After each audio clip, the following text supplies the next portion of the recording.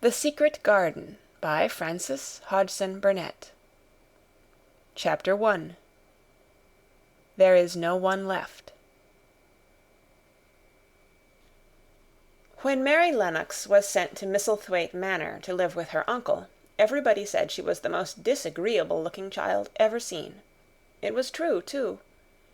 She had a little thin face and a little thin body, thin light hair and a sour expression. Her hair was yellow, and her face was yellow because she had been born in India, and had always been ill in one way or another. Her father had held a position under the English government, and had always been busy and ill himself, and her mother had been a great beauty who cared only to go to parties and amuse herself with gay people.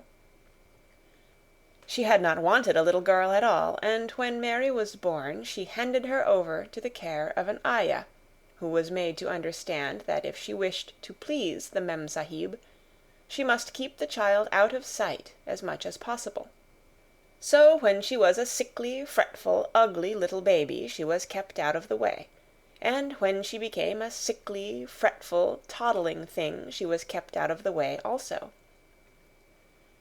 She never remembered seeing familiarly anything but the dark faces of her ayah and the other native servants, and as they always obeyed her and gave her her own way in everything, because the Mem Sahib would be angry if she was disturbed by her crying, by the time she was 6 years old she was as tyrannical and selfish a little pig as ever lived. The young English governess who came to teach her to read and write disliked her so much that she gave up her place in 3 months. And when other governesses came to try to fill it, they always went away in a shorter time than the first one. So if Mary had not chosen to really want to know how to read books, she would never have learned her letters at all. One frightfully hot morning, when she was about 9 years old, she awakened feeling very cross, and she became crosser still when she saw that the servant who stood by her bedside was not her ayah. "Why did you come?" she said to the strange woman. "I will not let you stay. Send my ayah to me."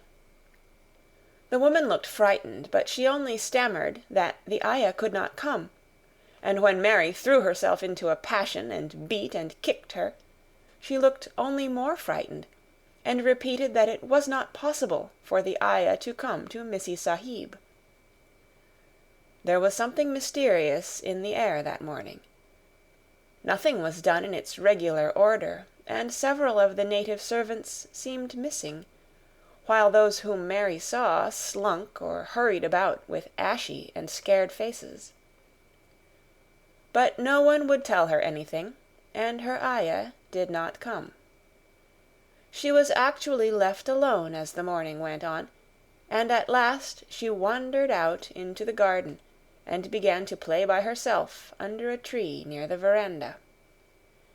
She pretended that she was making a flower bed, and she stuck big scarlet hibiscus blossoms into little heaps of earth, all the time growing more and more angry, and muttering to herself the things she would say, and the names she would call Saidi when she returned. "Pig! Pig! Daughter of pigs!" she said, because to call a native a pig is the worst insult of all. She was grinding her teeth and saying this over and over again when she heard her mother come out on the veranda with someone. She was with a fair young man, and they stood talking together in low, strange voices. Mary knew the fair young man who looked like a boy. She had heard that he was a very young officer who had just come from England. The child stared at him, but she stared most at her mother. She always did this when she had a chance to see her, because the Mem Sahib, Mary used to call her that, oftener than anything else, was such a tall, slim, pretty person, and wore such lovely clothes. Her hair was like curly silk, and she had a delicate little nose which seemed to be disdaining things, and she had large, laughing eyes. All her clothes were thin and floating, and Mary said they were full of lace. They looked fuller of lace than ever this morning, but her eyes were not laughing at all. They were large and scared, and lifted imploringly to the fair boy officer's face. "Is it so very bad? Oh, is it?" Mary heard her say. "Awfully," the young man answered in a trembling voice. "Awfully, Mrs. Lennox.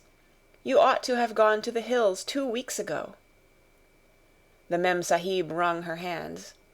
"Oh, I know I ought," she cried. "I only stayed to go to that silly dinner party. What a fool I was!" At that very moment such a loud sound of wailing broke out from the servants' quarters that she clutched the young man's arm, and Mary stood shivering from head to foot. The wailing grew wilder and wilder. "What is it? What is it?" Mrs. Lennox gasped. "Someone has died," answered the boy officer. "You did not say it had broken out among your servants." "I did not know," the Mem-Sahib cried. "Come with me, come with me." And she turned and ran into the house. After that, appalling things happened, and the mysteriousness of the morning was explained to Mary. The cholera had broken out in its most fatal form, and people were dying like flies. The ayah had been taken ill in the night, and it was because she had just died that the servants had wailed in the huts. Before the next day 3 other servants were dead, and others had run away in terror. There was panic on every side, and dying people in all the bungalows.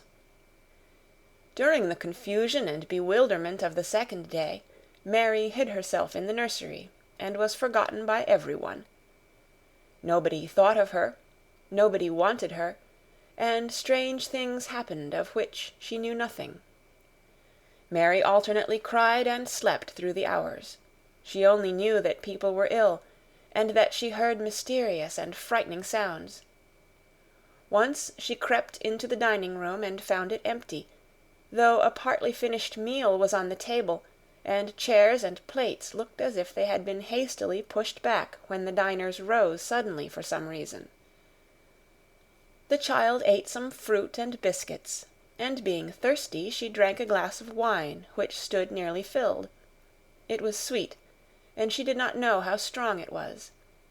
Very soon it made her intensely drowsy, and she went back to her nursery and shut herself in again, frightened by cries she heard in the huts and by the hurrying sound of feet.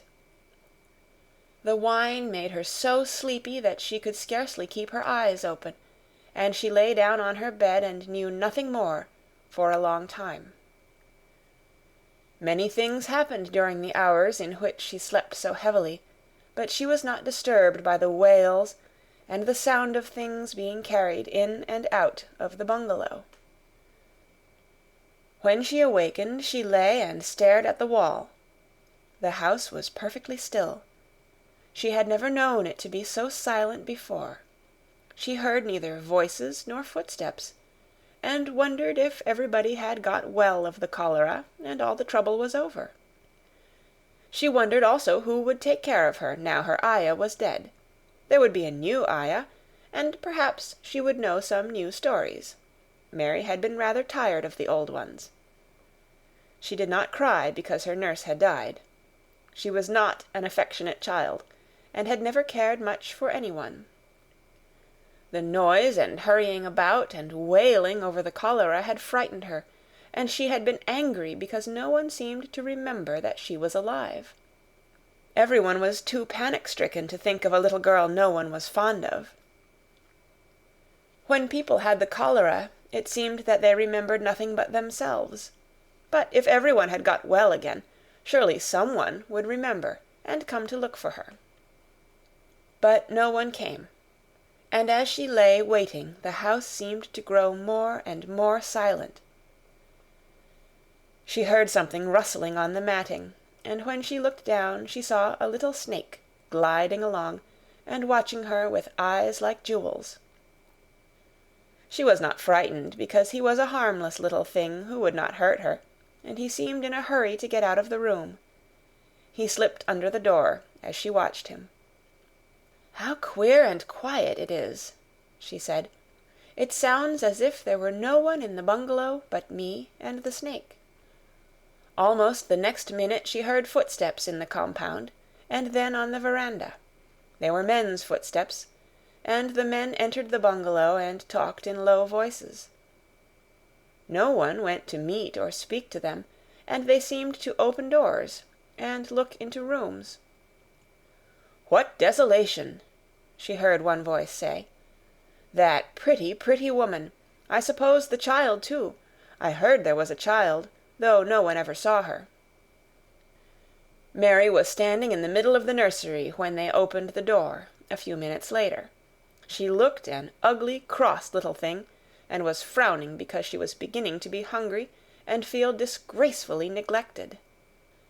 The first man who came in was a large officer she had once seen talking to her father. He looked tired and troubled, but when he saw her he was so startled that he almost jumped back. "Barney!" he cried out. "There is a child here! A child alone in a place like this! Mercy on us, who is she?" "I am Mary Lennox," the little girl said, drawing herself up stiffly. She thought the man was very rude to call her father's bungalow a place like this. "I fell asleep when everyone had the cholera, and I have only just wakened up. Why does nobody come?" "It is the child no one ever saw," exclaimed the man, turning to his companions. "She has actually been forgotten."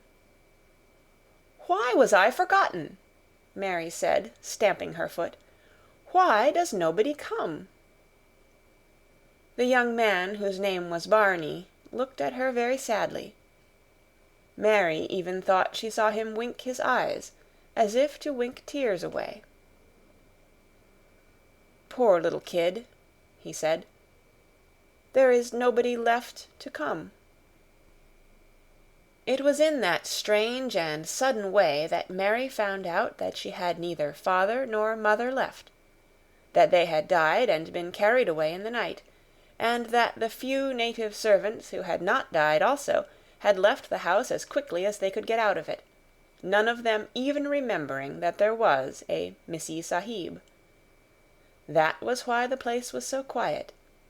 It was true that there was no one in the bungalow but herself and the little rustling snake. End of Chapter 1. Secret Garden by Frances Hodgson Burnett. Chapter 2. Mistress Mary, quite contrary. Mary had liked to look at her mother from a distance, and she had thought her very pretty, but as she knew very little of her, she could scarcely have been expected to love her or to miss her very much when she was gone. She did not miss her at all, in fact, and as she was a self-absorbed child, she gave her entire thought to herself, as she had always done. If she had been older, she would no doubt have been very anxious at being left alone in the world, but she was very young, and as she had always been taken care of, she supposed she always would be. What she thought was that she would like to know if she was going to nice people, who would be polite to her and give her her own way, as her ayah and the other native servants had done. She knew that she was not going to stay at the English clergyman's house, where she was taken at first. She did not want to stay. The English clergyman was poor, and he had 5 children nearly all the same age, and they wore shabby clothes and were always quarreling and snatching toys from each other. Mary hated their untidy bungalow and was so disagreeable to them that after the first day or two nobody would play with her. By the second day they had given her a nickname which made her furious. It was Basil who thought of it first. Basil was a little boy with impudent blue eyes and a turned-up nose, and Mary hated him. She was playing by herself under a tree, just as she had been playing the day the cholera broke out. She was making heaps of earth and paths for a garden, and Basil came and stood near to watch her. Presently he got rather interested, and suddenly made a suggestion. "Why don't you put a heap of stones there, and pretend it is a rockery?" he said. "There, in the middle," and he leaned over her to point. "Go away!" cried Mary. "I don't want boys. Go away!" For a moment Basil looked angry, and then he began to tease. He was always teasing his sisters. He danced round and round her, and made faces, and sang and laughed. "Mistress Mary, quite contrary, how does your garden grow? With silver bells and cockle shells, and marigolds all in a row." He sang it until the other children heard and laughed too, and the crosser Mary got, the more they sang, "Mistress Mary, quite contrary," and after that, as long as she stayed with them, they called her Mistress Mary quite contrary, when they spoke of her to each other, and often when they spoke to her. "You are going to be sent home," Basil said to her at the end of the week, "and we're glad of it." "I am glad of it too," answered Mary. "Where is home?" "She doesn't know where home is," said Basil, with 7-year-old scorn. "It's England, of course. Our grandmamma lives there, and our sister Mabel was sent to her last year. You are not going to your grandmamma. You have none. You are going to your uncle. His name is Mr. Archibald Craven." "I don't know anything about him," snapped Mary. "I know you don't," Basil answered. "You don't know anything. Girls never do. I heard father and mother talking about him. He lives in a great, big, desolate old house in the country, and no one goes near him. He's so cross he won't let them, and they wouldn't come if he would let them. He's a hunchback, and he's horrid." "I don't believe you," said Mary, and she turned her back and stuck her fingers in her ears, because she would not listen any more.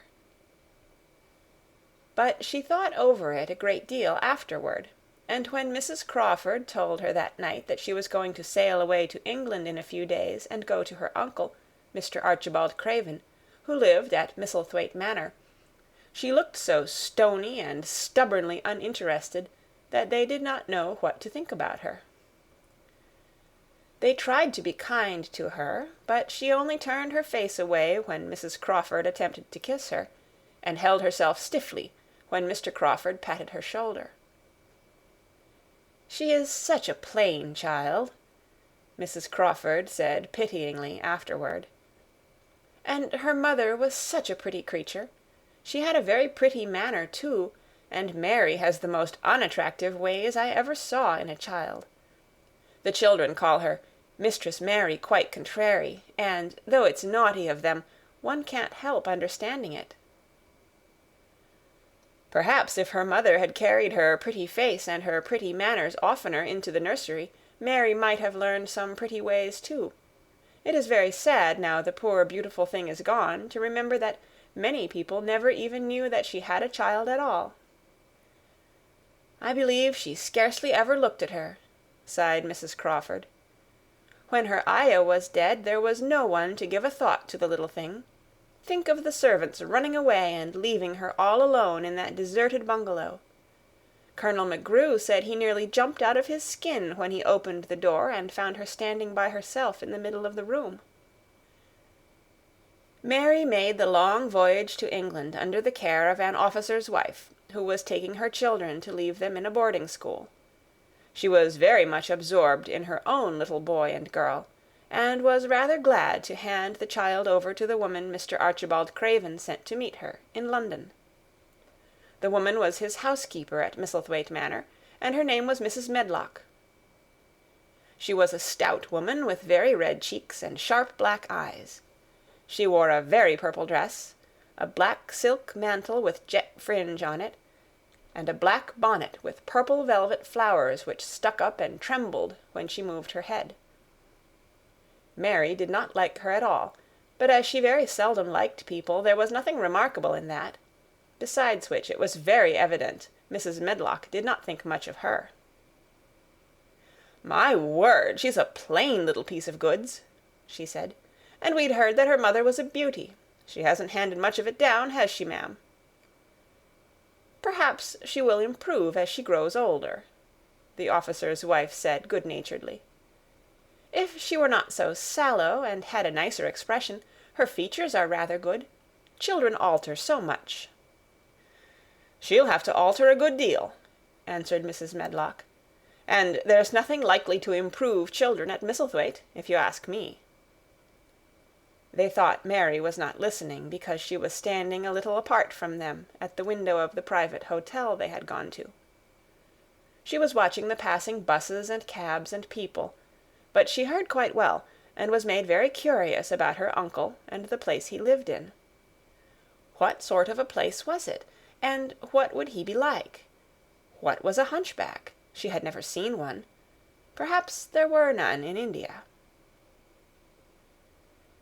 Since she had been living in other people's houses, and had had no ayah, she had begun to feel lonely, and to think queer thoughts which were new to her. She had begun to wonder why she had never seemed to belong to anyone, even when her father and mother had been alive.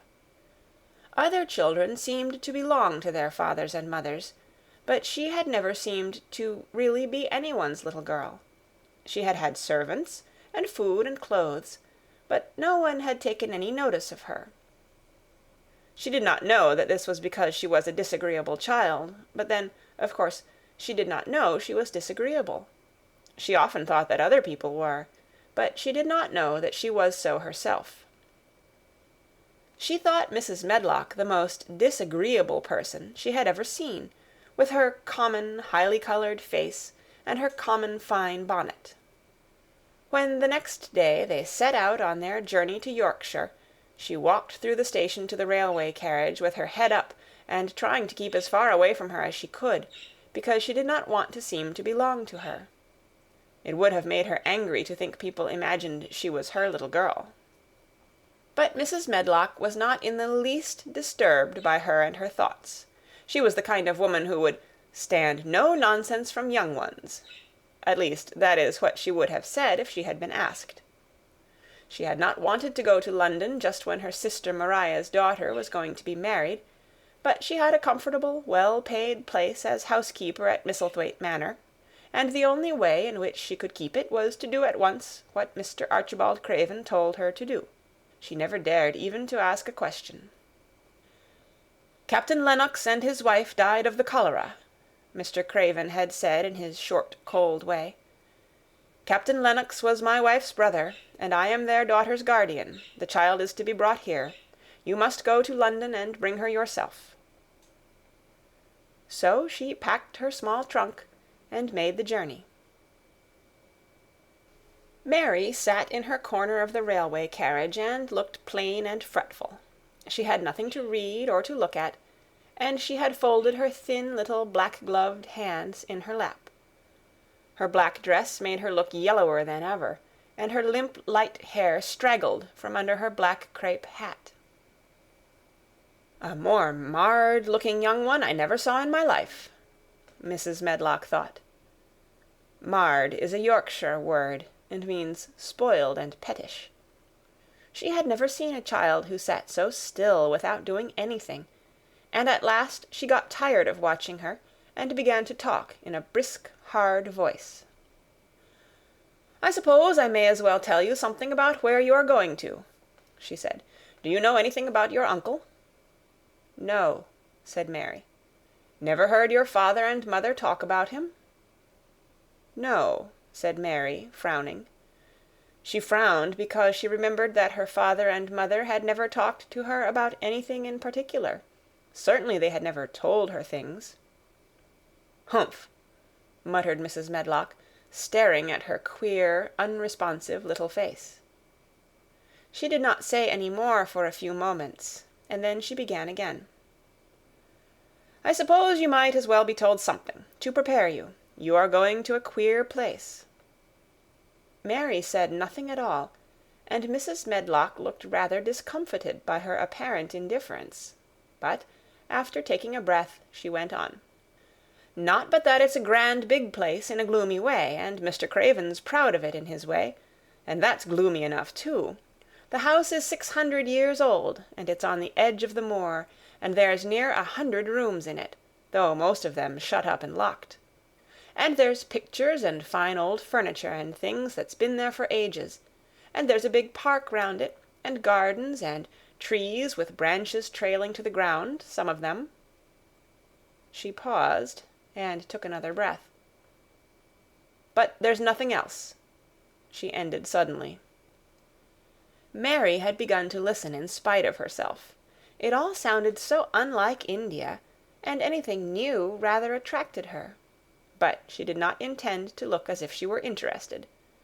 That was one of her unhappy, disagreeable ways. So she sat still.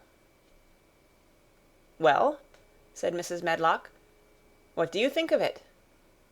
"Nothing," she answered. "I know nothing about such places." That made Mrs. Medlock laugh a short sort of laugh. "Eh," she said, "but you are like an old woman. Don't you care?" "It doesn't matter," said Mary, "whether I care or not." "You are right enough there," said Mrs. Medlock. "It doesn't. What you're to be kept at Misselthwaite Manor for I don't know, unless because it's the easiest way. He's not going to trouble himself about you, that's sure and certain. He never troubles himself about no one." She stopped herself as if she had just remembered something in time. "He's got a crooked back," she said. "That set him wrong. He was a sour young man, and got no good of all his money and big place till he was married." Mary's eyes turned toward her in spite of her intention not to seem to care. She had never thought of the hunchback's being married, and she was a trifle surprised. Mrs. Medlock saw this, and as she was a talkative woman, she continued with more interest. This was one way of passing some of the time, at any rate. "She was a sweet, pretty thing, and he'd have walked the world over to get her a blade o' grass she wanted. Nobody thought she'd marry him, but she did, and people said she married him for his money. But she didn't. She didn't. Positively. When she died—" Mary gave a little involuntary jump. "Oh, did she die?" she exclaimed, quite without meaning to. She had just remembered a French fairy story she had once read called Riquet à la Houppe. It had been about a poor hunchback and a beautiful princess, and it had made her suddenly sorry for Mr. Archibald Craven. "Yes, she died," Mrs. Medlock answered, "and it made him queerer than ever. He cares about nobody. He won't see people. Most of the time he goes away, and when he is at Misselthwaite he shuts himself up in the west wing, and won't let anyone but Pitcher see him. Pitcher's an old fellow, but he took care of him when he was a child, and he knows his ways." It sounded like something in a book, and it did not make Mary feel cheerful. A house with 100 rooms, nearly all shut up and with their doors locked, a house on the edge of a moor, whatsoever a moor was, sounded dreary. A man with a crooked back who shut himself up also. She stared out of the window with her lips pinched together, and it seemed quite natural that the rain should have begun to pour down in grey slanting lines, and splash and stream down the window panes. If the pretty wife had been alive, she might have made things cheerful by being something like her own mother, and by running in and out and going to parties, as she had done in frocks full of lace. But she was not there any more. "You needn't expect to see him, because 10 to 1 you won't," said Mrs. Medlock. "And you mustn't expect that there will be people to talk to you. You'll have to play about and look after yourself. You'll be told what rooms you can go into and what rooms you're to keep out of. There's gardens enough. But when you're in the house, don't go wandering and poking about. Mr. Craven won't have it." "I shall not want to go poking about," said sour little Mary, and just as suddenly as she had begun to be rather sorry for Mr. Archibald Craven, she began to cease to be sorry, and to think he was unpleasant enough to deserve all that had happened to him. And she turned her face toward the streaming panes of the window of the railway carriage, and gazed out at the grey rainstorm which looked as if it would go on for ever and ever. She watched it so long and steadily that the greyness grew heavier and heavier before her eyes, and she fell asleep. End of Chapter 2. The Secret Garden. Chapter 3. Across the Moor. She slept a long time, and when she awakened, Mrs. Medlock had bought a lunch-basket at one of the stations, and they had some chicken and cold beef and bread and butter, and some hot tea. The rain seemed to be streaming down more heavily than ever, and everybody in the station wore wet and glistening waterproofs. The guard lighted the lamps in the carriage, and Mrs. Medlock cheered up very much over her tea and chicken and beef. She ate a great deal, and afterward fell asleep herself, and Mary sat and stared at her, and watched her fine bonnet slip on one side, until she herself fell asleep once more in the corner of the carriage, lulled by the splashing of the rain against the windows. It was quite dark when she awakened again. The train had stopped at a station, and Mrs. Medlock was shaking her. "You've had a sleep," she said. "It's time to open your eyes. We're at Thwaite Station, and we've got a long drive before us." Mary stood up and tried to keep her eyes open while Mrs. Medlock collected her parcels. The little girl did not offer to help her, because in India native servants always picked up or carried things, and it seemed quite proper that other people should wait on one. The station was a small one, and nobody but themselves seemed to be getting out of the train. The station-master spoke to Mrs. Medlock in a rough, good-natured way, pronouncing his words in a queer, broad fashion, which Mary found out afterward was Yorkshire. "I see thou's got back," he said, "and thou's brought the young un with thee." "Aye, that's her," answered Mrs. Medlock, speaking with a Yorkshire accent herself, and jerking her head over her shoulder toward Mary. "How's thy missus?" "Well enow. The carriage is waiting outside for thee." A brougham stood on the road before the little outside platform. Mary saw that it was a smart carriage, and that it was a smart footman who helped her in. His long waterproof coat and the waterproof covering of his hat were shining and dripping with rain, as everything was, the burly station-master included. When he shut the door, mounted the box with the coachman, and they drove off, the little girl found herself seated in a comfortably cushioned corner, but she was not inclined to go to sleep again. She sat and looked out of the window, curious to see something of the road over which she was being driven to the queer place Mrs. Medlock had spoken of. She was not at all a timid child, and she was not exactly frightened, but she felt that there was no knowing what might happen in a house with 100 rooms, nearly all shut up, a house standing on the edge of a moor. "What is a moor?" she said suddenly to Mrs. Medlock. "Look out of the window in about 10 minutes and you'll see," the woman answered. "We've got to drive 5 miles across MISSEL Moor before we get to the manor. You won't see much because it's a dark night, but you can see something."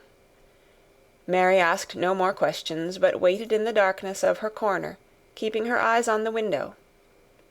The carriage lamps cast rays of light a little distance ahead of them, and she caught glimpses of the things they passed. After they had left the station, they had driven through a tiny village, and she had seen whitewashed cottages and the lights of a public-house. Then they had passed a church and a vicarage, and a little shop window or so in a cottage with toys and sweets and odd things set out for sale. Then they were on the high road, and she saw hedges and trees. After that there seemed nothing different for a long time, or at least it seemed a long time to her.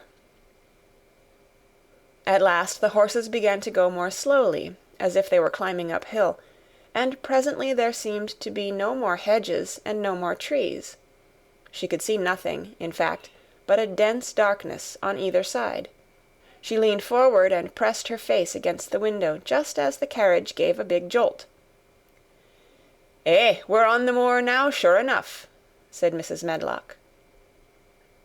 The carriage lamps shed a yellow light on a rough-looking road, which seemed to be cut through bushes and low-growing things which ended in the great expanse of dark apparently spread out before and around them. A wind was rising and making a singular, wild, low, rushing sound. It's not the sea, is it?" said Mary, looking round at her companion. "No, not it," answered Mrs. Medlock. "Nor it isn't fields nor mountains. It's just miles and miles and miles of wild land that nothing grows on but heather and gorse and broom, and nothing lives on but wild ponies and sheep. I feel as if it might be the sea, if there were water on it," said Mary. "It sounds like the sea just now." "That's the wind blowing through the bushes," Mrs. Medlock said. "It's a wild, dreary enough place to my mind, though there's plenty that likes it, particularly when the heather's in bloom." On and on they drove through the darkness, and though the rain stopped, the wind rushed by and whistled and made strange sounds. The road went up and down, and several times the carriage passed over a little bridge, beneath which water rushed very fast, with a great deal of noise. Mary felt as if the drive would never come to an end, and that the wide, bleak moor was a wide expanse of black ocean through which she was passing on a strip of dry land. "I don't like it," she said to herself. "I don't like it," and she pinched her thin lips more tightly together. The horses were climbing up a hilly piece of road when she first caught sight of a light. Mrs. Medlock saw it as soon as she did, and drew a long sigh of relief. I am glad to see that bit o' light twinkling," she exclaimed. "It's the light in the lodge window. We shall get a good cup of tea after a bit, at all events." It was after a bit, as she said, for when the carriage passed through the park gates, there was still 2 miles of avenue to drive through, and the trees, which nearly met overhead, made it seem as if they were driving through a long, dark vault. They drove out of the vault into a clear space, and stopped before an immensely long but low-built house, which seemed to ramble round a stone court. At first Mary thought that there were no lights at all in the windows, but as she got out of the carriage, she saw that one room, in a corner upstairs, showed a dull glow. The entrance door was a huge one, made of massive, curiously shaped panels of oak, studded with big iron nails and bound with great iron bars. It opened into an enormous hall, which was so dimly lighted that the faces in the portraits on the walls and the figures in the suits of armor made Mary feel that she did not want to look at them. As she stood on the stone floor, she looked a very small, odd little black figure, and she felt as small and lost and odd as she looked. A neat, thin old man stood near the manservant who opened the door for them. "You are to take her to her room," he said in a husky voice. "He doesn't want to see her. He's going to London in the morning." "Very well, Mr. Pitcher," Mrs. Medlock answered. "So long as I know what's expected of me, I can manage."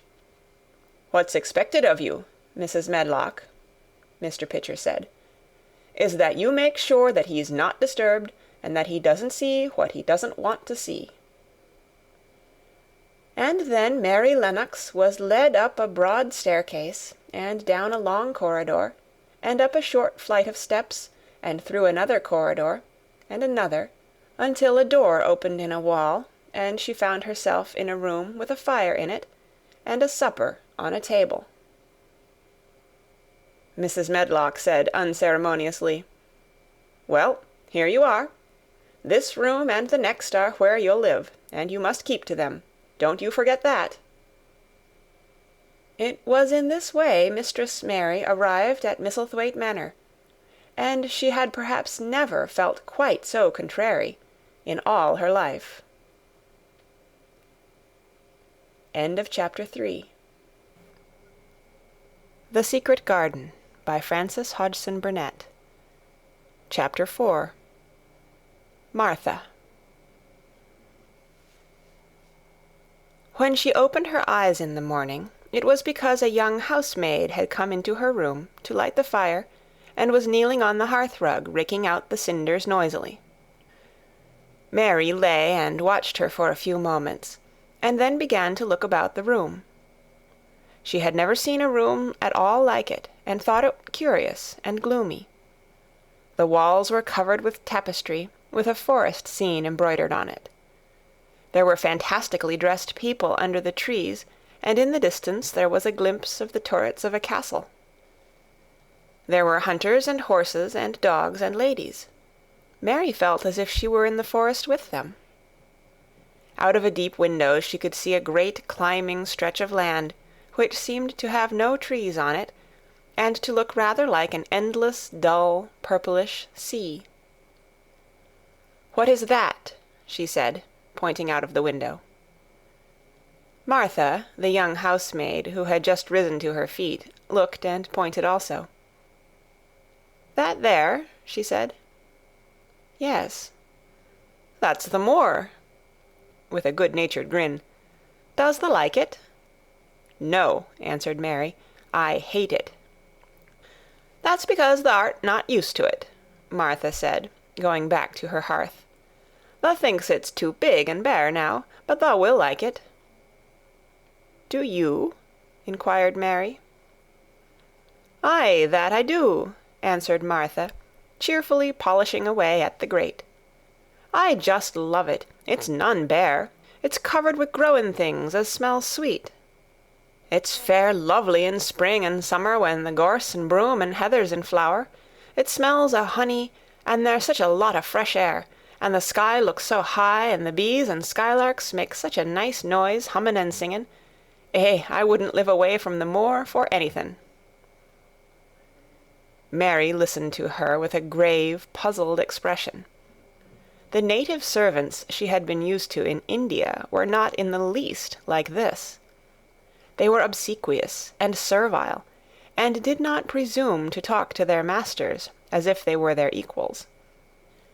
They made salams and called them "protector of the poor," and names of that sort. Indian servants were commanded to do things, not asked. It was not the custom to say "please" and "thank you," and Mary had always slapped her ayah in the face when she was angry. She wondered a little what this girl would do if one slapped her in the face. She was a round, rosy, good-natured-looking creature, but she had a sturdy way which made Mistress Mary wonder if she might not even slap back, if the person who slapped her was only a little girl. "You are a strange servant," she said from her pillows, rather haughtily. Martha sat up on her heels with her blacking brush in her hand, and laughed, without seeming the least out of temper. "I know that," she said. "If there was a grand missus at Misselthwaite, I should never have been even one of the under-housemaids. I might have been let to be scullery-maid, but I'd never have been let upstairs. I'm too common, and I talk too much Yorkshire. But this is a funny house for all it's so grand. Seems like there's neither master nor mistress, except Mr. Pitcher and Mrs. Medlock. Mr. Craven, he won't be troubled about anything when he's here, and he's nearly always away. Mrs. Medlock gave me the place out of kindness. She told me she could never have done it if Misselthwaite had been like other big houses." "Are you going to be my servant?" Mary asked, still in her imperious little Indian way. Martha began to rub her grate again. "I'm Mrs. Medlock's servant," she said stoutly, "and she's Mr. Craven's. But I'm to do the housemaid's work up here and wait on you a bit. But you won't need much waiting on." "Who is going to dress me?" demanded Mary. Martha sat up on her heels again and stared. She spoke in broad Yorkshire in her amazement. "Canna tha dress thysen?" she said. "What do you mean? I don't understand your language," said Mary. I forgot," Martha said. "Mrs. Medlock told me I'd have to be careful, or you wouldn't know what I was saying. I mean, can't you put on your own clothes?" "No," answered Mary, quite indignantly. "I never did in my life. My Ayah dressed me, of course." "Well," said Martha, evidently not in the least aware that she was impudent, "it's time thou should learn. Thou cannot begin younger. It'll do thee good to wait on thysen a bit. My mother always said she couldn't see why grand people's children didn't turn out fair fools, what with nurses, and being washed and dressed and took out to walk as if they was puppies." "It is different in India," said Mistress Mary disdainfully. She could scarcely stand this, but Martha was not at all crushed. I can see it's different," she answered, almost sympathetically. "I dare say it's because there's such a lot of blacks there, instead of respectable white people. When I heard you was coming from India, I thought you was a black too."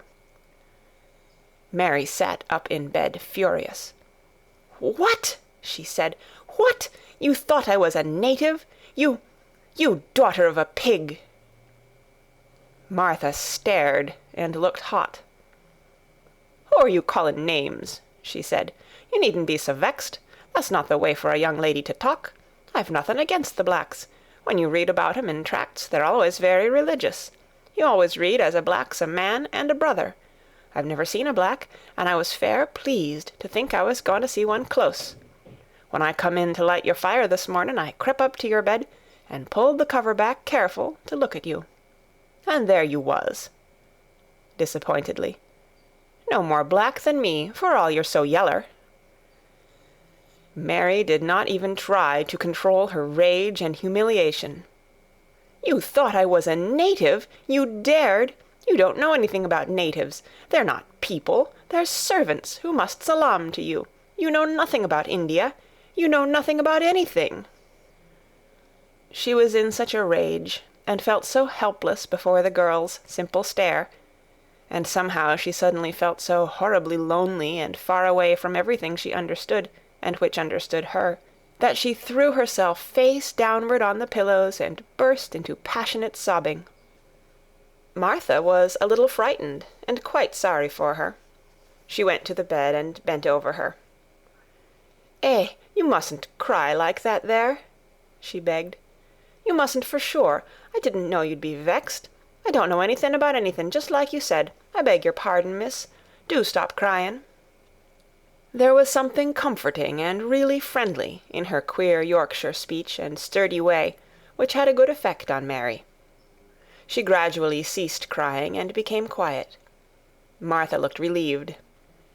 "It's time for thee to get up now," she said. "Mrs. Medlock said I was to carry the breakfast and tea and dinner into the room next to this. It's been made into a nursery for thee. I'll help thee on with thy clothes if thou get out of bed. If the buttons are at the back, thou cannot button them up thyself." When Mary at last decided to get up, the clothes Martha took from the wardrobe were not the ones she had worn when she arrived the night before with Mrs. Medlock. "Those are not mine," she said. "Mine are black." She looked the thick white wool coat and dress over, and added with cool approval, "Those are nicer than mine." "These are the ones thou must put on," Martha answered. "Mr. Craven ordered Mrs. Medlock to get 'em in London. He said, 'I won't have a child dressed in black wandering about like a lost soul,' he said. 'It'd make the place sadder than it is. Put colour on her.' Mother said she knew what he meant. Mother always knows what a body means. She doesn't hold with black herself." "I hate black things," said Mary. The dressing process was one which taught them both something. Martha had buttoned up her little sisters and brothers, but she had never seen a child who stood still and waited for another person to do things for her, as if she had neither hands nor feet of her own. "Why doesn't thou put on thy own shoes?" she said, when Mary quietly held out her foot. "My Ayah did it," answered Mary, staring. "It was the custom." She said that very often. It was the custom. The native servants were always saying it. If one told them to do a thing their ancestors had not done for 1,000 years, they gazed at one mildly and said, "It is not the custom," and one knew that was the end of the matter. It had not been the custom that Mistress Mary should do anything but stand and allow herself to be dressed like a doll. But before she was ready for breakfast, she began to suspect that her life at Misselthwaite Manor would end by teaching her a number of things quite new to her. Things such as putting on her own shoes and stockings, and picking up things she let fall. If Martha had been a well-trained, fine young lady's maid, she would have been more subservient and respectful, and would have known that it was her business to brush hair and button boots, and pick things up and lay them away. She was, however, only an untrained Yorkshire rustic, who had been brought up in a moorland cottage with a swarm of little brothers and sisters, who had never dreamed of doing anything but waiting on themselves and on the younger ones, who were either babies in arms, or just learning to totter about and tumble over things. If Mary Lennox had been a child who was ready to be amused, she would perhaps have laughed at Martha's readiness to talk, but Mary only listened to her coldly, and wondered at her freedom of manner. At first she was not at all interested, but gradually, as the girl rattled on in her good-tempered, homely way, Mary began to notice what she was saying. "Eh, you should see 'em all," she said. "There's 12 of us, and my father only gets 16 shilling a week. I can tell you my mother's put to it to get porridge for 'em all. They tumble about on the moor and play there all day, and mother says the air o' the moor fattens 'em. She says she believes they eat the grass, same as the wild ponies do. Our Dickon, he's 12 years old, and he's got a young pony he calls his own." "Where did he get it?" asked Mary. "He found it on the moor with its mother when it was a little one, and he began to make friends with it, and give it bits o' bread and pluck young grass for it. And it got to like him, so it follows him about, and it lets him get on its back. Dickon's a kind lad, and animals likes him." Mary had never possessed an animal pet of her own, and had always thought she should like one. So she began to feel a slight interest in Dickon, and as she had never before been interested in anyone but herself, it was the dawning of a healthy sentiment.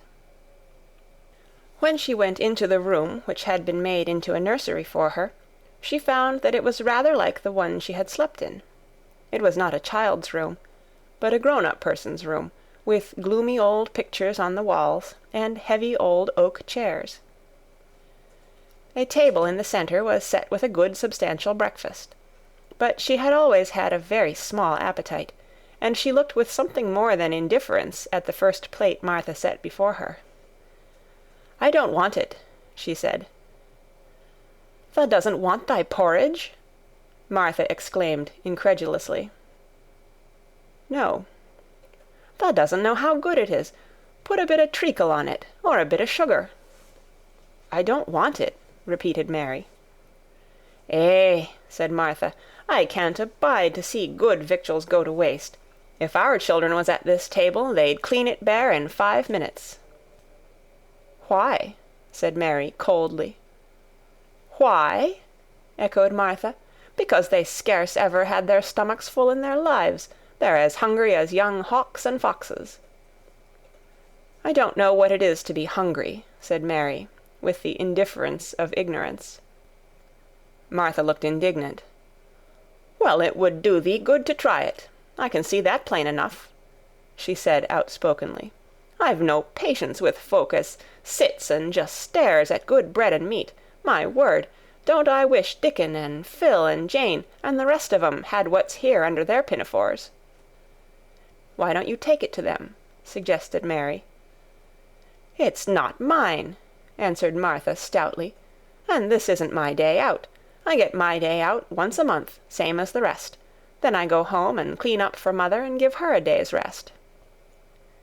Mary drank some tea and ate a little toast and some marmalade. "You wrap up warm and run out and play you," said Martha. "It'll do you good, and give you some stomach for your meat." Mary went to the window. There were gardens and paths and big trees, but everything looked dull and wintry. "Out? Why should I go out on a day like this?" "Well, if thou doesn't go out, thou'lt have to stay in, and what has thou got to do?" Mary glanced about her. There was nothing to do. When Mrs. Medlock had prepared the nursery, she had not thought of amusement. Perhaps it would be better to go and see what the gardens were like. "Who will go with me?" she inquired. Martha stared. "You'll go by yourself," she answered. "You'll have to learn to play like other children does when they haven't got sisters and brothers. Our Dickon goes off on the moor by himself and plays for hours. That's how he made friends with the pony. He's got sheep on the moor that knows him, and birds as comes and eats out of his hand. However little there is to eat, he always saves a bit of bread to coax his pets." It was really this mention of Dickon which made Mary decide to go out, though she was not aware of it. There would be birds outside, though there would not be ponies or sheep. They would be different from the birds in India, and it might amuse her to look at them. Martha found her coat and hat for her, and a pair of stout little boots, and she showed her her way downstairs. "If tha goes round that way, thou'll come to the gardens," she said, pointing to a gate in a wall of shrubbery. "There's lots of flowers in summer-time, but there's nothing bloomin' now." She seemed to hesitate a second before she added, "One of the gardens is locked up. No one has been in it for 10 years. "Why?" asked Mary, in spite of herself. Here was another locked door, added to the 100 in the strange house. "Mr. Craven had it shut when his wife died so sudden. He won't let no one go inside. It was her garden. He locked the door and dug a hole and buried the key. There's Mrs. Medlock's bell ringing. I must run." After she was gone, Mary turned down the walk which led to the door in the shrubbery. She could not help thinking about the garden which no one had been into for 10 years. She wondered what it would look like and whether there were any flowers still alive in it. When she had passed through the shrubbery gate, she found herself in great gardens, with wide lawns and winding walks with clipped borders. There were trees and flower-beds and evergreens clipped into strange shapes, and a large pool with an old grey fountain in its midst. But the flower-beds were bare and wintry, and the fountain was not playing. This was not the garden which was shut up. How could a garden be shut up? You could always walk into a garden. She was just thinking this when she saw that, at the end of the path she was following, there seemed to be a long wall, with ivy growing over it. She was not familiar enough with England to know that she was coming upon the kitchen gardens, where the vegetables and fruit were growing. She went toward the wall and found that there was a green door in the ivy, and that it stood open. This was not the closed garden, evidently, and she could go into it. She went through the door, and found that it was a garden with walls all round it, and that it was only one of several walled gardens which seemed to open into one another. She saw another open green door, revealing bushes and pathways between beds containing winter vegetables. Fruit trees were trained flat against the wall, and over some of the beds there were glass frames. The place was bare and ugly enough, Mary thought, as she stood and stared about her. It might be nicer in summer when things were green, but there was nothing pretty about it now. Presently an old man with a spade over his shoulder walked through the door leading from the second garden. He looked startled when he saw Mary, and then touched his cap. He had a surly old face, and did not seem at all pleased to see her. But then she was displeased with his garden, and wore her quite contrary expression, and certainly did not seem at all pleased to see him. "What is this place?" she asked. "One of the kitchen gardens," he answered. "What is that?" said Mary, pointing through the other green door. "Another of 'em," shortly. "There's another on t'other side of the wall, and there's the orchard t'other side of that." "Can I go in them?" asked Mary. "If thou likes, but there's nowt to see." Mary made no response. She went down the path and through the second green door. There she found more walls, and winter vegetables, and glass frames. But in the second wall there was another green door, and it was not open. Perhaps it led into the garden which no one had seen for 10 years. As she was not at all a timid child, and always did what she wanted to do, Mary went to the green door and turned the handle. She hoped the door would not open, because she wanted to be sure she had found the mysterious garden. But it did open quite easily, and she walked through it and found herself in an orchard. There were walls all round it also, and trees trained against them, and there were bare fruit trees growing in the winter-browned grass, but there was no green door to be seen anywhere. Mary looked for it, and yet, when she had entered the upper end of the garden, she had noticed that the wall did not seem to end with the orchard, but to extend beyond it, as if it enclosed a place at the other side. She could see the tops of trees above the wall, and when she stood still she saw a bird with a bright red breast sitting on the topmost branch of one of them, and suddenly he burst into his winter song, almost as if he had caught sight of her, and was calling to her. She stopped and listened to him, and somehow his cheerful, friendly little whistle gave her a pleased feeling. Even a disagreeable little girl may be lonely, and the big closed house, and the big bare moor, and the big bare gardens had made this one feel as if there was no one left in the world but herself. If she had been an affectionate child, who had been used to being loved, she would have broken her heart. But even though she was Mistress Mary quite contrary, she was desolate, and the bright-breasted little bird brought a look into her sour little face, which was almost a smile. She listened to him until he flew away. He was not like an Indian bird, and she liked him, and wondered if she should ever see him again. Perhaps he lived in the mysterious garden, and knew all about it. Perhaps it was because she had nothing whatever to do that she thought so much of the deserted garden. She was curious about it, and wanted to see what it was like. Why had Mr. Archibald Craven buried the key? If he had liked his wife so much, why did he hate her garden? She wondered if she should ever see him, but she knew that if she did she should not like him, and he would not like her, and that she should only stand and stare at him and say nothing, though she should be wanting dreadfully to ask him why he had done such a queer thing. People never like me, and I never like people, she thought. And I never can talk as the Crawford children could. They were always talking and laughing and making noises. She thought of the robin, and of the way he seemed to sing his song at her, and as she remembered the tree-top he perched on, she stopped rather suddenly on the path. I believe that tree was in the secret garden. I feel sure it was, she said. There was a wall round the place, and there was no door. She walked back into the first kitchen garden she had entered, and found the old man digging there. She went and stood beside him, and watched him a few moments in her cold little way. He took no notice of her, and so at last she spoke to him. "I have been into the other gardens," she said. "There was nothing to prevent thee," he answered crustily. "I went into the orchard." "There was no dog at the door to bite thee," he answered. "There was no door there into the other garden," said Mary. "What garden?" he said in a rough voice, stopping his digging for a moment. "The one on the other side of the wall," answered Mistress Mary. "There are trees there. I saw the tops of them. A bird with a red breast was sitting on one of them, and he sang." To her surprise, the surly old weather-beaten face actually changed its expression.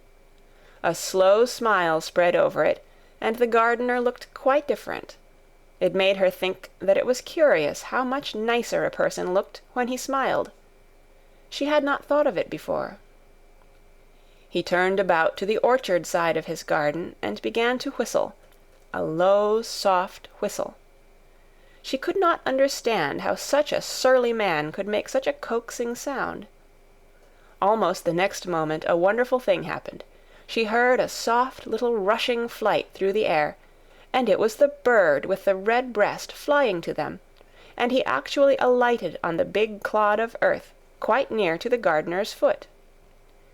"Here he is," chuckled the old man, and then he spoke to the bird as if he were speaking to a child. "Where has thou been, the cheeky little beggar?" he said. "I've not seen thee before to-day. Has thou begun the courtin' this early in the season? Thou'rt too forrard." The bird put his tiny head on one side and looked up at him with his soft bright eye, which was like a black dewdrop. He seemed quite familiar and not the least afraid. He hopped about and pecked the earth briskly, looking for seeds and insects. It actually gave Mary a queer feeling in her heart because he was so pretty and cheerful and seemed so like a person. He had a tiny, plump body and a delicate beak and slender, delicate legs. "Will he always come when you call him?" she asked, almost in a whisper. "Aye, that he will. I've knowed him ever since he was a fledgling. He come out of the nest in the other garden, and when first he flew over the wall he was too weak to fly back for a few days, and we got friendly. When he went over the wall again, the rest of the brood was gone, and he was lonely, and he come back to me." "What kind of a bird is he?" Mary asked. "Doesn't thou know? He's a robin redbreast, and they're the friendliest, curiousest birds alive. They're almost as friendly as dogs, if you know how to get on with 'em. Watch him pecking about there and looking round at us now and again. He knows we're talking about him." It was the queerest thing in the world to see the old fellow. He looked at the plump little scarlet waistcoated bird as if he were both proud and fond of him. "He's a conceited one," he chuckled. "He likes to hear folk talk about him, and curious, bless me, there never was his like for curiosity and meddlin'. He's always comin' to see what I'm plantin'. He knows all the things Mester Craven never troubles hisself to find out. He's the head gardener, he is." The robin hopped about, busily pecking the soil, and now and then stopped and looked at them a little. Mary thought his black dewdrop eyes gazed at her with great curiosity. It really seemed as if he were finding out all about her. The queer feeling in her heart increased. "Where did the rest of the brood fly to?" she asked. "There's no knowin'. The old ones turn 'em out of their nest and make 'em fly, and they're scattered before you know it. This one was a knowin' one, and he knew he was lonely." Mistress Mary went a step nearer to the robin and looked at him very hard. "I'm lonely," she said. She had not known before that this was one of the things which made her feel sour and cross. She seemed to find it out when the robin looked at her, and she looked at the robin. The old gardener pushed his cap back on his bald head and stared at her a minute. "Art thou the little wench from India?" he asked. Mary nodded. "Then no wonder thou'rt lonely. Thou'lt be lonelier before thou's done," he said. He began to dig again, driving his spade deep into the rich black garden soil, while the robin hopped about, very busily employed. "What is your name?" Mary inquired. He stood up to answer her. "Ben Weatherstaff," he answered, and then he added with a surly chuckle, "I'm lonely myself except when he's with me," and he jerked his thumb toward the robin. "He's the only friend I've got." "I have no friends at all," said Mary. "I never had. My Ayah didn't like me, and I never played with anyone." It is a Yorkshire habit to say what you think with blunt frankness, and old Ben Weatherstaff was a Yorkshire moor man. "Thou and me are a good bit alike," he said. "We was wove out of the same cloth. We're neither of us good-lookin', and we're both of us as sour as we look. We've got the same nasty tempers, both of us, I'll warrant." This was plain speaking, and Mary Lennox had never heard the truth about herself in her life. Native servants always salaamed and submitted to you whatever you did. She had never thought much about her looks, but she wondered if she was as unattractive as Ben Weatherstaff, and she also wondered if she looked as sour as he had looked before the robin came. She actually began to wonder also if she was nasty-tempered. She felt uncomfortable. Suddenly a clear, rippling little sound broke out near her, and she turned round. She was standing a few feet from a young apple-tree, and the robin had flown on to one of its branches and had burst out into a scrap of a song. Ben Weatherstaff laughed outright. "What did he do that for?" asked Mary. "He's made up his mind to make friends with thee," replied Ben. "Dang me if he hasn't took a fancy to thee." "To me?" said Mary, and she moved toward the little tree softly and looked up. "Would you make friends with me?" she said to the robin, just as if she was speaking to a person. "Would you?" And she did not say it either in her hard little voice or in her imperious Indian voice, but in a tone so soft and eager and coaxing that Ben Weatherstaff was as surprised as she had been when she heard him whistle. "Why," he cried out, "thus said that as nice and human as if there was a real child instead of a sharp old woman. Thus said it almost like Dickon talks to his wild things on the moor." "Do you know Dickon?" Mary asked, turning round rather in a hurry. "Everybody knows him. Dickon's wanderin' about everywhere. The very blackberries and heatherbells knows him. I warrant the foxes shows him where their cubs lies, and the skylarks don't hide their nests from him." Mary would have liked to ask some more questions. She was almost as curious about Dickon as she was about the deserted garden. But just that moment the robin, who had ended his song, gave a little shake of his wings, spread them, and flew away. He had made his visit, and had other things to do. "He has flown over the wall," Mary cried out, watching him. "He has flown into the orchard. He has flown across the other wall into the garden where there is no door." "He lives there," said old Ben. "He came out of the egg there. If he's courtin', he's making up to some young madam of a robin that lives among the old rose-trees there." "Rose-trees?" said Mary. "Are there rose-trees?" Ben Weatherstaff took up his spade again and began to dig. "There was 10 year ago," he mumbled. "I should like to see them," said Mary. "Where is the green door? There must be a door somewhere." Ben drove his spade deep and looked as uncompanionable as he had looked when she first saw him. "There was 10 year ago, but there isn't now," he said. "No door?" cried Mary. "There must be." "None as anyone can find, and none as is anyone's business. Don't you be a meddlesome wench and poke your nose where it's no cause to go. Here, I must go on with my work. Get you gone and play you. I've no more time." And he actually stopped digging, threw his spade over his shoulder, and walked off, without even glancing at her or saying good-bye.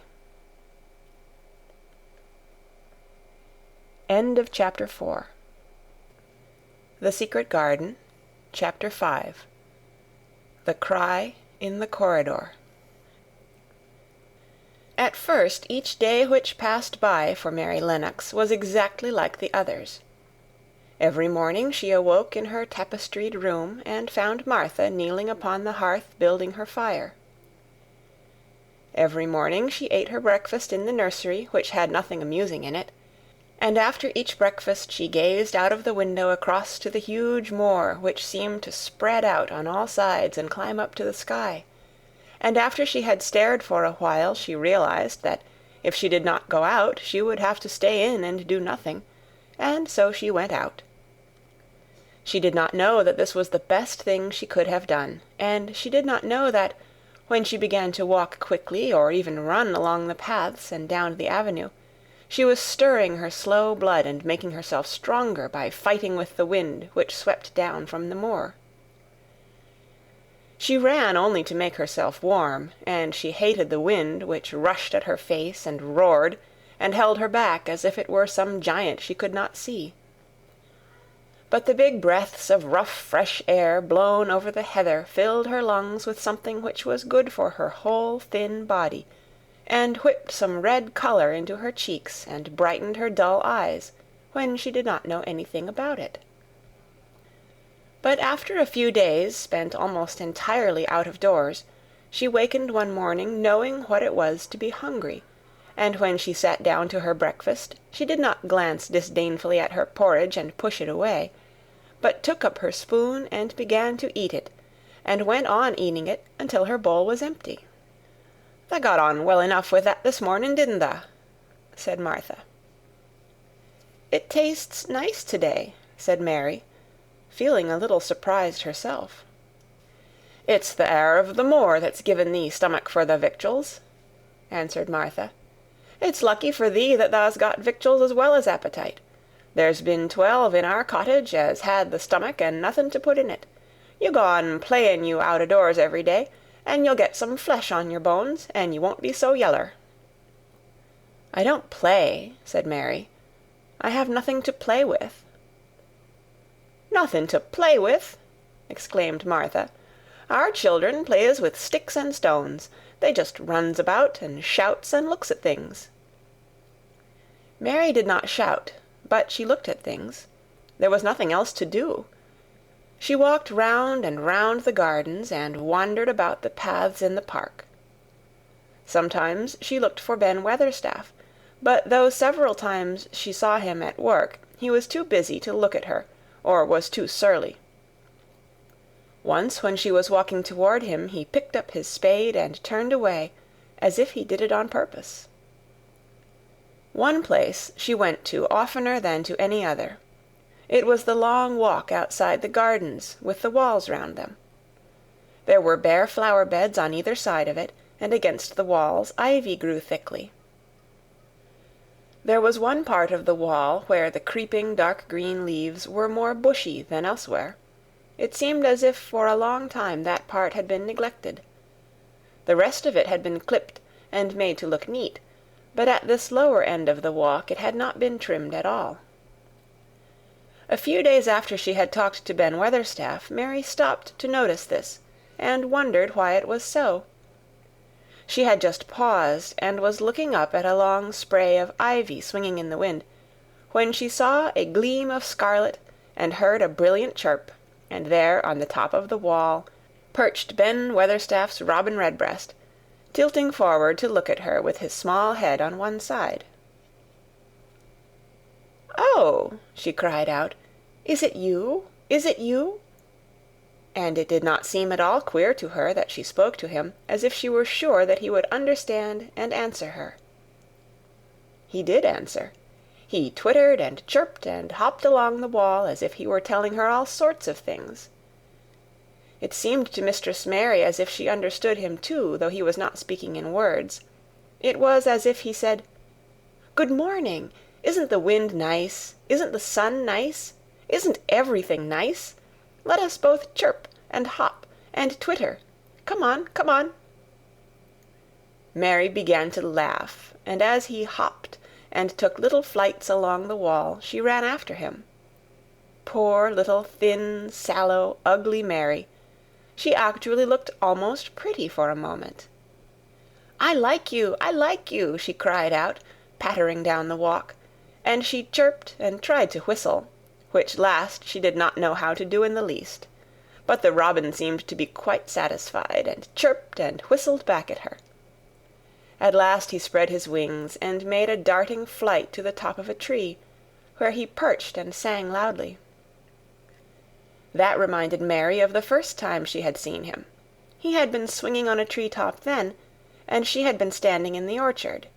Now she was on the other side of the orchard, and standing in the path outside a wall, much lower down, and there was the same tree inside. "It's the garden no one can go into," she said to herself. "It's the garden without a door. He lives in there. How I wish I could see what it is like." She ran up the walk to the green door she had entered the first morning. Then she ran down the path through the other door, and then into the orchard. And when she stood and looked up, there was the tree on the other side of the wall, and there was the robin just finishing his song, and beginning to preen his feathers with his beak. "It is the garden," she said. "I am sure it is." She walked round and looked closely at that side of the orchard wall, but she only found what she had found before, that there was no door in it. Then she ran through the kitchen gardens again, and out into the walk outside the long ivy-covered wall, and she walked to the end of it and looked at it, but there was no door, and then she walked to the other end, looking again, but there was no door. "It's very queer," she said. "Ben Weatherstaff said there was no door, and there is no door.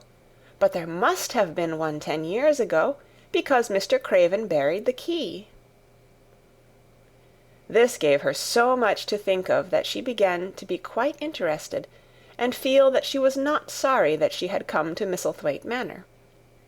In India she had always felt hot and too languid to care much about anything. The fact was that the fresh wind from the moor had begun to blow the cobwebs out of her young brain, and to waken her up a little. She stayed out of doors nearly all day, and when she sat down to her supper at night she felt hungry and drowsy and comfortable.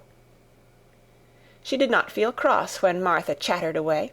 She felt as if she rather liked to hear her, and at last she thought she would ask her a question. She asked it after she had finished her supper and had sat down on the hearth-rug before the fire. "Why did Mr. Craven hate the garden?" she said.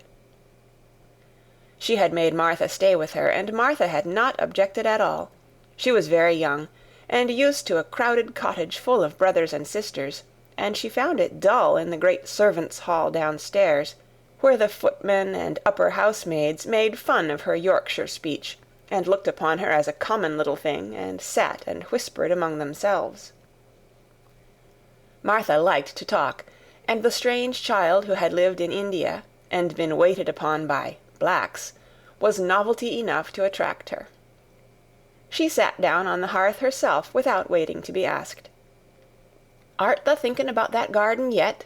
she said. "I knew tha would. That was just the way with me when I first heard about it." "Why did he hate it?" Mary persisted. Martha tucked her feet under her and made herself quite comfortable. "Listen to the wind wuthering round the house," she said. "You could bear stand up on the moor if you was out on it tonight." Mary did not know what wutherin' meant until she listened, and then she understood. It must mean that hollow, shuddering sort of roar which rushed round and round the house as if the giant no one could see were buffeting it and beating at the walls and windows to try to break in. But one knew he could not get in, and somehow it made one feel very safe and warm inside a room with a red coal fire. "But why did he hate it so?" she asked, after she had listened. She intended to know, if Martha did. Then Martha gave up her store of knowledge. "Mind," she said, "Mrs. Medlock said it's not to be talked about. There's lots of things in this place that's not to be talked over. That's Mr. Craven's orders. His troubles are none servant's business, he says. But for the garden he wouldn't be like he is. It was Mrs. Craven's garden that she had made when first they were married, and she just loved it. And they used to tend the flowers themselves, and none of the gardeners was ever let to go in. Him and her used to go in and shut the door, and stay there hours and hours, readin' and talkin'. And she was just a bit of a girl, and there was an old tree with a branch bent like a seat on it. And she made roses grow over it, and she used to sit there. But one day when she was sittin' there, the branch broke, and she fell on the ground, and was hurt so bad that next day she died. The doctors thought he'd go out of his mind and die too. That's why he hates it. No one's never gone in since, and he won't let anyone talk about it." Mary did not ask any more questions. She looked at the red fire and listened to the wind wutherin'. It seemed to be wutherin' louder than ever. At that moment a very good thing was happening to her. 4 good things had happened to her, in fact, since she came to Misselthwaite Manor. She had felt as if she had understood a robin, and that he had understood her. She had run in the wind until her blood had grown warm. She had been healthily hungry for the first time in her life, and she had found out what it was to be sorry for someone. But as she was listening to the wind, she began to listen to something else. She did not know what it was, because at first she could scarcely distinguish it from the wind itself. It was a curious sound. It seemed almost as if a child were crying somewhere. Sometimes the wind sounded rather like a child crying, but presently Mistress Mary felt quite sure this sound was inside the house, not outside it. It was far away, but it was inside. She turned round and looked at Martha. "Do you hear anyone crying?" she said. Martha suddenly looked confused. "No," she answered. "It's the wind. Sometimes it sounds like as if someone was lost on the moor and wailin'. It's got all sorts of sounds." "But listen," said Mary. "It's in the house, down one of those long corridors." And at that very moment a door must have been opened somewhere downstairs, for a great rushing draught blew along the passage, and the door of the room they sat in was blown open with a crash, and as they both jumped to their feet the light was blown out, and the crying sound was swept down the far corridor, so that it was to be heard more plainly than ever. "There," said Mary, "I told you so. It is someone crying, and it isn't a grown-up person." Martha ran and shut the door and turned the key, but before she did it they both heard the sound of a door in some far passage shutting with a bang, and then everything was quiet, for even the wind ceased wutherin' for a few moments. "It was the wind," said Martha stubbornly, "and if it wasn't, it was little Betty Butterworth, the scullery maid. She's had the toothache all day." But something troubled and awkward in her manner made Mistress Mary stare very hard at her. She did not believe she was speaking the truth. End of Chapter 5. The Secret Garden by Frances Hodgson Burnett. Chapter 6. There was someone crying. There was. The next day the rain poured down in torrents again, and when Mary looked out of her window the moor was almost hidden by grey mist and cloud. There could be no going out today. "What do you do in your cottage when it rains like this?" she asked Martha. "Try to keep from under each other's feet, mostly," Martha answered. There does seem a lot of us then. Mother's a good-tempered woman, but she gets fair moithered. The biggest ones goes out in the cowshed and plays there. Dickon, he doesn't mind the wet. He goes out just the same as if the sun was shinin'. He says he sees things on rainy days as doesn't show when it's fair weather. He once found a little fox cub half drowned in its hole, and he brought it home in the bosom of his shirt to keep it warm. Its mother had been killed near by, and the hole was swum out, and the rest of the litter was dead. He's got it at home now. He found a half-drowned young crow another time, and he brought it home too, and tamed it. It's named Soot, because it's so black, and it hops and flies about with him everywhere." The time had come when Mary had forgotten to resent Martha's familiar talk. She had even begun to find it interesting, and to be sorry when she stopped or went away. The stories she had been told by her ayah when she lived in India had been quite unlike those Martha had to tell, about the moorland cottage which held 14 people who lived in 4 little rooms, and never had quite enough to eat. The children seemed to tumble about and amuse themselves like a litter of rough, good-natured collie puppies. Mary was most attracted by the mother and Dickon. When Martha told stories of what Mother said or did, they always sounded comfortable. "If I had a raven or a fox cub, I could play with it," said Mary. "But I have nothing." Martha looked perplexed. "Can the knit?" she asked. "No," answered Mary. "Can the sew?" "No." "Can the read?" "Yes." "Then why doesn't the read somethin', or learn a bit o' spellin'? Thou'st old enough to be learning thy book a good bit now." "I haven't any books," said Mary. "Those I had were left in India." "That's a pity," said Martha. "If Mrs. Medlock 'ud let thee go into the library, there's thousands o' books there."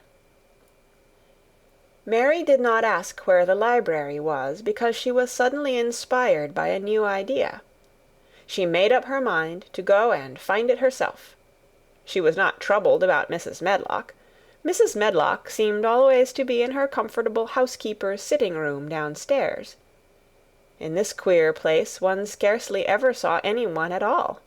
In fact, there was no one to see but the servants, and when their master was away they lived a luxurious life below stairs, where there was a huge kitchen hung about with shining brass and pewter, and a large servants' hall, where there were 4 or 5 abundant meals eaten every day, and where a great deal of lively romping went on when Mrs. Medlock was out of the way. Mary's meals were served regularly, and Martha waited on her, but no one troubled themselves about her in the least. Mrs. Medlock came and looked at her every day or two, but no one inquired what she did, or told her what to do. She supposed that perhaps this was the English way of treating children. In India she had always been attended by her ayah, who had followed her about and waited on her, hand and foot. She had often been tired of her company. Now she was followed by nobody, and was learning to dress herself, because Martha looked as though she thought she was silly and stupid when she wanted to have things handed to her and put on. "Hasn't thee got good sense?" she said once, when Mary had stood waiting for her to put on her gloves for her. "Our Susan Ann is twice as sharp as thee, and she's only 4 year old. Sometimes thou looks fair soft in the head." Mary had worn her contrary scowl for an hour after that, but it made her think several entirely new things. She stood at the window for about 10 minutes this morning after Martha had swept up the hearth for the last time, and gone downstairs. She was thinking over the new idea which had come to her when she heard of the library. She did not care very much about the library itself, because she had read very few books, but to hear of it brought back to her mind the 100 rooms with closed doors. She wondered if they were all really locked, and what she would find if she could get into any of them. Were there 100 really? Why shouldn't she go and see how many doors she could count? It would be something to do on this morning when she could not go out. She had never been taught to ask permission to do things, and she knew nothing at all about authority, so she would not have thought it necessary to ask Mrs. Medlock if she might walk about the house, even if she had seen her. She opened the door of the room and went into the corridor, and then she began her wanderings. It was a long corridor, and it branched into other corridors, and it led her up short flights of steps which mounted to others again. There were doors and doors, and there were pictures on the walls. Sometimes they were pictures of dark, curious landscapes, but oftenest they were portraits of men and women in queer, grand costumes made of satin and velvet. She found herself in one long gallery whose walls were covered with these portraits. She had never thought there could be so many in any house. She walked slowly down this place and stared at the faces, which also seemed to stare at her. She felt as if they were wondering what a little girl from India was doing in their house. Some were pictures of children, little girls in thick satin frocks, which reached to their feet and stood out about them, and boys with puffed sleeves and lace collars and long hair, or with big ruffs around their necks. She always stopped to look at the children and wonder what their names were, and where they had gone, and why they wore such odd clothes. There was a stiff, plain little girl, rather like herself. She wore a green brocade dress and held a green parrot on her finger. Her eyes had a sharp, curious look. "Where do you live now?" said Mary aloud to her. I wish you were here." Surely no other little girl ever spent such a queer morning. It seemed as if there was no one in all the huge rambling house but her own small self, wandering about upstairs and down, through narrow passages and wide ones, where it seemed to her that no one but herself had ever walked. Since so many rooms had been built, people must have lived in them, but it all seemed so empty that she could not quite believe it true.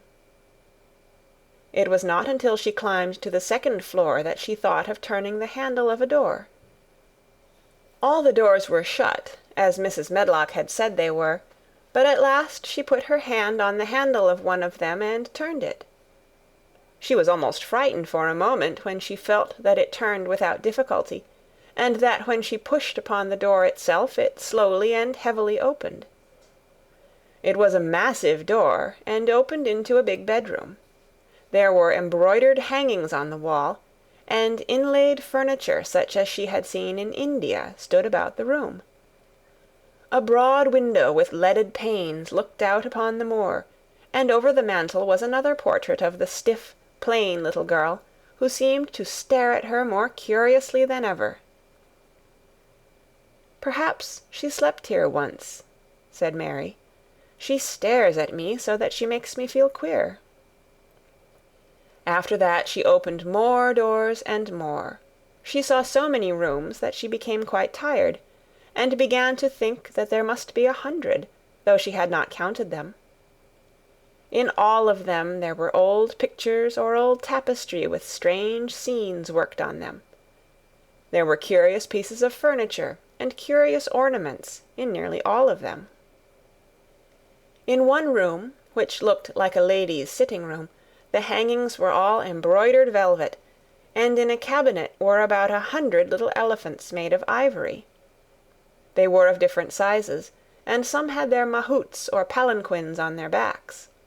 Some were much bigger than the others, and some were so tiny that they seemed only babies. Mary had seen carved ivory in India, and she knew all about elephants.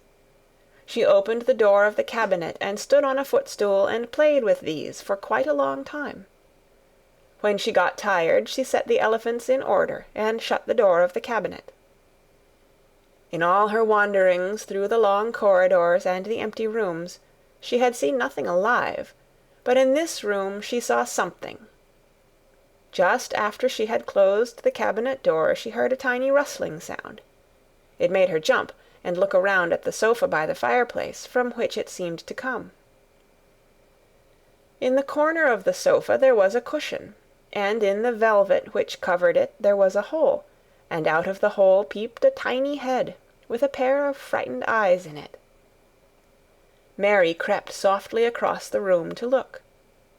The bright eyes belonged to a little grey mouse, and the mouse had eaten a hole into the cushion and made a comfortable nest there. 6 baby mice were cuddled up asleep near her. If there was no one else alive in the 100 rooms, there were 7 mice who did not look lonely at all. "If they wouldn't be so frightened, I would take them back with me," said Mary. She had wandered about long enough to feel too tired to wander any farther, and she turned back. 2 or 3 times she lost her way by turning down the wrong corridor, and was obliged to ramble up and down until she found the right one. But at last she reached her own floor again, though she was some distance from her own room, and did not know exactly where she was.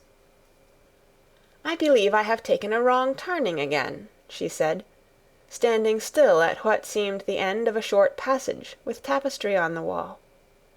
"I don't know which way to go. How still everything is." It was while she was standing here, and just after she had said this, that the stillness was broken by a sound. It was another cry, but not quite like the one she had heard last night. It was only a short one, a fretful, childish whine, muffled by passing through walls.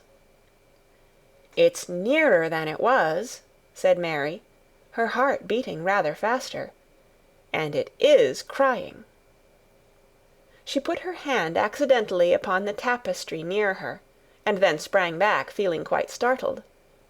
The tapestry was the covering of a door which fell open and showed her that there was another part of the corridor behind it, and Mrs. Medlock was coming up it with her bunch of keys in her hand and a very cross look on her face. "What are you doing here?" she said, and she took Mary by the arm and pulled her away. "What did I tell you?" "I turned round the wrong corner," explained Mary.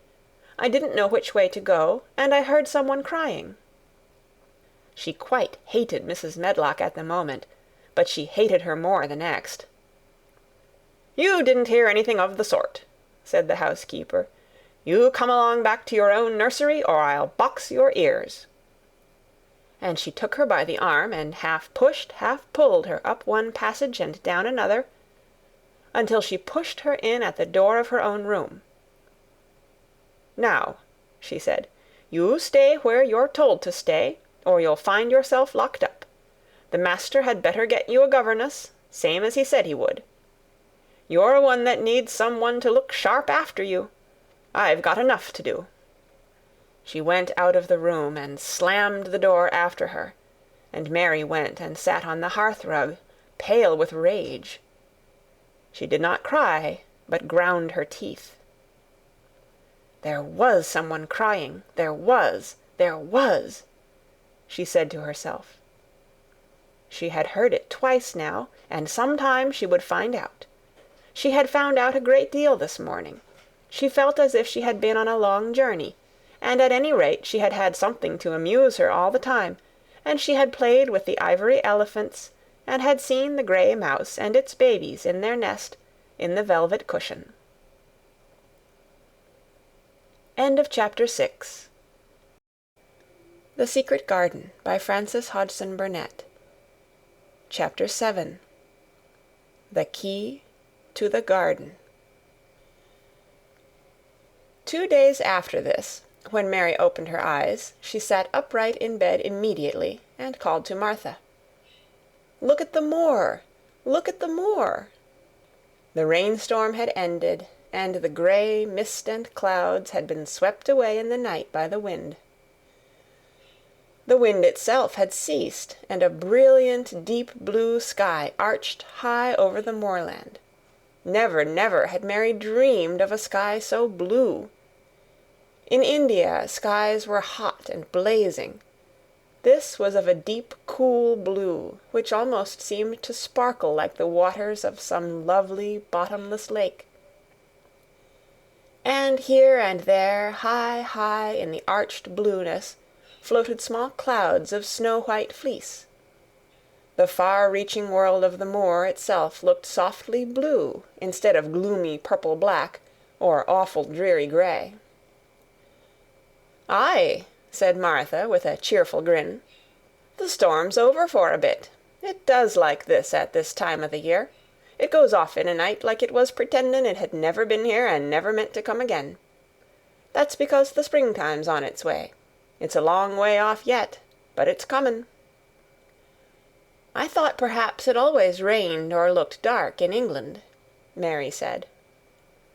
"Eh, no," said Martha, sitting up on her heels among her black-lead brushes. "Now to the sort." "What does that mean?" asked Mary seriously. In India the natives spoke different dialects, which only a few people understood, so she was not surprised when Martha used words she did not know. Martha laughed as she had done the first morning. "There now," she said, "I've talked broad Yorkshire again, like Mrs. Medlock said I mustn't. Now to the sort means nothin' of the sort," slowly and carefully. "But it takes so long to say it. Yorkshire's the sunniest place on earth, when it is sunny. I told thee thou'd like the moor after a bit. Just you wait till you see the gold-coloured gorse blossoms, and the blossoms o' the broom, and the heather flowerin', all purple bells, and hundreds o' butterflies flutterin', and bees hummin', and skylarks soarin' up and singin'. You'll want to get out on it at sunrise and live out on it all day like Dickon does." "Could I ever get there?" asked Mary wistfully, looking through her window at the far-off blue. It was so new and big and wonderful, and such a heavenly colour. "I don't know," answered Martha. "Tha's never used thy legs since thou was born, it seems to me. Tha couldn't walk 5 mile. It's 5 mile to our cottage." "I should like to see your cottage." Martha stared at her a moment curiously before she took up her polishing brush and began to rub the grate again. She was thinking that the small plain face did not look quite as sour at this moment as it had done the first morning she saw it. It looked just a trifle like little Susan Ann's, when she wanted something very much. "I'll ask my mother about it," she said. "She's one of them that nearly always sees a way to do things. It's my day out today, and I'm going home. I am glad. Mrs. Medlock thinks a lot of mother. Perhaps she could talk to her." "I like your mother," said Mary. "I should think tha did," agreed Martha, polishing away. "I've never seen her," said Mary. "No, tha hasn't," replied Martha. She sat up on her heels again and rubbed the end of her nose with the back of her hand, as if puzzled for a moment. But she ended quite positively. "Well, she's that sensible and hard-workin' and good-natured and clean that no one could help liking her whether they'd seen her or not. When I'm going home to her on my day out, I just jump for joy when I'm crossing the moor." "I like Dickon," added Mary, "and I've never seen him." "Well," said Martha stoutly, "I've told thee that the very birds likes him, and the rabbits, and wild sheep and ponies, and the foxes themselves. I wonder," staring at her reflectively, "what Dickon would think of thee."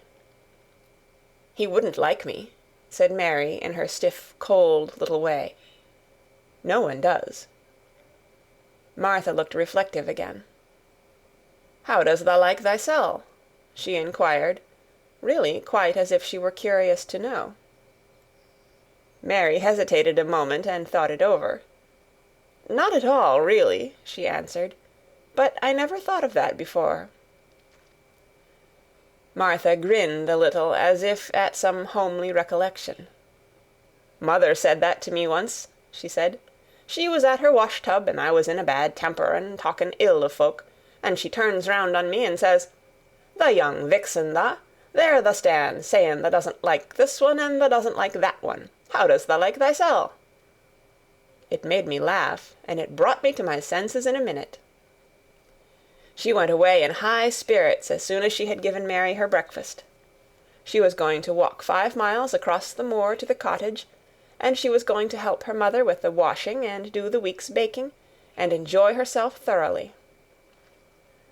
Mary felt lonelier than ever when she knew she was no longer in the house.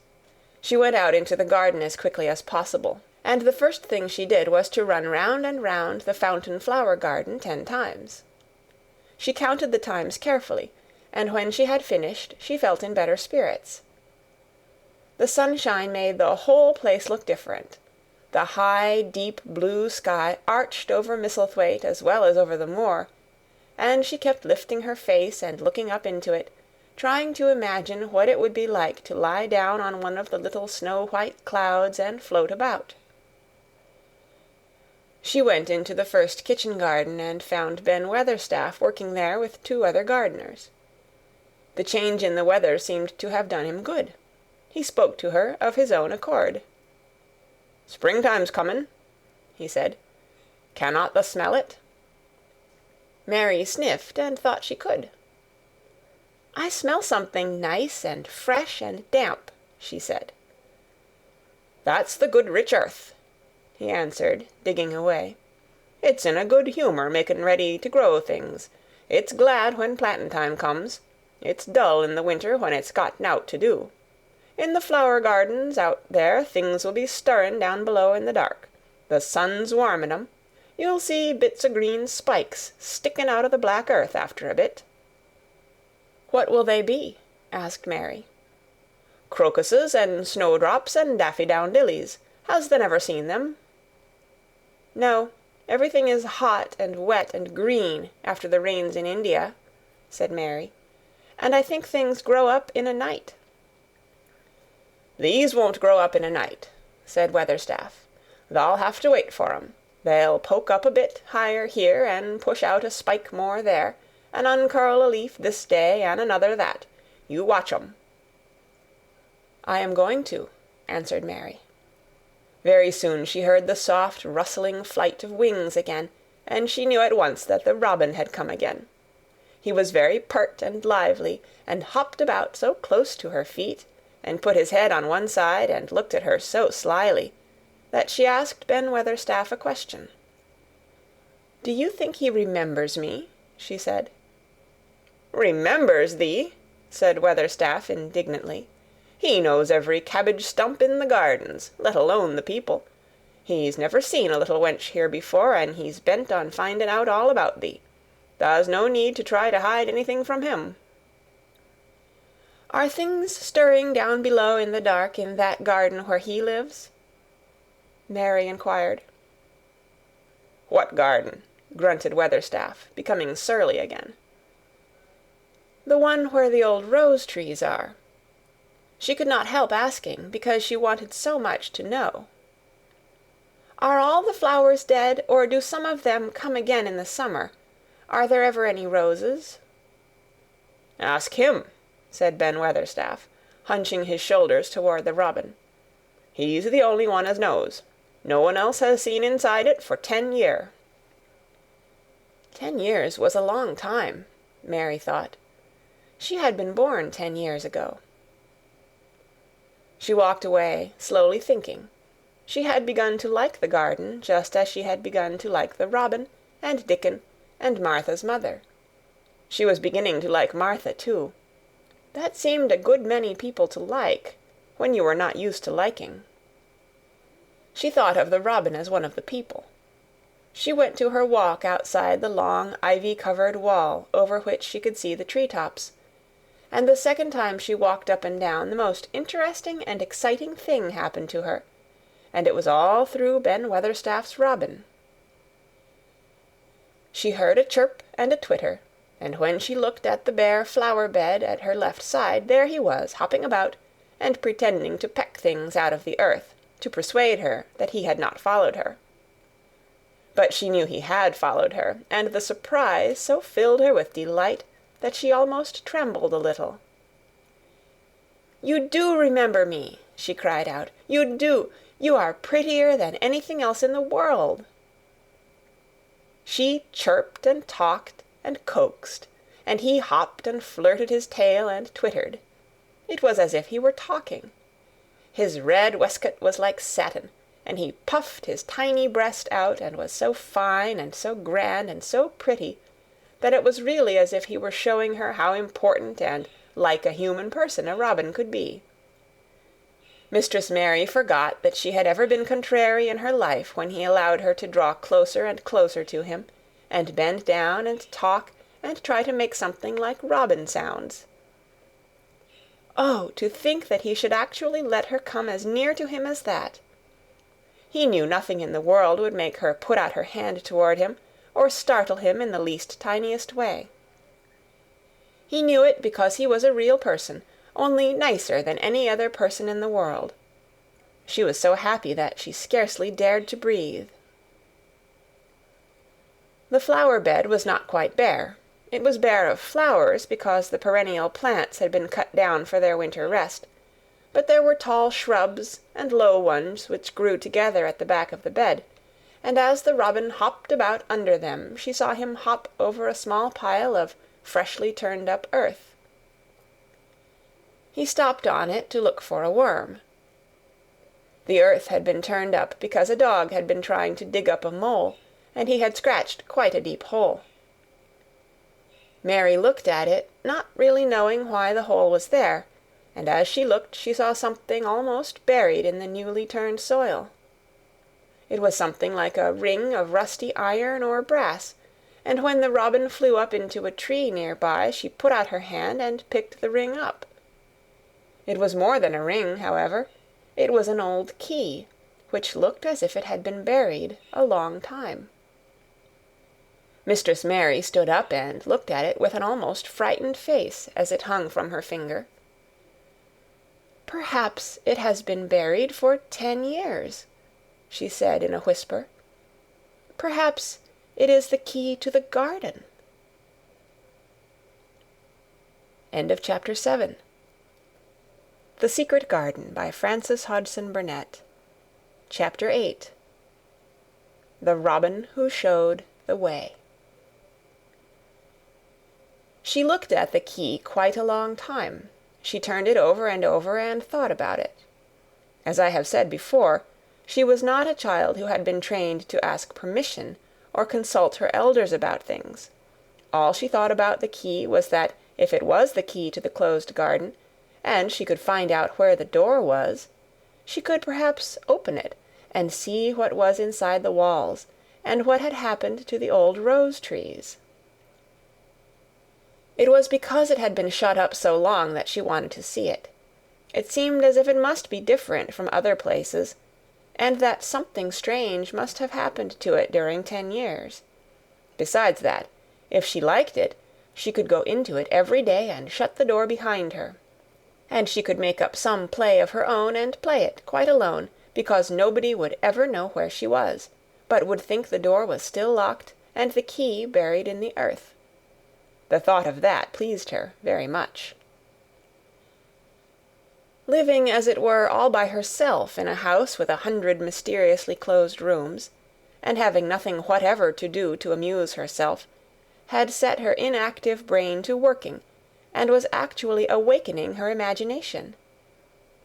There is no doubt that the fresh, strong, pure air from the moor had a great deal to do with it. Just as it had given her an appetite, and fighting with the wind had stirred her blood, so the same things had stirred her mind. In India she had always been too hot and languid and weak to care much about anything, but in this place she was beginning to care and to want to do new things. Already she felt less contrary, though she did not know why. She put the key in her pocket and walked up and down her walk. No one but herself ever seemed to come there, so she could walk slowly and look at the wall, or, rather, at the ivy growing on it. The ivy was the baffling thing. Howsoever carefully she looked, she could see nothing but thickly growing, glossy, dark green leaves.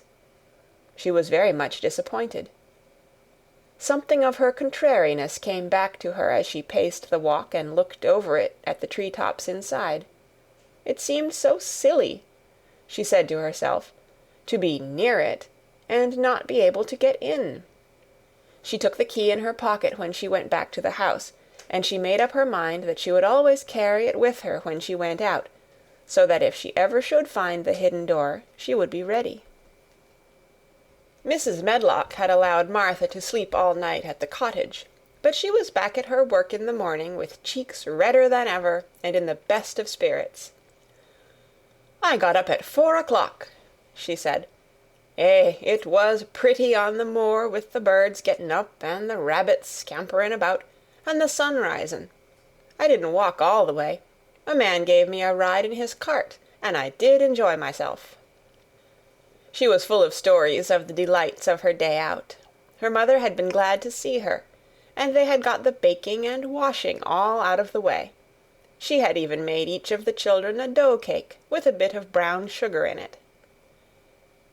"I had 'em all piping hot when they came in from playing on the moor, and the cottage all smelt a nice, clean, hot bacon, and there was a good fire, and they just shouted for joy. Our Dickon, he said our cottage was good enough for a king." In the evening they had all sat round the fire, and Martha and her mother had sewed patches on torn clothes and mended stockings, and Martha had told them about the little girl who had come from India, and who had been waited on all her life by what Martha called blacks, until she didn't know how to put on her own stockings. "They did like to hear about you," said Martha. "They wanted to know all about the blacks and about the ship you came in. I couldn't tell 'em enough." Mary reflected a little. "I'll tell you a great deal more before your next day out," she said, "so that you will have more to talk about. I dare say they would like to hear about riding on elephants and camels, and about the officers going to hunt tigers." "My word!" cried delighted Martha. "It would set 'em clean off their heads. Would tha really do that, miss? It would be the same as a wild beast show like we heard they had in York once."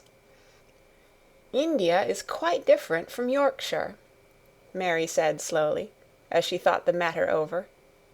"I never thought of that. Did Dickon and your mother like to hear you talk about me?" "Why, our Dickon's eyes nearly started out o' his head, they got that round," answered Martha. "But mother, she was put out about your seemin' to be all by yourself like. She said, 'Hasn't Mr. Craven got no governess for her, nor no nurse?'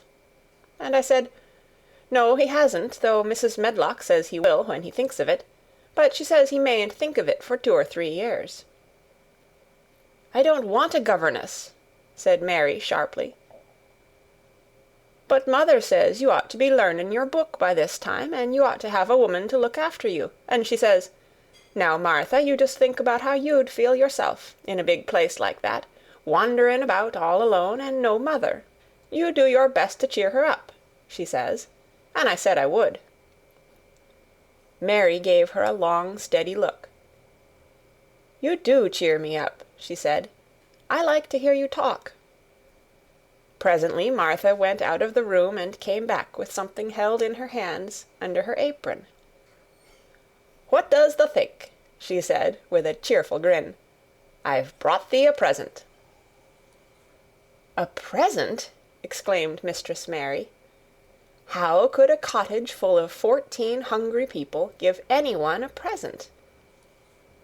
"A man was drivin' across the moor, peddlin'," Martha explained, "and he stopped his cart at our door. He had pots and pans and odds and ends, but mother had no money to buy anythin'. Just as he was goin' away, our 'Lizabeth Ellen called out, 'Mother, he's got skippin' ropes with red and blue handles.' And mother, she calls out quite sudden, 'Here, stop, mister, how much are they?' And he says, 'Tuppence.' And mother, she began fumblin' in her pocket, and she says to me, 'Martha, tha's brought me thy wages like a good lass, and I've got 4 places to put every penny, but I'm just goin' to take 2pence out of it to buy that child a skippin' rope.' And she bought one, and here it is." She brought it out from under her apron, and exhibited it quite proudly. It was a strong, slender rope, with a striped red and blue handle at each end, but Mary Lennox had never seen a skipping rope before. She gazed at it with a mystified expression. "What is it for?" she asked curiously. "For?" cried out Martha. "Does the mean that they've not got skippin' ropes in India, for all they've got elephants and tigers and camels? No wonder most of 'em's black. This is what it's for. Just watch me." And she ran into the middle of the room, and, taking a handle in each hand, began to skip and skip and skip, while Mary turned in her chair to stare at her, and the queer faces in the old portraits seemed to stare at her too, and wonder what on earth this common little cottager had the impudence to be doing under their very noses. But Martha did not even see them. The interest and curiosity in Mistress Mary's face delighted her, and she went on skipping and counted as she skipped until she had reached 100. "I could skip longer than that," she said when she stopped. "I've skipped as much as 500 when I was 12, but I wasn't as fat then as I am now, and I was in practice." Mary got up from her chair, beginning to feel excited herself. "It looks nice," she said. "Your mother is a kind woman. Do you think I could ever skip like that?" "You just try it," urged Martha, handing her the skipping rope. "You can't skip 100 at first, but if you practice, you'll mount up. That's what mother said. She says, 'Nothin' will do her more good than a skippin' rope.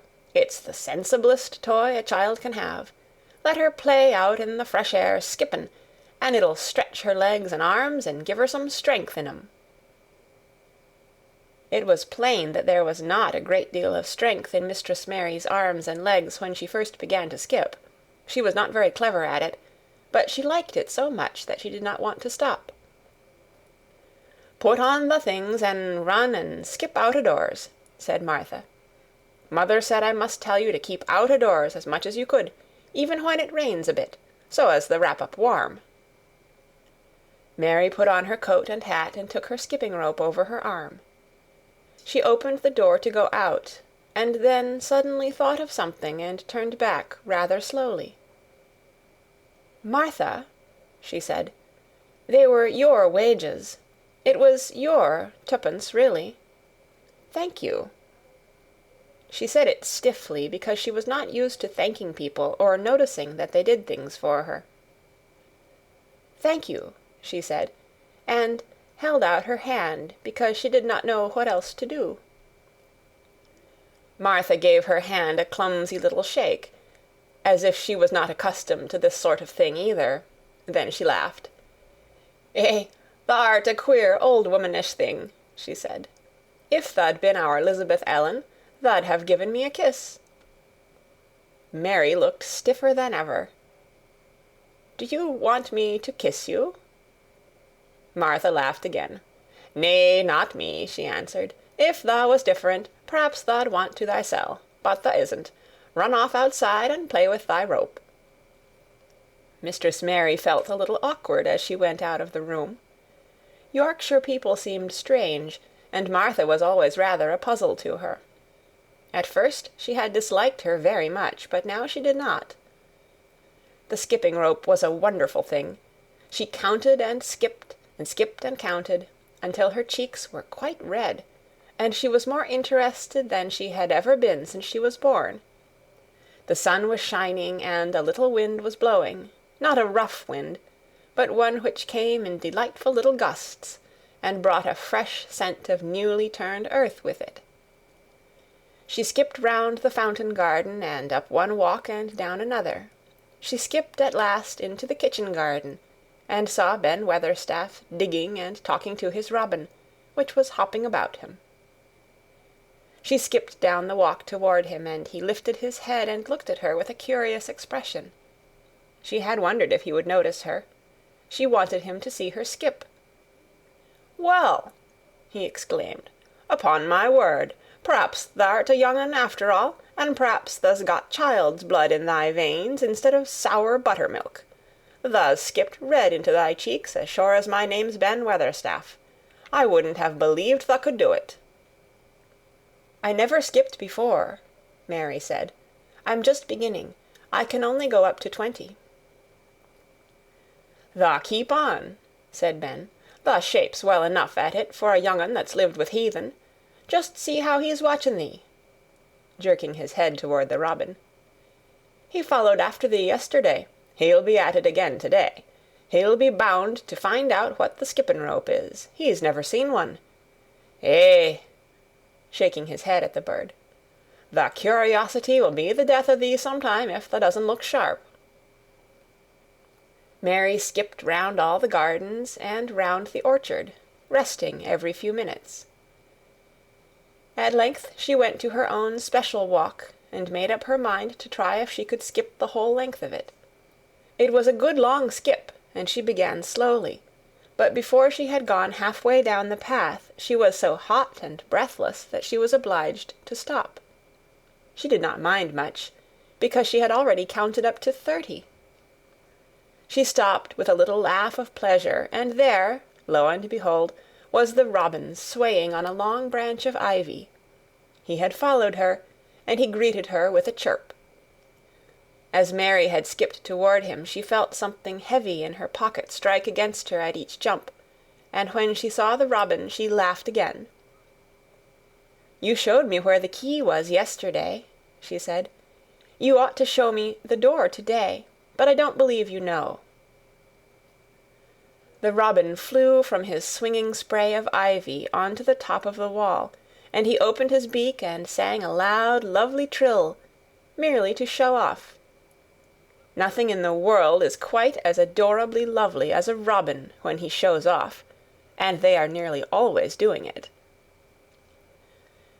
Mary Lennox had heard a great deal about magic in her Ayah's stories, and she always said that what happened almost at that moment was magic. One of the nice little gusts of wind rushed down the walk, and it was a stronger one than the rest.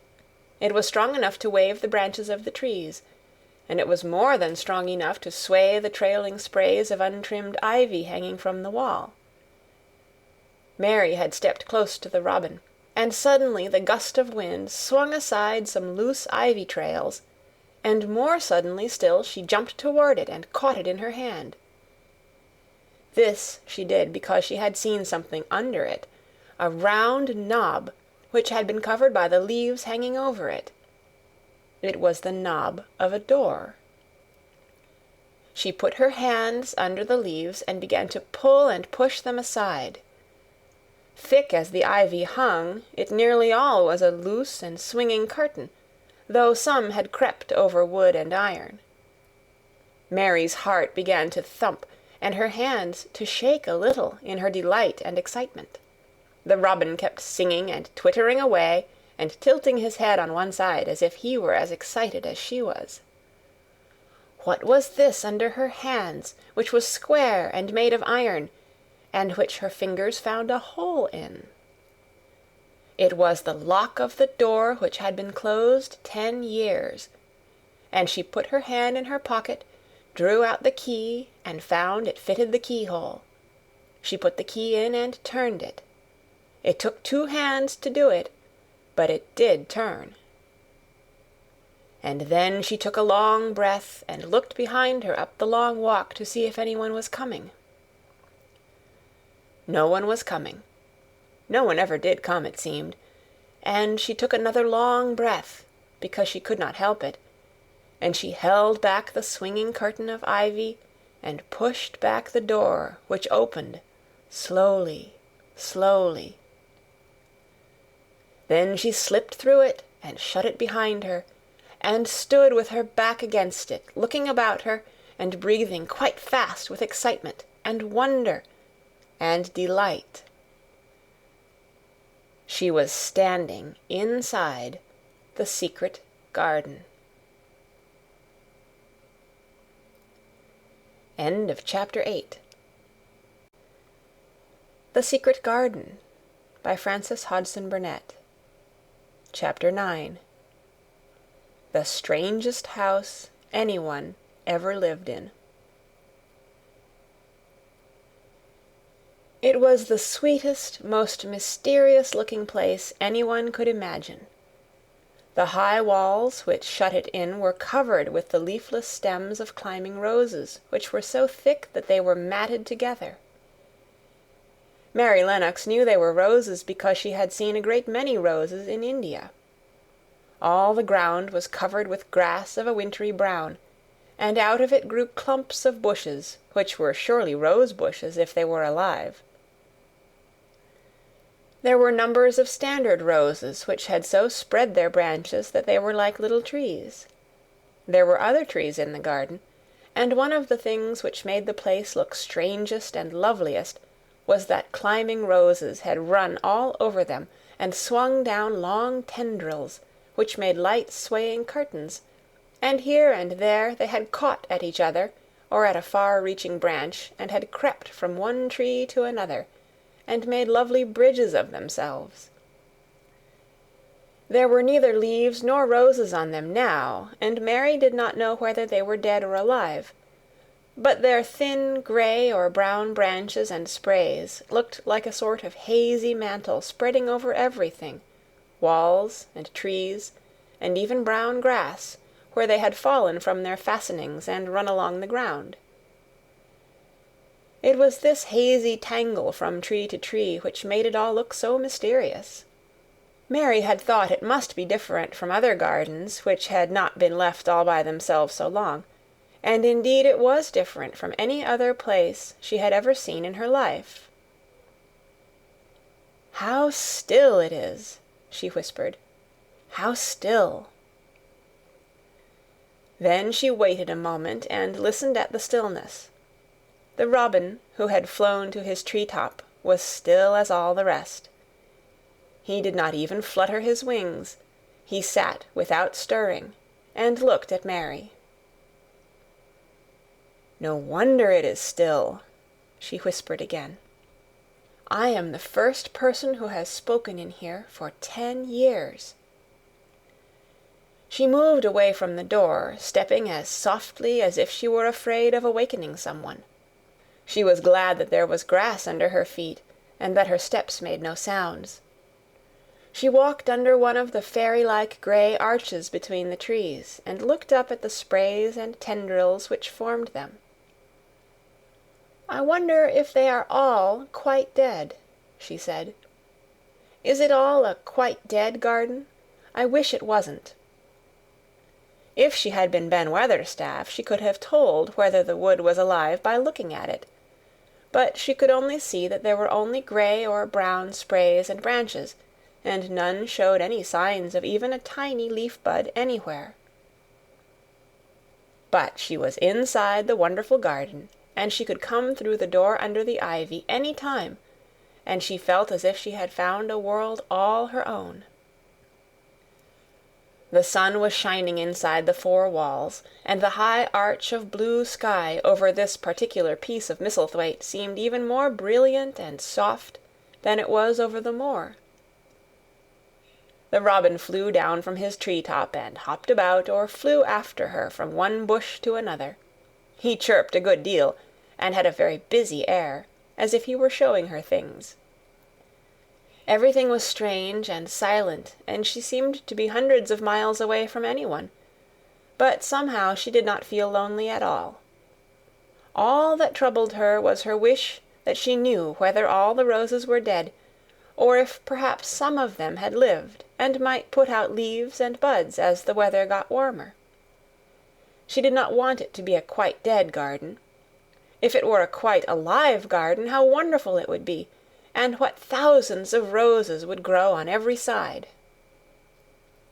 Her skipping rope had hung over her arm when she came in, and after she had walked about for a while, she thought she would skip round the whole garden, stopping when she wanted to look at things. There seemed to have been grass paths here and there, and in 1 or 2 corners there were alcoves of evergreen with stone seats or tall moss-covered flower urns in them. As she came near the second of these alcoves, she stopped skipping. There had once been a flower-bed in it, and she thought she saw something sticking out of the black earth, some sharp little pale green points. She remembered what Ben Weatherstaff had said, and she knelt down to look at them.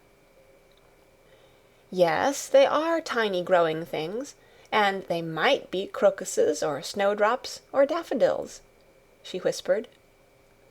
She bent very close to them and sniffed the fresh scent of the damp earth. She liked it very much. "Perhaps there are some other ones coming up in other places," she said. "I will go all over the garden and look." She did not skip, but walked. She went slowly and kept her eyes on the ground. She looked in the old border beds and among the grass, and after she had gone round, trying to miss nothing, she had found ever so many more sharp pale green points, and she had become quite excited again. "It isn't a quite dead garden," she cried out softly to herself. "Even if the roses are dead, there are other things alive." She did not know anything about gardening, but the grass seemed so thick in some of the places where the green points were pushing their way through, that she thought they did not seem to have room enough to grow. She searched about until she found a rather sharp piece of wood, and knelt down and dug and weeded out the weeds and grass, until she made nice little clear places around them. "Now they look as if they could breathe," she said, after she had finished with the first ones. "I am going to do ever so many more. I'll do all I can see. If I haven't time today, I can come tomorrow." She went from place to place, and dug and weeded, and enjoyed herself so immensely that she was led on from bed to bed, and into the grass under the trees. The exercise made her so warm that she first threw her coat off, and then her hat, and without knowing it she was smiling down onto the grass and the pale green points all the time. The robin was tremendously busy. He was very much pleased to see gardening begun on his own estate. He had often wondered at Ben Weatherstaff. Where gardening is done, all sorts of delightful things to eat are turned up with the soil. Now here was this new kind of creature, who was not half Ben's size, and yet had had the sense to come into his garden and begin at once. Mistress Mary worked in her garden until it was time to go to her midday dinner. In fact, she was rather late in remembering, and when she put on her coat and hat and picked up her skipping rope, she could not believe that she had been working 2 or 3 hours. She had been actually happy all the time, and dozens of the tiny pale green points were to be seen in cleared places, looking twice as cheerful as they had looked before, when the grass and weeds had been smothering them. "I shall come back this afternoon," she said, looking all round at her new kingdom, and speaking to the trees and the rose bushes, as if they heard her. Then she ran lightly across the grass and pushed open the slow old door and slipped through it under the ivy. She had such red cheeks and such bright eyes, and ate such a dinner that Martha was delighted. "2 pieces o' meat and 2 helps o' rice puddin'," she said. "Eh, mother will be pleased when I tell her what the skippin' rope's done for thee."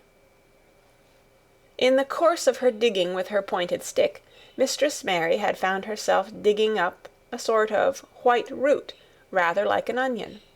She had put it back in its place and patted the earth carefully down on it, and just now she wondered if Martha could tell her what it was. "Martha," she said, "what are those white roots that look like onions?" "They're bulbs," answered Martha. "Lots o' spring flowers grow from 'em.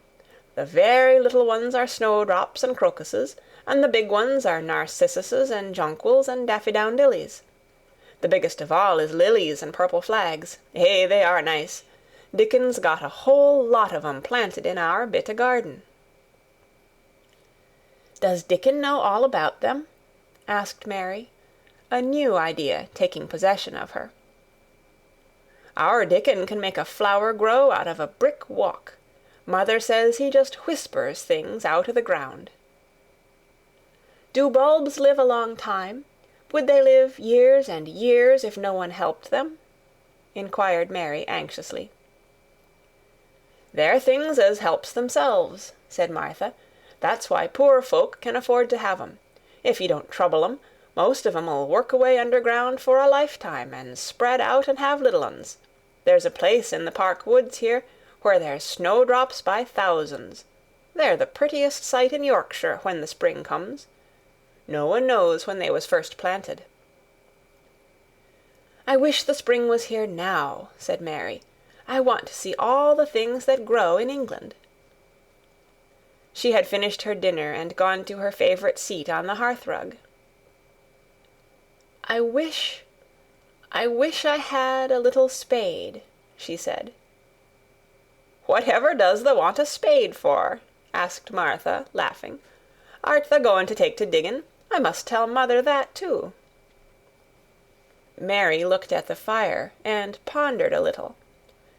She must be careful if she meant to keep her secret kingdom. She wasn't doing any harm, but if Mr. Craven found out about the open door he would be fearfully angry, and get a new key and lock it up for evermore. She really could not bear that.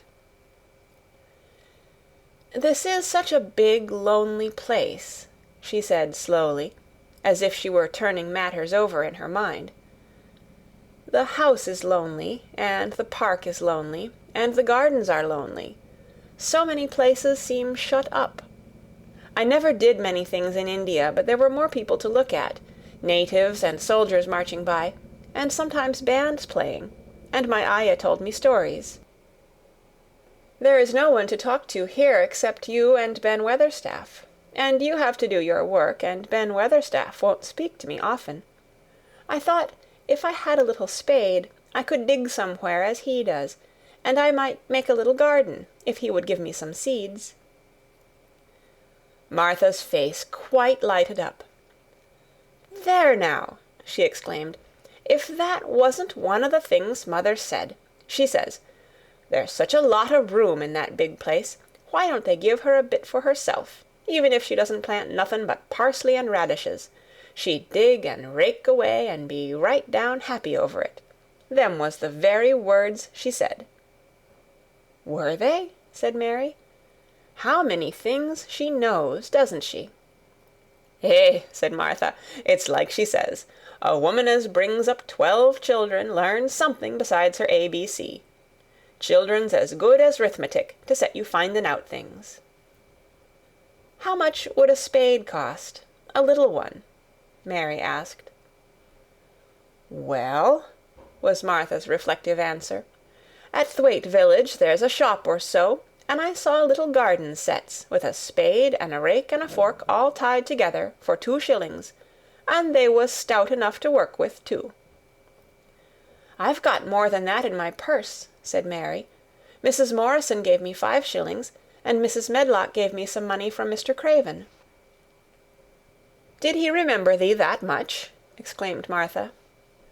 "Mrs. Medlock said I was to have a shilling a week to spend. She gives me one every Saturday. I didn't know what to spend it on." "My word, that's riches," said Martha. "Thou can buy anything in the world thou wants. The rent of our cottage is only 1 and 3pence, and it's like pullin' eye teeth to get it. Now I've just thought o' something," putting her hands on her hips. "What?" said Mary, eagerly. "In the shop at Thwaite they sell packages of flower seeds for a penny each, and our Dickon he knows which is the prettiest ones, and how to make 'em grow. He walks over to Thwaite many a day just for the fun of it. Does thou know how to print letters?" suddenly. "I know how to write," Mary answered. Martha shook her head. "Our Dickon can only read printin'. If thou could print, we could write a letter to him, and ask him to go and buy the garden tools and the seeds at the same time." "Oh, you're a good girl," Mary cried. "You are, really. I didn't know you were so nice. I know I can print letters if I try. Let's ask Mrs. Medlock for a pen and ink and some paper." "I've got some of my own," said Martha. "I bought 'em so I could print a bit of a letter to mother of a Sunday. I'll go and get it." She ran out of the room, and Mary stood by the fire and twisted her thin little hands together with sheer pleasure. "If I have a spade," she whispered, "I can make the earth nice and soft, and dig up weeds. If I have seeds, and can make flowers grow, the garden won't be dead at all. It will come alive." She did not go out again that afternoon, because when Martha returned with her pen and ink and paper, she was obliged to clear the table and carry the plates and dishes downstairs, and when she got into the kitchen Mrs. Medlock was there and told her to do something, so Mary waited for what seemed to her a long time before she came back. Then it was a serious piece of work to write to Dickon. Mary had been taught very little because her governesses had disliked her too much to stay with her. She could not spell particularly well, but she found that she could print letters when she tried. This was the letter Martha dictated to her. "My dear Dickon, this comes hoping to find you well as it leaves me at present. Miss Mary has plenty of money, and will you go to Thwaite and buy her some flower seeds and a set of garden tools to make a flower bed. Pick the prettiest ones and easy to grow, because she has never done it before and lived in India, which is different. Give my love to mother and every one of you. Miss Mary is going to tell me a lot more, so that on my next day out you can hear about elephants and camels and gentlemen going hunting lions and tigers. Your loving sister, Martha Phoebe Sowerby. We'll put the money in the envelope, and I'll get the butcher boy to take it in his cart. He's a great friend o' Dickon's," said Martha. "How shall I get the things when Dickon buys them?" "He'll bring 'em to you himself. He'll like to walk over this way." "Oh!" exclaimed Mary. "Then I shall see him. I never thought I should see Dickon." "Does thou want to see him?" asked Martha suddenly, for Mary had looked so pleased. "Yes, I do. I never saw a boy foxes and crows loved. I want to see him very much." Martha gave a little start, as if she remembered something. "Now to think," she broke out. "To think o' me forgetting that there, and I thought I was going to tell you first thing this morning. I asked Mother, and she said she'd ask Mrs. Medlock her own self." "Do you mean—" Mary began. "What I said Tuesday. Ask her if you might be driven over to our cottage some day, and have a bit o' Mother's hot oat cake, and butter, and a glass o' milk." It seemed as if all the interesting things were happening in one day. To think of going over the moor in the daylight and when the sky was blue. To think of going into the cottage which held 12 children. "Does she think Mrs. Medlock would let me go?" she asked, quite anxiously. "Aye, she thinks she would. She knows what a tidy woman Mother is, and how clean she keeps the cottage." "If I went, I should see your mother as well as Dickon," said Mary, thinking it over and liking the idea very much. "She doesn't seem to be like the mothers in India." Her work in the garden and the excitement of the afternoon ended by making her feel quiet and thoughtful. Martha stayed with her until tea-time, but they sat in comfortable quiet and talked very little. But just before Martha went downstairs for the tea-tray, Mary asked a question. "Martha," she said, "has the scullery maid had the toothache again to-day?" Martha certainly started slightly.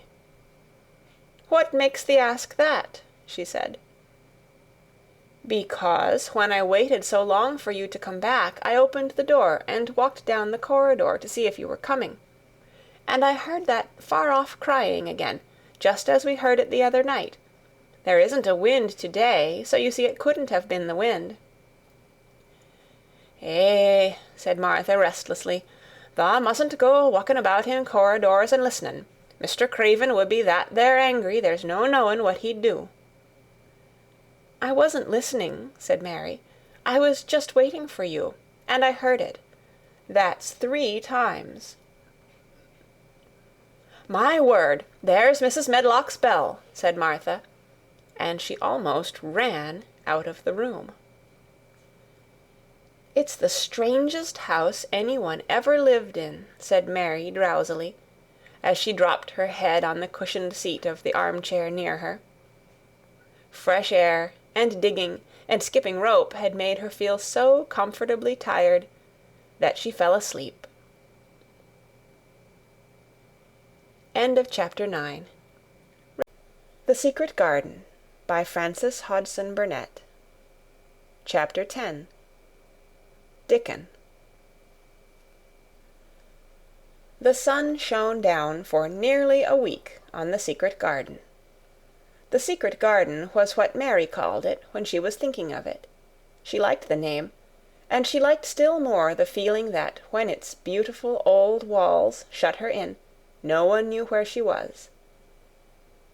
It seemed almost like being shut out of the world in some fairy place. The few books she had read and liked had been fairy story books, and she had read of secret gardens in some of the stories.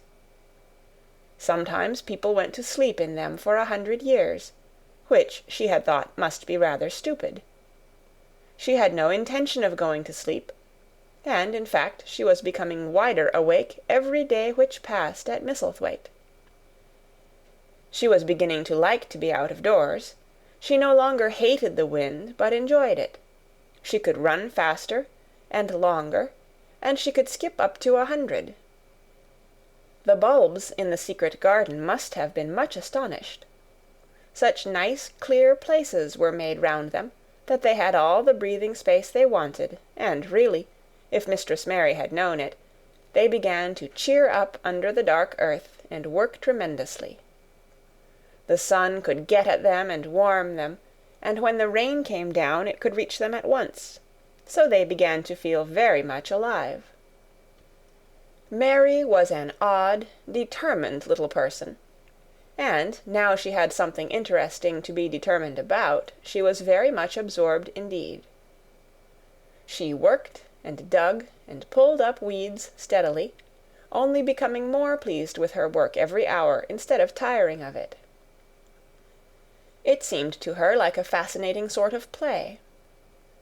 She found many more of the sprouting pale green points than she had ever hoped to find. They seemed to be starting up everywhere, and each day she was sure she found tiny new ones, some so tiny that they barely peeped above the earth. There were so many that she remembered what Martha had said about the snowdrops by the thousands, and about bulbs spreading and making new ones. These had been left to themselves for 10 years, and perhaps they had spread, like the snowdrops, into thousands. She wondered how long it would be before they showed that they were flowers. Sometimes she stopped digging to look at the garden and try to imagine what it would be like when it was covered with thousands of lovely things in bloom. During that week of sunshine she became more intimate with Ben Weatherstaff. She surprised him several times by seeming to start up beside him as if she sprang out of the earth. The truth was that she was afraid that he would pick up his tools and go away if he saw her coming, so she always walked toward him as silently as possible. But, in fact, he did not object to her as strongly as he had at first. Perhaps he was secretly rather flattered by her evident desire for his elderly company. Then, also, she was more civil than she had been. He did not know that when she first saw him she spoke to him as she would have spoken to a native, and had not known that a cross, sturdy old Yorkshire man was not accustomed to salaam to his masters, and be merely commanded by them to do things. "Thou art like the robin," he said to her one morning when he lifted his head and saw her standing by him. "I never knows when I shall see thee, or which side thou'll come from." "He's friends with me now," said Mary. "That's like him," snapped Ben Weatherstaff. "Making up to the women folk just for vanity and flightiness. There's nothing he wouldn't do for the sake of showing off and flirting his tail feathers. He's as full of pride as an egg's full of meat." He very seldom talked much, and sometimes did not even answer Mary's questions except by a grunt, but this morning he said more than usual. He stood up and rested one hobnailed boot on the top of his spade, while he looked her over. "How long has thou been here?" he jerked out. "I think it's about a month," she answered. "Thou's beginning to do Misselthwaite credit," he said. "Thou's a bit fatter than thou was, and thou's not quite so yeller. Thou looked like a young plucked crow when thou first came into this garden. Thinks I to myself, I never set eyes on an uglier, sourer-faced young un." Mary was not vain, and as she had never thought much of her looks, she was not greatly disturbed. "I know I'm fatter," she said. "My stockings are getting tighter. They used to make wrinkles. There's the robin, Ben Weatherstaff." There, indeed, was the robin, and she thought he looked nicer than ever. His red waistcoat was as glossy as satin, and he flirted his wings and tail and tilted his head and hopped about with all sorts of lively graces. He seemed determined to make Ben Weatherstaff admire him, but Ben was sarcastic. "Aye, there thou art," he said. "Thou can put up with me for a bit sometimes when thou's got no one better. Thou's been reddening up thy waistcoat and polishing thy feathers this 2 weeks. I know what thou's up to. Thou's courting some bold young madam somewhere, telling thy lies to her about being the finest cock robin on MISSEL Moor, and ready to fight all the rest of 'em." "Oh, look at him!" exclaimed Mary. The robin was evidently in a fascinating, bold mood. He hopped closer and closer, and looked at Ben Weatherstaff more and more engagingly. He flew on to the nearest currant bush, and tilted his head, and sang a little song right at him.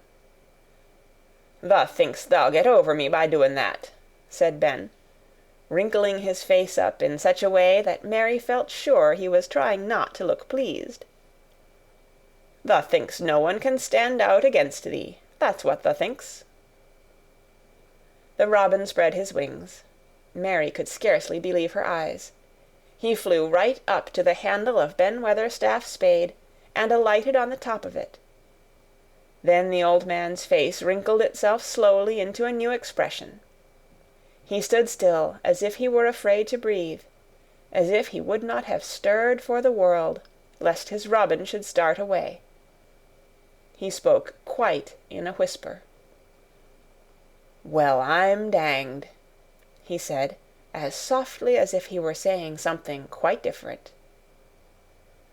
"Thou does know how to get at a chap, thou does. Thou's fair unearthly, thou's so knowin'." And he stood without stirring, almost without drawing his breath, until the robin gave another flirt to his wings and flew away. Then he stood looking at the handle of the spade as if there might be magic in it, and then he began to dig again, and said nothing for several minutes. But because he kept breaking into a slow grin now and then, Mary was not afraid to talk to him. "Have you a garden of your own?" she asked.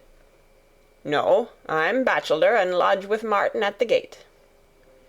"If you had one," said Mary, "what would you plant?" "Cabbages and taters and onions."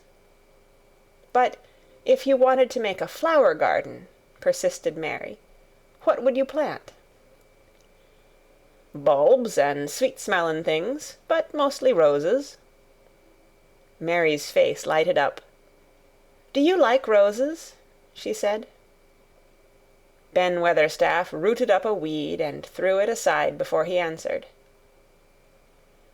"Well, yes, I do. I was learned that by a young lady I was gardener to. She had a lot in a place she was fond of, and she loved 'em like they was children, or robins. I've seen her bend over and kiss 'em." He dragged out another weed and scowled at it. "That were as much as 10 year ago." "Where is she now?" asked Mary, much interested.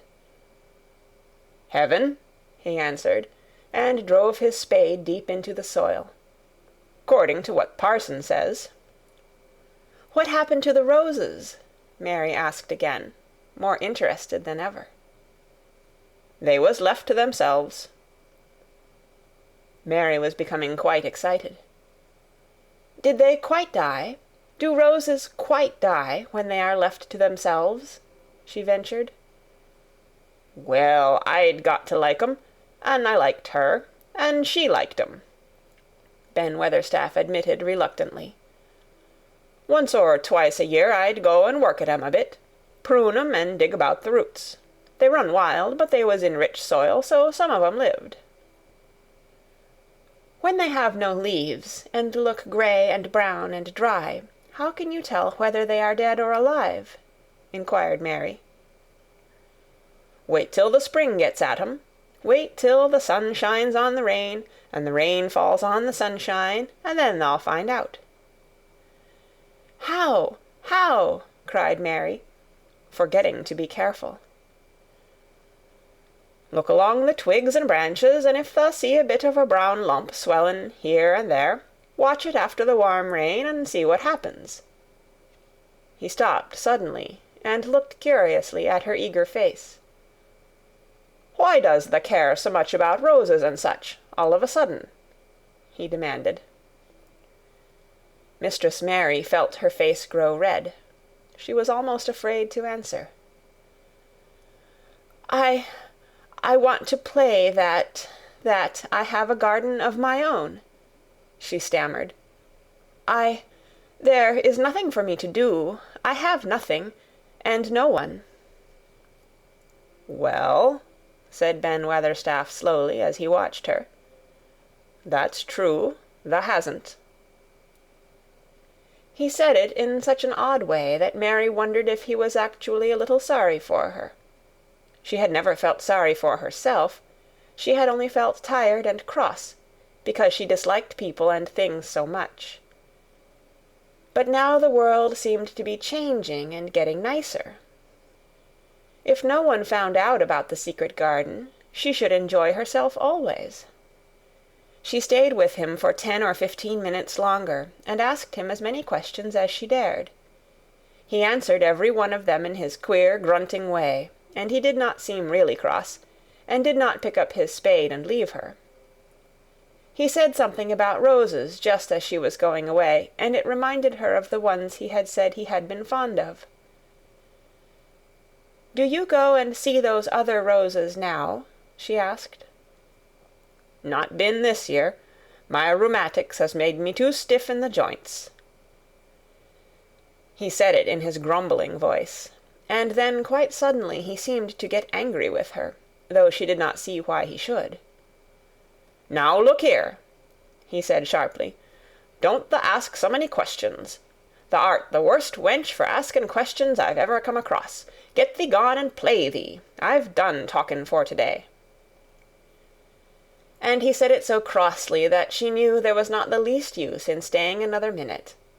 She went skipping slowly down the outside walk, thinking him over and saying to herself that, queer as it was, here was another person whom she liked in spite of his crossness. She liked old Ben Weatherstaff. Yes, she did like him. She always wanted to try to make him talk to her.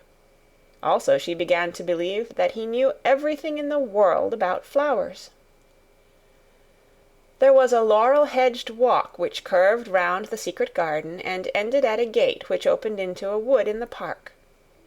She thought she would slip round this walk and look into the wood and see if there were any rabbits hopping about. She enjoyed the skipping very much, and when she reached the little gate she opened it and went through because she heard a low, peculiar whistling sound, and wanted to find out what it was.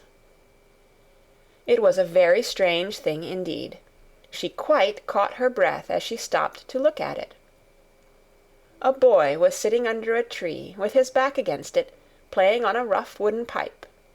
He was a funny-looking boy, about 12. He looked very clean, and his nose turned up, and his cheeks were as red as poppies, and never had Mistress Mary seen such round and such blue eyes in any boy's face. And on the trunk of the tree he leaned against, a brown squirrel was clinging and watching him, and from behind a bush near by a cock-pheasant was delicately stretching his neck to peep out, and quite near him were 2 rabbits sitting up and sniffing with tremulous noses, and actually it appeared as if they were all drawing near to watch him and listen to the strange low little call his pipe seemed to make. When he saw Mary he held up his hand and spoke to her in a voice almost as low as, and rather like, his piping. "Don't thou move," he said. "It 'ud flight 'em." Mary remained motionless. He stopped playing his pipe, and began to rise from the ground. He moved so slowly that it scarcely seemed as though he were moving at all, but at last he stood on his feet, and then the squirrel scampered back up into the branches of his tree, the pheasant withdrew his head, and the rabbits dropped on all fours, and began to hop away, though not at all as if they were frightened. "I'm Dickon," the boy said. "I know thou art Miss Mary." Then Mary realized that somehow she had known at first that he was Dickon. Who else could have been charming rabbits and pheasants, as the natives charm snakes in India? He had a wide, red, curving mouth, and his smile spread all over his face. "I got up slow," he explained, "because if thou makes a quick move, it startles 'em. A body has to move gentle and speak low when wild things is about." He did not speak to her as if they had never seen each other before, but as if he knew her quite well. Mary knew nothing about boys, and she spoke to him a little stiffly, because she felt rather shy. "Did you get Martha's letter?" she asked. He nodded his curly, rust-colored head. "That's why I come." He stooped to pick up something which had been lying on the ground beside him when he piped. I've got the garden tools. There's a little spade, and rake, and a fork and hoe. Eh, they are good uns. There's a trowel too, and the woman in the shop threw in a packet of white poppy, and one of blue larkspur when I bought the other seeds." "Will you show the seeds to me?" Mary said. She wished she could talk as he did. His speech was so quick and easy. It sounded as if he liked her, and was not the least afraid she would not like him, though he was only a common Moor boy, in patched clothes, and with a funny face and a rough, rusty red head. As she came closer to him, she noticed that there was a clean, fresh scent of heather and grass and leaves about him, almost as if he were made of them. She liked it very much, and when she looked into his funny face with the red cheeks and round blue eyes, she forgot that she had felt shy. "Let us sit down on this log and look at them," she said. They sat down, and he took a clumsy little brown paper package out of his coat pocket. He untied the string, and inside there were ever so many neater and smaller packages, with a picture of a flower on each one. "There's a lot of mignonette and poppies," he said. "Mignonette's the sweetest smellin' thing as grows, and it'll grow wherever you cast it, same as poppies will. Them as'll come up and bloom if you just whistle to 'em, them's the nicest of all." He stopped and turned his head quickly, his poppy-cheeked face lighting up. "Where's that robin as is callin' us?" he said.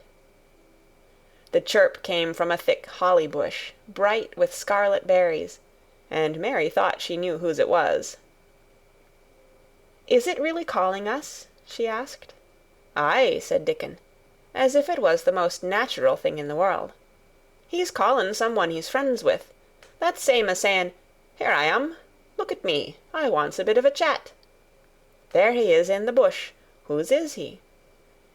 "He's Ben Weatherstaff's, but I think he knows me a little," answered Mary. "Aye, he knows thee," said Dickon in his low voice again. "An' he likes thee. He's took thee on. He'll tell me all about thee in a minute."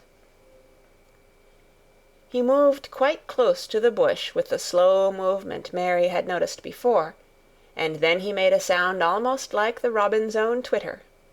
The robin listened a few seconds intently, and then answered quite as if he were replying to a question. "Aye, he's a friend o' yours," chuckled Dickon. "Do you think he is?" cried Mary eagerly. She did so want to know. "Do you think he really likes me?" "He wouldn't come near thee if he didn't," answered Dickon.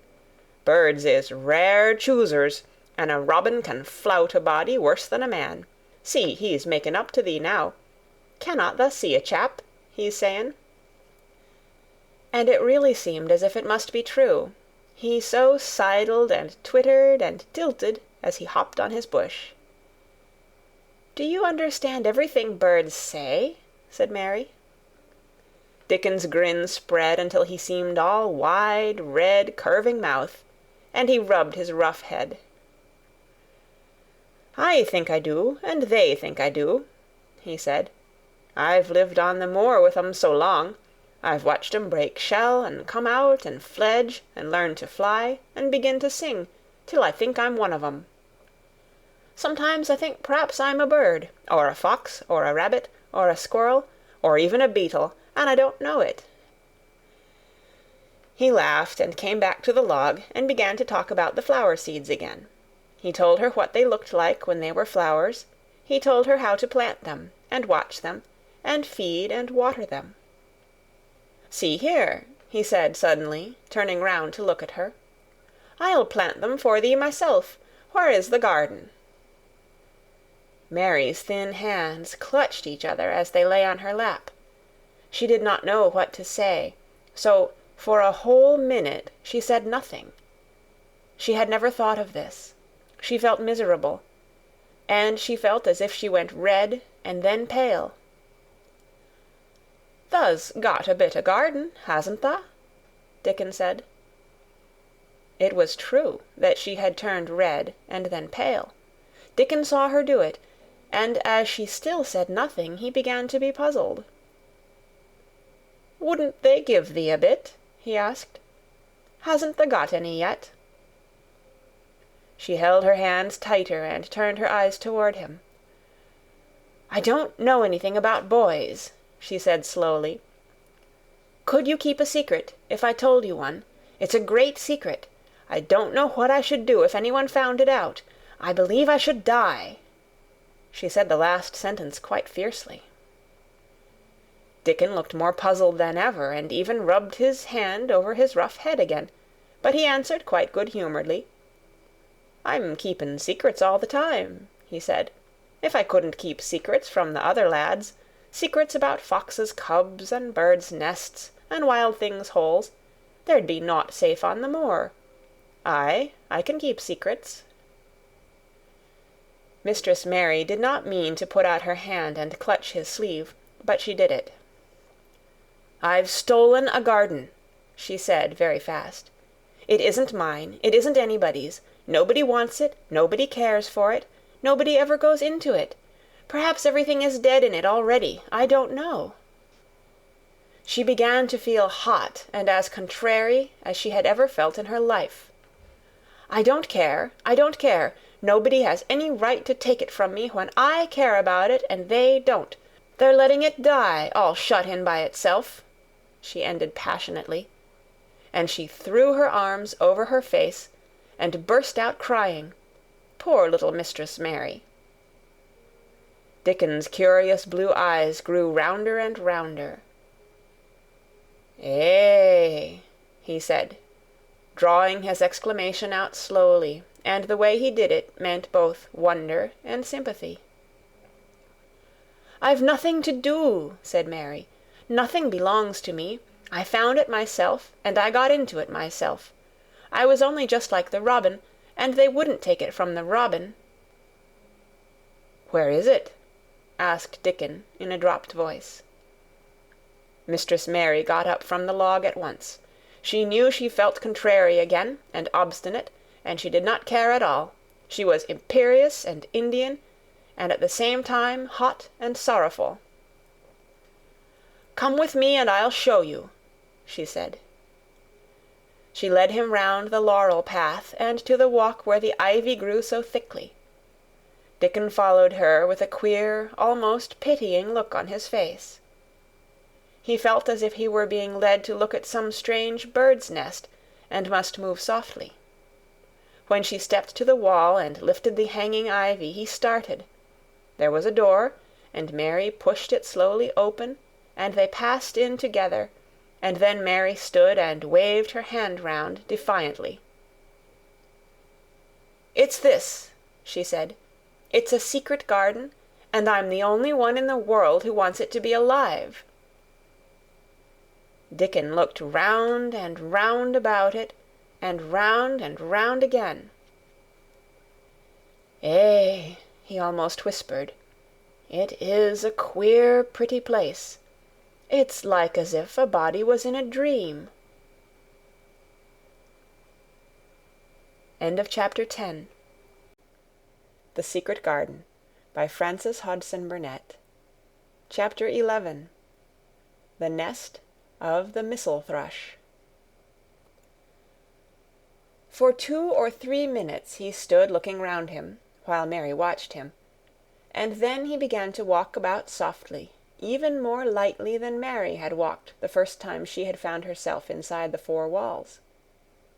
His eyes seemed to be taking in everything, the grey trees with the grey creepers climbing over them and hanging from their branches, the tangle on the walls and among the grass, the evergreen alcoves with the stone seats and tall flower urns standing in them. "I never thought I'd see this place," he said at last, in a whisper. "Did you know about it?" asked Mary. She had spoken aloud, and he made a sign to her. "We must talk low," he said, "or someone'll hear us and wonder what's to do in here." "Oh, I forgot," said Mary, feeling frightened and putting her hand quickly against her mouth.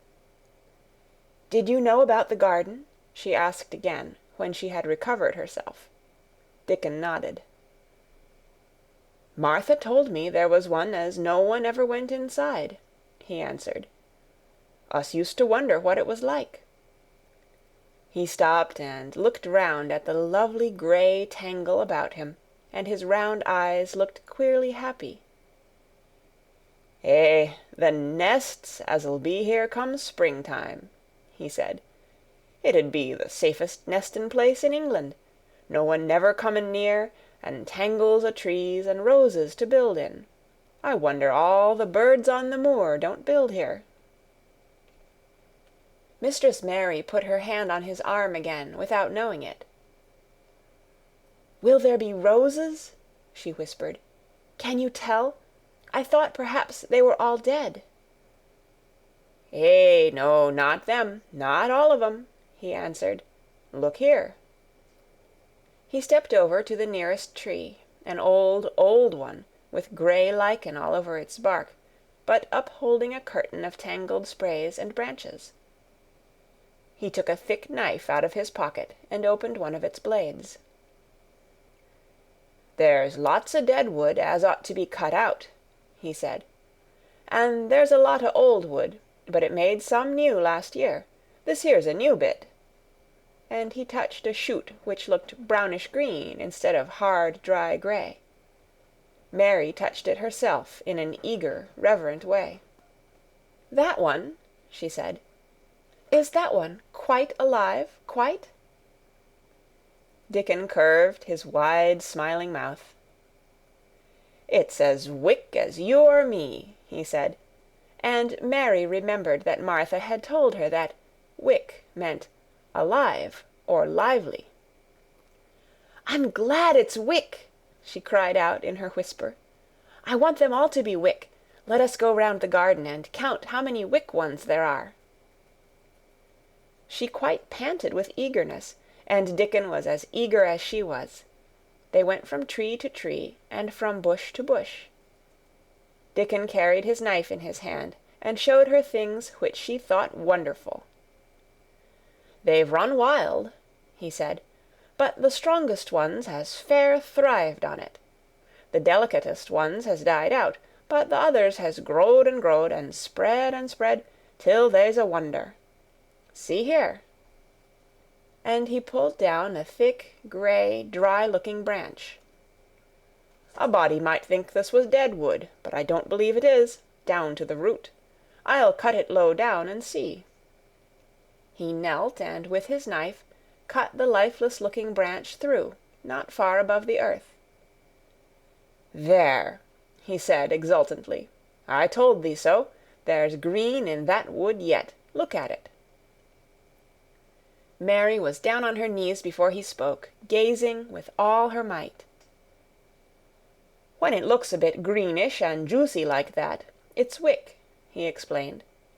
"When the inside is dry and breaks easy, like this here piece I've cut off, it's done for. There's a big root here as all this live wood sprung out of, and if the old wood's cut off and it's dug round and took care of, there'll be—" He stopped and lifted his face to look up at the climbing and hanging sprays above him. "There'll be a fountain o' roses here this summer." They went from bush to bush and from tree to tree. He was very strong and clever with his knife, and knew how to cut the dry and dead wood away, and could tell when an unpromising bough or twig had still green life in it.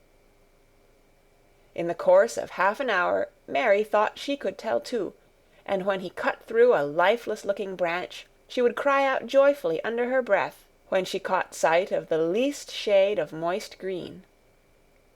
The spade and hoe and fork were very useful. He showed her how to use the fork while he dug about roots with the spade and stirred the earth and let the air in. They were working industriously round one of the biggest standard roses, when he caught sight of something which made him utter an exclamation of surprise. "Why," he cried, pointing to the grass a few feet away, "who did that there?" It was one of Mary's own little clearings round the pale green points. "I did it," said Mary. "Why, I thought tha didn't know nothin' about gardenin'," he exclaimed. "I don't," she answered, "but they were so little, and the grass was so thick and strong, and they looked as if they had no room to breathe, so I made a place for them. I don't even know what they are." Dickon went and knelt down by them, smiling his wide smile. "Thou was right," he said. "A gardener couldn't have told thee better. They'll grow now like Jack's beanstalk. They're crocuses and snowdrops, and these here is narcissuses," turning to another patch. "And here's daffydowndillys. They will be a sight." He ran from one clearing to another.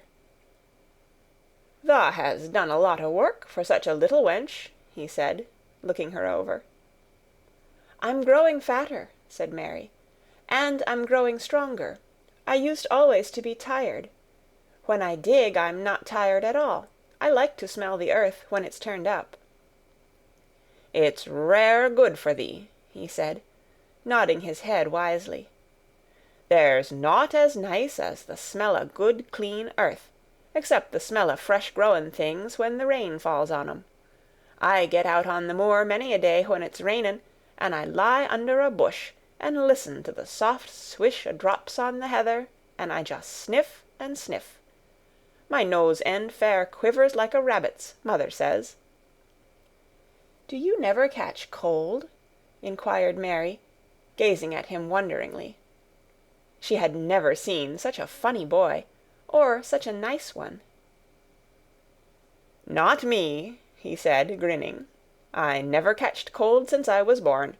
I wasn't brought up nesh enough. I've chased about the moor in all weathers, same as the rabbits does. Mother says I've sniffed up too much fresh air for 12 year to ever get to sniffin' with cold. I'm as tough as a whitethorn knobstick." He was working all the time he was talking, and Mary was following him and helping him with her fork or the trowel. "There's a lot o' work to do here," he said once, looking about quite exultantly. "Will you come again and help me to do it?" Mary begged. "I'm sure I can help too. I can dig and pull up weeds, and do whatever you tell me. Oh, do come, Dickon." "I'll come every day if thou wants me, rain or shine," he answered stoutly. "It's the best fun I ever had in my life, shut in here and wakening up a garden." "If you will come," said Mary, "if you will help me to make it alive, I don't know what I'll do," she ended helplessly. What could you do for a boy like that? "I'll tell thee what thou'll do," said Dickon, with his happy grin. "Thou'll get fat, and thou'll get as hungry as a young fox, and thou'll learn how to talk to the robin same as I do. We'll have a lot of fun." He began to walk about, looking up in the trees and at the walls and bushes with a thoughtful expression. "I wouldn't want to make it look like a gardener's garden, all clipped and spick and span, would you?" he said. "It's nicer like this, with things runnin' wild and swingin' and catchin' hold of each other." "Don't let's make it tidy," said Mary, anxiously. "It wouldn't seem like a secret garden if it was tidy." Dickon stood rubbing his rusty red head with a rather puzzled look. "It's a secret garden, sure enough," he said, "but seems like some one besides the robin must have been in it since it was shut up 10 year ago." "But the door was locked and the key was buried," said Mary. "No one could get in." "That's true," he answered. "It's a queer place. Seems to me as if there'd been a bit o' prunin' done here and there, later than 10 year ago." "But how could it have been done?" said Mary. He was examining a branch of a standard rose, and he shook his head. "Aye, how could it?" he murmured, "with the door locked and the key buried?" Mistress Mary always felt that, however many years she lived, she should never forget that first morning when her garden began to grow. Of course, It did seem to begin to grow for her that morning. When Dickon began to clear places to plant seeds, she remembered what Basil had sung at her when he wanted to tease her. "Are there any flowers that look like bells?" she inquired. "Lilies o' the valley does," he answered, digging away with the trowel. "And there's Canterbury bells, and campanulas." "Let's plant some," said Mary. "There's lilies o' the valley here already. I saw 'em. They'll have growed too close, and we'll have to separate 'em, but there's plenty. The other ones takes 2 years to bloom from seed, but I can bring you some bits o' plants from our cottage garden. Why does thou want 'em?" Then Mary told him about Basil and his brothers and sisters in India, and of how she had hated them, and of their calling her Mistress Mary quite contrary. "They used to dance round and sing at me. They sang, 'Mistress Mary quite contrary, how does your garden grow? With silver bells and cockle shells and marigolds all in a row.' I just remembered it, and it made me wonder if there were really flowers like silver bells." She frowned a little, and gave her trowel a rather spiteful dig into the earth. "I wasn't as contrary as they were." But Dickon laughed. "Eh," he said, and as he crumbled the rich black soil she saw he was sniffing up the scent of it. "There doesn't seem to be no need for no one to be contrary when there's flowers and such like, and such lots of friendly wild things running about making homes for themselves, or building nests and singing and whistling, does there?" Mary, kneeling by him holding the seeds, looked at him and stopped frowning. "Dickon," she said, "you are as nice as Martha said you were. I like you, and you make the 5th person. I never thought I should like 5 people." Dickon sat up on his heels as Martha did when she was polishing the grate. He did look funny and delightful, Mary thought, with his round blue eyes and red cheeks and happy-looking turned-up nose. "Only 5 folk as the likes," he said. "Who is the other 4? "Your mother and Martha," Mary checked them off on her fingers, "and the robin, and Ben Weatherstaff." Dickon laughed so that he was obliged to stifle the sound by putting his arm over his mouth. "I know thou thinks I'm a queer lad," he said, "but I think thou art the queerest little lass I ever saw."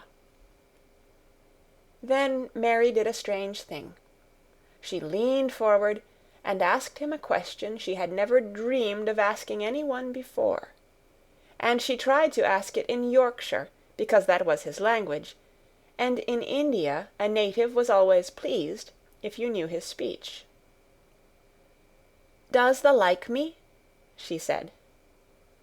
"Eh," he answered heartily, "that I does. I likes thee wonderful, and so does the robin, I do believe." "That's 2 then," said Mary. "That's 2 for me." And then they began to work harder than ever, and more joyfully. Mary was startled and sorry when she heard the big clock in the courtyard strike the hour of her midday dinner. "I shall have to go," she said mournfully, "and you will have to go too, won't you?" Dickon grinned. "My dinner's easy to carry about with me," he said. "Mother always lets me put a bit of something in my pocket." He picked up his coat from the grass and brought out of a pocket a lumpy little bundle tied up in a quite clean, coarse, blue and white handkerchief. It held 2 thick pieces of bread, with a slice of something laid between them. "It's oftenest naught but bread," he said, "but I've got a fine slice of fat bacon with it to-day."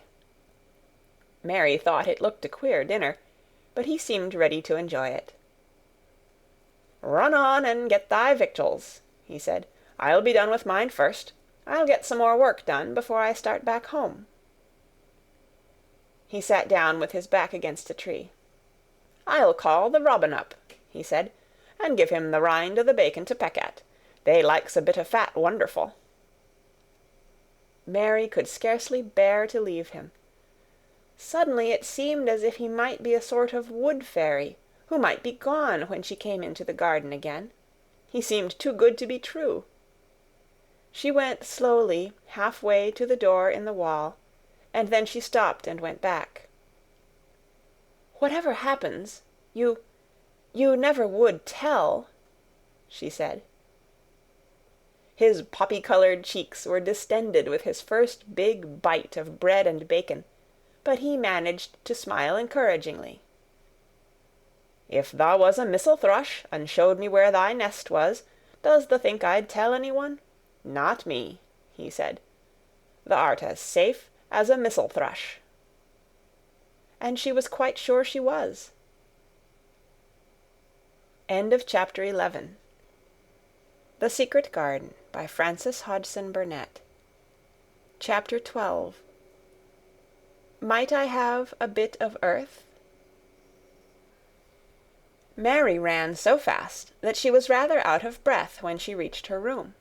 Her hair was ruffled on her forehead, and her cheeks were bright pink. Her dinner was waiting on the table, and Martha was waiting near it. "Thou's a bit late," she said. "Where has thou been?" "I've seen Dickon," said Mary. "I've seen Dickon." "I knew he'd come," said Martha exultantly. "How does thou like him?" I think he's beautiful," said Mary, in a determined voice. Martha looked rather taken aback, but she looked pleased too. "Well," she said, "he's the best lad as ever was born, but us never thought he was handsome. His nose turns up too much." "I like it to turn up," said Mary. "An' his eyes is so round," said Martha, a trifle doubtful. "Though they're a nice colour." "I like them round," said Mary, "and they are exactly the colour of the sky over the moor." Martha beamed with satisfaction. "Mother says he made 'em that colour with always looking up at the birds and the clouds. But he has got a big mouth, hasn't he?" "I love his big mouth," said Mary obstinately. "I wish mine were just like it." Martha chuckled delightedly. "It'd look rare and funny in thy bit of a face," she said. "But I knowed it would be that way when thou saw him. How did thou like the seeds and the garden tools?" "How did you know he brought them?" asked Mary. I never thought of him not bringing 'em. He'd be sure to bring 'em, if they was in Yorkshire. He's such a trusty lad." Mary was afraid that she might begin to ask difficult questions, but she did not. She was very much interested in the seeds and gardening tools, and there was only one moment when Mary was frightened. This was when she began to ask where the flowers were to be planted. "Who did thou ask about it?" she inquired. "I haven't asked anybody yet," said Mary, hesitating. "Well, I wouldn't ask the head gardener. He's too grand, Mr. Roach is." "I've never seen him," said Mary. "I've only seen under-gardeners and Ben Weatherstaff." "If I was you, I'd ask Ben Weatherstaff," advised Martha. "He's not half so bad as he looks, for all he's so crabbed. Mr. Craven lets him do what he likes, because he was here when Mrs. Craven was alive, and he used to make her laugh. She liked him. Perhaps he'd find you a corner somewhere out of the way." "If it was out of the way, and no one wanted it, no one could mind my having it, could they?" Mary said anxiously. "There wouldn't be no reason," answered Martha. "You wouldn't do no harm." Mary ate her dinner as quickly as she could, and when she rose from the table she was going to run to her room to put on her hat again, but Martha stopped her. "I've got something to tell you," she said. "I thought I'd let you eat your dinner first. Mr. Craven came back this morning, and I think he wants to see you." Mary turned quite pale. "Oh," she said. "Why? Why? He didn't want to see me when I came. I heard Pitcher say he didn't."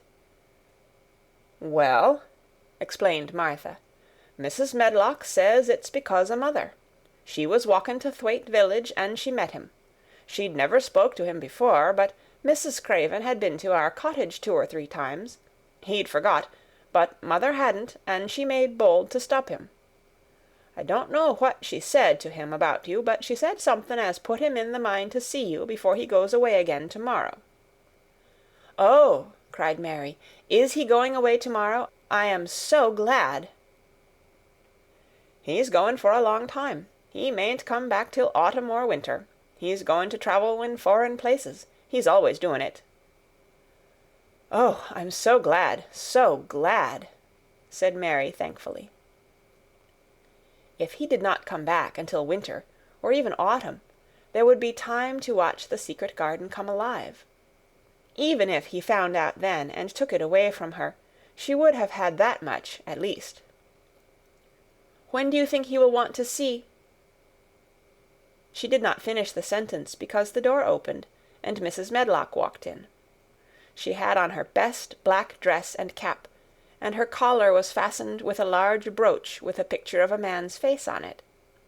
It was a colored photograph of Mr. Medlock, who had died years ago, and she always wore it when she was dressed up. She looked nervous and excited. "Your hair's rough," she said quickly. "Go and brush it. Martha, help her to slip on her best dress. Mr. Craven sent me to bring her to him in his study." All the pink left Mary's cheeks. Her heart began to thump, and she felt herself changing into a stiff, plain, silent child again. She did not even answer Mrs. Medlock, but turned and walked into her bedroom, followed by Martha. She said nothing while her dress was changed, and her hair brushed, and after she was quite tidy, she followed Mrs. Medlock down the corridors in silence. What was there for her to say? She was obliged to go and see Mr. Craven, and he would not like her, and she would not like him. She knew what he would think of her. She was taken to a part of the house she had not been into before. At last Mrs. Medlock knocked at a door, and when some one said, "Come in," they entered the room together. A man was sitting in an armchair before the fire, and Mrs. Medlock spoke to him. "This is Miss Mary, sir," she said. "You can go and leave her here. I will ring for you when I want you to take her away," said Mr. Craven. When she went out and closed the door, Mary could only stand waiting, a plain little thing, twisting her thin hands together. She could see that the man in the chair was not so much a hunchback as a man with high, rather crooked shoulders, and he had black hair streaked with white. He turned his head over his high shoulders and spoke to her. "Come here," he said. Mary went to him. He was not ugly. His face would have been handsome if it had not been so miserable. He looked as if the sight of her worried and fretted him, and as if he did not know what in the world to do with her. "Are you well?" he asked. "Yes," answered Mary. "Do they take good care of you?" "Yes." He rubbed his forehead fretfully as he looked her over. "You are very thin," he said. "I am getting fatter," Mary answered in what she knew was her stiffest way. What an unhappy face he had! His black eyes seemed as if they scarcely saw her, as if they were seeing something else, and he could hardly keep his thoughts upon her. "I forgot you," he said. "How could I remember you? I intended to send you a governess or a nurse or someone of that sort, but I forgot." "Please," began Mary, "please," and then the lump in her throat choked her. "What do you want to say?" he inquired. I am too big for a nurse," said Mary, "and please, please don't make me have a governess yet." He rubbed his forehead again and stared at her. "That was what the Sowerby woman said," he muttered absent-mindedly. Then Mary gathered a scrap of courage. Is Is she Martha's mother?" she stammered. "Yes, I think so," he replied. "She knows about children," said Mary. "She has 12. She knows." He seemed to rouse himself. "What do you want to do?" "I want to play out of doors," Mary answered, hoping that her voice did not tremble. "I never liked it in India. It makes me hungry here, and I am getting fatter." He was watching her.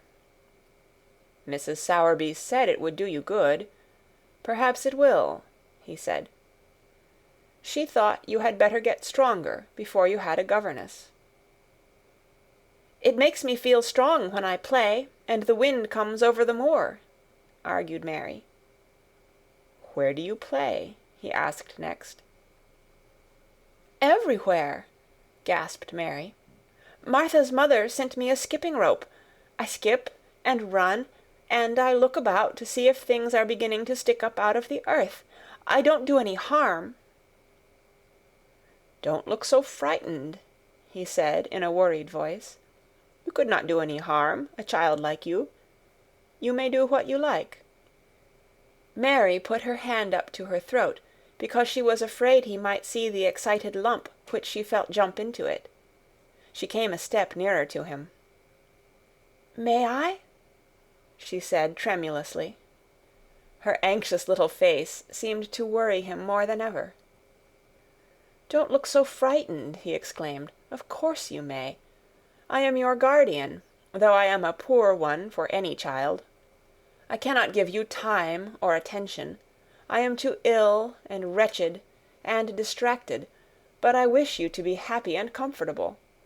I don't know anything about children, but Mrs. Medlock is to see that you have all you need. I sent for you today because Mrs. Sowerby said I ought to see you. Her daughter had talked about you. She thought you needed fresh air and freedom and running about." "She knows all about children," Mary said again, in spite of herself.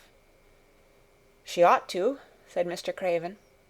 "I thought her rather bold to stop me on the moor, but she said Mrs. Craven had been kind to her." It seemed hard for him to speak his dead wife's name. "She is a respectable woman. Now I have seen you, I think she said sensible things. Play out of doors as much as you like. It's a big place, and you may go where you like, and amuse yourself as you like. Is there anything you want?" As if a sudden thought had struck him. "Do you want toys? Books? Dolls?" "Might I?" quavered Mary. "Might I have a bit of earth?" In her eagerness she did not realize how queer the words would sound, and that they were not the ones she had meant to say. Mr. Craven looked quite startled. "Earth?" he repeated. "What do you mean?" "To plant seeds in, to make things grow, to see them come alive," Mary faltered. He gazed at her a moment, and then passed his hand quickly over his eyes. "Do you care about gardens so much?" he said slowly. "I didn't know about them in India," said Mary. "I was always ill and tired, and it was too hot. I sometimes made little beds in the sand and stuck flowers in them. But here it is different." Mr. Craven got up and began to walk slowly across the room. "A bit of earth," he said to himself, and Mary thought that somehow she must have reminded him of something. When he stopped and spoke to her, his dark eyes looked almost soft and kind. "You can have as much earth as you want," he said. "You remind me of someone else who loved the earth and things that grow. When you see a bit of earth you want," with something like a smile, "take it, child, and make it come alive." "May I take it from anywhere, if it's not wanted?" "Anywhere," he answered. "There, you must go now. I am tired." He touched the bell to call to Mrs. Medlock. "Good-bye. I shall be away all summer." Mrs. Medlock came so quickly that Mary thought she must have been waiting in the corridor. "Mrs. Medlock," Mr. Craven said to her, "now I have seen the child, I understand what Mrs. Sowerby meant. She must be less delicate before she begins lessons. Give her simple, healthy food. Let her run wild in the garden. Don't look after her too much. She needs liberty and fresh air and romping about. Mrs. Sowerby is to come and see her now and then, and she may sometimes go to the cottage." Mrs. Medlock looked pleased. She was relieved to hear that she need not look after Mary too much. She had felt her a tiresome charge, and had indeed seen as little of her as she dared. In addition to this, she was fond of Martha's mother. "Thank you, sir," she said. "Susan Sowerby and me went to school together, and she's as sensible and good-hearted a woman as you'd find in a day's walk. I never had any children myself, and she's had 12, and there never was healthier or better ones. Miss Mary can get no harm from them. I'd always take Susan Sowerby's advice about children myself. She's what you might call healthy-minded, if you understand me."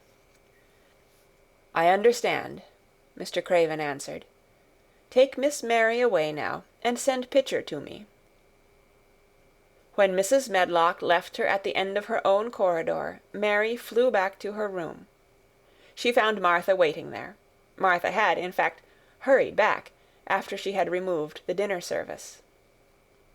"I can have my garden!" cried Mary. "I may have it where I like. I am not going to have a governess for a long time. Your mother is coming to see me, and I may go to your cottage.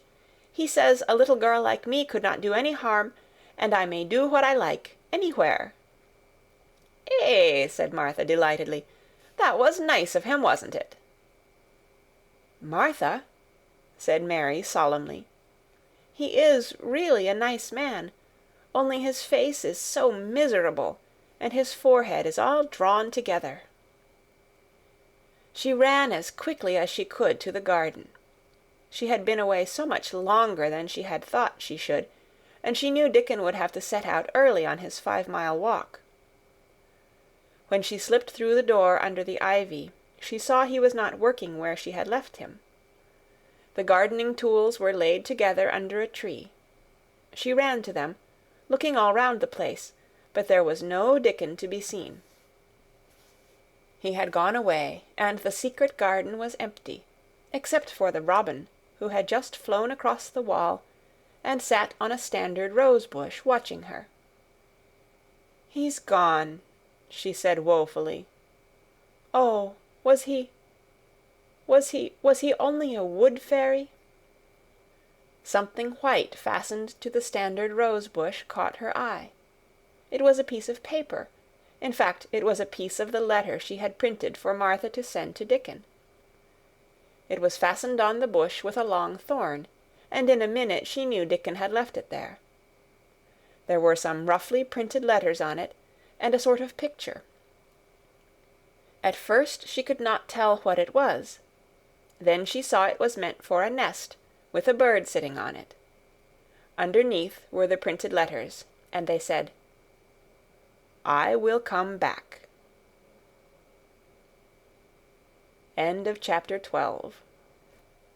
The Secret Garden, by Frances Hodgson Burnett. Chapter 13. I am Colin. Mary took the picture back to the house when she went to her supper, and she showed it to Martha. "Eh," said Martha with great pride, "I never knew our Dickon was as clever as that. That there's a picture of a MISSEL thrush on her nest, as large as life, and twice as natural."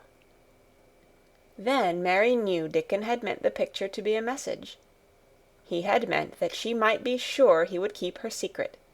Her garden was her nest, and she was like a MISSEL thrush. Oh, how she did like that queer, common boy! She hoped he would come back the very next day, and she fell asleep looking forward to the morning. But you never know what the weather will do in Yorkshire, particularly in the springtime. She was awakened in the night by the sound of rain beating with heavy drops against her window. It was pouring down in torrents, and the wind was wuthering round the corners and in the chimneys of the huge old house. Mary sat up in bed and felt miserable and angry. "The rain is as contrary as I ever was," she said. "It came because it knew I did not want it." She threw herself back on her pillow and buried her face. She did not cry, but she lay and hated the sound of the heavily beating rain. She hated the wind and its wuthering. She could not go to sleep again. The mournful sound kept her awake because she felt mournful herself. If she had felt happy, it would probably have lulled her to sleep. How it wuthered, and how the big raindrops poured down and beat against the pane. "It sounds just like a person lost on the moor and wandering on and on crying," she said. She had been lying awake, turning from side to side for about an hour, when suddenly something made her sit up in bed and turn her head toward the door, listening. She listened and she listened. "It isn't the wind now," she said in a loud whisper. "That isn't the wind. It is different. It is that crying I heard before." The door of her room was ajar, and the sound came down the corridor, a far-off, faint sound of fretful crying. She listened for a few minutes, and each minute she became more and more sure. She felt as if she must find out what it was. It seemed even stranger than the secret garden and the buried key. Perhaps the fact that she was in a rebellious mood made her bold. She put her foot out of bed and stood on the floor. "I am going to find out what it is," she said. "Everybody is in bed, and I don't care about Mrs. Medlock. I don't care." There was a candle by her bedside, and she took it up and went softly out of the room. The corridor looked very long and dark, but she was too excited to mind that. She thought she remembered the corners she must turn to find the short corridor with the door covered with tapestry, the one Mrs. Medlock had come through the day she lost herself. The sound had come up that passage. So she went on with her dim light, almost feeling her way, her heart beating so loud that she fancied she could hear it. The far-off, faint crying went on and led her. Sometimes it stopped for a moment or so, and then began again. Was this the right corner to turn? She stopped and thought. Yes, it was. Down this passage, and then to the left, and then up 2 broad steps, and then to the right again. Yes, there was the tapestry door.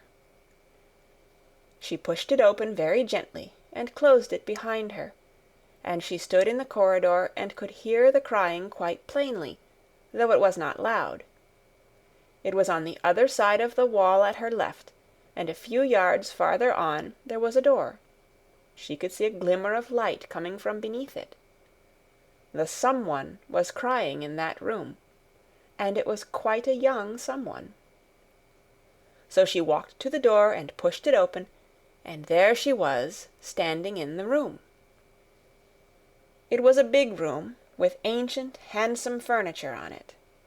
There was a low fire glowing faintly on the hearth, and a night-light burning by the side of a carved 4-posted bed hung with brocade, and on the bed was lying a boy, crying fretfully. Mary wondered if she was in a real place, or if she had fallen asleep again and was dreaming without knowing it. The boy had a sharp, delicate face the color of ivory, and he seemed to have eyes too big for it. He had also a lot of hair which tumbled over his forehead in heavy locks, and made his thin face seem smaller. He looked like a boy who had been ill, but he was crying more as if he were tired and cross than as if he were in pain. Mary stood near the door, with her candle in her hand, holding her breath. Then she crept across the room, and as she drew nearer, the light attracted the boy's attention, and he turned his head on his pillow and stared at her, his grey eyes opening so wide that they seemed immense. "Who are you?" he said at last, in a half-frightened whisper.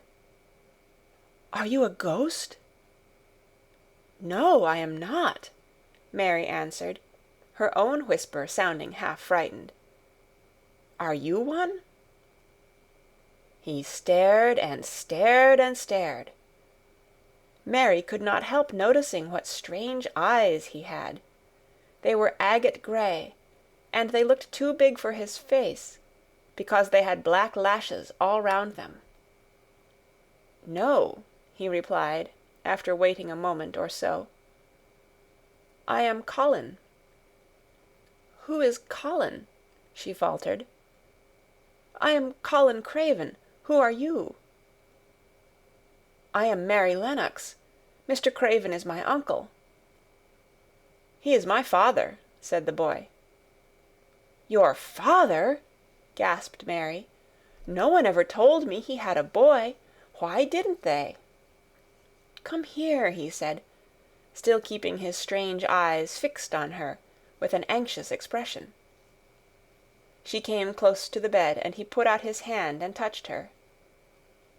"You are real, aren't you?" he said. "I have such real dreams very often. You might be one of them." Mary had slipped on a woolen wrapper before she left her room, and she put a piece of it between his fingers. "Rub that, and see how thick and warm it is," she said. "I will pinch you a little if you like, to show you how real I am. For a minute I thought you might be a dream too." "Where did you come from?" he asked. "From my own room. The wind wuthered so I couldn't go to sleep, and I heard someone crying, and wanted to find out who it was. What were you crying for?" "Because I couldn't go to sleep either, and my head ached. Tell me your name again." "Mary Lennox. Did no one ever tell you I had come to live here?" He was still fingering the fold of her wrapper, but he began to look a little more as if he believed in her reality. "No," he answered. "They daren't." "Why?" asked Mary. "Because I should have been afraid you would see me. I won't let people see me and talk me over." "Why?" Mary asked again, feeling more mystified every moment. "Because I am like this always, ill and having to lie down. My father won't let people talk me over either. The servants are not allowed to speak about me. If I live, I may be a hunchback, but I shan't live. My father hates to think I may be like him." "Oh, what a queer house this is," Mary said. "What a queer house. Everything is a kind of secret. Rooms are locked up, and gardens are locked up, and have you been locked up?" "No, I stay in this room because I don't want to be moved out of it. It tires me too much."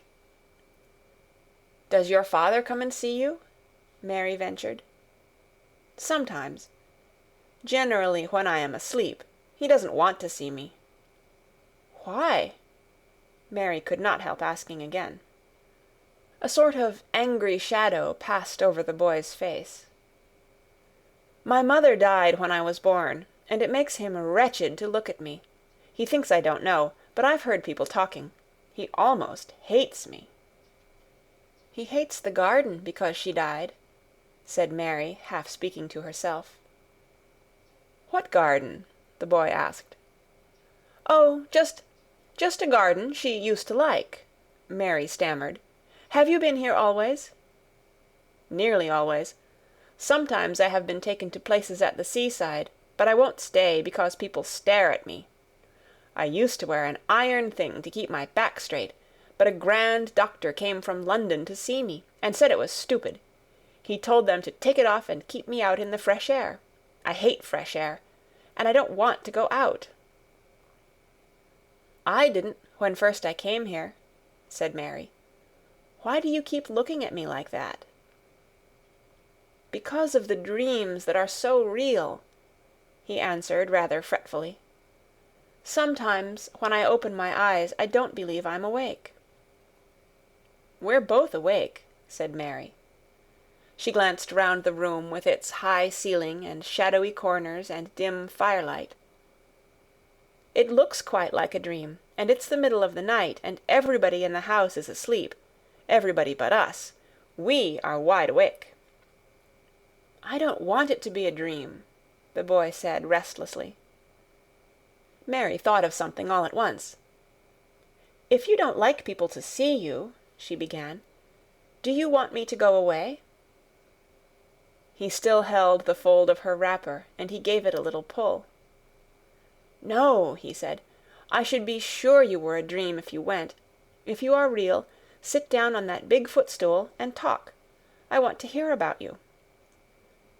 Mary put down her candle on the table near the bed, and sat down on the cushioned stool. She did not want to go away at all. She wanted to stay in the mysterious hidden-away room, and talk to the mysterious boy. "What do you want me to tell you?" she said.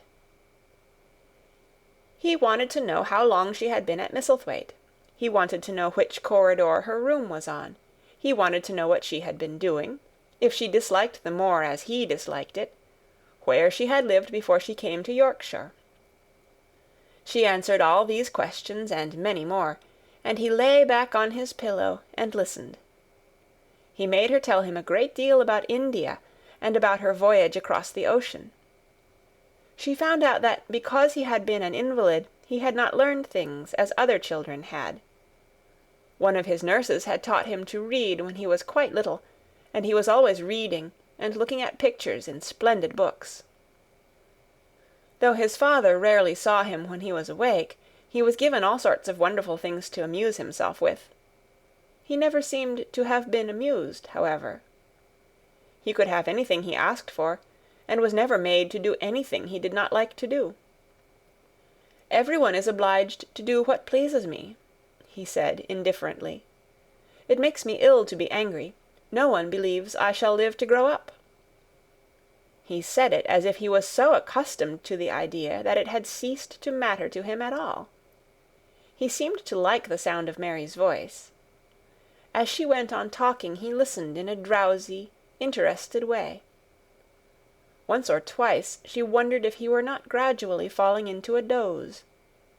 But at last he asked a question which opened up a new subject. "How old are you?" he asked. "I am 10, answered Mary, forgetting herself for the moment. "And so are you." "How do you know that?" he demanded in a surprised voice. "Because when you were born the garden door was locked and the key was buried, and it has been locked for 10 years. Colin half sat up, turning toward her, leaning on his elbows. "What garden door was locked? Who did it? Where was the key buried?" he exclaimed, as if he were suddenly very much interested. It was the garden Mr. Craven hates," said Mary nervously. "He locked the door. No one knew where he buried the key." "What sort of a garden is it?" Colin persisted eagerly. "No one has been allowed to go into it for 10 years," was Mary's careful answer. But it was too late to be careful. He was too much like herself. He, too, had had nothing to think about, and the idea of a hidden garden attracted him as it had attracted her. He asked question after question. Where was it? Had she never looked for the door? Had she never asked the gardeners? "They won't talk about it," said Mary. "I think they have been told not to answer questions." "I would make them," said Colin. "Could you?" Mary faltered, beginning to feel frightened. If he could make people answer questions, who knew what might happen? "Everyone is obliged to please me. I told you that," he said. "If I were to live, this place would sometime belong to me. They all know that. I would make them tell me." Mary had not known that she herself had been spoiled, but she could see quite plainly that this mysterious boy had been. He thought that the whole world belonged to him. How peculiar he was, and how coolly he spoke of not living. "Do you think you won't live?" she asked, partly because she was curious, and partly in hope of making him forget the garden. "I don't suppose I shall," he answered as indifferently as he had spoken before. "Ever since I remember anything, I have heard people say I shan't. At first they thought I was too little to understand, and now they think I don't hear, but I do. My doctor is my father's cousin. He's quite poor, and if I die he will have all Misselthwaite when my father is dead. I should think he wouldn't want me to live." "Do you want to live?" inquired Mary.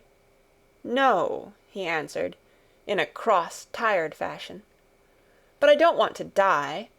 When I feel ill, I lie here and think about it until I cry and cry." "I have heard you crying 3 times," Mary said, "but I did not know who it was. Were you crying about that?" She did so want him to forget the garden. "I dare say," he answered. "Let us talk about something else. Talk about that garden. Don't you want to see it?" "Yes," answered Mary, in quite a low voice. "I do," he went on persistently. "I don't think I ever really wanted to see anything before, but I want to see that garden. I want the key dug up. I want the door unlocked. I would let them take me there in my chair. That would be getting fresh air. I am going to make them open the door." He had become quite excited, and his strange eyes began to shine like stars, and looked more immense than ever. "They have to please me," he said. "I will make them take me there, and I will let you go too." Mary's hands clutched each other. Everything would be spoiled, everything. Dickon would never come back. She would never again feel like a missel thrush with a safe-hidden nest. "Oh, don't do that!" she cried out. He stared as if he thought she had gone crazy. "Why?" he exclaimed. "You said you wanted to see it." "I do," she answered, almost with a sob in her throat. "But if you make them open the door and take you in like that, it will never be a secret again." He leaned still farther forward. "A secret?" he said. "What do you mean? Tell me." Mary's words almost tumbled over one another. You see," she panted, "if no one knows but ourselves, if there was a door hidden somewhere under the ivy, if there was, and we could find it, and if we could slip through it together and shut it behind us, and no one knew anyone was inside, and we called it our garden, and pretended that we were missel thrushes, and it was our nest, and if we played there almost every day, and dug and planted seeds, and made it all come alive—" "Is it dead?" he interrupted her. "It soon will be if no one cares for it," she went on. "The bulbs will live, but the roses—" He stopped her again, as excited as she was herself. "What are bulbs?" he put in quickly. "They are daffodils and lilies and snowdrops. They are working in the earth now, pushing up pale green points, because the spring is coming." "Is the spring coming?" he said. "What is it like? You don't see it in rooms, if you are ill." "It is the sun shining on the rain, and the rain falling on the sunshine, and things pushing up and working under the earth," said Mary. "If the garden was a secret, and we could get into it, we could watch the things grow bigger every day, and see how many roses are alive. Don't you see? Oh, don't you see how much nicer it would be if it was a secret?" He dropped back on his pillow and lay there with an odd expression on his face. "I never had a secret," he said, "except that one about not living to grow up. They don't know I know that, so it is a sort of secret. but I like this kind better." "If you won't make them take you to the garden," pleaded Mary, "perhaps, I feel almost sure I can find out how to get in sometime, and then, if the doctor wants you to go out in your chair, and if you can always do what you want to do, perhaps we might find some boy who would push you, and we could go alone, and it would always be a secret garden." "I should like that," he said very slowly, his eyes looking dreamy. "I should like that. I should not mind fresh air in a secret garden." Mary began to recover her breath and feel safer, because the idea of keeping the secret seemed to please him. She felt almost sure that if she kept on talking, and could make him see the garden in his mind as she had seen it, he would like it so much that he could not bear to think that everybody might tramp into it when they chose. "I'll tell you what I think it would be like if we could go into it," she said. "It has been shut up so long, things have grown into a tangle, perhaps." He lay quite still and listened, while she went on talking about the roses which might have clambered from tree to tree and hung down, about the many birds which might have built their nests there because it was so safe. And then she told him about the robin and Ben Weatherstaff, and there was so much to tell about the robin, and it was so easy and safe to talk about it, that she ceased to be afraid. The robin pleased him so much that he smiled until he looked almost beautiful, and at first Mary had thought that he was even plainer than herself, with his big eyes and heavy locks of hair. "I did not know birds could be like that," he said. "But if you stay in a room, you never see things. What a lot of things you know! I feel as if you had been inside that garden." She did not know what to say, so she did not say anything. He evidently did not expect an answer, and the next moment he gave her a surprise. "I am going to let you look at something," he said. "Do you see that rose-colored silk curtain hanging on the wall over the mantelpiece?" Mary had not noticed it before, but she looked up and saw it.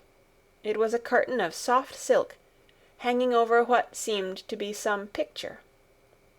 "Yes," she answered. "There is a cord hanging from it," said Colin. "Go and pull it." Mary got up, much mystified, and found the cord. When she pulled it, the silk curtain ran back on rings, and when it ran back it uncovered a picture. It was the picture of a girl with a laughing face. She had bright hair tied up with a blue ribbon, and her gay, lovely eyes were exactly like Colin's unhappy ones, agate gray, and looking twice as big as they really were because of the black lashes all round them. "She is my mother," said Colin complainingly. "I don't see why she died. Sometimes I hate her for doing it." "How queer," said Mary. "If she had lived, I believe I should not have been ill always," he grumbled. "I dare say I should have lived too, and my father would not have hated to look at me. I dare say I should have had a strong back. Draw the curtain again."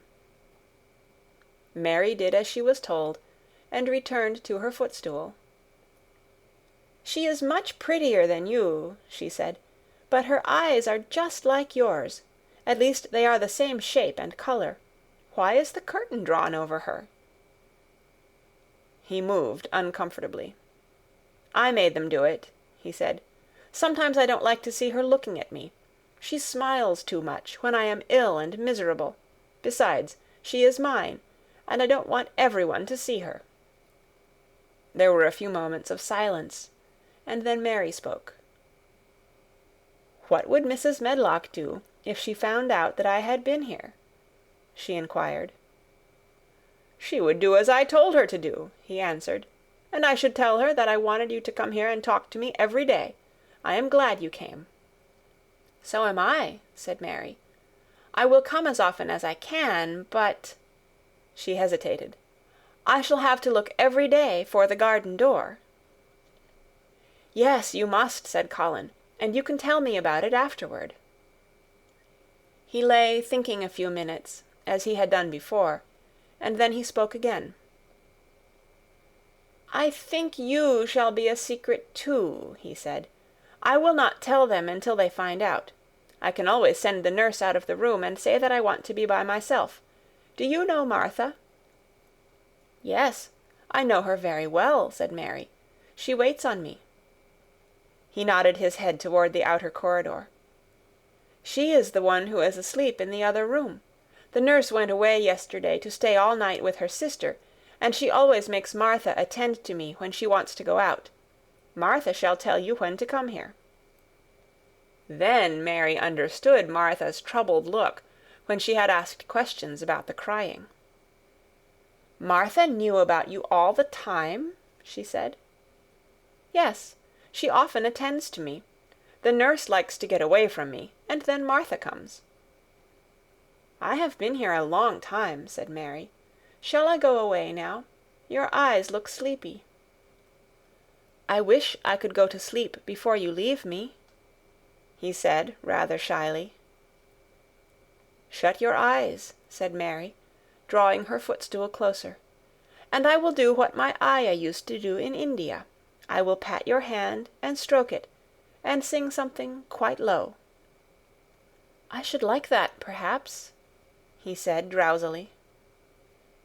Somehow she was sorry for him, and did not want him to lie awake, so she leaned against the bed and began to stroke and pat his hand, and sing a very low little chanting song in Hindustani. "That is nice," he said more drowsily still, and she went on chanting and stroking, but when she looked at him again, his black lashes were lying close against his cheeks, for his eyes were shut, and he was fast asleep.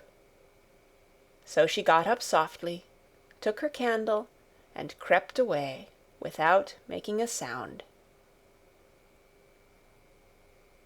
End of chapter 13. Read The Secret Garden by Frances Hodgson Burnett.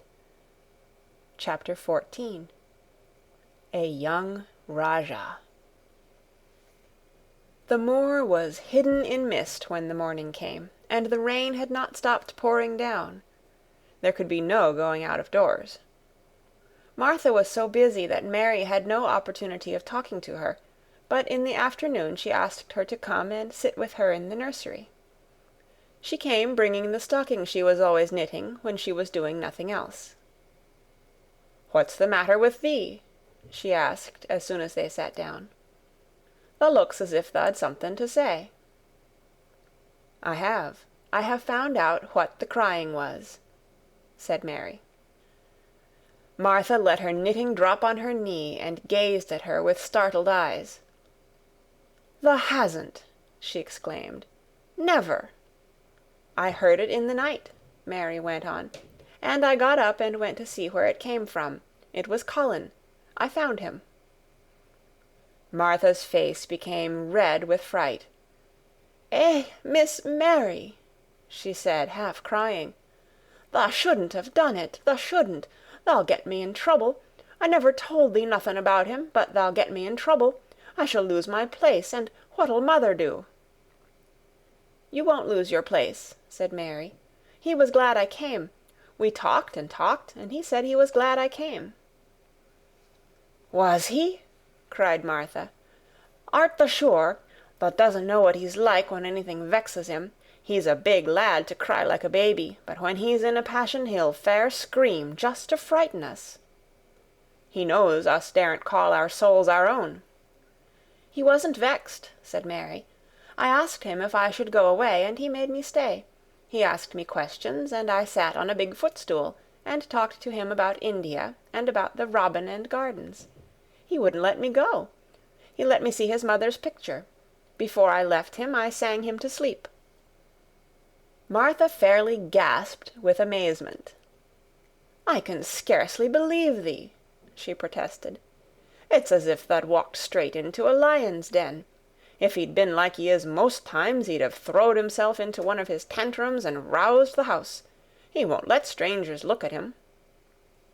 "He let me look at him. I looked at him all the time, and he looked at me. We stared," said Mary. "I don't know what to do," cried agitated Martha.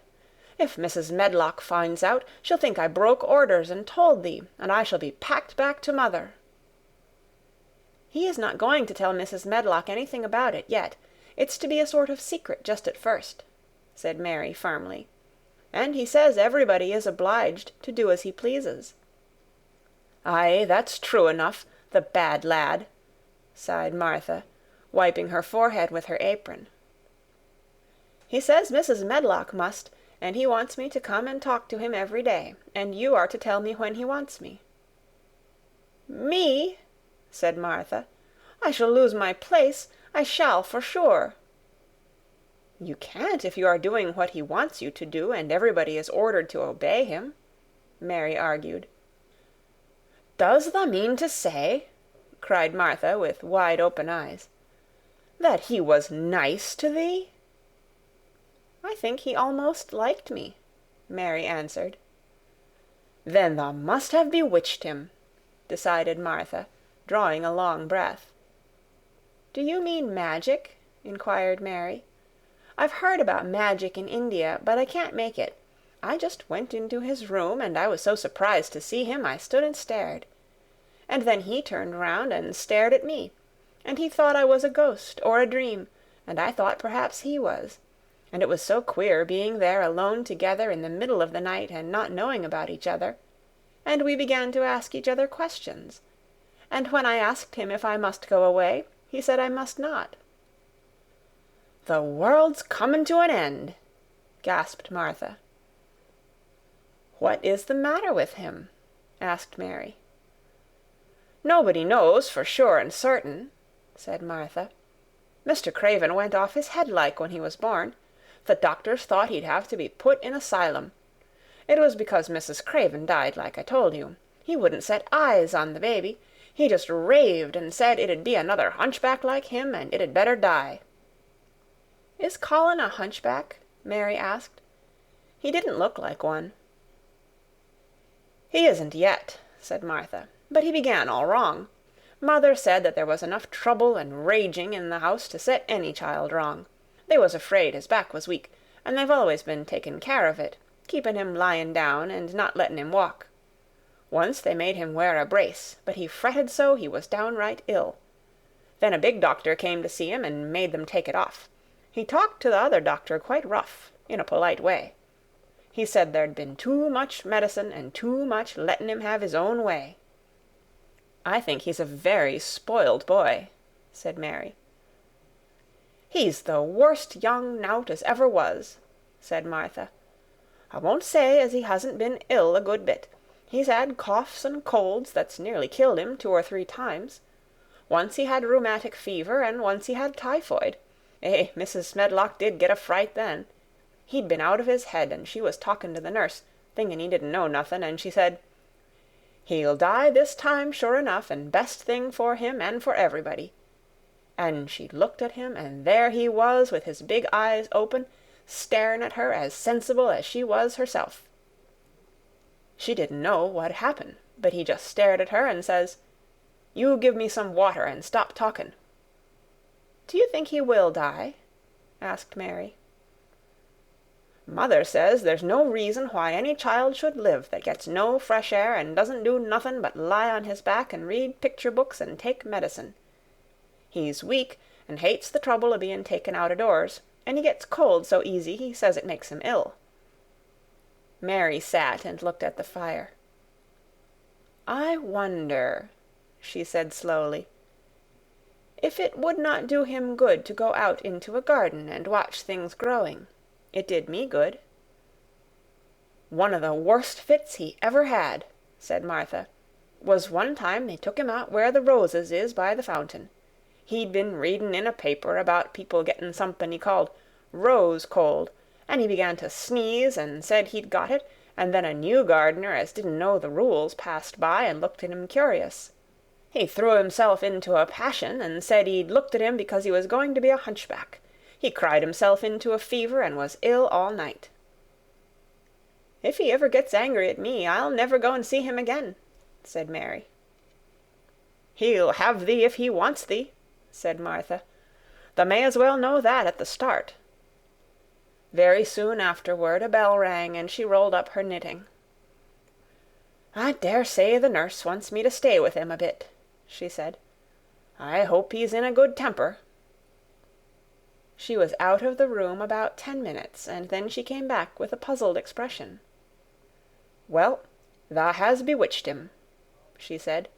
"He's up on his sofa with his picture books. He's told the nurse to stay away until 6 o'clock. I'm to wait in the next room. The minute she was gone, he called me to him and says, 'I want Mary Lennox to come and talk to me, and remember you're not to tell anyone. You better go as quick as you can.'" Mary was quite willing to go quickly. She did not want to see Colin as much as she wanted to see Dickon, but she wanted to see him very much. There was a bright fire on the hearth when she entered his room, and in the daylight she saw it was a very beautiful room indeed. There were rich colors in the rugs and hangings, and pictures and books on the walls which made it look glowing and comfortable even in spite of the grey sky and falling rain. Colin looked rather like a picture himself. He was wrapped in a velvet dressing-gown, and sat against a big brocaded cushion. He had a red spot on each cheek. "Come in," he said. "I've been thinking about you all morning." "I've been thinking about you, too," answered Mary. "You don't know how frightened Martha is. She says Mrs. Medlock will think she told me about you, and then she will be sent away." He frowned. "Go and tell her to come here," he said. "She is in the next room." Mary went and brought her back. Poor Martha was shaking in her shoes. Colin was still frowning. "Have you to do what I please, or have you not?" he demanded. "I have to do what you please, sir," Martha faltered, turning quite red. "Has Medlock to do what I please?" "Everybody has, sir," said Martha. "Well, then, if I order you to bring Miss Mary to me, how can Medlock send you away if she finds it out?" "Please don't let her, sir," pleaded Martha. "I'll send her away if she dares to say a word about such a thing," said Master Craven grandly. "She wouldn't like that, I can tell you." "Thank you, sir," bobbing a curtsy. "I want to do my duty, sir." "What I want is your duty," said Colin more grandly still. "I'll take care of you. Now go away." When the door closed behind Martha, Colin found Mistress Mary gazing at him as if he had set her wondering. "Why do you look at me like that?" he asked her. "What are you thinking about?" "I am thinking about 2 things." "What are they? Sit down and tell me." "This is the first one," said Mary, seating herself on the big stool. "Once in India I saw a boy who was a Rajah. He had rubies and emeralds and diamonds stuck all over him. He spoke to his people just as you spoke to Martha. Everybody had to do everything he told them, in a minute. I think they would have been killed if they hadn't." "I shall make you tell me about Rajahs presently," he said. "But first tell me what the second thing was." "I was thinking," said Mary, "how different you are from Dickon." "Who is Dickon?" he said. "What a queer name." She might as well tell him, she thought. She could talk about Dickon without mentioning the secret garden. She had liked to hear Martha talk about him. Besides, she longed to talk about him. It would seem to bring him nearer. "He is Martha's brother. He is 12 years old," she explained. "He is not like anyone else in the world. He can charm foxes and squirrels and birds just as the natives in India charm snakes. He plays a very soft tune on a pipe, and they come and listen." There were some big books on a table at his side, and he dragged one suddenly toward him. "There is a picture of a snake charmer in this," he exclaimed. "Come and look at it." The book was a beautiful one with superb colored illustrations, and he turned to one of them. "Can he do that?" he asked eagerly. "He played on his pipe, and they listened," Mary explained. "But he doesn't call it magic. He says it's because he lives on the moor so much, and he knows their ways. He says he feels sometimes as if he was a bird or a rabbit himself, he likes them so. I think he asked the robin questions. It seemed as if they talked to each other in soft chirps." Colin lay back on his cushion, and his eyes grew larger and larger, and the spots on his cheeks burned. "Tell me some more about him," he said. "He knows all about eggs and nests," Mary went on.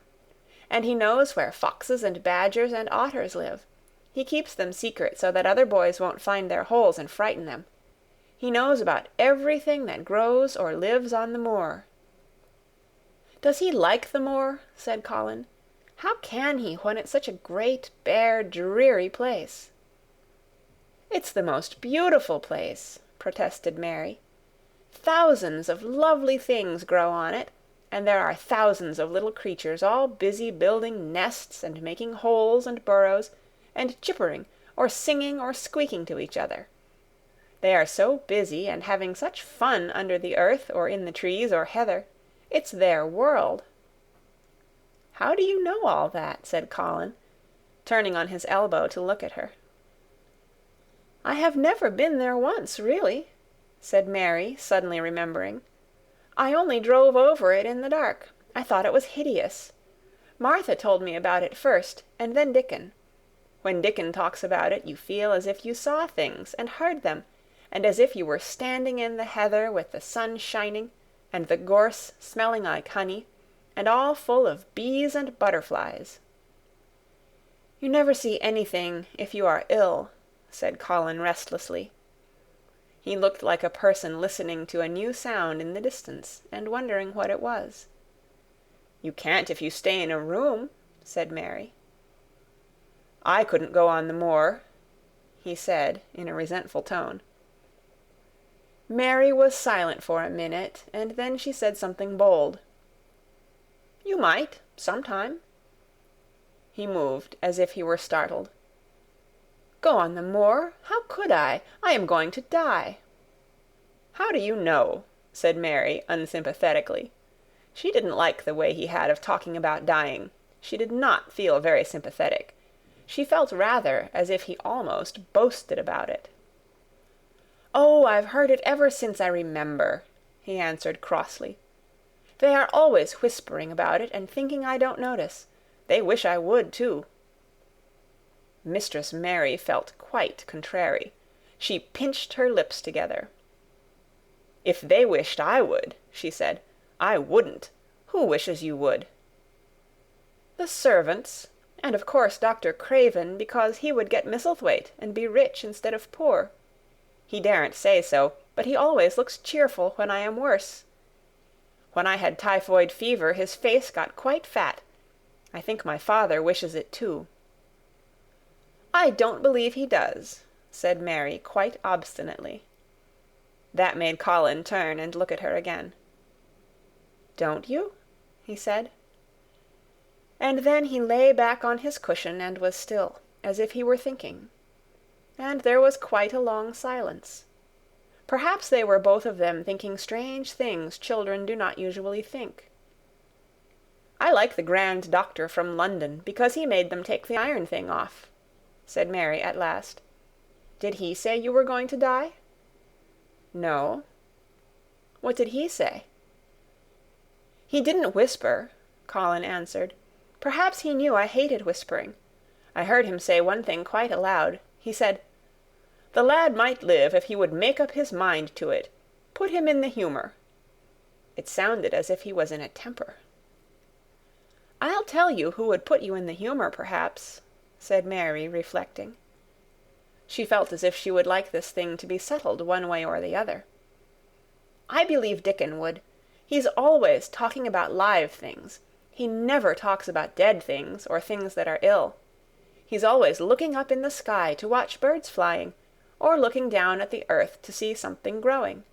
He has such round blue eyes, and they are so wide open with looking about. And he laughs such a big laugh with his wide mouth, and his cheeks are as red as cherries." She pulled her stool nearer to the sofa, and her expression quite changed at the remembrance of the wide curving mouth and wide open eyes. "See here," she said, "don't let us talk about dying. I don't like it. Let us talk about living.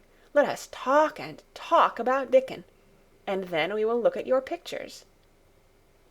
It was the best thing she could have said.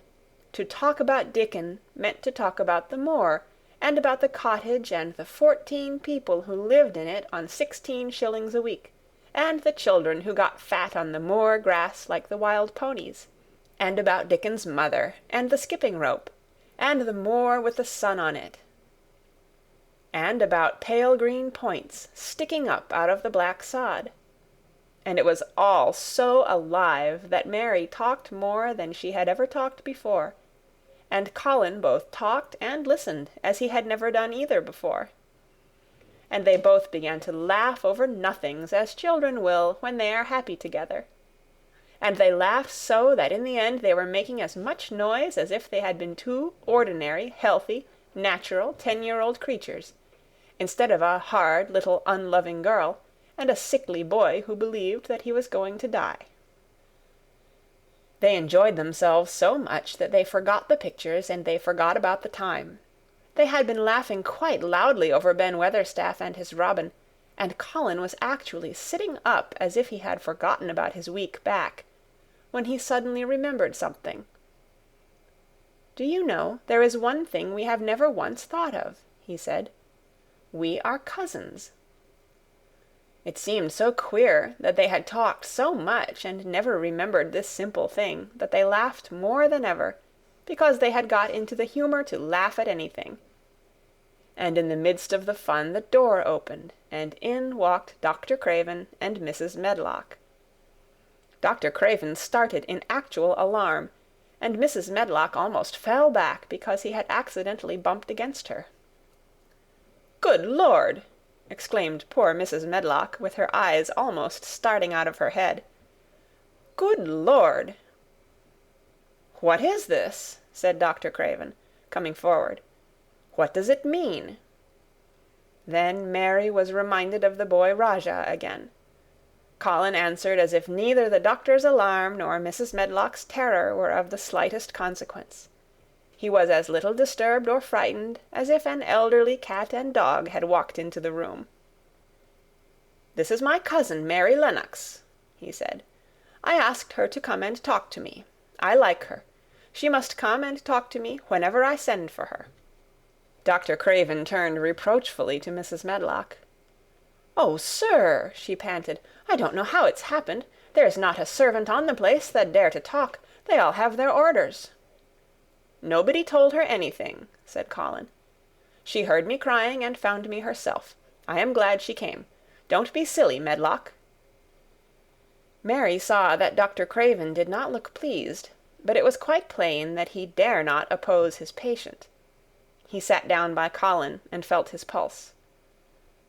"I am afraid there has been too much excitement. Excitement is not good for you, my boy," he said. "I should be excited if she kept away," answered Colin, his eyes beginning to look dangerously sparkling. "I am better. She makes me better. The nurse must bring up her tea with mine. We will have tea together." Mrs. Medlock and Dr. Craven looked at each other in a troubled way, but there was evidently nothing to be done. "He does look rather better, sir," ventured Mrs. Medlock. "But," thinking the matter over, "he looked better this morning before she came into the room." "She came into the room last night. She stayed with me a long time. She sang a Hindustani song to me, and it made me go to sleep," said Colin. "I was better when I wakened up. I wanted my breakfast. I want my tea now. Tell Nurse, Medlock." Dr. Craven did not stay very long. He talked to the nurse for a few minutes when she came into the room, and said a few words of warning to Colin. He must not talk too much. He must not forget that he was ill. He must not forget that he was very easily tired. Mary thought that there seemed to be a number of uncomfortable things he was not to forget. Colin looked fretful and kept his strange, black-lashed eyes fixed on Dr. Craven's face. "I want to forget it," he said at last. "She makes me forget it. That is why I want her." Dr. Craven did not look happy when he left the room. He gave a puzzled glance at the little girl sitting on the large stool. She had become a stiff, silent child again as soon as he entered, and he could not see what the attraction was. The boy actually did look brighter, however, and he sighed rather heavily as he went down the corridor. "They are always wanting me to eat things when I don't want to," said Colin, as the nurse brought in the tea and put it on the table by the sofa. "Now, if you'll eat, I will. Those muffins look so nice and hot. Tell me about Rajahs." End of chapter 14. The Secret Garden by Frances Hodgson Burnett. Chapter 15. Nest Building. After another week of rain, the high arch of blue sky appeared again, and the sun which poured down was quite hot. Though there had been no chance to see either the secret garden or Dickon, Mistress Mary had enjoyed herself very much. The week had not seemed long. She had spent hours of every day with Colin in his room, talking about Rajahs, or gardens, or Dickon and the cottage on the moor. They had looked at the splendid books and pictures, and sometimes Mary had read things to Colin, and sometimes he had read a little to her. When he was amused and interested, she thought he scarcely looked like an invalid at all, except that his face was so colourless, and he was always on the sofa. "You are a sly young one to listen and get out of your bed to go following things up like you did that night," Mrs. Medlock said once. "But there's no saying it's not been a sort of blessing to the lot of us. He's not had a tantrum or a whining fit since you made friends. The nurse was just going to give up the case because she was so sick of him, but she says she doesn't mind staying now you've gone on duty with her," laughing a little. In her talks with Colin, Mary had tried to be very cautious about the secret garden.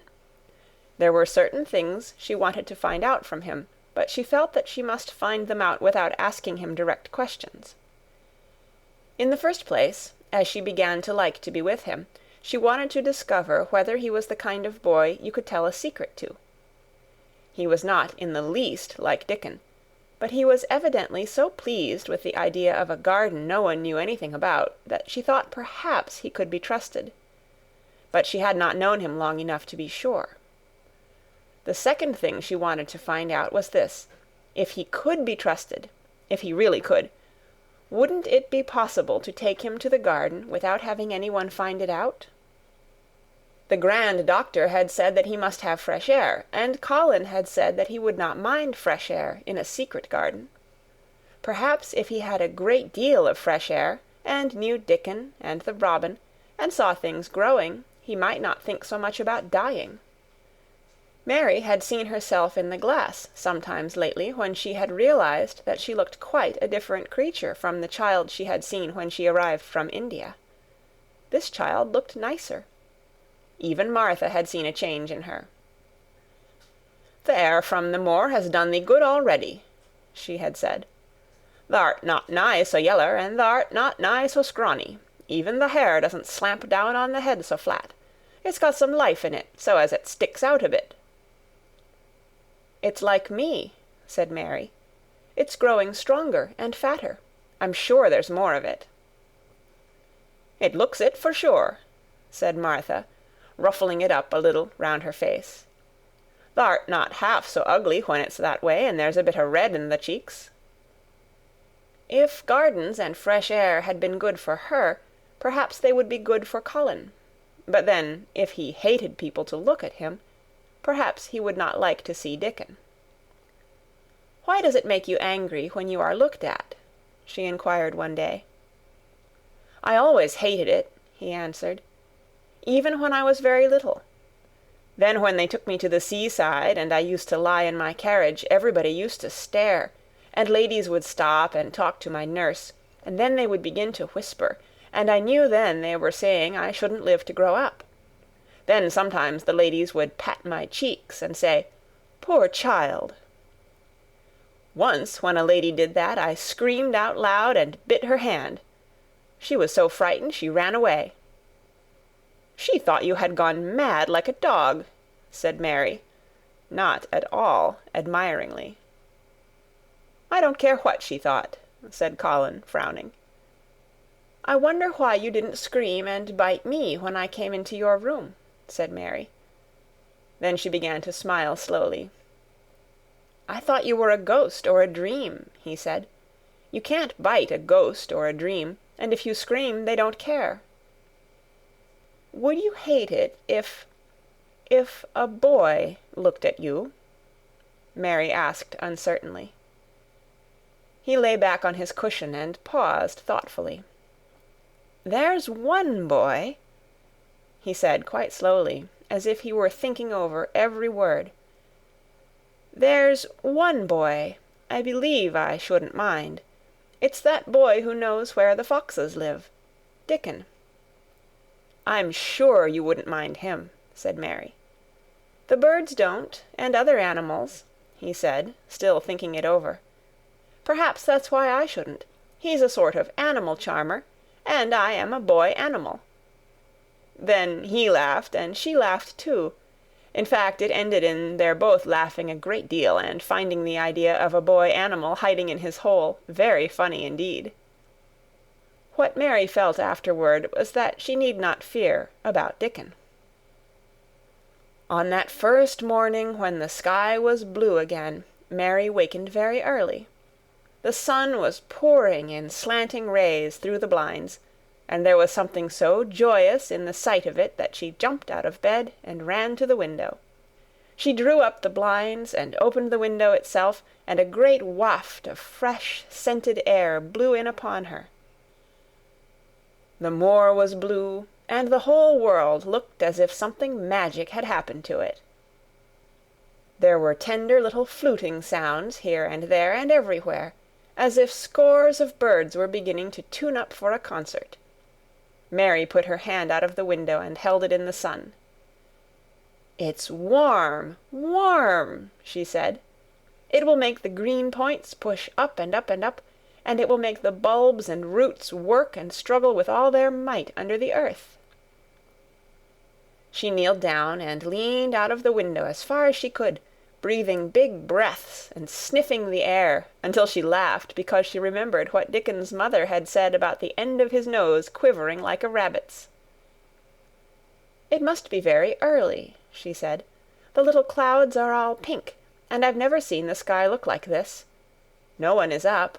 I don't even hear the stable boys." A sudden thought made her scramble to her feet. "I can't wait. I am going to see the garden."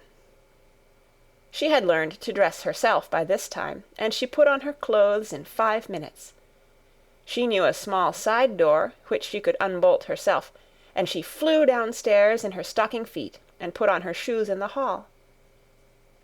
She unchained and unbolted and unlocked, and when the door was open she sprang across the step with one bound, and there she was, standing on the grass, which seemed to have turned green, and with the sun pouring down on her, and warm, sweet wafts about her, and the fluting and twittering and singing coming from every bush and tree. She clasped her hands for pure joy and looked up in the sky, and it was so blue and pink and pearly and white and flooded with springtime light that she felt as if she must flute and sing aloud herself, and knew that thrushes and robins and skylarks could not possibly help it. She ran around the shrubs and paths towards the secret garden. "It is all different already," she said.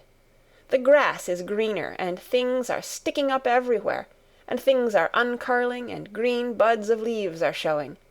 This afternoon I am sure Dickon will come." The long, warm rain had done strange things to the herbaceous beds which bordered the walk by the lower wall. There were things sprouting and pushing out from the roots of clumps of plants, and there were actually here and there glimpses of royal purple and yellow unfurling among the stems of crocuses. 6 months before, Mistress Mary would not have seen how the world was waking up, but now she missed nothing. When she had reached the place where the door hid itself under the ivy, she was startled by a curious loud sound. It was the caw-caw of a crow, and it came from the top of the wall, and when she looked up, there sat a big, glossy-plumaged, blue-black bird, looking down at her very wisely indeed. She had never seen a crow so close before, and he made her a little nervous, but the next moment he spread his wings and flapped away across the garden. She hoped he was not going to stay inside, and she pushed the door open, wondering if he would. When she got fairly into the garden, she saw that he probably did intend to stay, because he had alighted on a dwarf apple-tree, and under the apple-tree was lying a little reddish animal with a bushy tail, and both of them were watching the stooping body and rust-red head of Dickon, who was kneeling on the grass, working hard. Mary flew across the grass to him. "Oh, Dickon, Dickon!" she cried out. "How could you get here so early? How could you? The sun has only just got up." He got up himself, laughing and glowing and tousled, his eyes like a bit of the sky. "Eh," he said, "I was up long before him. How could I have stayed abed? The world's all fair begun again this morning, it has, and it's workin' and hummin' and scratchin' and pipin', and nest-buildin' and breathin' out scents, till you've got to be out on it, 'stead o' lyin' on your back. When the sun did jump up, the moor went mad for joy, and I was in the midst of the heather, and I run like mad myself, shoutin' and singin'. And I come straight here. I couldn't have stayed away. Why, the garden was lyin' here waitin'." Mary put her hands on her chest, panting, as if she had been running herself. "Oh, Dickon, Dickon," she said, "I'm so happy I can scarcely breathe." Seeing him talking to a stranger, the little bushy-tailed animal rose from its place under the tree and came to him, and the rook, cawing once, flew down from its branch and settled quietly on his shoulder. "This is the little fox-cub," he said, rubbing the little reddish animal's head. "It's named Captain. And this here's Soot. Soot, he flew across the moor with me, and Captain, he run same as if the hounds had been after him. They both felt same as I did." Neither of the creatures looked as if he were the least afraid of Mary. When Dickon began to walk about, Soot stayed on his shoulder, and Captain trotted quietly close to his side. "See here," said Dickon. "See how these has pushed up, and these, and these. And, look at these here." He threw himself upon his knees, and Mary went down beside him. They had come upon a whole clump of crocuses, burst into purple and orange and gold. Mary bent her face down and kissed them. "You never kiss a person in that way," she said, when she lifted her head. "Flowers are so different." He looked puzzled, but smiled. He said, "I've kissed mother many a time that way, when I come in from the moor after a day's roamin', and she stood there at the door in the sun, looking so glad and comfortable." They ran from one part of the garden to another, and found so many wonders that they were obliged to remind themselves that they must whisper or speak low. He showed her swelling leaf-buds on rose branches which had seemed dead. He showed her 10,000 new green points pushing through the mold. They put their eager young noses close to the earth and sniffed its warm springtime breathing. They dug and pulled and laughed low with rapture until Mistress Mary's hair was as tumbled as Dickon's, and her cheeks were almost as poppy-red as his. There was every joy on earth in the secret garden that morning, and in the midst of them came a delight more delightful than all, because it was more wonderful. Swiftly something flew across the wall and darted through the trees to a close-grown corner, a little flare of red-breasted bird with something hanging from its beak. Dickon stood quite still, and put his hand on Mary almost as if they had suddenly found themselves laughing in church. "We munnot stir," he whispered in broad Yorkshire. "We munnot scarce breathe. I knowed he was mate huntin' when I seed him last. It's Ben Weatherstaff's robin. He's buildin' his nest. He'll stay here, if us don't fright him." They settled down softly upon the grass, and sat there without moving. "Us mustn't seem as if us was watchin' him too close," said Dickon. "He'd be out with us for good if he got the notion us was interferin' now. He'll be a good bit different till all this is over. He's settin' up housekeepin'. He'll be shyer and readier to take things ill. He's got no time for visitin' and gossipin'. Us must keep still a bit, and try to look as if us was grass and trees and bushes. Then when he's got used to seein' us, I'll chirp a bit, and he'll know us'll not be in his way." Mistress Mary was not at all sure that she knew, as Dickon seemed to, how to try to look like grass and trees and bushes. But he had said the queer thing as if it were the simplest and most natural thing in the world, and she felt it must be quite easy to him, and indeed she watched him for a few minutes carefully, wondering if it was possible for him to quietly turn green and put out branches and leaves.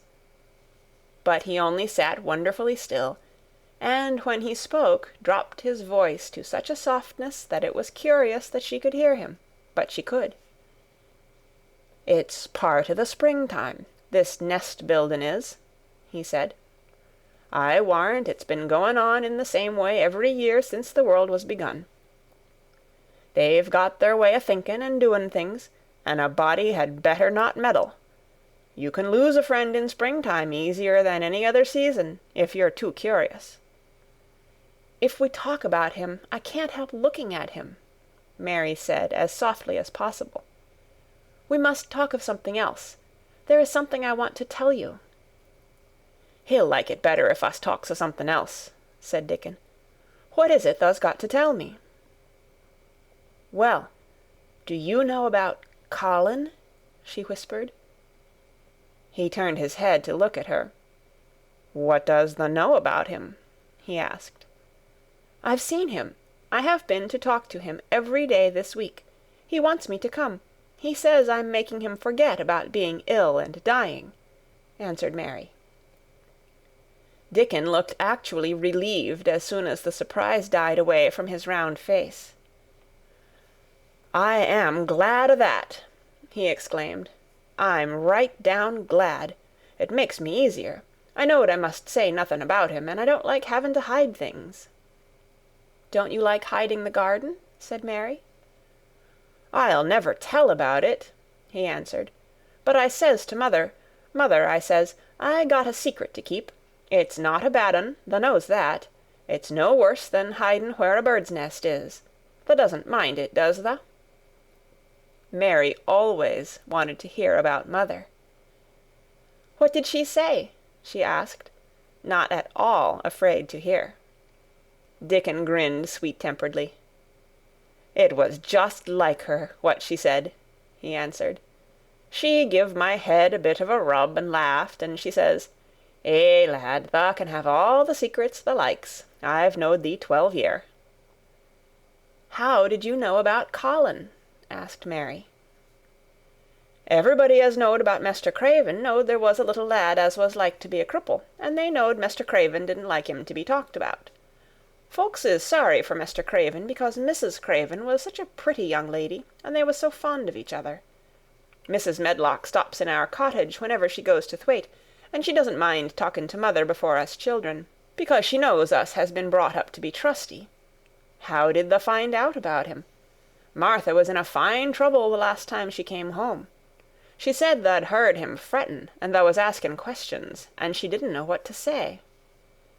Mary told him her story about the midnight wuthering of the wind which had wakened her, and about the faint far-off sounds of the complaining voice which had led her down the dark corridors with her candle, and had ended with her opening of the door of the dimly lighted room with the carven four-posted bed in the corner. When she described the small ivory-white face and the strange black-rimmed eyes, Dickon shook his head. "Them's just like his mother's eyes, only hers was always laughin', they say," he said.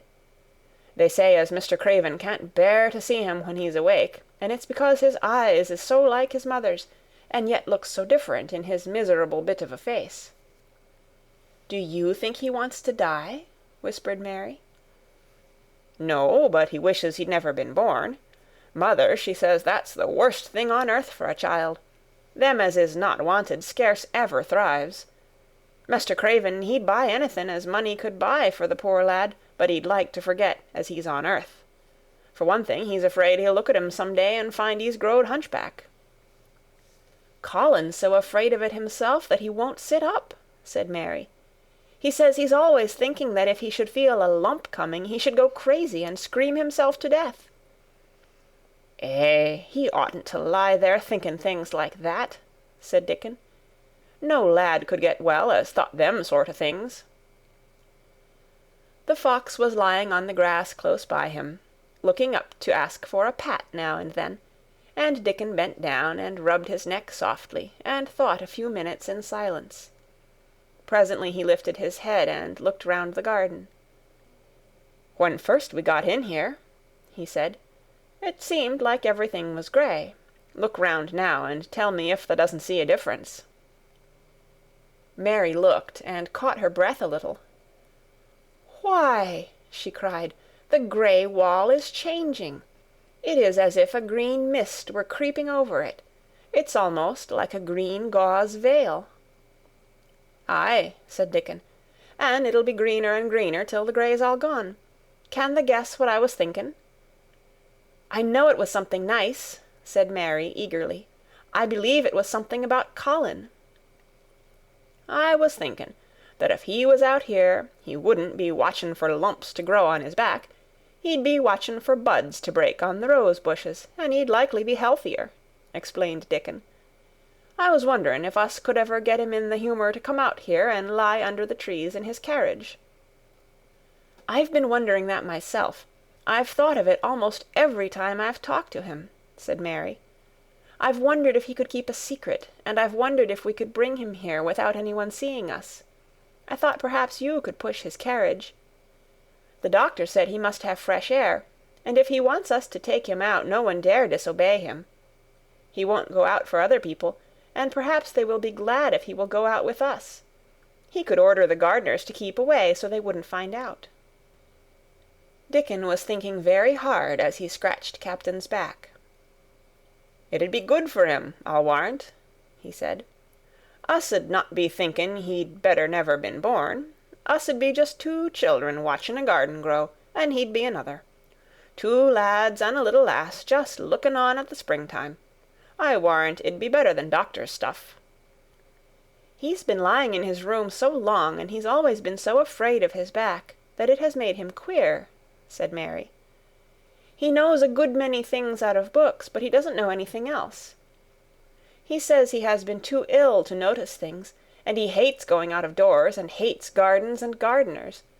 But he likes to hear about this garden because it is a secret.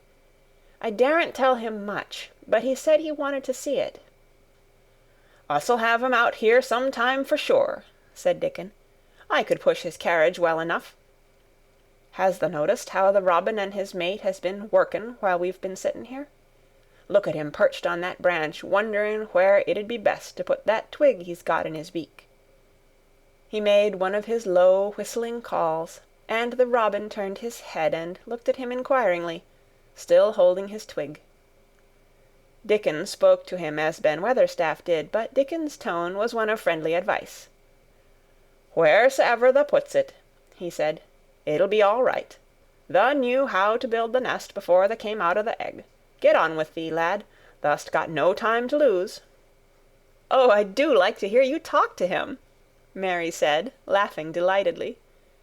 "Ben Weatherstaff scolds him and makes fun of him, and he hops about and looks as if he understood every word, and I know he likes it.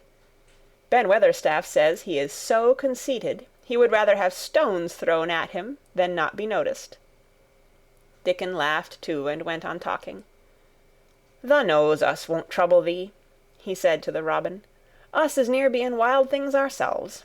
Us is nest building too, bless thee. Look out thou doesn't tell on us." And though the robin did not answer, because his beak was occupied, Mary knew that when he flew away with his twig to his own corner of the garden, the darkness of his dew-bright eye meant that he would not tell their secret for the world. End of chapter 15. The Secret Garden by Frances Hodgson Burnett. Chapter 16. "I won't," said Mary. They found a great deal to do that morning, and Mary was late in returning to the house, and was also in such a hurry to get back to her work that she quite forgot Colin until the last moment. "Tell Colin that I can't come and see him yet," she said to Martha. "I'm very busy in the garden." Martha looked rather frightened. "Eh, Miss Mary," she said, "it may put him all out of humour when I tell him that." But Mary was not as afraid of him as other people were, and she was not a self-sacrificing person. "I can't stay," she answered. "Dickon's waiting for me." And she ran away. The afternoon was even lovelier and busier than the morning had been. Already nearly all the weeds were cleared out of the garden, and most of the roses and trees had been pruned or dug about. Dickon had brought a spade of his own, and he had taught Mary to use all her tools, so that by this time it was plain that, though the lovely wild place was not likely to become a gardener's garden, it would be a wilderness of growing things before the springtime was over. "There'll be apple blossoms and cherry blossoms overhead," Dickon said, working away with all his might. "And there'll be peach and plum trees in bloom against the walls, and the grass'll be a carpet o' flowers." The little fox and the rook were as happy and busy as they were, and the robin and his mate flew backward and forward like tiny streaks of lightning. Sometimes the rook flapped his black wings and soared away over the tree-tops in the park. Each time he came back and perched near Dickon and cawed several times as if he were relating his adventures, and Dickon talked to him just as he had talked to the robin. Once, when Dickon was so busy that he did not answer him at first, Soot flew onto his shoulders and gently tweaked his ear with his large beak.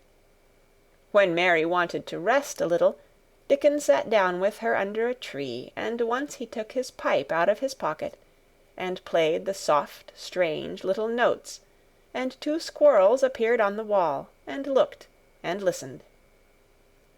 "Thou's a good bit stronger than thou was," Dickon said, looking at her as she was digging. "Thou's beginning to look different, for sure." Mary was glowing with exercise and good spirits. "I'm getting fatter and fatter every day," she said quite exultantly. "Mrs. Medlock will have to get me some bigger dresses. Martha says my hair is growing thicker. It isn't so flat and stringy." The sun was beginning to set, and sending deep, gold-colored rays slanting under the trees when they parted. "It'll be fine tomorrow," said Dickon. "I'll be at work by sunrise." "So will I," said Mary. She ran back to the house as quickly as her feet would carry her. She wanted to tell Colin about Dickon's fox cub and the rook, and about what the springtime had been doing. She felt sure he would like to hear. So it was not very pleasant when she opened the door of her room to see Martha standing waiting for her with a doleful face. "What is the matter?" she asked. "What did Colin say when you told him I couldn't come?" "Eh," said Martha, "I wish tha'd gone. He was nigh going into one o' his tantrums. There's been a nice to-do all afternoon to keep him quiet.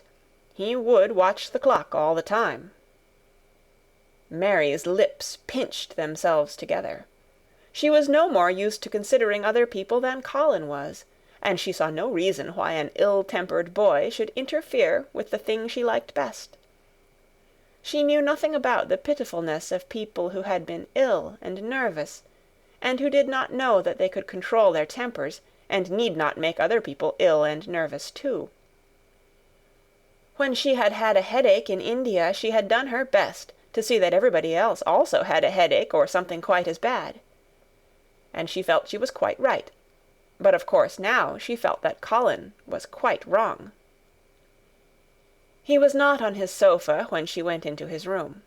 He was lying flat on his back in bed, and he did not turn his head toward her as she came in. This was a bad beginning, and Mary marched up to him with her stiff manner. "Why didn't you get up?" she said. "I did get up this morning when I thought you were coming," he answered, without looking at her.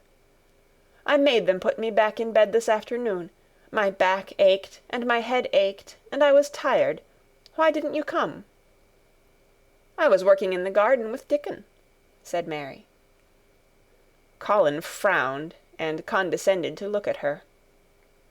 "I won't let that boy come here if you go and stay with him instead of coming to talk to me," he said. Mary flew into a fine passion. She could fly into a passion without making a noise. She just grew sour and obstinate, and did not care what happened. "If you send Dickon away, I'll never come into this room again," she retorted. "You'll have to if I want you," said Colin. "I won't," said Mary. "I'll make you," said Colin. "They shall drag you in." "Shall they, Mr. Rajah?" said Mary fiercely. "They may drag me in, but they can't make me talk when they get me here. I'll sit and clench my teeth and never tell you one thing. I won't even look at you. I'll stare at the floor." They were a nice, agreeable pair as they glared at each other. If they had been two little street boys, they would have sprung at each other and had a rough-and-tumble fight. As it was, they did the next thing to it. "You are a selfish thing!" cried Colin. "What are you?" said Mary. "Selfish people always say that. Anyone is selfish who doesn't do what they want. You're more selfish than I am. You're the most selfish boy I ever saw." "I'm not," snapped Colin. "I'm not as selfish as your fine Dickon is. He keeps you playing in the dirt when he knows I'm all by myself. He's selfish, if you like." Mary's eyes flashed fire. "He's nicer than any other boy that ever lived," she said. He's like an angel." It might sound rather silly to say that, but she didn't care. "A nice angel!" Colin sneered ferociously. "He's a common cottage boy off the moor." "He's better than a common Rajah," retorted Mary. "He's 1,000 times better." Because she was the stronger of the two, she was beginning to get the better of him. The truth was that he had never had a fight with anyone like himself in his life, and upon the whole it was rather good for him, though neither he nor Mary knew anything about that. He turned his head on his pillow and shut his eyes, and a big tear was squeezed out and ran down his cheek. He was beginning to feel pathetic and sorry for himself, not for anyone else. "I'm not as selfish as you, because I'm always ill, and I'm sure there is a lump coming on my back," he said. "And I am going to die besides." "You're not," contradicted Mary unsympathetically. He opened his eyes wide with indignation. He had never heard such a thing said before. He was at once furious and slightly pleased, if a person could be both at one time. "I'm not?" he cried. "I am. You know I am. Everybody says so." "I don't believe it," said Mary sourly. "You just say that to make people sorry. I believe you're proud of it. I don't believe it. If you were a nice boy, it might be true, but you're too nasty." In spite of his invalid back, Colin sat up in bed quite in a healthy rage. "Get out of the room!" he shouted, and he caught hold of his pillow and threw it at her. He was not strong enough to throw it far, and it only fell at her feet, but Mary's face looked as pinched as a nutcracker. "I'm going," she said, "and I won't come back." She walked to the door and when she reached it, she turned round and spoke again. "I was going to tell you all sorts of nice things," she said. "Dickon brought his fox and his rook, and I was going to tell you all about them. Now I won't tell you a single thing." She marched out of the door and closed it behind her, and there, to her great astonishment, she found the trained nurse, standing as if she had been listening, and, more amazing still, she was laughing. She was a big, handsome young woman, who ought not to have been a trained nurse at all, as she could not bear invalids, and she was always making excuses to leave Colin to Martha or anyone else who would take her place. Mary had never liked her, and she simply stood and gazed up at her, as she stood giggling into her handkerchief. "What are you laughing at?" she asked her. "At you two young ones," said the nurse. "It's the best thing that could happen to the sickly, pampered thing, to have someone to stand up to him that's as spoiled as himself." And she laughed into her handkerchief again. "If he'd had a young vixen of a sister to fight with, it would have been the saving of him." "Is he going to die?" "I don't know, and I don't care," said the nurse. "Hysterics and temper are half what ails him." "What are hysterics?" asked Mary. "You'll find out if you work him into a tantrum after this. But at any rate you've given him something to have hysterics about, and I'm glad of it." Mary went back to her room, not feeling at all as she had felt when she had come in from the garden. She was cross and disappointed, but not at all sorry for Colin. She had looked forward to telling him a great many things, and she had meant to try to make up her mind whether it would be safe to trust him with the great secret. She had been beginning to think it would be, but now she had changed her mind entirely. She would never tell him, and he could stay in his room and never get any fresh air, and die if he liked. It would serve him right. She felt so sour and unrelenting that for a few minutes she almost forgot about Dickon, and the green veil creeping over the world, and the soft wind blowing down from the moor. Martha was waiting for her, and the trouble in her face had been temporarily replaced by interest and curiosity. There was a wooden box on the table, and its cover had been removed, and revealed that it was full of neat packages. "Mr. Craven sent it to you," said Martha. "It looks as if it had picture books in it."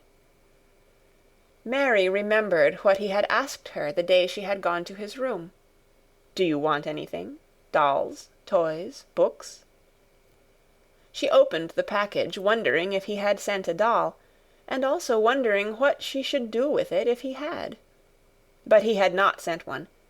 There were several beautiful books, such as Colin had, and 2 of them were about gardens and were full of pictures.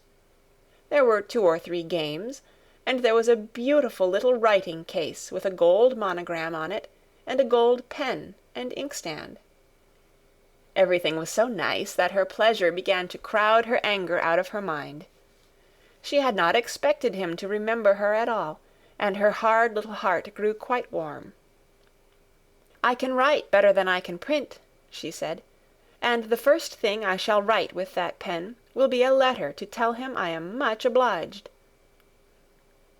If she had been friends with Colin, she would have run to show him her presents at once, and they would have looked at the pictures, and read some of the gardening books, and perhaps tried playing the games, and he would have enjoyed himself so much he would never once have thought he was going to die, or have put his hand on his spine to see if there was a lump coming. He had a way of doing that which she could not bear. It gave her an uncomfortable, frightened feeling, because he always looked so frightened himself.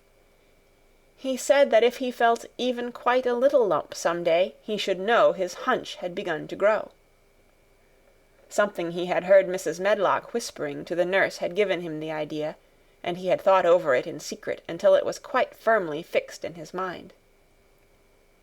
Mrs. Medlock had said his father's back had begun to show its crookedness in that way when he was a child. He had never told anyone but Mary that most of his tantrums, as they called them, grew out of his hysterical hidden fear. Mary had been sorry for him when he had told her. He always began to think about it when he was cross or tired, she said to herself. And he has been cross today. Perhaps he has been thinking about it all afternoon. She stood still, looking down at the carpet and thinking. I said I would never go back again. She hesitated, knitting her brows. But perhaps, just perhaps, I will go and see if he wants me in the morning. Perhaps he'll try to throw his pillow at me again. But I think I'll go. End of chapter 16. The Secret Garden, chapter 17. A Tantrum. She had got up very early in the morning and had worked hard in the garden, and she was tired and sleepy, so as soon as Martha had brought her supper and she had eaten it, she was glad to go to bed. As she laid her head on the pillow, she murmured to herself, I'll go out before breakfast and work with Dickon, and then afterward, I believe I'll go see him. She thought it was the middle of the night when she was awakened by such dreadful sounds that she jumped out of bed in an instant. What was it? What was it? The next minute she felt quite sure she knew. Doors were opened and shut, and there were hurrying feet in the corridors, and someone was crying and screaming at the same time, screaming and crying in a horrible way. It's Colin, she said. He's having one of those tantrums the nurse called hysterics. How awful it sounds. As she listened to the sobbing screams, she did not wonder that people were so frightened that they gave him his own way in everything, rather than hear them. She put her hands over her ears and felt sick and shivering. I don't know what to do. I don't know what to do, she kept saying. I can't bear it. Once she wondered if he would stop if she dared to go to him, and then she remembered how he had driven her out of the room, and thought that perhaps the sight of her might make him worse. Even when she pressed her hands more tightly over her ears, she could not keep the awful sounds out. She hated them so and was so terrified by them that suddenly they began to make her angry, and she felt as if she should like to fly into a tantrum herself and frighten him as he was frightening her. She was not used to anyone's tempers but her own. She took her hands from her ears and sprang up and stamped her foot. He ought to be stopped. Somebody ought to make him stop. Somebody ought to beat him, she cried out. Just then she heard feet almost running down the corridor, and her door opened, and the nurse came in. She was not laughing now by any means. She even looked rather pale.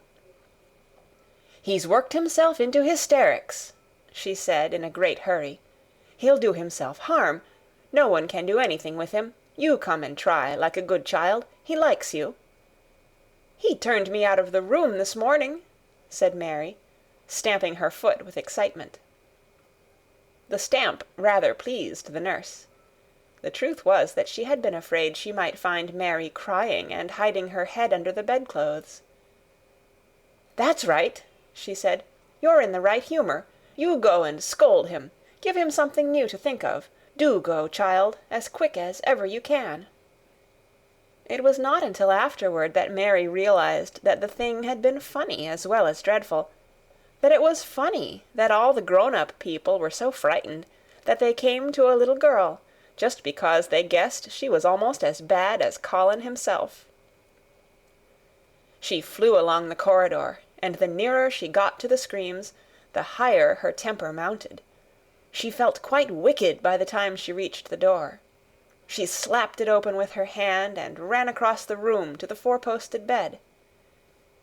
"You stop!" she almost shouted. "You stop! I hate you! Everybody hates you! I wish everybody would run out of the house and let you scream yourself to death! You will scream yourself to death in a minute, and I wish you would!"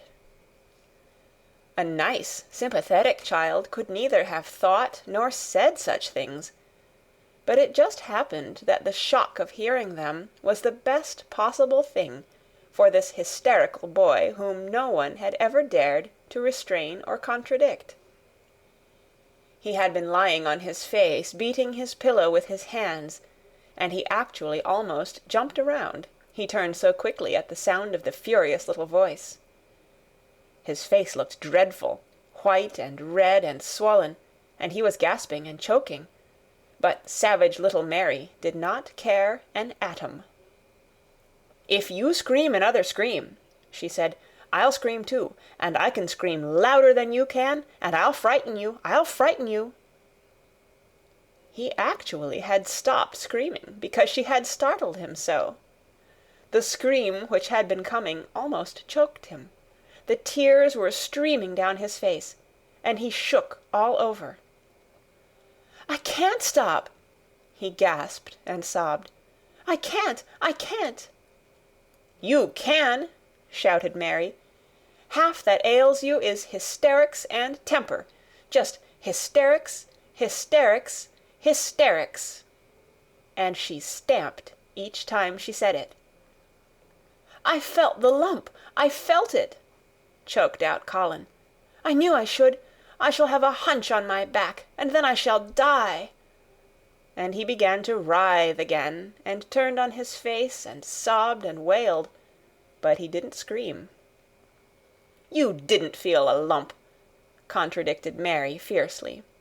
"If you did, it was only a hysterical lump. Hysterics makes lumps. There's nothing the matter with your horrid back. Nothing but hysterics. Turn over and let me look at it." She liked the word hysterics, and felt somehow as if it had an effect on him. He was probably like herself and had never heard it before. "Nurse," she commanded, "come here and show me his back this minute." The nurse, Mrs. Medlock, and Martha had been standing huddled together near the door, staring at her, their mouths half open. All three had gasped with fright more than once. The nurse came forward as if she were half afraid. Colin was heaving with great, breathless sobs. "Perhaps he won't let me." She hesitated in a low voice. Colin heard her, however, and he gasped out between two sobs, "Show her! She'll see then." It was a poor thin back to look at when it was bared. Every rib could be counted, and every joint of the spine, though Mistress Mary did not count them as she bent over and examined them with a solemn, savage little face. She looked so sour and old-fashioned that the nurse turned her head aside to hide the twitching of her mouth. There was just a minute's silence, for even Colin tried to hold his breath while Mary looked up and down his spine, and down and up, as intently as if she had been the great doctor from London. "There's not a single lump there," she said at last. "There's not a lump as big as a pin, except backbone lumps, and you can only feel them because you're thin. I've got backbone lumps myself, and they used to stick out as much as yours do, until I began to get fatter, and I am not fat enough yet to hide them. There's not a lump as big as a pin. If you ever say there is again, I shall laugh." No one but Colin himself knew what effect those crossly spoken, childish words had on him. If he had ever had anyone to talk to about his secret terrors, if he had ever dared to let himself ask questions, if he had had childish companions and had not lain on his back in the huge closed house, breathing an atmosphere heavy with the fears of people who were most of them ignorant and tired of him, he would have found out that most of his fright and illness was created by himself. But he had lain and thought of himself and his aches and weariness for hours and days and months and years. And now that an angry, unsympathetic little girl insisted obstinately that he was not as ill as he thought he was, he actually felt as if she might be speaking the truth. "I didn't know," ventured the nurse, "that he thought he had a lump on his spine. His back is weak because he won't try to sit up. I could have told him there was no lump there." Colin gulped and turned his face a little to look at her. "Could you?" he said pathetically. "Yes, sir." "There," said Mary, and she gulped too.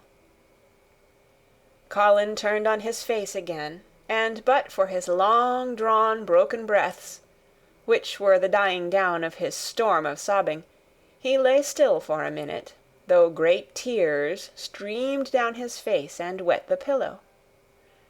Actually, the tears meant that a curious great relief had come to him. Presently he turned and looked at the nurse again, and strangely enough he was not like a Rajah at all as he spoke to her. "Do you think I could live to grow up?" he said. The nurse was neither clever nor soft-hearted, but she could repeat some of the London doctor's words. "You probably will if you will do what you are told to do and not give way to your temper, and stay out a great deal in the fresh air." Colin's tantrum had passed, and he was weak and worn out with crying, and this perhaps made him feel gentle. He put out his hand a little toward Mary, and I am glad to say that, her own tantrum having passed, she was softened too, and met him half-way with her hand, so that it was a sort of making up. I'll go out with you, Mary," he said. "I shan't hate fresh air if we can find—" He remembered just in time to stop himself from saying, "if we can find the secret garden," and he ended, "I shall like to go out with you if Dickon will come and push my chair. I do so want to see Dickon, and the fox, and the crow." The nurse remade the tumbled bed, and shook and straightened the pillows. Then she made Colin a cup of beef tea, and gave a cup to Mary, who was really very glad to get it after her excitement. Mrs. Medlock and Martha gladly slipped away, and after everything was neat and calm and in order, the nurse looked as if she would very gladly slip away also. She was a healthy young woman who resented being robbed of her sleep, and she yawned quite openly as she looked at Mary, who had pushed her big footstool close to the four-posted bed and was holding Colin's hand. "You must go back and get your sleep out," she said. "He'll drop off after a while if he's not too upset. Then I'll lie down myself in the next room." "Would you like me to sing you that song I learned from my ayah?" Mary whispered to Colin. His hand pulled hers gently, and he turned his tired eyes on her appealingly. "Oh, yes," he answered. "It's such a soft song. I shall go to sleep in a minute." "I will put him to sleep," Mary said to the yawning nurse. "You can go if you like." "Well," said the nurse, with an attempt at reluctance, "if he doesn't go to sleep in half an hour, you must call me." "Very well," answered Mary. The nurse was out of the room in a minute, and as soon as she was gone, Colin pulled Mary's hand again. "I almost told," he said, "but I stopped myself in time. I won't talk, and I'll go to sleep. But you said you had a whole lot of nice things to tell me. Do you think you have found out anything at all about the way into the secret garden?" Mary looked at his poor little tired face and swollen eyes, and her heart relented. "Yes," she answered, "I think I have, and if you will go to sleep, I will tell you tomorrow." His hand quite trembled. "Oh, Mary," he said, "oh, Mary, if I could get into it, I think I should live to grow up. Do you suppose that, instead of singing the ayah song, you could just tell me softly, as you did that first day, what you imagine it looks like inside? I am sure it will make me go to sleep." "Yes," answered Mary. "Shut your eyes." He closed his eyes and lay quite still, and she held his hand and began to speak very slowly and in a very low voice. "I think it has been left alone so long that it has grown all into a lovely tangle. I think the roses have climbed and climbed and climbed, until they hang from the branches and walls and creep over the ground, almost like a strange gray mist. Some of them have died, but many are alive, and when the summer comes there will be curtains and fountains of roses. I think the ground is full of daffodils and snowdrops and lilies and iris, working their way out of the dark. Now the spring has begun, perhaps... The soft drone of her voice was making him stiller and stiller, and she saw it and went on. Perhaps they are coming up through the grass. Perhaps there are clusters of purple crocuses and gold ones even now. Perhaps the leaves are beginning to break out and uncurl, and perhaps the gray is changing, and a green gauze veil is creeping and creeping over everything, and the birds are coming to look at it because it is so safe and still, and perhaps,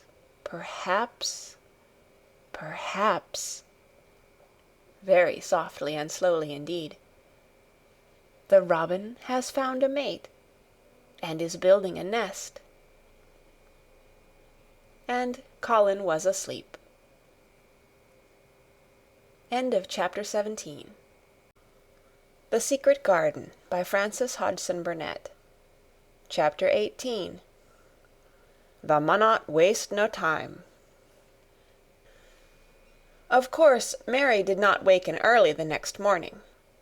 She slept late because she was tired, and when Martha brought her breakfast, she told her that though Colin was quite quiet, he was ill and feverish, as he always was after he had worn himself out with a fit of crying. Mary ate her breakfast slowly as she listened. "He says he wishes thou would please go and see him as soon as thou can," Martha said. "It's queer what a fancy he's took to thee. Thou did give it him last night for sure, didn't thou? Nobody else would have dared to do it. Poor lad, he's been spoiled till salt won't save him.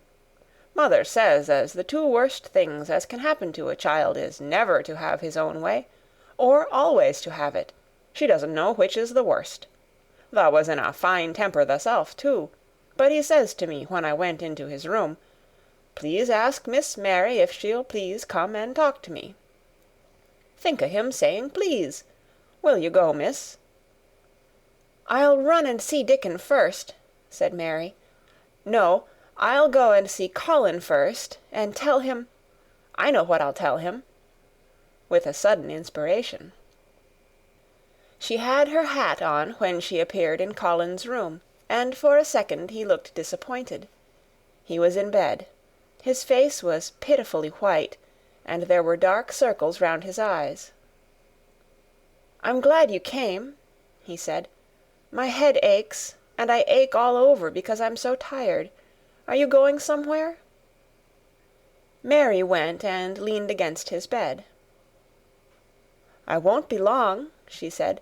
"I'm going to Dickon, but I'll come back. Colin, it's something about the garden." His whole face brightened, and a little color came into it. "Oh, is it?" he cried out. "I dreamed about it all night. I heard you say something about gray changing into green, and I dreamed I was standing in a place all filled with trembling little green leaves, and there were birds on nests everywhere, and they looked so soft and still. I'll lie and think about it until you come back." In 5 minutes Mary was with Dickon in their garden. The fox and the crow were with him again, and this time he had brought 2 tame squirrels. "I came over on the pony this morning," he said. He is a good little chap, Jump is. I brought these 2 in my pockets. This here one he's called Nut, and this here other one's called Shell." When he said Nut, one squirrel leaped onto his right shoulder, and when he said Shell, the other one leaped onto his left shoulder. When they sat down on the grass with Captain curled at their feet, Soot solemnly listening on a tree, and Nut and Shell nosing about close to them, it seemed to Mary that it would be scarcely bearable to leave such delightfulness, but when she began to tell her story, somehow the look in Dickon's funny face gradually changed her mind. She could see he felt sorrier for Colin than she did. He looked up at the sky and all about him. "Just listen to them birds. The world seems full of 'em, all whistlin' and pipin'," he said. "Look at 'em dartin' about, and hearken at 'em callin' to each other. Come springtime, seems like as if all the world's callin'. The leaves is uncurlin' so you can see 'em, and my word, the nice smells there is about," sniffing with his happy turned-up nose. "And that poor lad lyin' shut up and seein' so little that he gets to thinkin' o' things as sets him screamin'. My, we mun get him out here. We mun get him watchin' and listenin' and sniffin' up the air, and get him just soaked through wi' sunshine. And we munnot lose no time about it." When he was very much interested, he often spoke quite broad Yorkshire, though at other times he tried to modify his dialect so that Mary could better understand. But she loved his broad Yorkshire, and had in fact been trying to learn to speak it herself, so she spoke a little now. "Aye, that we mun," she said, which meant, "Yes, indeed, we must." "I'll tell thee what us'll do first," she proceeded, and Dickon grinned, because when the little wench tried to twist her tongue into speaking Yorkshire, it amused him very much. "He's took a gradely fancy to thee. He wants to see thee, and he wants to see Soot and Captain. When I go back to the house to talk to him, I'll ax him if tha canna come and see him to-morrow mornin', and bring the creatures with thee, and then, in a bit, when there's more leaves out, and happen a bud or two, we'll get him to come out, and thou shall push him in his chair, and we'll bring him here and show him everything." When she stopped, she was quite proud of herself. She had never made a long speech in Yorkshire before, and she had remembered very well. "Thou mun talk a bit o' Yorkshire like that to Mester Colin," Dickon chuckled. "Thou'll make him laugh, and there's nowt as good for ill folk as laughin' is. Mother says she believes as a half-hour's good laugh every mornin' 'ud cure a chap as was making ready for typhus fever." "I'm going to talk Yorkshire to him this very day," said Mary, chuckling herself. The garden had reached the time when every day and every night it seemed as if magicians were passing through it, drawing loveliness out of the earth and the boughs with wands. It was hard to go away and leave it all, particularly as Nut had actually crept onto her dress, and Shell had scrambled down the trunk of the apple-tree they sat under, and stayed there looking at her with inquiring eyes. But she went back to the house, and when she sat down close to Colin's bed, he began to sniff as Dickon did, though not in such an experienced way. "You smell like flowers, and fresh things," he cried out quite joyously. "What is it you smell of? It's cool and warm and sweet all at the same time." "It's the wind from the moor," said Mary.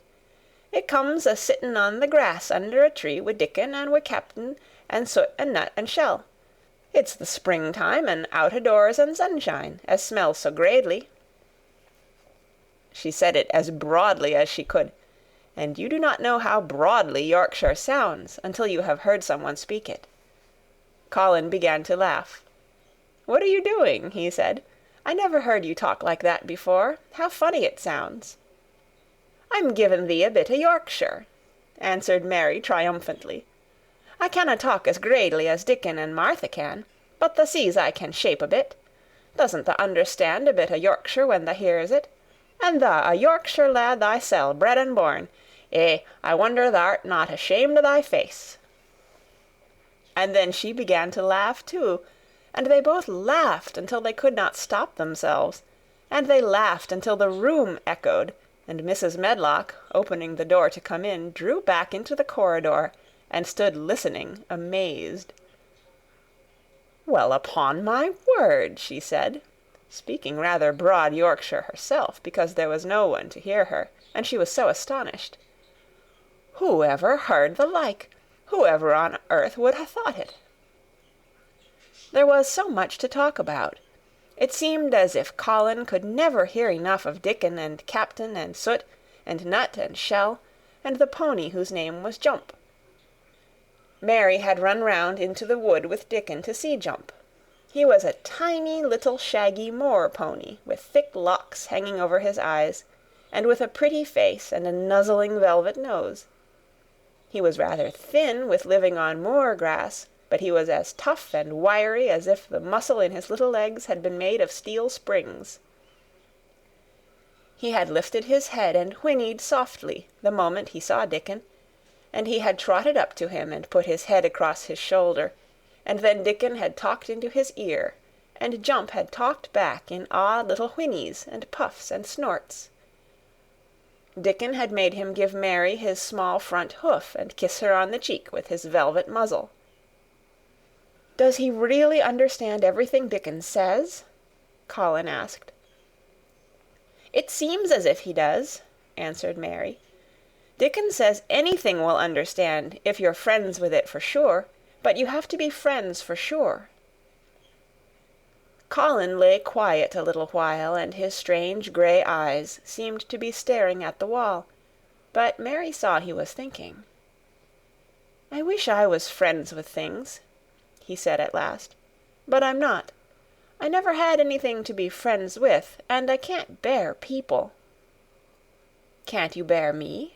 asked Mary. "Yes, I can," he answered. "It's funny, but I even like you." "Ben Weatherstaff said I was like him," said Mary. "He said he'd warrant we'd both got the same nasty tempers. I think you are like him, too. We are all three alike, you and I and Ben Weatherstaff. He said we were neither of us much to look at, and we were as sour as we looked. But I don't feel as sour as I used to before I knew the Robin and Dickon." "Did you feel as if you hated people?" "Yes," answered Mary, without any affectation. "I should have detested you if I had seen you before I saw the Robin and Dickon." Colin put out his thin hand and touched her. "Mary," he said, "I wish I hadn't said what I did about sending Dickon away. I hated you when you said he was like an angel, and I laughed at you, but perhaps he is." "Well, it was rather funny to say it," she admitted frankly, "because his nose does turn up, and he has a big mouth, and his clothes have patches all over them, and he talks broad Yorkshire, but if an angel did come to Yorkshire and live on the moor, if there was a Yorkshire angel, I believe he'd understand the green things and know how to make them grow, and he would know how to talk to the wild creatures as Dickon does, and they'd know he was friends for sure." "I shouldn't mind Dickon looking at me," said Colin. "I want to see him." "I'm glad you said that," answered Mary, because... Quite suddenly it came into her mind that this was the minute to tell him. Colin knew something new was coming. "Because what?" he cried eagerly. Mary was so anxious that she got up from her stool and came to him and caught hold of both his hands. "Can I trust you? I trusted Dickon because birds trusted him. Can I trust you for sure, she implored. Her face was so solemn that he almost whispered his answer. "Yes, yes." "Well, Dickon will come to see you tomorrow morning, and he'll bring his creatures with him." "Oh, oh!" Colin cried out in delight. "But that's not all," Mary went on, almost pale with solemn excitement. "The rest is better. There is a door into the garden. I found it. It is under the ivy on the wall." If he had been a strong, healthy boy, Colin would probably have shouted, "Hooray, hooray, hooray!" But he was weak and rather hysterical. His eyes grew bigger and bigger, and he gasped for breath. "Oh, Mary!" he cried out with a half-sob. "Shall I see it? Shall I get into it? Shall I live to get into it?" and he clutched her hands and dragged her toward him. "Of course you'll see it," snapped Mary indignantly. "Of course you'll live to get into it. Don't be silly." And she was so unhysterical and natural and childish that she brought him to his senses, and he began to laugh at himself. And a few minutes afterward she was sitting on her stool again, telling him not what she imagined the secret garden to be like, but what it really was, and Colin's aches and tiredness were forgotten, and he was listening enraptured. "It is just what you thought it would be," he said at last. "It sounds just as if you had really seen it. You know I said that when you told me first." Mary hesitated about 2 minutes, and then boldly spoke the truth. "I had seen it, and I had been in," she said. "I found the key and got in weeks ago, but I daren't tell you. I daren't, because I was so afraid I couldn't trust you for sure." End of chapter 18. The Secret Garden by Frances Hodgson Burnett. Chapter 19. It Has Come. Of course, Dr. Craven had been sent for the morning after Colin had had his tantrum. He was always sent for at once when such a thing occurred, and he always found, when he arrived, a white, shaken boy lying on his bed, sulky, and still so hysterical that he was ready to break into fresh sobbing at the least word. In fact, Dr. Craven dreaded and detested the difficulties of these visits. On this occasion he was away from Misselthwaite Manor until afternoon. "How is he?" he asked Mrs. Medlock rather irritably when he arrived. "He will break a blood vessel in one of those fits some day. The boy is half insane with hysteria and self-indulgence." "Well, sir," answered Mrs. Medlock, "you'll scarcely believe your eyes when you see him. That plain, sour-faced child, that's almost as bad as himself, has just bewitched him. How she's done it, there's no telling. The Lord knows she's nothing to look at, and you scarcely ever hear her speak. But she did what none of us dare do. She just flew at him like a little cat last night, and stamped her feet, and ordered him to stop screaming. And somehow she startled him so that he actually did stop. And this afternoon, well, just come up and see, sir. It's past crediting." The scene which Dr. Craven beheld when he entered his patient's room was indeed rather astonishing to him. As Mrs. Medlock opened the door, he heard laughing and chattering. Colin was on his sofa in his dressing-gown, and he was sitting up quite straight, looking at a picture in one of the garden books, and talking to the plain child, who at that moment could scarcely be called plain at all, because her face was so glowing with enjoyment. "Those long spires of blue ones. We'll have a lot of those," Colin was announcing. "They're called delphiniums." "Dickon says they're larkspurs made big and grand," cried Mistress Mary. "There are clumps there already." Then they saw Dr. Craven, and stopped. Mary became quite still, and Colin looked fretful. "I am sorry to hear you were ill last night, my boy," Dr. Craven said, a trifle nervously. He was rather a nervous man. "I'm better now, much better," Colin answered, rather like a Rajah. "I'm going out in my chair in a day or two if it is fine. I want some fresh air." Dr. Craven sat down by him and felt his pulse, and looked at him curiously. "It must be a very fine day," he said, "and you must be very careful not to tire yourself." "Fresh air won't tire me," said the young Rajah. As there had been occasions when this same young gentleman had shrieked aloud with rage, and had insisted that fresh air would give him cold and kill him, it is not to be wondered at that his doctor felt somewhat startled. "I thought you did not like fresh air," he said. "I don't when I am by myself," replied the Rajah, "but my cousin is going out with me." "And the nurse, of course," suggested Dr. Craven.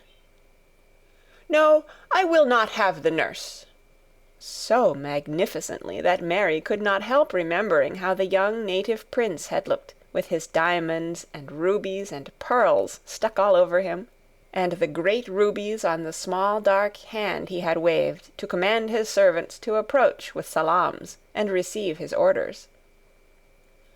"My cousin knows how to take care of me.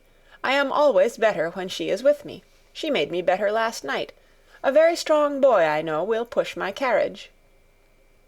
Dr. Craven felt rather alarmed. If this tiresome, hysterical boy should chance to get well, he himself would lose all chance of inheriting Misselthwaite. But he was not an unscrupulous man, though he was a weak one, and he did not intend to let him run into actual danger. "He must be a strong boy and a steady boy," he said, "and I must know something about him. Who is he? What is his name?" "It's Dickon." Mary spoke up suddenly.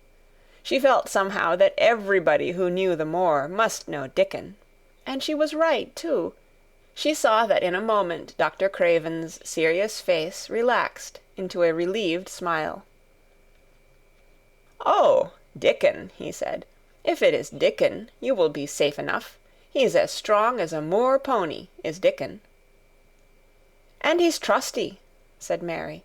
"He's the trustiest lad i' Yorkshire." She had been talking Yorkshire to Colin, and she forgot herself. "Did Dickon teach you that?" asked Dr. Craven, laughing outright. "I'm learning it as if it was French," said Mary, rather coldly. "It's like a native dialect in India. Very clever people try to learn them. I like it, and so does Colin." "Well, well," he said. "If it amuses you, perhaps it won't do you any harm. Did you take your bromide last night, Colin?" "No," Colin answered. "I wouldn't take it at first, and after Mary made me quiet she talked me to sleep, in a low voice, about the spring creeping into a garden." "That sounds soothing," said Dr. Craven, more perplexed than ever, and glancing sideways at Mistress Mary sitting on her stool and looking down silently at the carpet. "You are evidently better, but you must remember—" "I don't want to remember," interrupted the Rajah, appearing again. "When I lie by myself and remember, I begin to have pains everywhere, and I think of things that make me begin to scream because I hate them so. If there was a doctor anywhere who could make you forget you were ill instead of remembering it, I would have him brought here." And he waved a thin hand, which ought really to have been covered with royal signet rings made of rubies. "It is because my cousin makes me forget that she makes me better." Dr. Craven had never made such a short stay after a tantrum. Usually he was obliged to remain a very long time and do a great many things. This afternoon he did not give any medicine or leave any new orders, and he was spared any disagreeable scenes.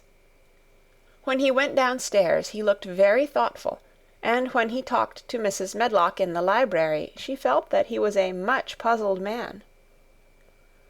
"Well, sir," she ventured, "could you have believed it?" "It is certainly a new state of affairs," said the doctor, "and there's no denying it is better than the old one."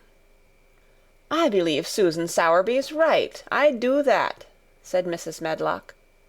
"I stopped in her cottage on my way to Thwaite yesterday and had a bit of a talk with her, and she says to me, 'Well, Sarah Ann, she mayn't be a good child, and she mayn't be a pretty one, but she's a child, and children needs children.'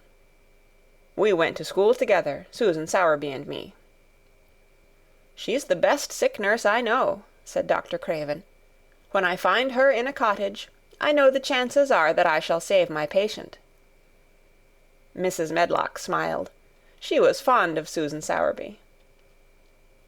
"She's got a way with her, has Susan," she went on quite volubly. "I've been thinking all morning of one thing she said yesterday.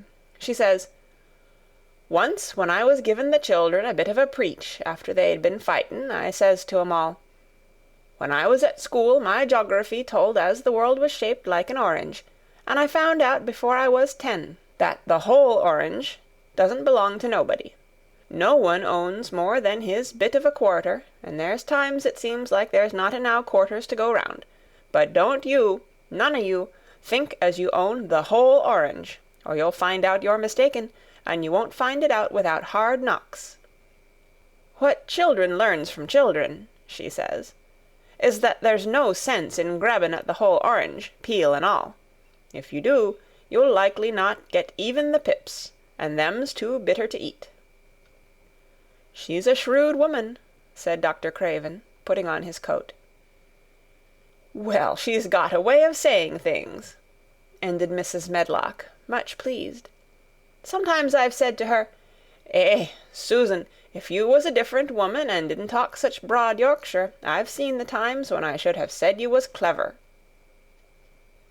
That night Colin slept without once awakening, and when he opened his eyes in the morning he lay still and smiled without knowing it, smiled because he felt so curiously comfortable.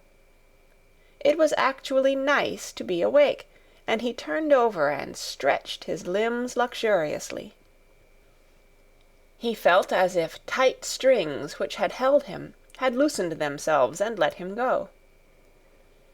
He did not know that Dr. Craven would have said that his nerves had relaxed and rested themselves.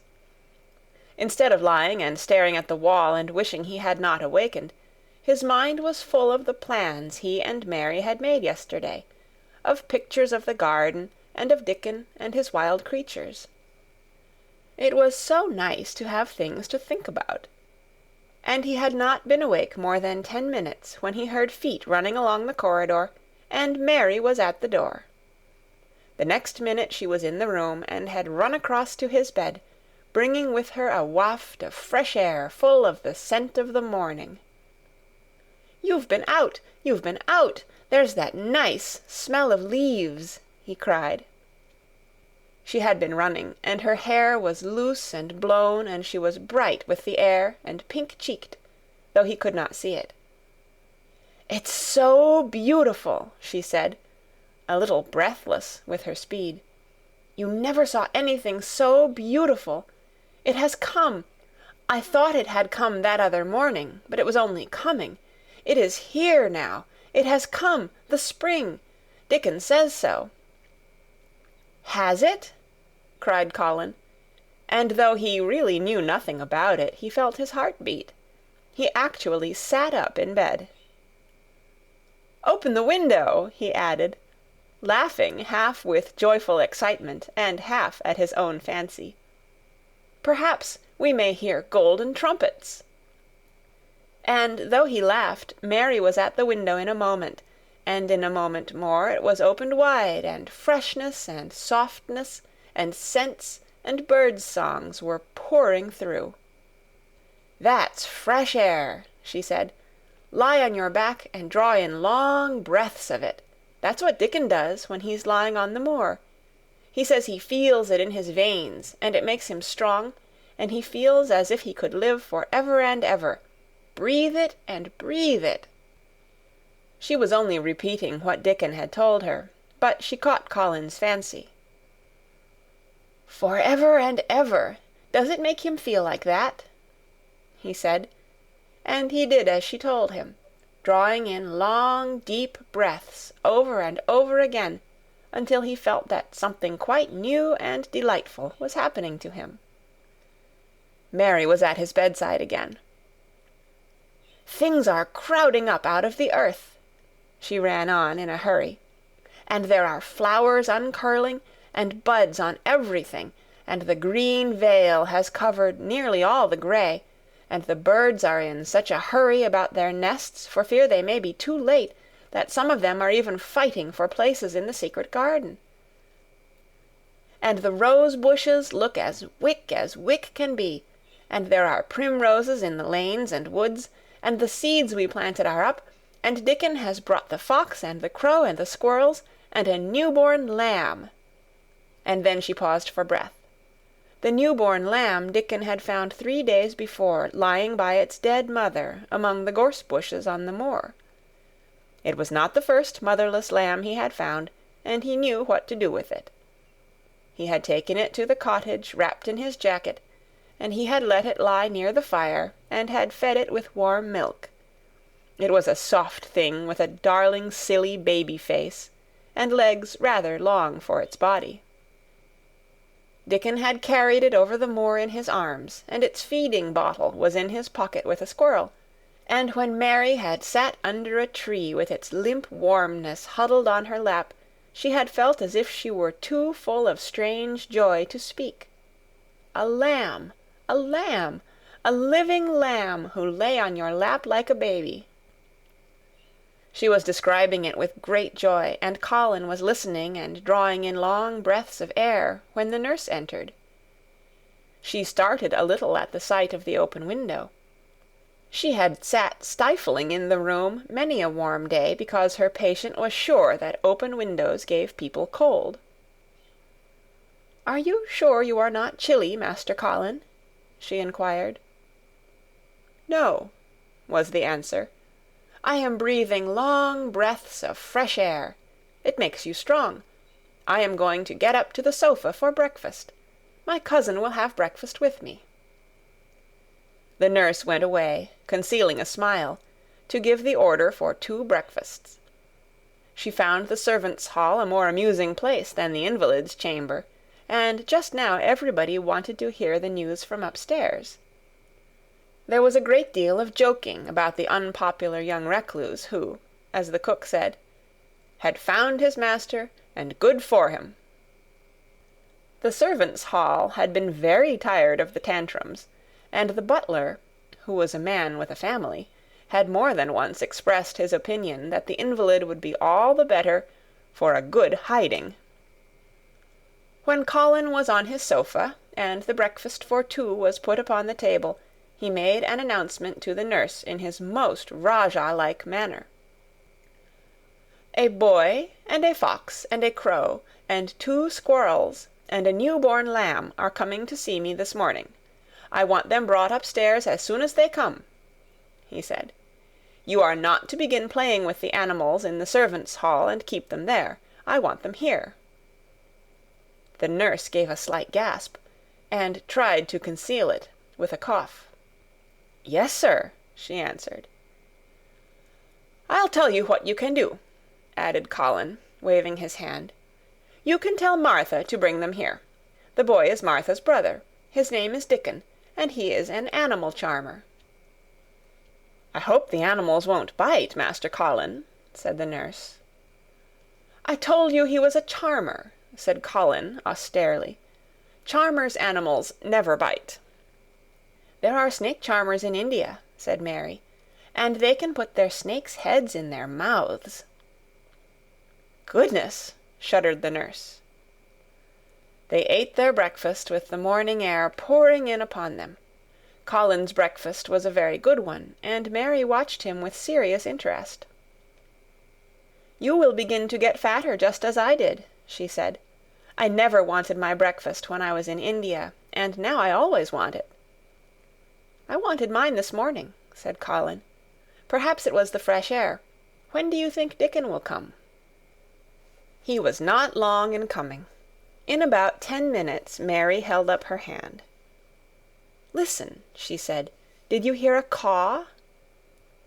Colin listened and heard it, the oddest sound in the world to hear inside a house, a hoarse caw, caw. "Yes," he answered. "That's Soot," said Mary. "Listen again. Do you hear a bleat, a tiny one?" "Oh, yes!" cried Colin, quite flushing. "That's the new-born lamb," said Mary. "He's coming." Dickon's moorland boots were thick and clumsy, and though he tried to walk quietly, they made a clumping sound as he walked through the long corridors. Mary and Colin heard him marching, marching, until he passed through the tapestry door onto the soft carpet of Colin's own passage. "If you please, sir," announced Martha, opening the door. "If you please, sir, here's Dickon and his creatures." Dickon came in, smiling his nicest wide smile. The new-born lamb was in his arms, and the little red fox trotted by his side. Nut sat on his left shoulder, and Soot on his right, and Shell's head and paws peeped out of his coat-pocket.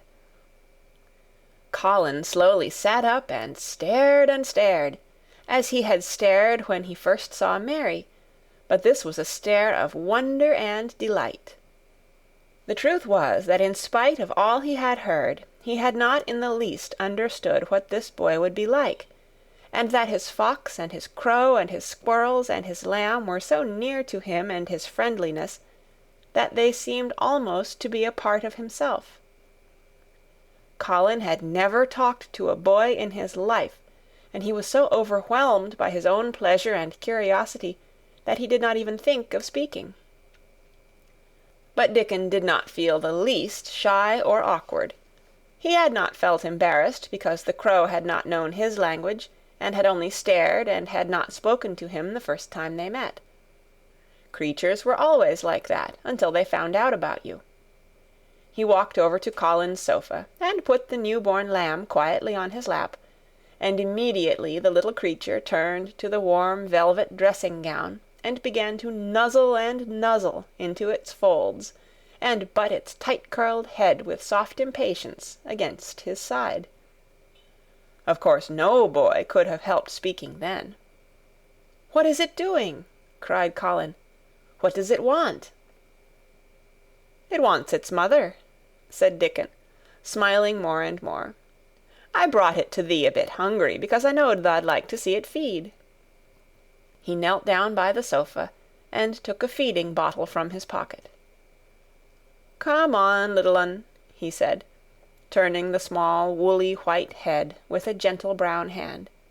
"This is what thou's after. Thou'll get more out o' this than thou will out o' silk velvet coats. There now." And he pushed the rubber tip of the bottle into the nuzzling mouth, and the lamb began to suck it with ravenous ecstasy. After that there was no wondering what to say.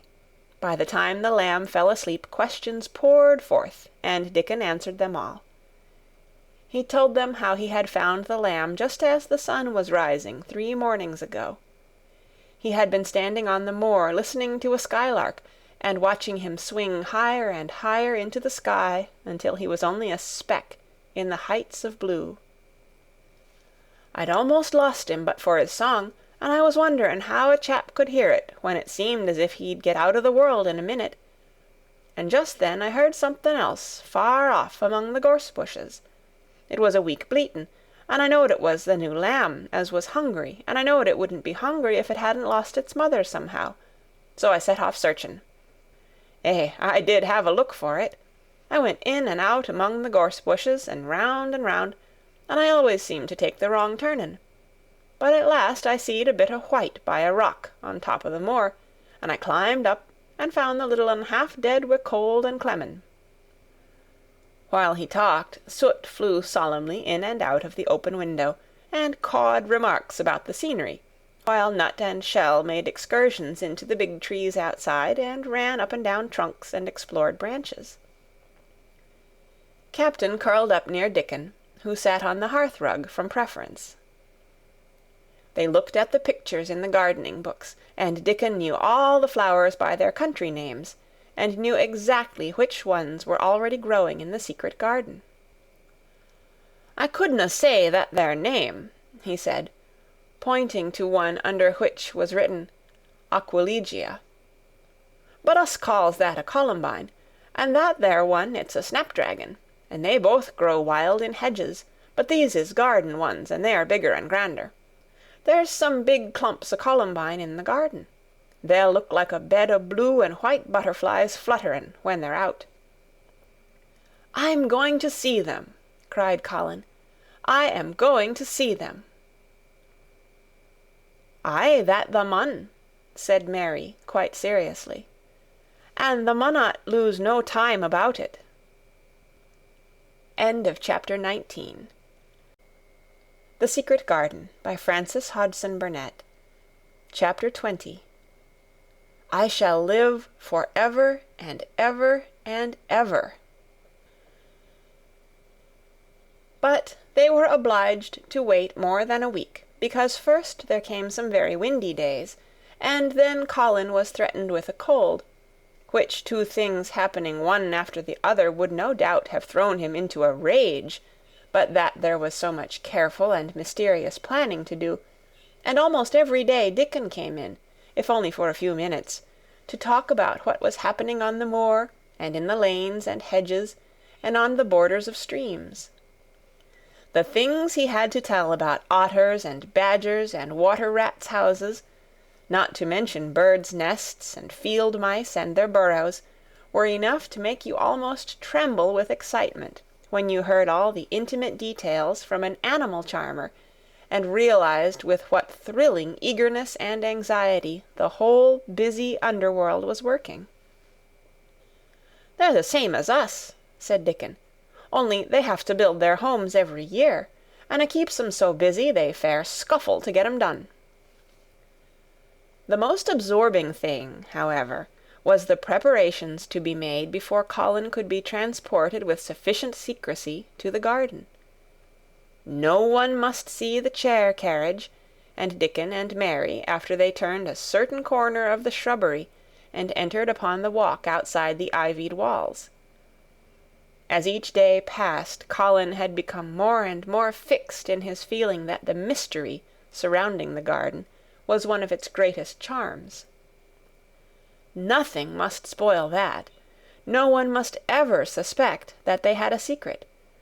People must think that he was simply going out with Mary and Dickon because he liked them, and did not object to their looking at him. They had long and quite delightful talks about their route. They would go up this path, and down that one, and cross the other, and go round among the fountain flower beds as if they were looking at the bedding-out plants the head gardener, Mr. Roach, had been having arranged. That would seem such a rational thing to do that no one would think it at all mysterious. They would turn into the shrubbery walks and lose themselves until they came to the long walls. It was almost as serious and elaborately thought out as the plans of march made by great generals in time of war. Rumours of the new and curious things which were occurring in the invalids' apartments had of course filtered through the servants' hall into the stable-yards and out among the gardeners, but, notwithstanding this, Mr. Roach was startled one day when he received orders from Master Colin's room to the effect that he must report himself in the apartment no outsider had ever seen, as the invalid himself desired to speak to him. "Well, well," he said to himself as he hurriedly changed his coat. "What's to do now? His Royal Highness that wasn't to be looked at, calling up a man he's never set eyes on." Mr. Roach was not without curiosity. He had never caught even a glimpse of the boy, and had heard a dozen exaggerated stories about his uncanny looks and ways and his insane tempers. The thing he had heard oftenest was that he might die at any moment, and there had been numerous fanciful descriptions of a humped back and helpless limbs, given by people who had never seen him. "Things are changing in this house, Mr. Roach," said Mrs. Medlock, as she led him up the back staircase to the corridor on to which opened the hitherto mysterious chamber. "Let us hope they're changing for the better, Mrs. Medlock," he answered. "They couldn't well change for the worse," she continued, "and, queer as it all is, there's them as finds their duties made a lot easier to stand up under. Don't you be surprised, Mr. Roach, if you find yourself in the middle of a menagerie, and Martha Sowerby's Dickon more at home than you or me could ever be." There really was a sort of magic about Dickon, as Mary always privately believed. When Mr. Roach heard his name, he smiled quite leniently. "He'd be at home in Buckingham Palace, or at the bottom of a coal mine," he said, "and yet it's not impudence either. He's just fine, is that lad." It was perhaps well he had been prepared, or he might have been startled. When the bedroom door was opened, a large crow, which seemed quite at home, perched on the high back of a carven chair, announced the entrance of a visitor by saying "Caw, caw," quite loudly. In spite of Mrs. Medlock's warning, Mr. Roach only just escaped being sufficiently undignified to jump backward. The young Rajah was neither in bed nor on his sofa. He was sitting in an armchair, and a young lamb was standing by him, shaking its tail in feeding lamb fashion, as Dickon knelt giving it milk from its bottle. A squirrel was perched on Dickon's bent back, attentively nibbling a nut. The little girl from India was sitting on a big footstool, looking on. "Here's Mr. Roach, Master Colin," said Mrs. Medlock. The young Rajah turned and looked his servitor over. At least, that was what the head gardener felt happened. "Oh, you are Roach, are you?" he said. "I sent for you to give you some very important orders." "Very good, sir," answered Roach, wondering if he was to receive instructions to fell all the oaks in the park, or to transform the orchards into water gardens. "I am going out in my chair this afternoon," said Colin. "If the fresh air agrees with me, I may go out every day. When I go, none of the gardeners are to be anywhere near the long walk by the garden walls. No one is to be there. I shall go out about 2 o'clock, and every one must keep away until I send word that they may go back to their work." "Very good, sir," replied Mr. Roach, much relieved to hear that the oaks might remain, and that the orchards were safe. "Mary," said Colin, turning to her, "what is that thing you say in India, when you have finished talking and want people to go?" "You say, 'You have my permission to go,'" answered Mary. The Rajah waved his hand. "You have my permission to go, Roach," he said. "But remember, this is very important." "Caw, caw," remarked the crow hoarsely, but not impolitely. "Very good, sir. Thank you, sir," said Mr. Roach, and Mrs. Medlock took him out of the room. Outside in the corridor, being a rather good-natured man, he smiled until he almost laughed. "My word," he said, "he's got a fine lordly way with him, hasn't he? You'd think he was a whole royal family rolled into one, prince consort and all." "Eh," protested Mrs. Medlock, "we've had to let him trample all over every one of us ever since he had feet, and he thinks that's what folks was born for." "Perhaps he'll grow out of it, if he lives," suggested Mr. Roach. "Well, there's one thing pretty sure," said Mrs. Medlock. "If he does live, and that Indian child stays here, I'll warrant she teaches him that the whole orange does not belong to him, as Susan Sowerby says. And he'll be likely to find out the size of his own quarter." Inside the room, Colin was leaning back on his cushions. "It's all safe now," he said, "and this afternoon I shall see it. This afternoon I shall be in it." Dickon went back to the garden with his creatures, and Mary stayed with Colin. She did not think he looked tired, but he was very quiet before their lunch came, and he was quiet while they were eating it. She wondered why, and asked him about it. "What big eyes you've got, Colin," she said. "When you are thinking, they get as big as saucers. What are you thinking about now?" "I can't help thinking about what it will look like," he answered. "The garden?" asked Mary. "The springtime," he said. "I was thinking that I've really never seen it before. I scarcely ever went out, and when I did go I never looked at it. I didn't even think about it." "I never saw it in India because there wasn't any," said Mary.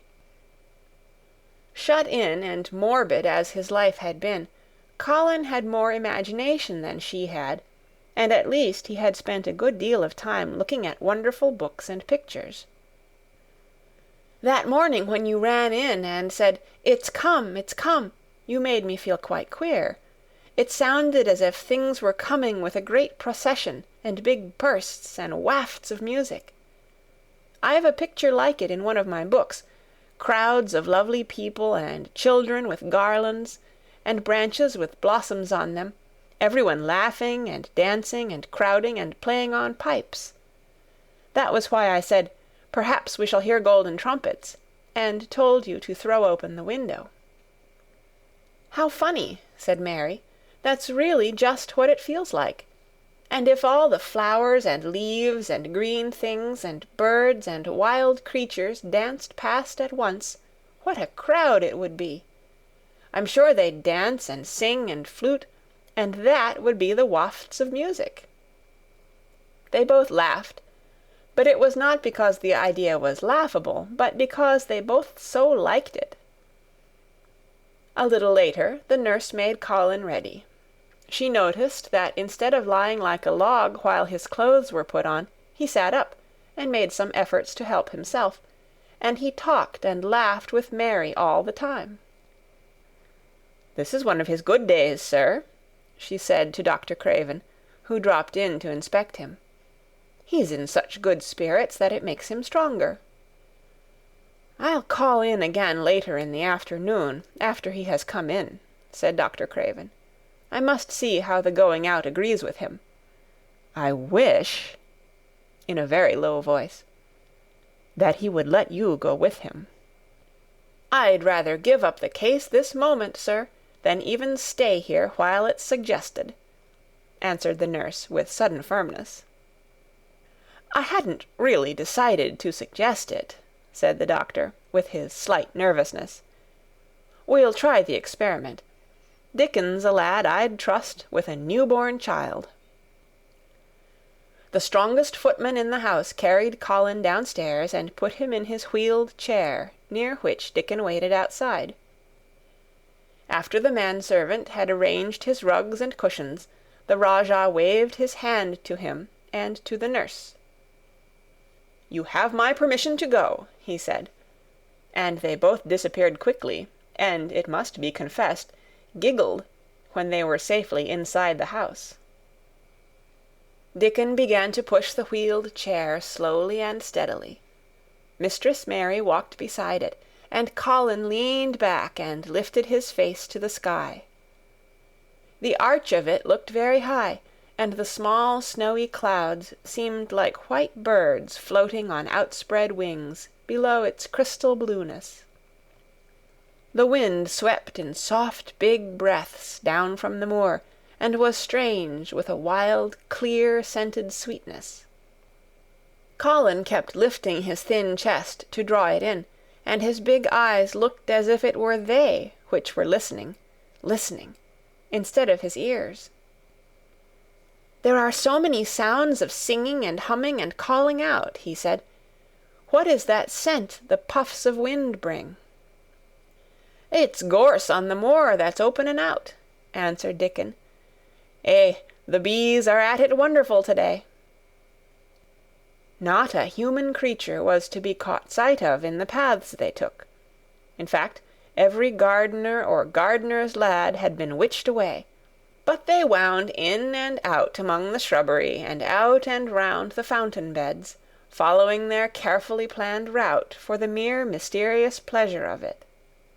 But when at last they turned into the long walk by the ivied walls, the excited sense of an approaching thrill made them, for some curious reason they could not have explained, begin to speak in whispers.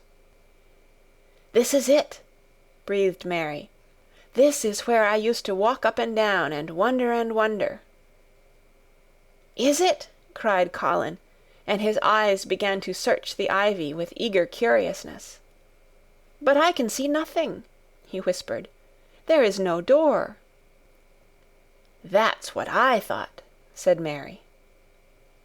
Then there was a lovely, breathless silence, and the chair wheeled on. "That is the garden where Ben Weatherstaff works," said Mary. "Is it?" said Colin. A few yards more, and Mary whispered again. "This is where the robin flew over the wall," she said. "Is it?" cried Colin. "Oh, I wish he'd come again." "And that," said Mary, with solemn delight, pointing under a big lilac bush, "is where he perched on the little heap of earth and showed me the key." Then Colin sat up. "Where? Where? There?" he cried, and his eyes were as big as the wolf's in Red Riding Hood, when Red Riding Hood felt called upon to remark on them. Dickon stood still, and the wheeled chair stopped. "And this," said Mary, stepping on to the bed close to the ivy, "is where I went to talk to him when he chirped at me from the top of the wall. And this is the ivy the wind blew back." And she took hold of the hanging green curtain. "Oh, is it? Is it?" gasped Colin. "And here is the handle, and here is the door. Dickon, push him in quickly." And Dickon did it with one strong, steady, splendid push. But Colin had actually dropped back against his cushions, even though he gasped with delight, and he had covered his eyes with his hands and held them there, shutting out everything until they were inside, and the chair stopped as if by magic, and the door was closed. Not till then did he take them away and look round and round and round, as Dickon and Mary had done. And over walls and earth and trees and swinging sprays and tendrils the fair green veil of tender little leaves had crept, and in the grass under the trees and the grey urns in the alcoves, and here and there everywhere, were touches or splashes of gold and purple and white, and the trees were showing pink and snow above his head, and there were flutterings of wings and faint sweet pipes and humming and scents and scents. And the sun fell warm upon his face like a hand with a lovely touch. And in wonder Mary and Dickon stood and stared at him. He looked so strange and different, because a pink glow of color had actually crept all over him, ivory face and neck and hands and all. "I shall get well! I shall get well!" he cried out. "Mary, Dickon, I shall get well, and I shall live for ever and ever and ever." End of Chapter 20. The Secret Garden by Frances Hodgson Burnett. Chapter 21. Ben Weatherstaff. One of the strange things about living in the world is that it is only now and then one is quite sure one is going to live for ever and ever and ever. One knows it sometimes when one gets up at the tender, solemn dawn time and goes out and stands alone and throws one's head far back and looks up and watches the pale sky slowly changing and flushing and marvelous unknown things happening, until the east almost makes one cry out, and one's heart stands still at the strange, unchanging majesty of the rising of the sun, which has been happening every morning for thousands and thousands and thousands of years.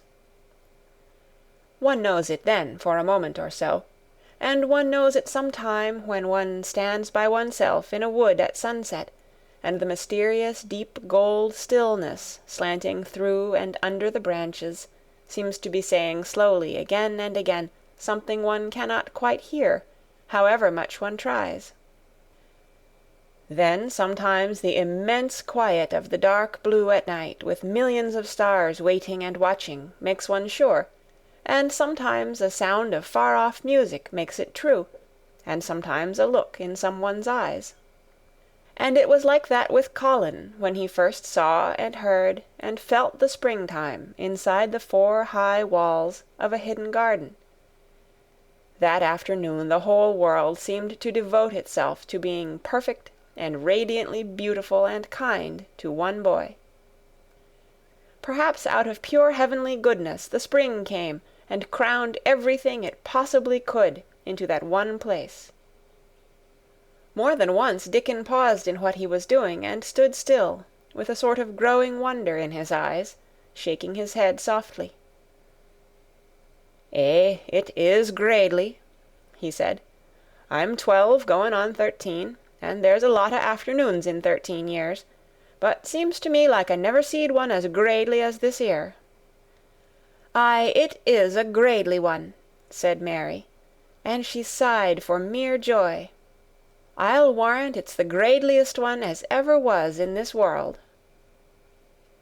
"Does thee think," said Colin, with dreamy carefulness, "as happen it was made like this 'ere, all a purpose for me?" "My word!" cried Mary admiringly. "That there is a bit o' good Yorkshire. Th'art shapen first rate, that th'art." And delight reigned. They drew the chair under the plum-tree, which was snow-white with blossoms and musical with bees. It was like a king's canopy, a fairy king's. There were flowering cherry-trees near, and apple-trees whose buds were pink and white, and here and there one had burst wide open. Between the blossoming branches of the canopy bits of blue sky looked down, like wonderful eyes. Mary and Dickon worked a little here and there, and Colin watched them. They brought him things to look at, buds which were opening, buds which were tight closed, bits of twig whose leaves were just showing green, the feather of a woodpecker which had dropped on the grass, the empty shell of some bird early hatched. Dickon pushed the chair slowly round and round the garden, stopping every other moment to let him look at wonders springing out of the earth or trailing down from trees. It was like being taken in state round the country of a magic king and queen, and shown all the mysterious riches it contained. "I wonder if we shall see the robin," said Colin. "Thou'll see him often enow after a bit," answered Dickon. "When the eggs hatches out, the little chap he'll be kep so busy it'll make his head swim. Thou'll see him flying backward and for'ard, carrying worms nigh as big as himself, and that much noise going on in the nest when he gets there, as fair flusters him so as he scarce knows which big mouth to drop the first piece in. And gaping beaks and squawks on every side. Mother says as when she sees the work a robin has to do to keep them gaping beaks filled, she feels like she was a lady with nothing to do.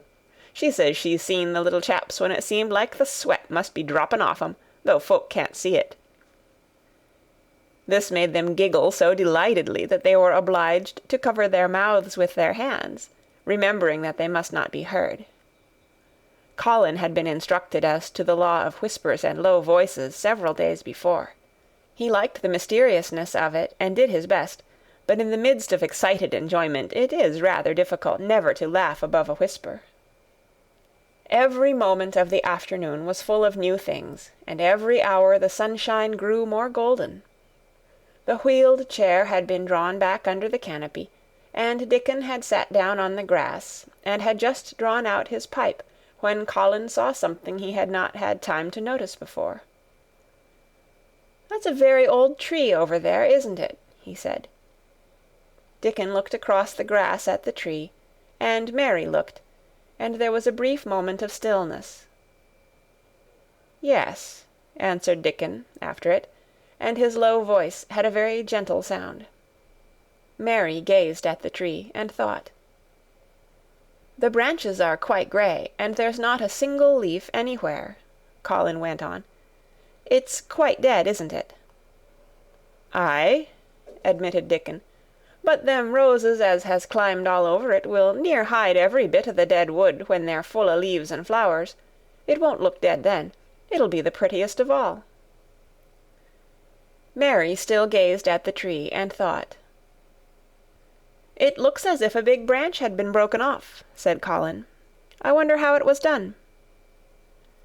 "It's been done many a year," answered Dickon. "Eh!" with a sudden relieved start, and laying his hand on Colin. "Look at that robin. There he is. He's been foragin' for his mate." Colin was almost too late, but he just caught sight of him, the flash of red-breasted bird with something in his beak. He darted through the greenness and into the close-grown corner, and was out of sight. Colin leaned back on his cushion again, laughing a little. "He's taking her tea to her. Perhaps it's 5 o'clock. I think I'd like some tea myself." And so they were safe. "It was magic which sent the robin," said Mary secretly to Dickon afterward. "I know it was magic." For both she and Dickon had been afraid Colin might ask something about the tree whose branch had broken off 10 years ago, and they had talked it over together, and Dickon had stood and rubbed his head in a troubled way. "We mun look as if it wasn't no different from the other trees," he had said. "We couldn't never tell him how it broke, poor lad. If he says anything about it, we mun try to look cheerful." "Aye, that we mun," had answered Mary. But she had not felt as if she looked cheerful when she gazed at the tree. She wondered and wondered in those few moments if there was any reality in that other thing Dickon had said. He had gone on rubbing his rust-red hair in a puzzled way, but a nice comforted look had begun to grow in his blue eyes. "Mrs. Craven was a very lovely young lady," he had gone on rather hesitatingly. "An' mother, she thinks maybe she's about Misselthwaite many a time looking after Mester Colin, same as all mothers do when they are took out of the world. They have to come back, th'a sees. Happen she's been in the garden, and happen it was her set us to work, and told us to bring him here." Mary had thought he meant something about magic. She was a great believer in magic.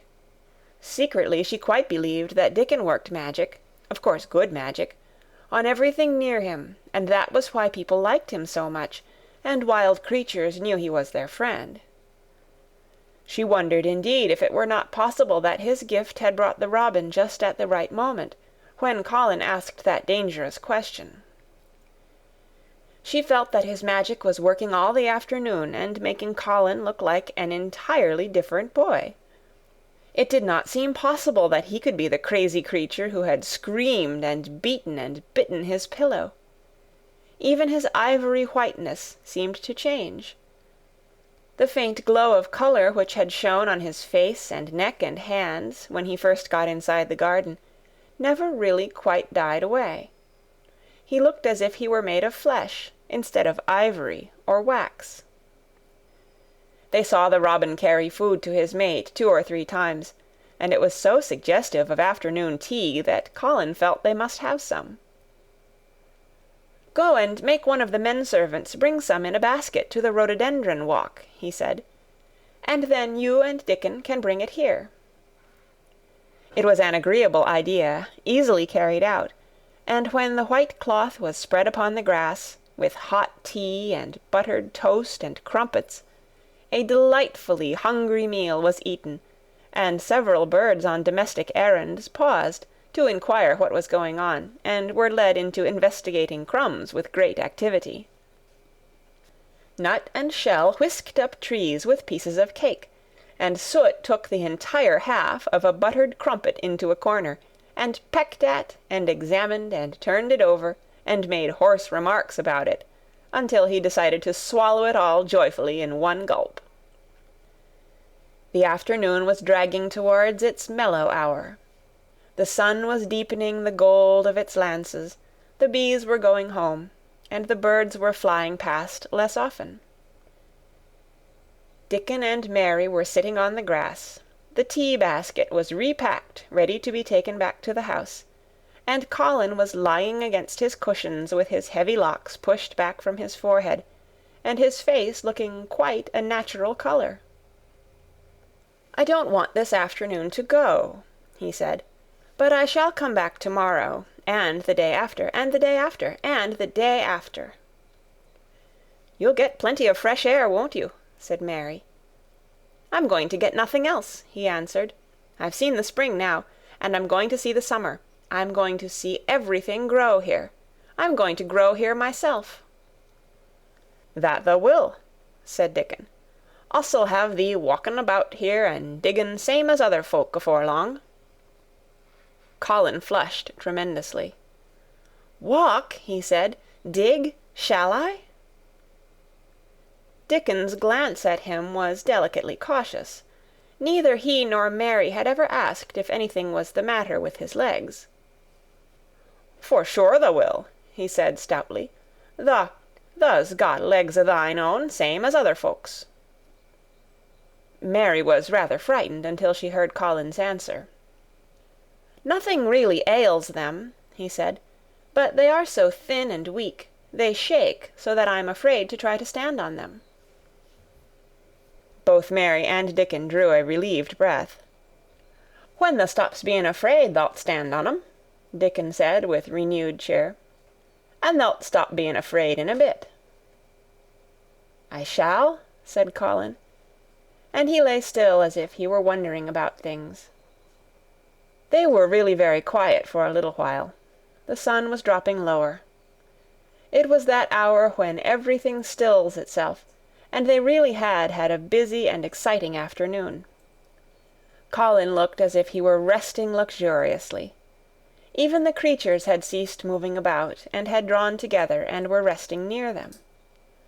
Soot had perched on a low branch and drawn up one leg, and dropped the grey film drowsily over his eyes. Mary privately thought he looked as if he might snore in a minute. In the midst of this stillness it was rather startling when Colin half lifted his head and exclaimed in a loud, suddenly alarmed whisper, "Who is that man?" Dickon and Mary scrambled to their feet. "Man?" they both cried in low, quick voices. Colin pointed to the high wall. "Look!" he whispered excitedly. "Just look!" Mary and Dickon wheeled about and looked. There was Ben Weatherstaff's indignant face glaring at them over the wall from the top of a ladder. He actually shook his fist at Mary. "If I wasn't a bachelder and thou was a wench o' mine," he cried, "I'd give thee a hidin'." He mounted another step threateningly, as if it were his energetic intention to jump down and deal with her. But as she came toward him, he evidently thought better of it, and stood on the top step of his ladder, shaking his fist down at her. "I never thowt much o' thee," he harangued. "I couldna abide thee the first time I set eyes on thee. A scrawny, buttermilk-faced young besom, allus asking questions and poking the nose where it wasna wanted. I never knowed how tha got so thick wi' me. If it hadna been for the rubbin', drat him." "Ben Weatherstaff!" called out Mary, finding her breath. She stood below him and called up to him with a sort of gasp. "Ben Weatherstaff! It was the robin who showed me the way." Then it did seem as if Ben really would scramble down on her side of the wall, he was so outraged. "The young bad un!" he called down at her, "layin' the badness on a robin. Not but what he's impudent now for anything. Him showing thee the way, him, the young nowt." She could see his next words burst out because he was overpowered by curiosity. "However i' this world did tha get in?" "It was the robin who showed me the way," she protested obstinately. "He didn't know he was doing it, but he did. And I can't tell you from here while you're shaking your fist at me." He stopped shaking his fist very suddenly at that very moment, and his jaw actually dropped as he stared over her head at something he saw coming over the grass toward him. At the first sound of his torrent of words, Colin had been so surprised that he had only sat up and listened as if he were spellbound. But in the midst of it he had recovered himself and beckoned imperiously to Dickon. "Wheel me over there," he commanded. "Wheel me quite close and stop right in front of him." And this, if you please, this is what Ben Weatherstaff beheld, and which made his jaw drop. A wheeled chair with luxurious cushions and robes which came toward him looking rather like some sort of state coach, because a young RAJAH leaned back in it with royal command in his great black-rimmed eyes, and a thin white hand extended haughtily toward him. And it stopped right under Ben Weatherstaff's nose. It was really no wonder his mouth dropped open. "Do you know who I am?" demanded the Rajah. How Ben Weatherstaff stared! His red old eyes fixed themselves on what was before him as if he were seeing a ghost. He gazed and gazed, and gulped a lump down his throat, and did not say a word. "Do you know who I am?" demanded Colin still more imperiously. "Answer." Ben Weatherstaff put his gnarled hand up and passed it over his eyes and over his forehead, and then he did answer in a queer shaky voice. "Who thou art?" he said. "Aye, that I do, with a mother's eyes staring at me out o' the face. Lord knows how thou come here, but thou'rt the poor cripple." Colin forgot that he had ever had a back. His face flushed scarlet, and he sat bolt upright. "I'm not a cripple!" he cried out furiously. "I'm not!" "He's not!" cried Mary, almost shouting up the wall in her fierce indignation. "He's not got a lump as big as a pin. I looked, and there was none there, not one." Ben Weatherstaff passed his hand over his forehead again, and gazed as if he could never gaze enough. His hand shook, and his mouth shook, and his voice shook. He was an ignorant old man, and a tactless old man, and he could only remember the things he had heard. Thou hasn't got a crooked back?" he said hoarsely. "No," shouted Colin. Thou hasn't got crooked legs?" quavered Ben more hoarsely yet. It was too much. The strength which Colin usually threw into his tantrums rushed through him now in a new way. Never yet had he been accused of crooked legs, even in whispers, and the perfectly simple belief in their existence which was revealed by Ben Weatherstaff's voice was more than Rajah flesh and blood could endure. His anger and insulted pride made him forget everything but this one moment, and filled him with a power he had never known before, an almost unnatural strength. "Come here!" he shouted to Dickon, and he actually began to tear the coverings off his lower limbs and disentangle himself. Come here, this minute!" Dickon was by his side in a second. Mary caught her breath in a short gasp, and felt herself turn pale. "He can do it! He can do it! He can do it! He can!" she gabbled over to herself under her breath as fast as ever she could. There was a brief, fierce scramble. The rugs were tossed on the ground. Dickon held Colin's arm. The thin legs were out. The thin feet were on the grass. Colin was standing upright, as straight as an arrow, and looking strangely tall, his head thrown back, and his strange eyes flashing lightning. "Look at me!" he flung up at Ben Weatherstaff. "Just look at me, you! Just look at me!" "He's as straight as I am," cried Dickon. "He's as straight as any lad o' Yorkshire." What Ben Weatherstaff did Mary thought queer beyond measure. He choked and gulped, and suddenly tears ran down his weather-wrinkled cheeks as he struck his old hands together. "Eh," he burst forth, "the lies folk tells! Thou'rt as thin as a lath, and as white as a wraith, but there's not a knob on thee. Thou'lt make a man yet. God bless thee." Dickon held Colin's arm strongly, but the boy had not begun to falter. He stood straighter and straighter, and looked Ben Weatherstaff in the face. "I'm your master," he said, "when my father is away, and you are to obey me. This is my garden. Don't dare to say a word about it. You get down from that ladder and go out to the long walk, and Miss Mary will meet you and bring you here. I want to talk to you. We did not want you, but now you will have to be in the secret. Be quick." Ben Weatherstaff's crabbed old face was still wet with that one queer rush of tears. It seemed as if he could not take his eyes from thin, straight Colin standing on his feet with his head thrown back. "Eh, lad," he almost whispered. "Eh, my lad." And then, remembering himself, he suddenly touched his hat, gardener fashion, and said, "Yes, sir, yes, sir," and obediently disappeared as he descended the ladder. End of Chapter 21. The Secret Garden, by Frances Hodgson Burnett. Chapter 22. When the Sun Went Down. When his head was out of sight, Colin turned to Mary. "Go and meet him," he said, and Mary flew across the grass to the door under the ivy. Dickon was watching him with sharp eyes. There were scarlet spots on his cheeks, and he looked amazing, but he showed no signs of falling. "I can stand," he said, and his head was still held up, and he said it quite grandly. "I told thee thou could as soon as thou stopped being afraid," answered Dickon, and thou stopped. "Yes, I've stopped," said Colin.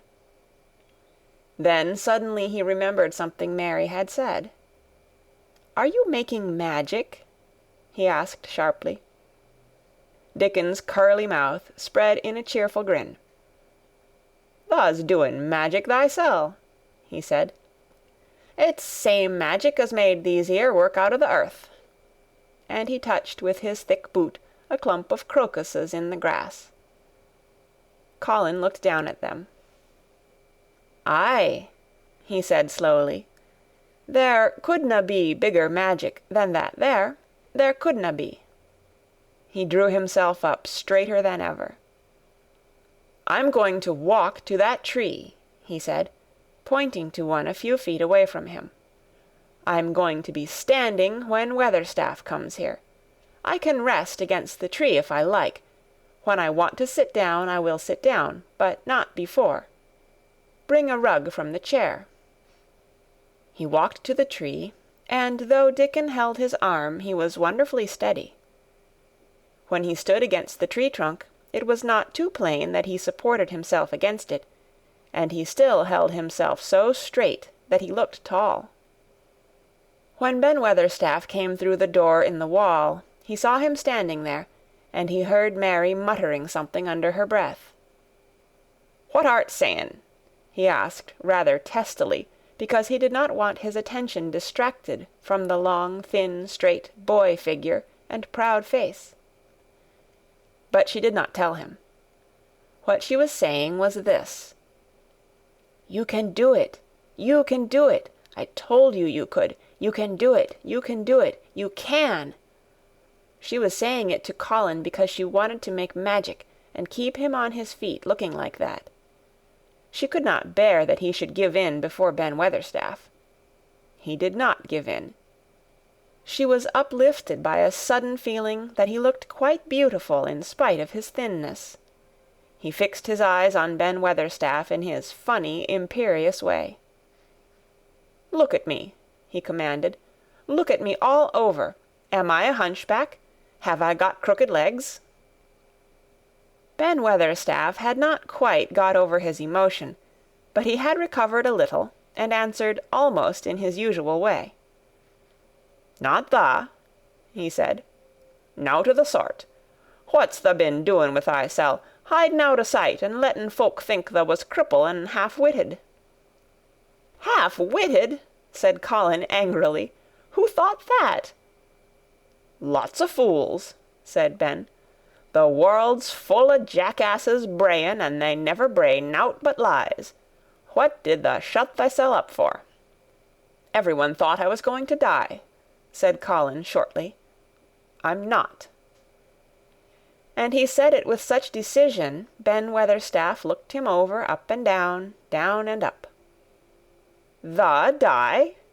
he said with dry exultation. "Nowt o' the sort. Tha's got too much pluck in thee.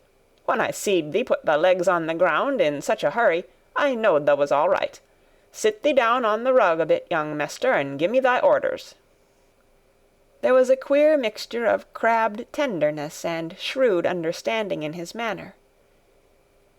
Mary had poured out speech as rapidly as she could as they had come down the long walk. The chief thing to be remembered, she had told him, was that Colin was getting well. Getting well! The garden was doing it. No one must let him remember about having humps and dying. The Rajah condescended to seat himself on a rug under the tree. "What work do you do in the gardens, Weatherstaff?" he inquired. "Anything I'm told to do," answered old Ben. "I'm kep' on by favour, because she liked me." "She?" said Colin. "The mother," answered Ben Weatherstaff. "My mother?" said Colin, and he looked about him quietly. This was her garden, wasn't it? "Aye, it was that." And Ben Weatherstaff looked about him too. "She were main fond of it." "It is my garden now. I am fond of it. I shall come here every day," announced Colin. "But it is to be a secret. My orders are that no one is to know that we come here. Dickon and my cousin have worked and made it come alive. I shall send for you sometimes to help, but you must come when no one can see you." Ben Weatherstaff's face twisted itself in a dry old smile. "I've come here before when no one saw me," he said. "What?" exclaimed Colin. "When?" "The last time I was here," rubbing his chin and looking round, "was about 2 year ago." "But no one has been in it for 10 years," cried Colin. "There was no door." "I'm no one," said old Ben dryly, "and I didn't come through the door. I come over the wall. The rheumatics held me back the last 2 year." "The common did a bit of prunin'," cried Dickon. "I couldn't make out how it had been done." "She was so fond of it, she was," said Ben Weatherstaff slowly. "And she was such a pretty young thing. She says to me once, 'Ben,' she says, laughin', 'if ever I'm ill or if I go away, you must take care of my roses.' When she did go away, the orders was no one was ever to come nigh, but I come," with grumpy obstinacy. "Over the wall I come, until the rheumatics stopped me, and I did a bit of work once a year. She'd gave her order first." "It wouldn't have been as wick as it is if I hadn't done it," said Dickon. "I did wonder." "I'm glad you did it, Weatherstaff," said Colin. "You'll know how to keep the secret." "Aye, I'll know, sir," answered Ben, "and it'll be easier for a man wi' rheumatics to come in at the door." On the grass near the tree, Mary had dropped her trowel.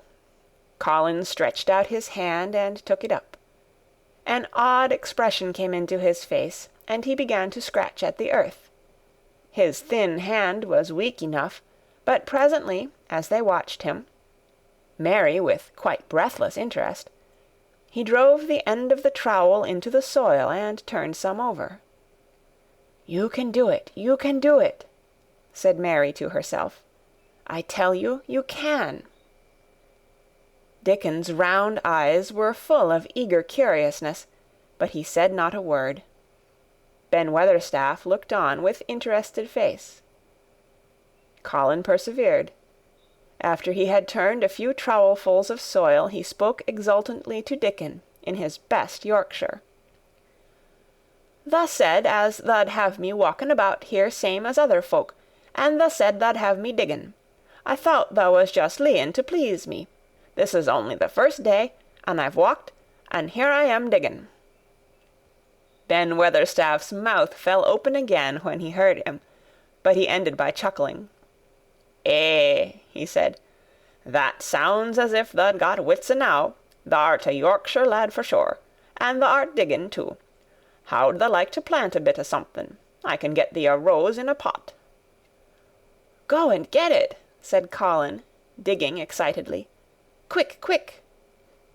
It was done quickly enough indeed. Ben Weatherstaff went his way, forgetting rheumatics. Dickon took his spade and dug the hole deeper and wider than a new digger with thin white hands could make it. Mary slipped out to run and bring back a watering-can.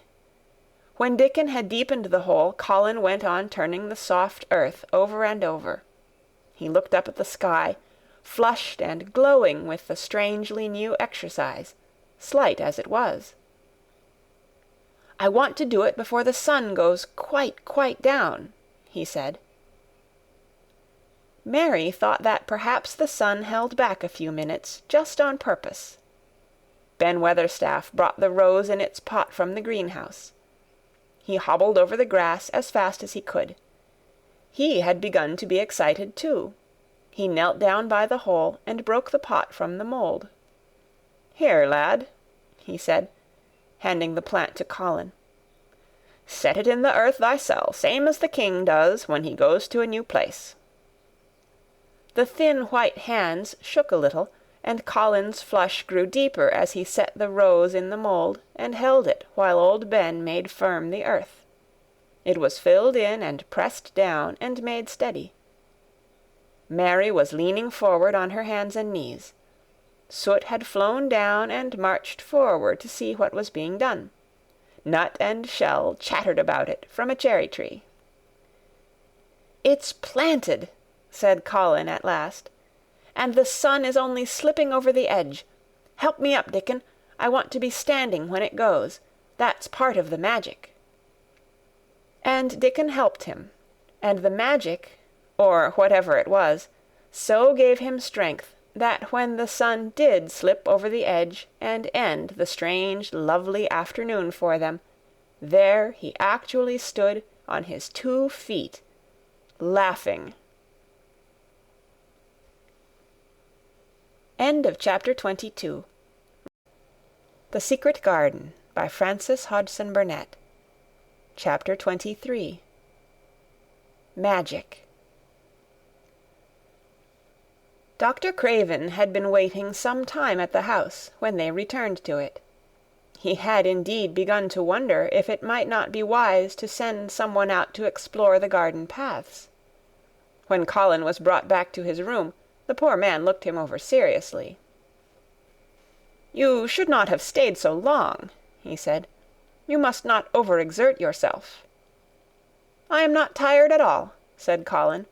"It has made me well. Tomorrow I am going out in the morning as well as in the afternoon." "I am not sure that I can allow it," answered Dr. Craven. "I am afraid it would not be wise." "It would not be wise to try to stop me," said Colin quite seriously. "I am going." Even Mary had found out that one of Colin's chief peculiarities was that he did not know in the least what a rude little brute he was, with his way of ordering people about. He had lived on a sort of desert island all his life, and as he had been the king of it, he had made his own manners, and had had no one to compare himself with. Mary had indeed been rather like him herself, and since she had been at Misselthwaite, had gradually discovered that her own manners had not been of the kind which is usual or popular. Having made this discovery, she naturally thought it of enough interest to communicate to Colin.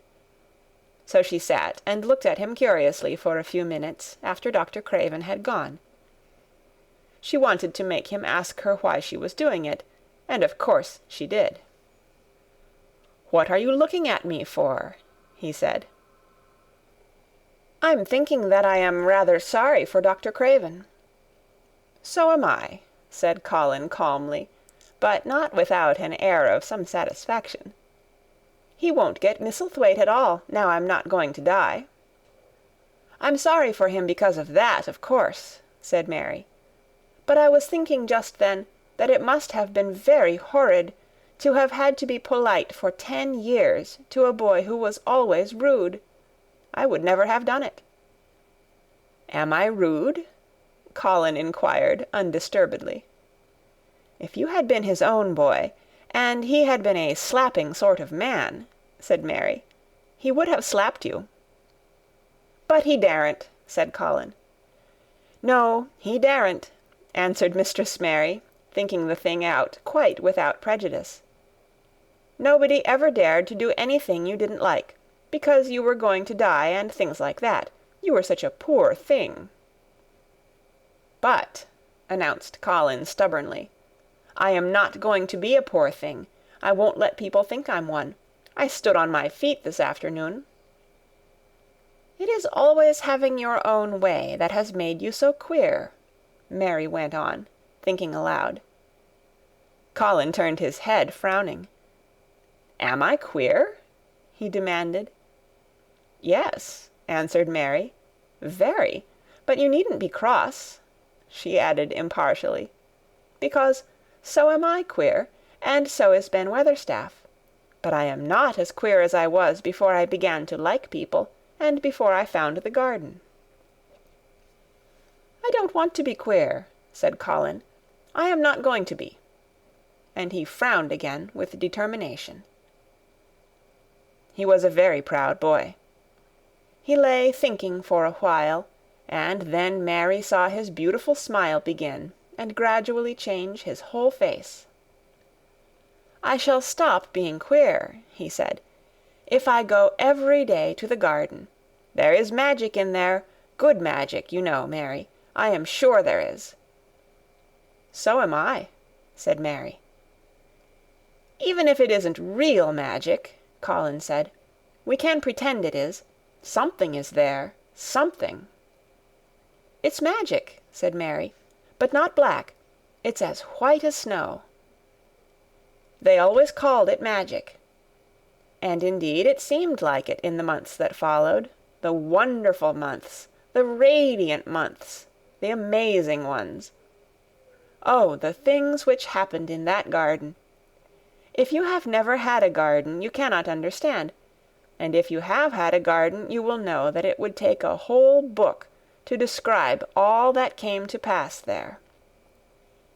At first it seemed that green things would never cease pushing their way through the earth, in the grass, in the beds, even in the crevices of the walls. Then the green things began to show buds, and the buds began to unfurl and show color, every shade of blue, every shade of purple, every tint and hue of crimson. In its happy days, flowers had been tucked away into every inch and hole and corner. Ben Weatherstaff had seen it done, and had himself scraped out mortar from between the bricks of the wall, and made pockets of earth for lovely clinging things to grow on. Iris and white lilies rose out of the grass in sheaves, and the green alcoves filled themselves with amazing armies of the blue and white flower-lances of tall delphiniums, or columbines, or campanulas. "She was main fond o' them, she was," Ben Weatherstaff said. "She liked them things as was allus pointing up to the blue sky, she used to tell. Not as she was one o' them as looked down on the earth, not her. She just loved it, but she said as the blue sky allus looked so joyful." The seeds Dickon and Mary had planted grew as if fairies had tended them. Satiny poppies of all tints danced in the breeze by the score, gaily defying flowers which had lived in the garden for years, and which, it might be confessed, seemed rather to wonder how such new people had got there. And the roses, rising out of the grass, tangled round the sundial, wreathing the tree trunks and hanging from their branches, climbing up the walls and spreading over them with long garlands falling in cascades. They came alive day by day, hour by hour. Fair fresh leaves, and buds, tiny at first, but swelling and working magic until they burst and uncurled into cups of scent, delicately spilling themselves over their brims and filling the garden air. Colin saw it all, watching each change as it took place. Every morning he was brought out, and every hour of each day, when it didn't rain, he spent in the garden. Even grey days pleased him. He would lie on the grass, watching things growing," he said. If you watched long enough, he declared, you could see buds unsheath themselves. Also you could make the acquaintance of strange, busy insect things, running about on various unknown but evidently serious errands, sometimes carrying tiny scraps of straw, or feather, or food, or climbing blades of grass as if they were trees, from whose tops one could look out to explore the country. A mole throwing up its mound at the end of its burrow, and making its way out at last with the long-nailed paws which looked so like elfish hands, had absorbed him one whole morning.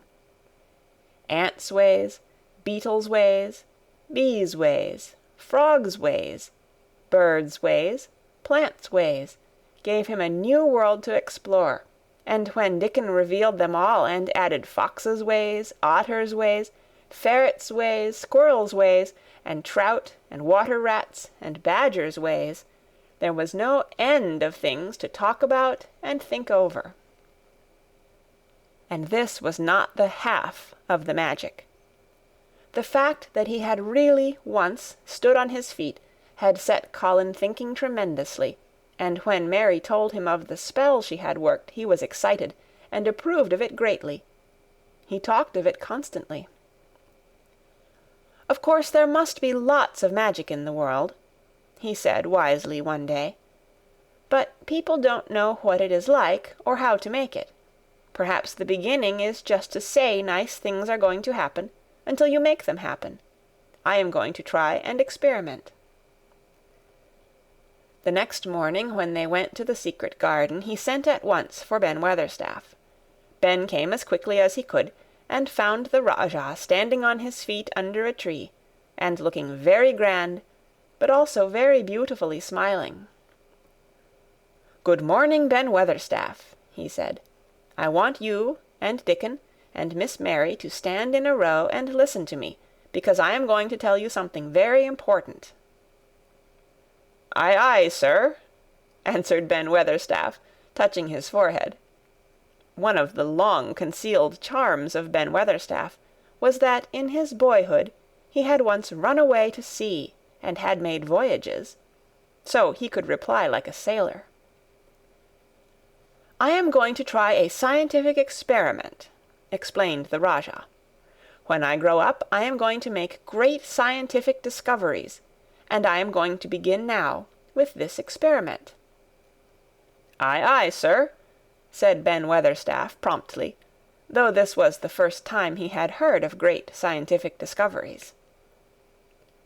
It was the first time Mary had heard of them either, but even at this stage she had begun to realize that, queer as he was, Colin had read about a great many singular things, and was somehow a very convincing sort of boy. When he held up his head and fixed his strange eyes on you, it seemed as if you believed him almost in spite of yourself, though he was only 10 years old, going on 11. At this moment he was especially convincing, because he suddenly felt the fascination of actually making a sort of speech, like a grown-up person. "The great scientific discoveries I am going to make," he went on, "will be about magic. Magic is a great thing, and scarcely anyone knows anything about it, except a few people in old books, and Mary a little, because she was born in India, where there are fakirs. I believe Dickon knows some magic, but perhaps he doesn't know he knows it. He charms animals and people. I would never have let him come to see me if he had not been an animal charmer, which is a boy charmer too, because a boy is an animal. I am sure there is magic in everything, only we have not sense enough to get hold of it and make it do things for us, like electricity and horses and steam." This sounded so imposing that Ben Weatherstaff became quite excited, and really could not keep still. "Aye, aye, sir," he said, and he began to stand up quite straight. "When Mary found this garden, it looked quite dead," the orator proceeded. "Then something began pushing things up out of the soil, and making things out of nothing. One day things weren't there, and another they were. I had never watched things before, and it made me feel very curious. Scientific people are always curious, and I am going to be scientific. I keep saying to myself, what is it? What is it? It's something. It can't be nothing. I don't know its name, so I call it magic. I have never seen the sun rise, but Mary and Dickon have, and from what they tell me I am sure that is magic too. Something pushes it up and draws it. Sometimes, since I've been in the garden, I've looked up through the trees at the sky, and I have had a strange feeling of being happy, as if something were pushing and drawing in my chest, and making me breathe fast. Magic is always pushing and drawing and making things out of nothing.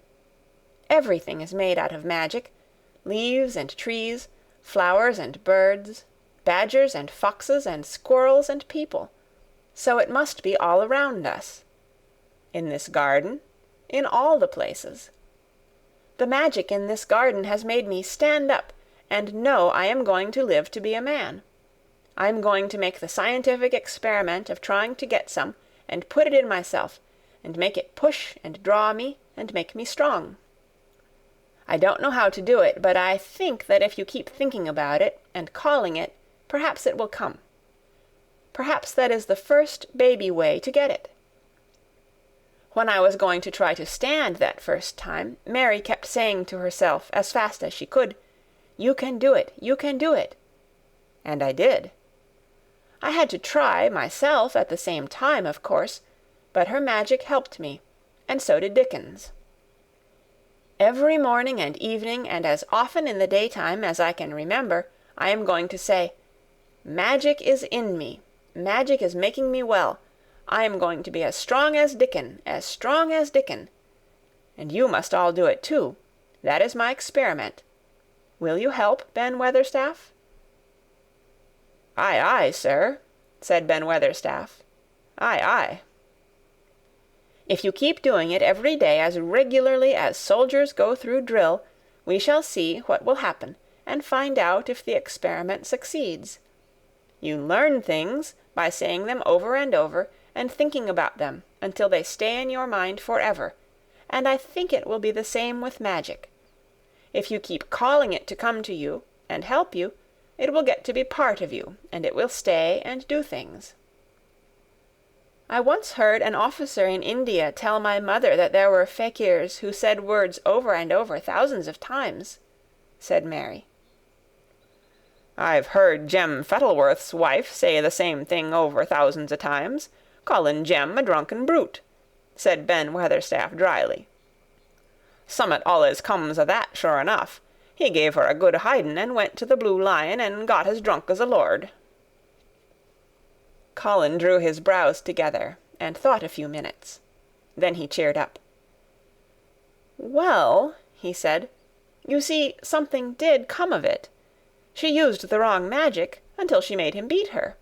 If she'd used the right magic and had said something nice, perhaps he wouldn't have got as drunk as a lord, and perhaps he might have bought her a new bonnet." Ben Weatherstaff chuckled, and there was shrewd admiration in his little old eyes. "Thou'rt a clever lad as well as a straight-legged one, Mester Colin," he said. "Next time I see Bess Fettleworth I'll give her a bit of a hint o' what magic will do for her. She'd be rare and pleased if the scientific experiment worked, and so 'ud Jem." Dickon had stood listening to the lecture, his round eyes shining with curious delight.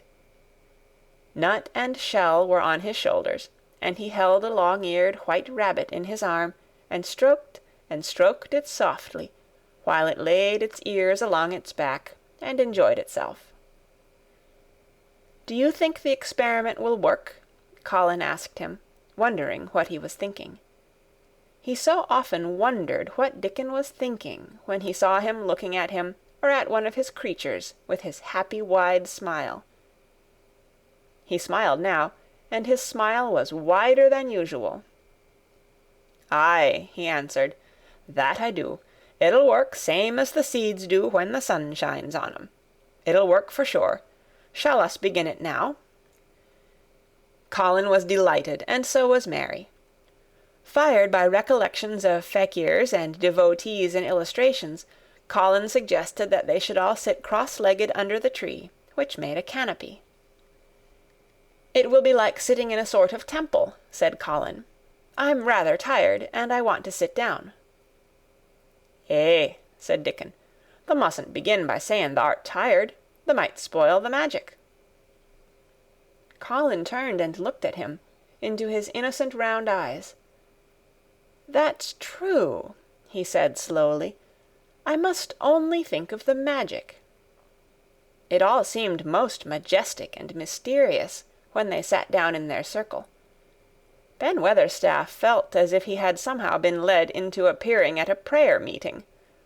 Ordinarily, he was very fixed in being what he called "agen prayer meetin's," but this being the Rajah's affair, he did not resent it, and was indeed inclined to be gratified at being called upon to assist. Mistress Mary felt solemnly enraptured. Dickon held his rabbit in his arm, and perhaps he made some charmer's signal no one heard, for when he sat down, cross-legged like the rest, the crow, the fox, the squirrels, and the lamb slowly drew near and made part of the circle, settling each into a place of rest, as if of their own desire. "The creatures have come," said Colin gravely. "They want to help us." Colin really looked quite beautiful, Mary thought. He held his head high as if he felt like a sort of priest, and his strange eyes had a wonderful look in them. The light shone on him through the tree canopy. "Now we will begin," he said. "Shall we sway backward and forward, Mary, as if we were dervishes?" "I canna do no swaying back'ard and for'ard," said Ben Weatherstaff. "I've got the rheumatics." "The magic will take them away," said Colin in a high priest tone. "But we won't sway until it has done it. We will only chant." "I canna do no chantin'," said Ben Weatherstaff, a trifle testily. "They turned me out o' the church choir the only time I ever tried it." No one smiled. They were all too much in earnest. Colin's face was not even crossed by a shadow. He was thinking only of the magic. "Then I will chant," he said, and he began, looking like a strange boy spirit. "The sun is shining, the sun is shining. That is the magic. The flowers are growing, the roots are stirring. That is the magic. Being alive is the magic. Being strong is the magic. The magic is in me, the magic is in me. It is in me, it is in me. It's in every one of us. It's in Ben Weatherstaff's back. Magic, magic, come and help." He said it a great many times. Not 1,000 times, but quite a goodly number. Mary listened entranced. She felt as if it were at once queer and beautiful, and she wanted him to go on and on. Ben Weatherstaff began to feel soothed into a sort of dream which was quite agreeable. The humming of the bees in the blossoms mingled with the chanting voice, and drowsily melted into a doze. Dickon sat cross-legged with his rabbit asleep on his arm, and a hand resting on the lamb's back. Soot had pushed away a squirrel, and huddled close to him on his shoulder. The grey film dropped over his eyes. At last Colin stopped. "Now I am going to walk round the garden," he announced. Ben Weatherstaff's head had just dropped forward, and he lifted it with a jerk. "You have been asleep," said Colin. "Nowt o' the sort," mumbled Ben. "The sermon was good enow, but I'm bound to get out afore the collection." He was not quite awake yet. "You're not in church," said Colin. "Not me," said Ben, straightening himself. "Who said I were? I heard every bit of it. You said the magic was in my back. The doctor calls it rheumatics." The Rajah waved his hand. "That was the wrong magic," he said. "You will get better. You have my permission to go to your work, but come back tomorrow." "I'd like to see thee walk round the garden," grunted Ben. It was not an unfriendly grunt, but it was a grunt. In fact, being a stubborn old party, and not having entire faith in magic, he had made up his mind that if he were sent away, he would climb his ladder, and look over the wall, so that he might be ready to hobble back, if there were any stumbling. The Rajah did not object to his staying, and so the procession was formed. It really did look like a procession. Colin was at its head with Dickon on one side, and Mary on the other. Ben Weatherstaff walked behind, and the creatures trailed after them, the lamb and the fox cub keeping close to Dickon, the white rabbit hopping along or stopping to nibble, and Soot following with the solemnity of a person who felt himself in charge. It was a procession which moved slowly, but with dignity. Every few yards it stopped to rest. Colin leaned on Dickon's arm, and privately Ben Weatherstaff kept a sharp lookout, but now and then Colin took his hand from its support and walked a few steps alone. His head was held up all the time, and he looked very grand. "The magic is in me," he kept saying. "The magic is making me strong. I can feel it. I can feel it." It seemed very certain that something was upholding and uplifting him.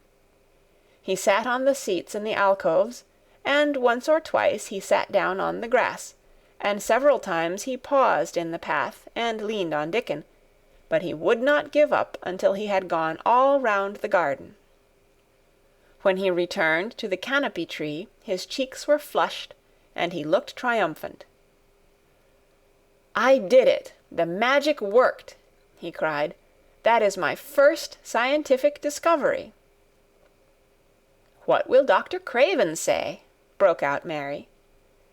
"He won't say anything," Colin answered, "because he will not be told. This is to be the biggest secret of all. No one is to know anything about it until I have grown so strong that I can walk and run like any other boy. I shall come here every day in my chair, and I shall be taken back in it. I won't have people whispering and asking questions, and I won't let my father hear about it until the experiment has quite succeeded. Then, some time when he comes back to Misselthwaite, I shall just walk into his study and say, 'Here I am. I am like any other boy. I am quite well, and I shall live to be a man. It has been done by a scientific experiment.'" "He will think he is in a dream," cried Mary. "He won't believe his eyes." Colin flushed triumphantly. He had made himself believe that he was going to get well, which was really more than half the battle, if he had been aware of it. And the thought which stimulated him more than any other was this imagining what his father would look like when he saw that he had a son who was as straight and strong as other fathers' sons. One of his darkest miseries in the unhealthy, morbid past days had been his hatred of being a sickly, weak-backed boy whose father was afraid to look at him. "He'll be obliged to believe them," he said. "One of the things I am going to do, after the magic works and before I begin to make scientific discoveries, is to be an athlete." "We shall have thee taken to boxing in a week or so," said Ben Weatherstaff. "Thou'lt end wi' winning the belt and being champion prize-fighter of all England." Colin fixed his eyes on him sternly. "Weatherstaff," he said, "that is disrespectful. You must not take liberties because you are in the secret. However much the magic works, I shall not be a prize-fighter. I shall be a scientific discoverer." Ax pardon, sir," answered Ben, touching his forehead in salute. "I ought to have seed it wasn't a joking matter." But his eyes twinkled, and secretly he was immensely pleased. He really did not mind being snubbed, since the snubbing meant that the lad was gaining strength and spirit. End of chapter 23. The Secret Garden by Frances Hodgson Burnett. Chapter 24. Let Them Laugh. The secret garden was not the only one Dickon worked in. Round the cottage on the moor there was a piece of ground enclosed by a low wall of rough stones. Early in the morning, and late in the fading twilight, and on all the days Colin and Mary did not see him, Dickon worked there, planting or tending potatoes and cabbages, turnips and carrots and herbs for his mother. In the company of his creatures he did wonders there, and was never tired of doing them, it seemed. While he dug or weeded, he whistled or sang bits of Yorkshire moor songs, or talked to Soot or Captain, or the brothers and sisters he had taught to help him. "We'd never get on as comfortable as we do," Mrs. Sowerby said, "if it wasn't for Dickon's garden. Anything'll grow for him. His taters and cabbages is twice the size of anyone else's, and they've got a flavour with 'em as nobody's has." When she found a moment to spare, she liked to go out and talk to him. After supper there was still a long, clear twilight to work in, and that was her quiet time. She could sit upon the low, rough wall, and look on and hear stories of the day. She loved this time. There were not only vegetables in this garden. Dickon had bought penny packages of flower seeds now and then, and sown bright, sweet-scented things among gooseberry bushes and even cabbages, and he grew borders of mignonette and pinks and pansies, and things whose seeds he could save year after year, or whose roots would bloom each spring and spread in time into fine clumps. The low wall was one of the prettiest things in Yorkshire, because he had tucked moorland foxglove and ferns and rock cress and hedgerow flowers into every crevice, until only here and there glimpses of the stones were to be seen. "All a chap's got to do to make 'em thrive, mother," he would say, "is to be friends with 'em for sure. They're just like the creatures. If they're thirsty, give 'em drink, and if they're hungry, give 'em a bit of food. They want to live same as we do. If they died, I should feel as if I'd been a bad lad, and somehow treated them heartless." It was in these twilight hours that Mrs. Sowerby heard of all that happened at Misselthwaite Manor. At first she was only told that Mr. Colin had taken a fancy to going out into the grounds with Miss Mary, and that it was doing him good. But it was not long before it was agreed between the two children that Dickon's mother might come into the secret. Somehow it was not doubted that she was safe for sure.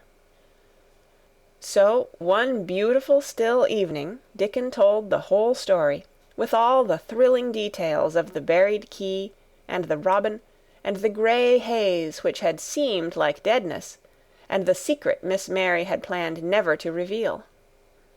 The coming of Dickon, and how it had been told to him, the doubt of Mr. Colin, and the final drama of his introduction to the hidden domain, combined with the incident of Ben Weatherstaff's angry face peering over the wall, and Mr. Colin's sudden, indignant strength, made Mrs. Sowerby's nice-looking face quite change colour several times.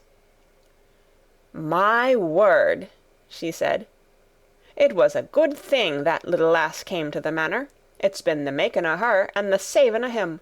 Standing on his feet, and us all thinking he was a poor half-witted lad, with not a straight bone in him." She asked a great many questions, and her blue eyes were full of deep thinking. "What do they make of it at the manor, him being so well and cheerful, and never complaining?" she inquired. "They don't know what to make of it," answered Dickon. "Every day as comes round his face looks different. It's filling out and doesn't look so sharp, and the waxy colour is going. But he has to do his bit o' complaining," with a highly entertained grin. "What for, in mercy's name?" asked Mrs. Sowerby. Dickon chuckled. "He does it to keep them from guessing what's happened. If the doctor knew he'd found out he could stand on his feet, he'd likely write and tell Mr. Craven. Mr. Colin's saving the secret to tell himself. He's going to practice his magic on his legs every day till his father comes back, and then he's going to march into his room and show him he's as straight as other lads. But him and Miss Mary thinks it's best plan to do a bit o' groaning and fretting now and then, to throw folk off the scent."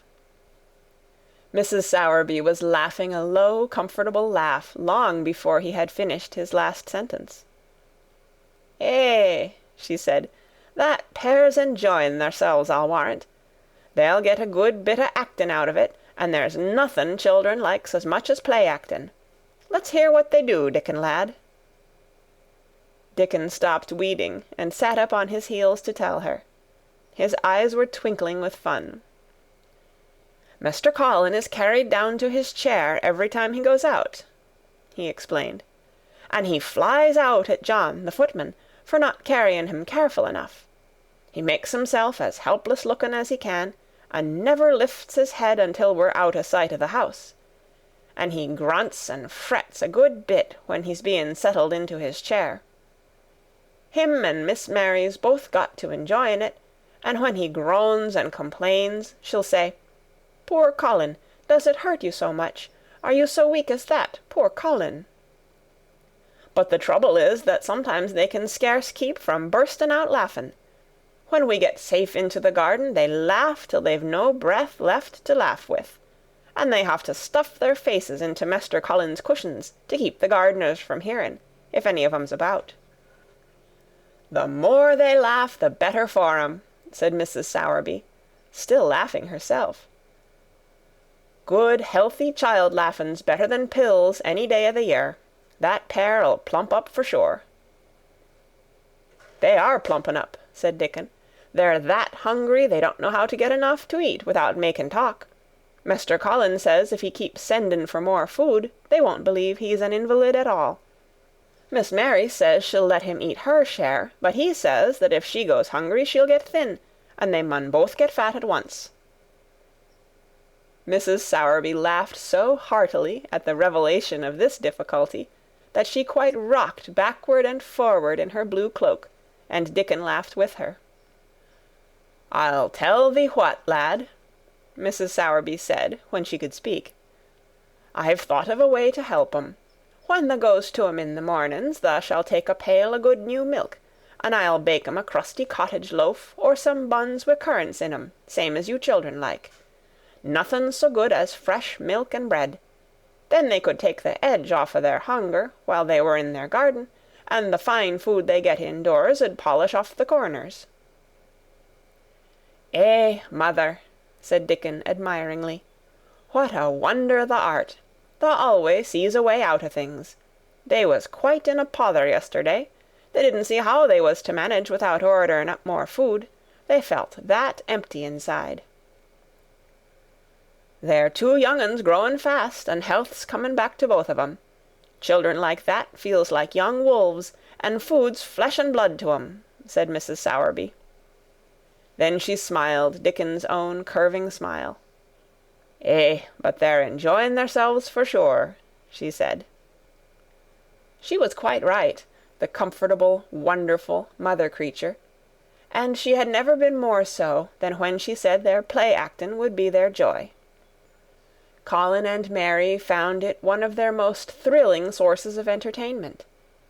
The idea of protecting themselves from suspicion had been unconsciously suggested to them first by the puzzled nurse, and then by Dr. Craven himself. "Your appetite is improving very much, Master Colin," the nurse had said one day. "You used to eat nothing, and so many things disagreed with you." "Nothing disagrees with me now," replied Colin, and then, seeing the nurse looking at him curiously, he suddenly remembered that perhaps he ought not to appear too well just yet. "At least, things don't so often disagree with me. It's the fresh air." "Perhaps it is," said the nurse, still looking at him with a mystified expression.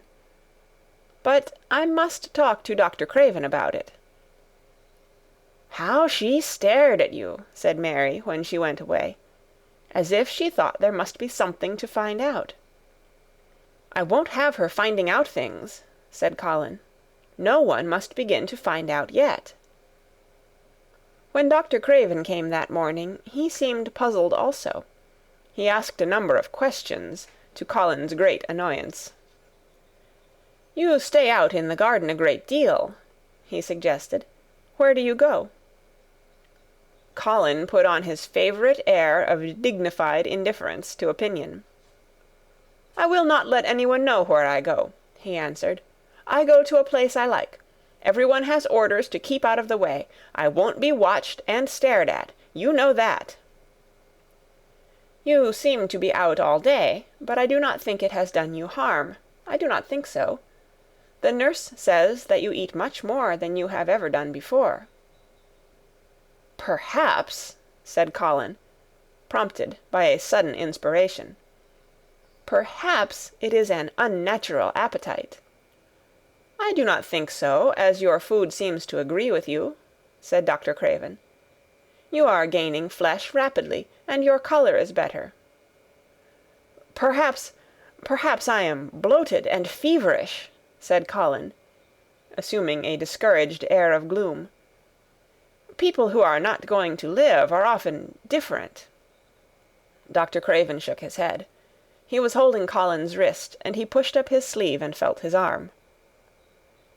"You are not feverish," he said thoughtfully, "and such flesh as you have gained is healthy. If you can keep this up, my boy, we need not talk of dying. Your father will be happy to hear of this remarkable improvement." "I won't have him told," Colin broke forth fiercely. "It will only disappoint him if I get worse again, and I may get worse this very night. I might have a raging fever. I feel as if I might be beginning to have one now. I won't have letters written to my father. I won't. You are making me angry, and you know that is bad for me. I feel hot already.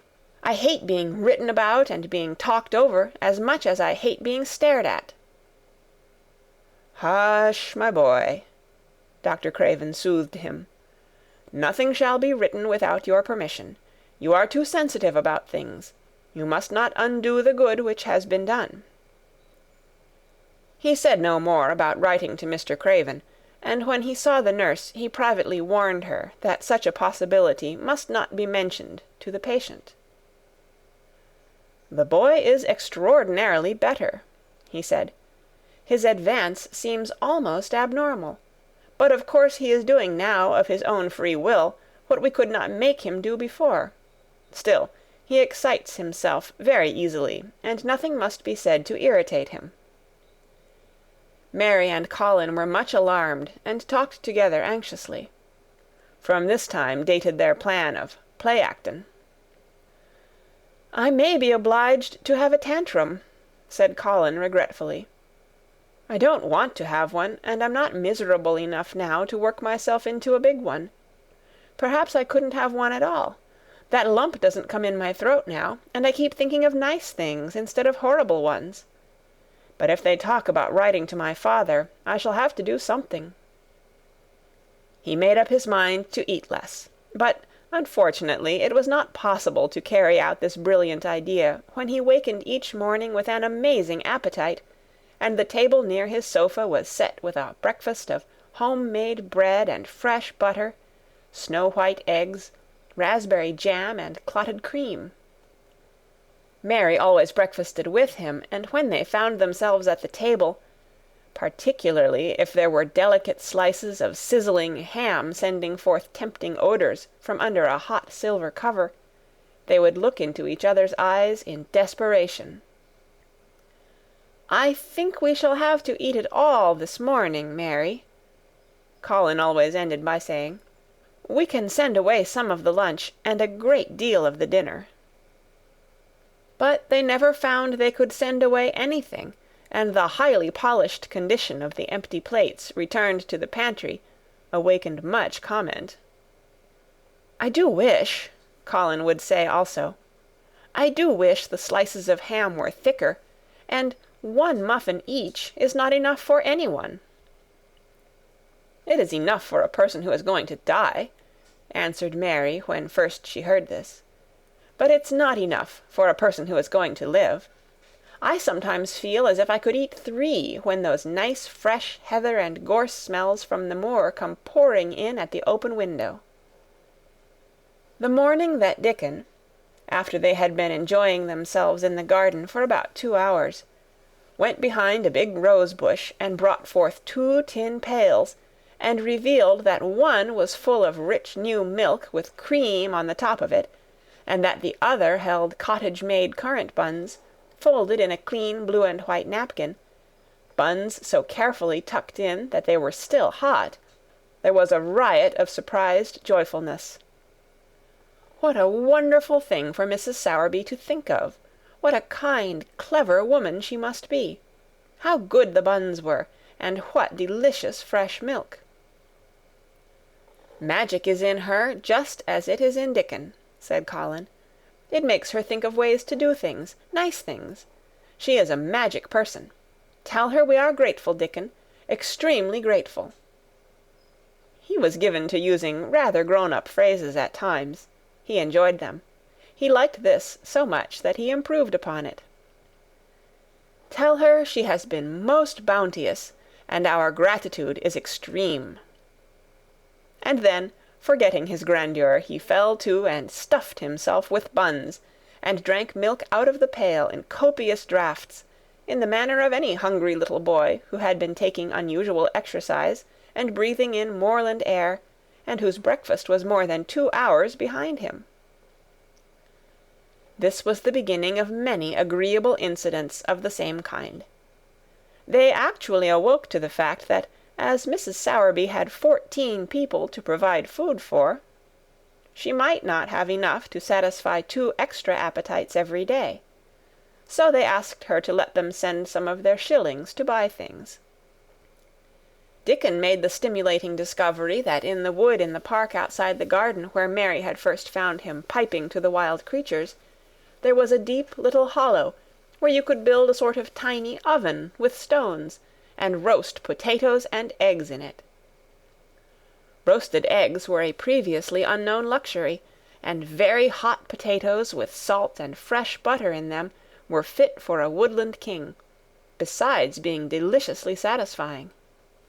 You could buy both potatoes and eggs, and eat as many as you liked, without feeling as if you were taking food out of the mouths of 14 people. Every beautiful morning the magic was worked by the mystic circle under the plum-tree which provided a canopy of thickening green leaves after its brief blossom-time was ended. After the ceremony, Colin always took his walking exercise, and throughout the day he exercised his newly found power at intervals. Each day he grew stronger and could walk more steadily and cover more ground. And each day his belief in the magic grew stronger, as well it might. He tried one experiment after another, as he felt himself gaining strength, and it was Dickon who showed him the best things of all. "Yesterday," he said one morning, after an absence, "I went to Thwaite for mother, and near the Blue Cow Inn I seed Bob Hayworth. He's the strongest chap on the moor. He's the champion wrestler, and he can jump higher than any other chap, and throw the hammer farther. He's gone all the way to Scotland for the sports, some years. He's knowed me ever since I was a little un, and he's a friendly sort, and I axed him some questions. The gentry calls him a athlete, and I thought o' thee, Mr. Colin, and I says, 'How did they make the muscles stick out that way, Bob? Did they do anything extra to make thyself so strong?' And he says, 'Well, yes, lad, I did. A strong man in a show that came to Thwaite once showed me how to exercise my arms and legs and every muscle in my body.' And I says, 'Could a delicate chap make himself stronger with 'em, Bob?' And he laughed and says, 'Art tha the delicate chap?' And I says, 'No, but I knows a young gentleman that's getting well of a long illness, and I wish I knowed some o' them tricks to tell him about.' I didn't say no names, and he didn't ask none. He's friendly, same as I said, and he stood up and showed me good-natured like, and I imitated what he did till I knowed it by heart." Colin had been listening excitedly. "Can you show me?" he cried. "Will you?" "Aye, to be sure," Dickon answered, getting up. "But he says thou mun do 'em gentle at first, and be careful not to tire thysel. Rest in between times, and take deep breaths, and don't overdo." "I'll be careful," said Colin. Show me, show me! Dickon, you are the most magic boy in the world." Dickon stood up on the grass and slowly went through a carefully practical but simple series of muscle exercises. Colin watched them with widening eyes. He could do a few while he was sitting down. Presently he did a few gently while he stood upon his already steadied feet. Mary began to do them also. Soot, who was watching the performance, became much disturbed, and left his branch and hopped about restlessly, because he could not do them too. From that time the exercises were part of the day's duties as much as the magic was. It became possible for both Colin and Mary to do more of them each time they tried, and such appetites were the results that, but for the basket Dickon put down behind the bush each morning, when he arrived, they would have been lost. But the little oven in the hollow, and Mrs. Sowerby's bounties were so satisfying that Mrs. Medlock and the nurse and Dr. Craven became mystified again. You can trifle with your breakfast, and seem to disdain your dinner, if you are full to the brim with roasted eggs and potatoes, and richly frothed new milk, and oatcakes and buns, and heather honey and clotted cream. "They are eating next to nothing," said the nurse. "They'll die of starvation if they can't be persuaded to take some nourishment. And yet see how they look." "Look!" exclaimed Mrs. Medlock indignantly. I'm moithered to death with them. They're a pair of young Satans, bursting their jackets one day, and the next turning up their noses at the best meals cook can tempt them with. Not a mouthful of that lovely young fowl and bread sauce did they set a fork into yesterday, and the poor woman fair invented a pudding for them, and back it's sent. She almost cried. She's afraid she'll be blamed if they starve themselves into their graves." Dr. Craven came and looked at Colin long and carefully. He wore an extremely worried expression when the nurse talked with him, and showed him the almost untouched tray of breakfast she had saved for him to look at, but it was even more worried when he sat down by Colin's sofa and examined him. He had been called to London on business, and had not seen the boy for nearly 2 weeks. When young things begin to gain health, they gain it rapidly. The waxen tinge had left Colin's skin, and a warm rose showed through it. His beautiful eyes were clear, and the hollows under them and in his cheeks and temples had filled out. His once dark, heavy locks had begun to look as if they sprang healthily from his forehead, and were soft and warm with life. His lips were fuller and of a normal color. In fact, as an imitation of a boy who was a confirmed invalid, he was a disgraceful sight. Dr. Craven held his chin in his hand and thought him over. "I am sorry to hear that you do not eat anything," he said. "That will not do. You will lose all you have gained, and you have gained amazingly. You ate so well a short time ago." "I told you it was an unnatural appetite," answered Colin. Mary was sitting on her stool near by, and she suddenly made a very queer sound, which she tried so violently to repress that she ended by almost choking. "What is the matter?" said Dr. Craven, turning to look at her. Mary became quite severe in her manner. "It was something between a sneeze and a cough," she replied with reproachful dignity. "And it got into my throat. But," she said afterward to Colin, "I couldn't stop myself. It just burst out because all at once I couldn't help remembering that last big potato you ate, and the way your mouth stretched when you bit through that thick, lovely crust with jam and clotted cream on it." "Is there any way in which those children can get food secretly?" Dr. Craven inquired of Mrs. Medlock. "There's no way unless they dig it out of the earth or pick it off the trees," Mrs. Medlock answered. "They stay out in the grounds all day and see no one but each other, and if they want anything different to eat from what's sent up to them, they need only ask for it." "Well," said Dr. Craven, "so long as going without food agrees with them, we need not disturb ourselves. The boy is a new creature." "So is the girl," said Mrs. Medlock. "She's begun to be downright pretty since she's filled out and lost her ugly little sour look. Her hair's grown thick and healthy looking, and she's got a bright colour. The glummest, ill-natured little thing she used to be, and now her and Master Colin laugh together like a pair of crazy young ones. Perhaps they're growing fat on that." "Perhaps they are," said Dr. Craven. "Let them laugh." End of Chapter 24. The Secret Garden by Frances Hodgson Burnett. Chapter 25. The Curtain. And the secret garden bloomed and bloomed, and every morning revealed new miracles. In the robin's nest there were eggs, and the robin's mate sat upon them, keeping them warm with her feathery little breast and careful wings. At first she was very nervous, and the robin himself was indignantly watchful. Even Dickon did not go near the close-grown corner in those days, but waited until by the quiet working of some mysterious spell he seemed to have conveyed to the soul of the little pair that in the garden there was nothing which was not quite like themselves, nothing which did not understand the wonderfulness of what was happening to them, the immense, tender, terrible, heart-breaking beauty and solemnity of eggs.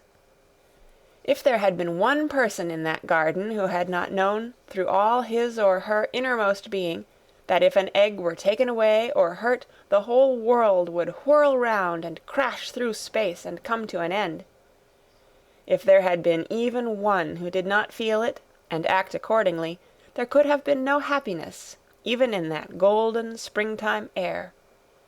But they all knew it and felt it, and the robin and his mate knew they knew it. At first the robin watched Mary and Colin with sharp anxiety. For some mysterious reason he knew he need not watch Dickon. The first moment he set his dew-bright black eye on Dickon, he knew he was not a stranger, but a sort of robin without beak or feathers. He could speak robin, which is a quite distinct language, not to be mistaken for any other. To speak robin to a robin is like speaking French to a Frenchman. Dickon always spoke it to the robin himself, so the queer gibberish he used when he spoke to humans did not matter in the least. The robin thought he spoke this gibberish to them because they were not intelligent enough to understand feathered speech. His movements were also robin. They never startled one by being sudden enough to seem dangerous or threatening. Any robin could understand Dickon, so his presence was not even disturbing. But at the outset it seemed necessary to be on guard against the other two. In the first place, the boy creature did not come into the garden on his legs. He was pushed in on a thing with wheels, and the skins of wild animals were thrown over him. That in itself was doubtful. Then, when he began to stand up and move about, he did it in a queer, unaccustomed way, and the others seemed to have to help him. The robin used to secrete himself in a bush and watch this anxiously, his head tilted first on one side and then on the other. He thought that the slow movements might mean that he was preparing to pounce, as cats do. When cats are preparing to pounce, they creep over the ground very slowly. The robin talked this over with his mate a great deal for a few days, but after that he decided not to speak of the subject, because her terror was so great that he was afraid it might be injurious to the eggs. When the boy began to walk by himself, and even to move more quickly, it was an immense relief. But for a long time, or it seemed a long time to the robin, he was a source of some anxiety. He did not act as the other humans did. He seemed very fond of walking, but he had a way of sitting or lying down for a while, and then getting up, in a disconcerting manner, to begin again. One day the robin remembered that when he himself had been made to learn to fly by his parents, he had done much the same sort of thing. He had taken short flights of a few yards, and then had been obliged to rest. So it occurred to him that this boy was learning to fly, or rather to walk. He mentioned this to his mate, and when he told her that the eggs would probably conduct themselves in the same way after they were fledged, she was quite comforted, and even became eagerly interested, and derived great pleasure from watching the boy over the edge of her nest, though she always thought that the eggs would be much cleverer and learn more quickly. But then she said indulgently that humans were always more clumsy and slow than eggs, and most of them never seemed really to learn to fly at all. You never met them in the air, or on tree-tops. After a while the boy began to move about as the others did, but all three of the children at times did unusual things. They would stand under the trees, and move their arms and legs and heads about in a way which was neither walking, nor running, nor sitting down. They went through these movements at intervals every day, and the robin was never able to explain to his mate what they were doing or trying to do. He could only say that he was sure that the eggs would never flap about in such a manner, but as the boy who could speak robin so fluently was doing the thing with them, birds could be quite sure that the actions were not of a dangerous nature. Of course, neither the robin nor his mate had ever heard of the champion wrestler, Bob Hayworth, and his exercises for making the muscles stand out like lumps. Robins are not like human beings. Their muscles are always exercised from the first, and so they develop themselves in a natural manner. If you have to fly about to find every meal you eat, your muscles do not become atrophied. Atrophied means wasted away through want of use. When the boy was walking and running about and digging and weeding like the others, the nest in the corner was brooded over by a great peace and content. Fears for the eggs became things of the past. Knowing that your eggs were as safe as if they were locked in a bank vault, and the fact that you could watch so many curious things going on, made setting a most entertaining occupation. On wet days the eggs' mother sometimes felt even a little dull, because the children did not come into the garden. But even on wet days it could not be said that Mary and Colin were dull. One morning when the rain streamed down unceasingly, and Colin was beginning to feel a little restive, as he was obliged to remain on his sofa because it was not safe to get up and walk about, Mary had an inspiration. "Now that I am a real boy," Colin had said, "my legs and arms and all my body are so full of magic that I can't keep them still. They want to be doing things all the time. Do you know that when I waken in the morning, Mary, when it's quite early and the birds are just shouting outside, and everything seems just shouting for joy, even the trees and things we can't really hear, I feel as if I must jump out of bed and shout myself. If I did it, just think what would happen." Mary giggled inordinately. "The nurse would come running, and Mrs. Medlock would come running, and they would be sure you had gone crazy, and they'd send for the doctor," she said. Colin giggled himself. He could see how they would all look, how horrified by his outbreak, and how amazed to see him standing upright.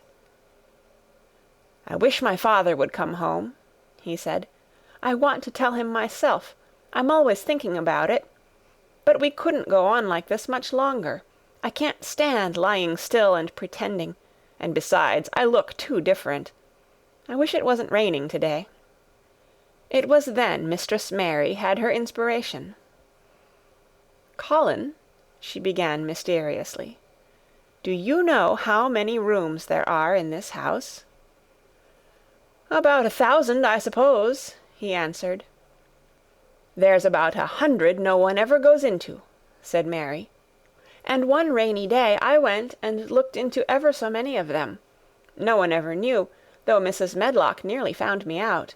I lost my way when I was coming back, and I stopped at the end of your corridor. That was the second time I heard you crying." Colin started up on his sofa. 100 rooms no one goes into," he said. "It sounds almost like a secret garden. Suppose we go and look at them. You could wheel me in my chair, and nobody would know where we went." "That's what I was thinking," said Mary. "No one would dare to follow us. There are galleries where you could run. We could do our exercises. There is a little Indian room, where there is a cabinet full of ivory elephants. There are all sorts of rooms." "Ring the bell," said Colin. When the nurse came in, he gave his orders. "I want my chair," he said. "Miss Mary and I are going to look at the part of the house which is not used. John can push me as far as the picture gallery, because there are some stairs. Then he must go away and leave us alone until I send for him again." Rainy days lost their terrors that morning. When the footman had wheeled the chair into the picture gallery, and left the two together in obedience to orders, Colin and Mary looked at each other, delighted. As soon as Mary had made sure that John was really on his way back to his own quarters below stairs, Colin got out of his chair. "I am going to run from one end of the gallery to the other," he said, "and then I am going to jump, and then we will do Bob Hayworth's exercises." And they did all these things and many others. They looked at the portraits, and found the plain little girl dressed in green brocade, and holding the parrot on her finger. "All these," said Colin, "must be my relations. They lived a long time ago. That parrot one, I believe, is one of my great-great-great-great-aunts. She looks rather like you, Mary, not as you look now, but as you looked when you came here. Now you are a great deal fatter and better looking." "So are you," said Mary, and they both laughed. They went to the Indian room and amused themselves with the ivory elephants. They found the rose-colored brocade boudoir and the hole in the cushion the mouse had left, but the mice had grown up and run away, and the hole was empty. They saw more rooms and made more discoveries than Mary had made on her first pilgrimage. They found new corridors and corners and flights of steps, and new old pictures they liked, and weird old things they did not know the use of. It was a curiously entertaining morning, and the feeling of wandering about in the same house with other people, but at the same time feeling as if one were miles away from them, was a fascinating thing. "I'm glad we came," Colin said. "I never knew I lived in such a big, queer old place. I like it. We will ramble about every rainy day. We shall always be finding new, queer corners and things." That morning they had found, among other things, such good appetites that, when they returned to Colin's room, it was not possible to send the luncheon away untouched. When the nurse carried the tray downstairs, she slapped it down on the kitchen dresser so that Mrs. Loomis, the cook, could see the highly polished dishes and plates. "Look at that," she said. "This is a house of mystery, and those two children are the greatest mysteries in it." "If they keep that up every day," said the strong young footman John, "there'd be small wonder that he weighs twice as much today as he did a month ago. I should have to give up my place in time for fear of doing my muscles an injury." That afternoon Mary noticed that something new had happened in Colin's room. She had noticed it the day before, but had said nothing, because she thought the change might have been made by chance. She said nothing today, but she sat and looked fixedly at the picture over the mantel. She could look at it because the curtain had been drawn aside. That was the change she noticed. "I know what you want me to tell you," said Colin, after she had stared a few minutes. "I always know when you want me to tell you something. You are wondering why the curtain is drawn back. I am going to keep it like that." "Why?" asked Mary. "Because it doesn't make me angry any more to see her laughing. I wakened when it was bright moonlight 2 nights ago, and felt as if the magic was filling the room and making everything so splendid that I couldn't lie still. I got up and looked out of the window. The room was quite light, and there was a patch of moonlight on the curtain, and somehow that made me go and pull the cord. She looked right down at me as if she were laughing because she was glad I was standing there. It made me like to look at her. I want to see her laughing like that all the time. I think she must have been a sort of magic person, perhaps." "You are so like her now," said Mary, "that sometimes I think perhaps you are her ghost made into a boy." That idea seemed to impress Colin. He thought it over, and then answered her slowly. "If I were her ghost, my father would be fond of me." "Do you want him to be fond of you?" inquired Mary. "I used to hate it because he was not fond of me. If he grew fond of me, I think I should tell him about the magic. It might make him more cheerful." End of chapter 25. The Secret Garden. Chapter 26. Its Mother. Their belief in the magic was an abiding thing. After the morning's incantations, Colin sometimes gave them magic lectures. "I like to do it," he explained, "because when I grow up and make great scientific discoveries, I shall be obliged to lecture about them, and so this is practice.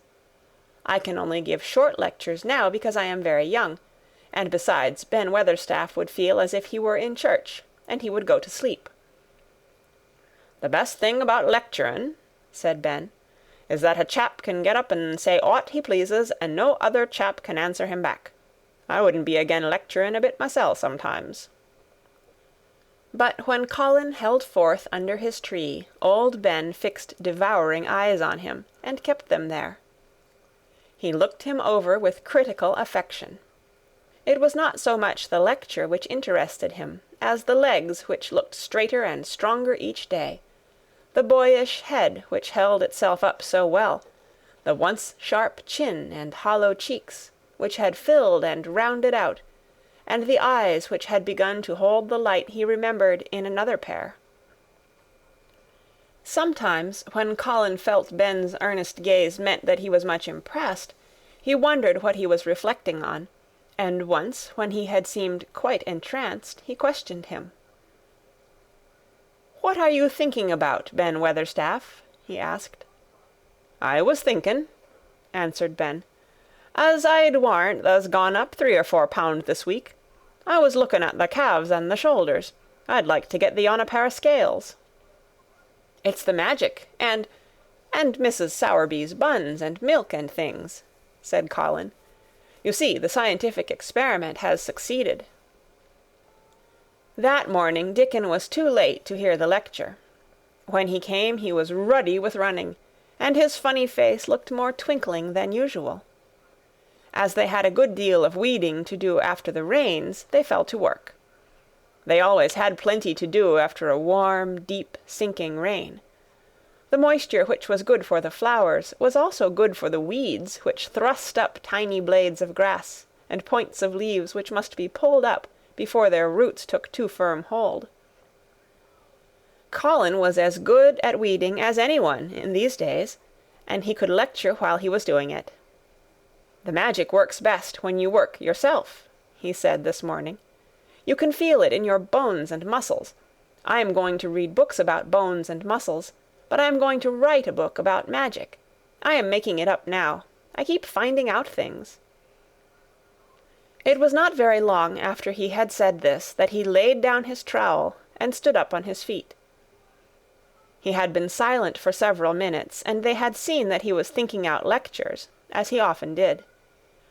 When he dropped his trowel and stood upright, it seemed to Mary and Dickon as if a sudden strong thought had made him do it. He stretched himself out to his tallest height, and he threw out his arms exultantly. Color glowed in his face, and his strange eyes widened with joyfulness. All at once he had realized something to the full. "Mary! Dickon!" he cried. "Just look at me." They stopped their weeding and looked at him. "Do you remember that first morning you brought me in here?" he demanded. Dickon was looking at him very hard. Being an animal charmer, he could see more things than most people could, and many of them were things he never talked about. He saw some of them now in this boy. "Aye, that we do," he answered. Mary looked hard too, but she said nothing. "Just this minute," said Colin.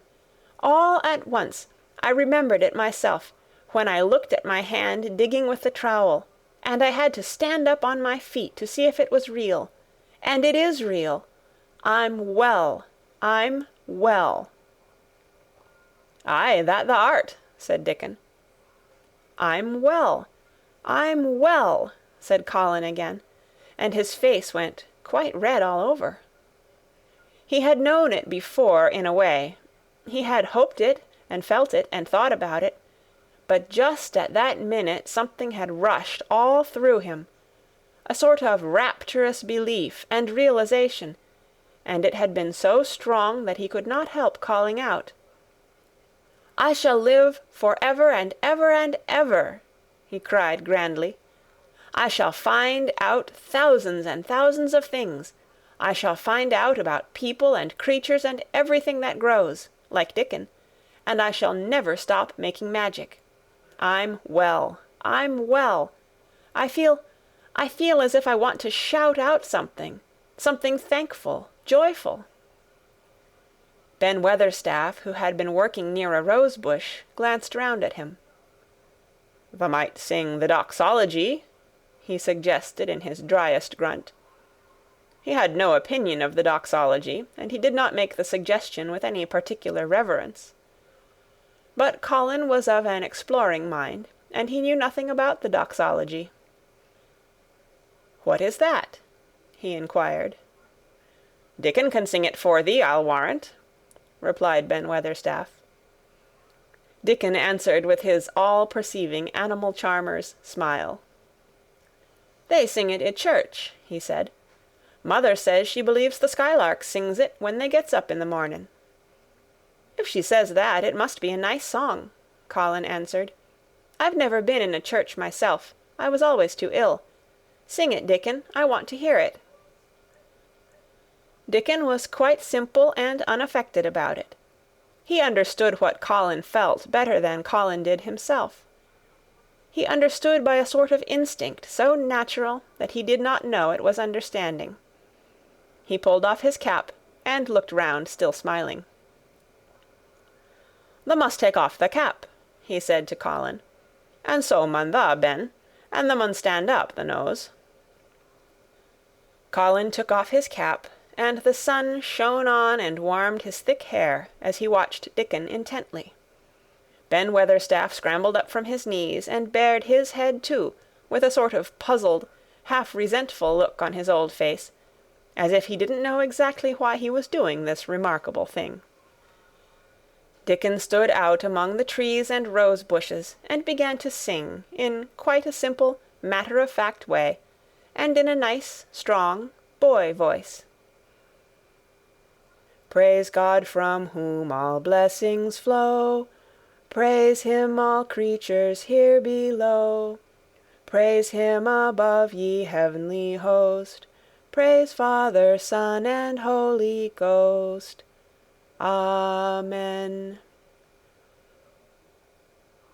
When he had finished, Ben Weatherstaff was standing quite still, with his jaws set obstinately, but with a disturbed look in his eyes fixed on Colin. Colin's face was thoughtful and appreciative. "It's a very nice song," he said. "I like it.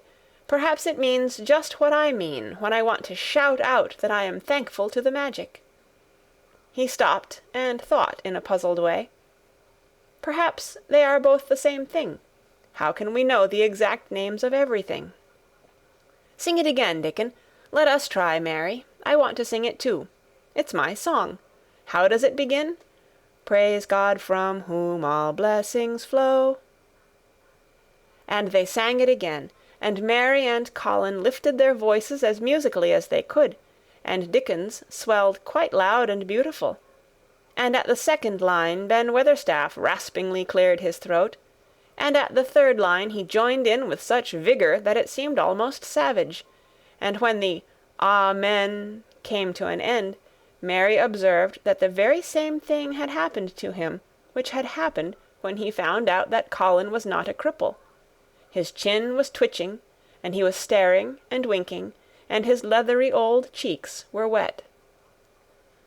"I never seed no sense in the doxology afore," he said hoarsely. "But I may change my mind in time. I should say tha'd gone up £5 this week, Mr. Colin. 5 on 'em." Colin was looking across the garden at something attracting his attention, and his expression had become a startled one. "Who is coming in here?" he said quickly. "Who is it?" The door in the ivied wall had been pushed gently open, and a woman had entered. She had come in with the last line of their song, and she had stood still listening and looking at them. With the ivy behind her, the sunlight drifting through the trees and dappling her long blue cloak, and her nice fresh face smiling across the greenery, she was rather like a softly colored illustration in one of Colin's books. She had wonderful affectionate eyes which seemed to take everything in, all of them, even Ben Weatherstaff and the creatures, and every flower that was in bloom. Unexpectedly as she had appeared, not one of them felt that she was an intruder at all. Dickon's eyes lighted like lamps. "It's Mother, that's who it is!" he cried, and went across the grass at a run. Colin began to move toward her too, and Mary went with him. They both felt their pulses beat faster. "It's Mother," Dickon said again when they met halfway. "I knowed thou wanted to see her, and I told her where the door was hid."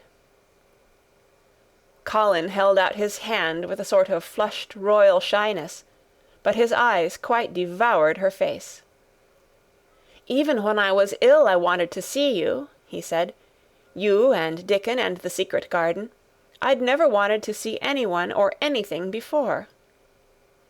The sight of his uplifted face brought about a sudden change in her own. She flushed, and the corners of her mouth shook, and a mist seemed to sweep over her eyes. Dear lad," she broke out tremulously. Dear lad," as if she had not known she were going to say it. She did not say "Master Colin," but just "Dear lad," quite suddenly. She might have said it to Dickon in the same way, if she had seen something in his face which touched her. Colin liked it. "Are you surprised because I am so well?" he asked. She put her hand on his shoulder and smiled the mist out of her eyes. "Aye, that I am," she said. "But thou'rt so like thy mother, thou made my heart jump." "Do you think," said Colin a little awkwardly, "that will make my father like me?" "Aye, for sure, dear lad," she answered, and she gave his shoulder a soft quick pat. "He mun come home. He mun come home." "Susan Sowerby," said Ben Weatherstaff, getting close to her, "look at the lad's legs, wilt tha? They was like drumsticks i' stockin' 2 month ago, and I heard folk tell as they was bandy and knock-kneed both at the same time. Look at 'em now." Susan Sowerby laughed a comfortable laugh. "They're going to be fine, strong lads' legs in a bit," she said. "Let him go on playin' and workin' in the garden, and eatin' hearty, and drinkin' plenty o' good sweet milk, and there'll not be a finer pair i' Yorkshire, thank God for it." She put both hands on Mistress Mary's shoulders, and looked her little face over in a motherly fashion. "And thee too," she said. "Thou'rt grown near as hearty as our Elizabeth Ellen. I'll warrant thou'rt like thy mother too. Our Martha told me as Mrs. Medlock heard she was a pretty woman. Thou'lt be like a blush rose when thou grows up, my little lass, bless thee." She did not mention that when Martha came home on her day out, and described the plain, sallow child, she had said that she had no confidence whatever in what Mrs. Medlock had heard. "It doesn't stand to reason that a pretty woman could be the mother of such a foul little lass," she had added obstinately. Mary had not had time to pay much attention to her changing face. She had only known that she looked different, and seemed to have a great deal more hair, and that it was growing very fast. But, remembering her pleasure in looking at the Mem Sahib in the past, she was glad to hear that she might some day look like her. Susan Sowerby went round their garden with them, and was told the whole story of it, and shown every bush and tree which had come alive. Colin walked on one side of her, and Mary on the other. Each of them kept looking up at her comfortable rosy face, secretly curious about the delightful feeling she gave them, a sort of warm, supported feeling. It seemed as if she understood them as Dickon understood his creatures. She stooped over the flowers and talked about them as if they were children. Soot followed her, and once or twice cawed at her, and flew upon her shoulder as if it were Dickon's. When they told her about the robin and the first flight of the young ones, she laughed a motherly little mellow laugh in her throat. "I suppose learnin' 'em to fly is like learnin' children to walk, but I'm feared I should be all in a worrit if mine had wings instead o' legs," she said. It was because she seemed such a wonderful woman in her nice moorland cottage way that at last she was told about the magic. "Do you believe in magic?" asked Colin, after he had explained about Indian fakirs. "I hope you do." "That I do, lad," she answered. "I never knowed it by that name, but what does the name matter? I warrant they call it a different name i' France, and a different one in Germany. The same thing as set the seeds swellin' and the sun shinin' made thee a well lad, and it's the good thing. It isn't like us poor fools as think it matters if us is called out of our names. The big good thing doesn't stop to worrit, bless thee. It goes on making worlds by the million, worlds like us. Never thee stop believin' in the big good thing, and knowin' the world's full of it, and call it what thou likes. Thou wert singing to it when I come into the garden." "I felt so joyful," said Colin, opening his beautiful strange eyes at her. "Suddenly I felt how different I was, how strong my arms and legs were, you know, and how I could dig and stand, and I jumped up and wanted to shout out something to anything that would listen." "The magic listened when thou sung the doxology. It would ha' listened to anything tha'd sung. It was the joy that mattered. Eh, lad, lad, what's names to the joy-maker?" And she gave his shoulders a quick, soft pat again. She had packed a basket which held a regular feast this morning, and when the hungry hour came and Dickon brought it out from its hiding-place, she sat down with them under their tree and watched them devour their food, laughing and quite gloating over their appetites. She was full of fun, and made them laugh at all sorts of odd things. She told them stories in broad Yorkshire, and taught them new words. She laughed as if she could not help it when they told her of the increasing difficulty there was in pretending that Colin was still a fretful invalid. "You see, we can't help laughing nearly all the time when we are together," explained Colin, "and it doesn't sound ill at all. We try to choke it back, but it will burst out, and that sounds worse than ever." "There's one thing that comes into my mind so often," said Mary, "and I can scarcely ever hold in when I think of it suddenly. I keep thinking, suppose Colin's face should get to look like a full moon. It isn't like one yet, but he gets a tiny bit fatter every day, and suppose some morning it should look like one. What should we do?" "Bless us all, I can see thou has a good bit of play-acting to do," said Susan Sowerby. "But thou won't have to keep it up much longer. Mr. Craven'll come home." "Do you think he will?" asked Colin. "Why?" Susan Sowerby chuckled softly. "I suppose it'd nigh break thy heart if he found out before thou told him in thy own way," she said. "Thou's laid awake nights planning it." "I couldn't bear anyone else to tell him," said Colin. "I think about different ways every day. I think now I just want to run into his room." "That'd be a fine start for him," said Susan Sowerby. "I'd like to see his face, lad. I would that. He mun come back. That he mun." One of the things they talked of was the visit they were to make to her cottage. They planned it all. They were to drive over the moor and lunch out of doors among the heather. They would see all the 12 children and Dickon's garden, and would not come back until they were tired. Susan Sowerby got up at last to return to the house and Mrs. Medlock.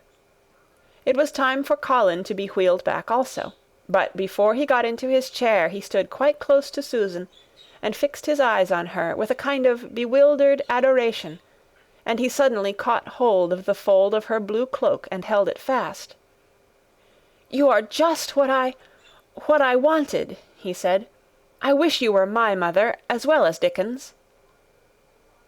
All at once Susan Sowerby bent down and drew him with her warm arms close against the bosom under the blue cloak, as if he had been Dickens's brother. The quick mist swept over her eyes.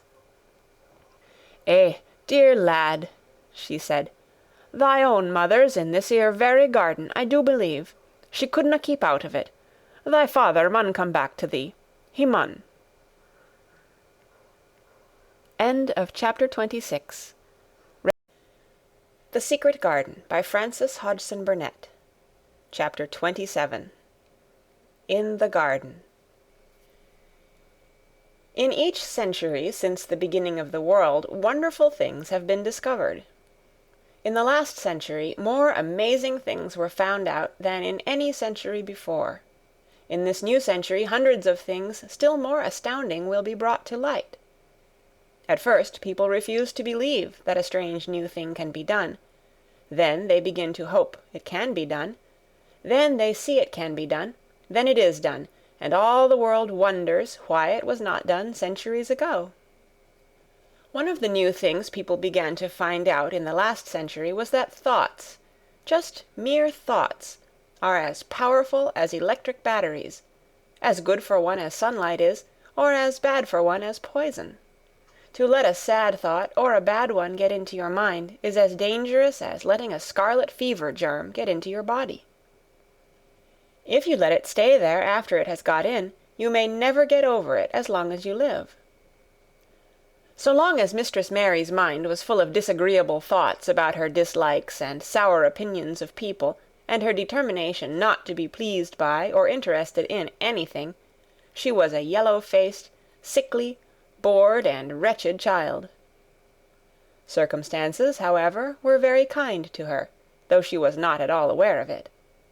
They began to push her about for her own good. When her mind gradually filled itself with robins, and moorland cottages crowded with children, with queer crabbed old gardeners and common little Yorkshire housemaids, with springtime and with secret gardens coming alive day by day, and also with a Moor boy and his creatures, there was no room left for the disagreeable thoughts which affected her liver and her digestion, and made her yellow and tired. So long as Colin shut himself up in his room and thought only of his fears and weakness, and his detestation of people who looked at him, and reflected hourly on humps and early death, he was a hysterical, half-crazy little hypochondriac, who knew nothing of the sunshine and the spring, and also did not know that he could get well and could stand upon his feet if he tried to do it. When new, beautiful thoughts began to push out the old hideous ones, life began to come back to him, his blood ran healthily through his veins, and strength poured into him like a flood. His scientific experiment was quite practical and simple, and there was nothing weird about it at all. Much more surprising things can happen to anyone who, when a disagreeable or discouraged thought comes into his mind, just has the sense to remember in time and push it out by putting in an agreeable, determinedly courageous one. Two things cannot be in one place. Where you tend a rose, my lad, a thistle cannot grow. While the secret garden was coming alive, and two children were coming alive with it, there was a man wandering about certain far-away, beautiful places in the Norwegian fjords and the valleys and mountains of Switzerland, and he was a man who, for 10 years, had kept his mind filled with dark and heart-broken thinking. He had not been courageous. He had never tried to put any other thoughts in the place of the dark ones. He had wandered by blue lakes and thought them. He had lain on mountain-sides with sheets of deep blue gentians blooming all about him, and flower breaths filling all the air, and he had thought them. A terrible sorrow had fallen upon him when he had been happy, and he had let his soul fill itself with blackness, and had refused obstinately to allow any rift of light to pierce through. He had forgotten and deserted his home and his duties.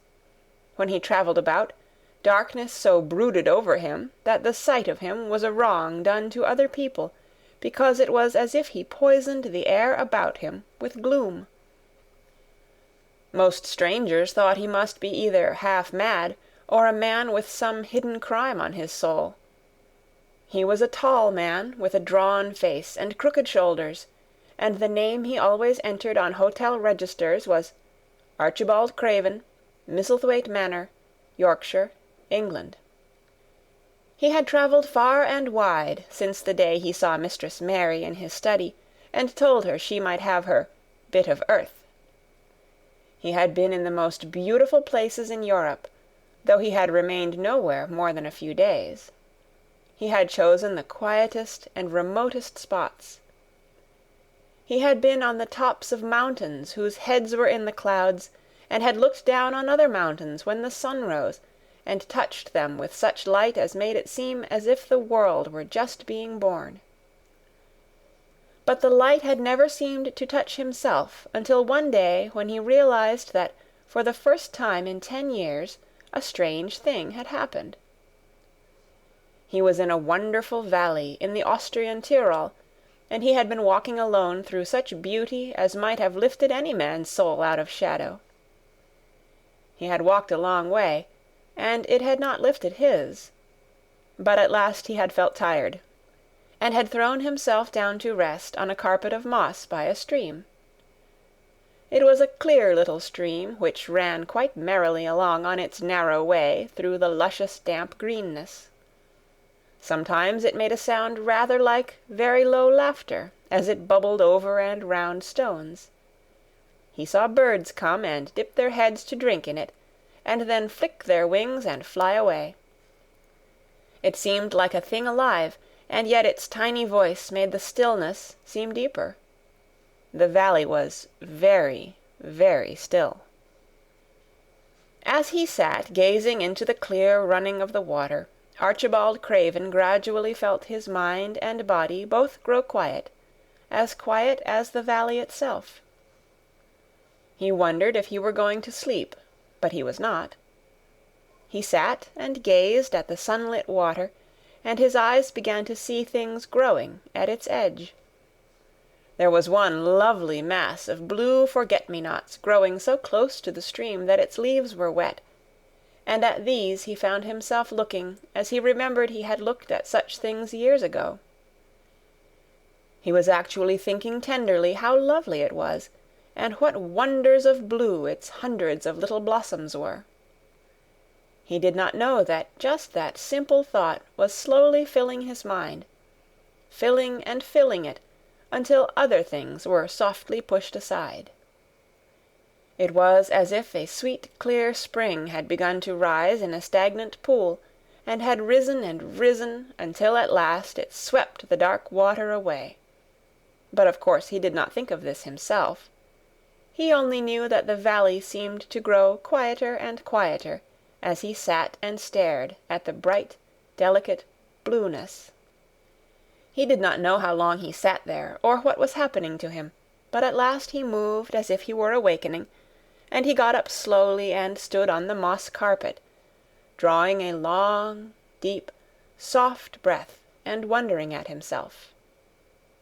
Something seemed to have been unbound and released in him, very quietly. "What is it?" he said, almost in a whisper, and he passed his hand over his forehead. "I almost feel as if I were alive." I do not know enough about the wonderfulness of undiscovered things to be able to explain how this had happened to him. Neither does anyone else yet. He did not understand at all himself, but he remembered this strange hour months afterward when he was at Misselthwaite again, and he found out quite by accident that on this very day Colin had cried out as he went into the secret garden, "I am going to live for ever and ever and ever." The singular calmness remained with him the rest of the evening, and he slept a new, reposeful sleep, but it was not with him very long. He did not know that it could be kept. By the next night he had opened the doors wide to his dark thoughts, and they had come trooping and rushing back. He left the valley, and went on his wandering way again.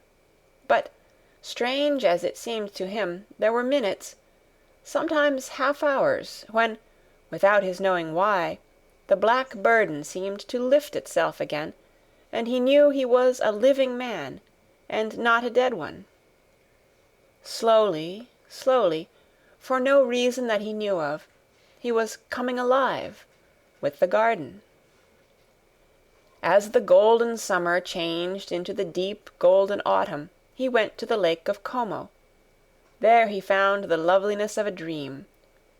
He spent his days upon the crystal blueness of the lake, or he walked back into the soft, thick verdure of the hills and tramped until he was tired so that he might sleep. But by this time he had begun to sleep better, he knew, and his dreams had ceased to be a terror to him.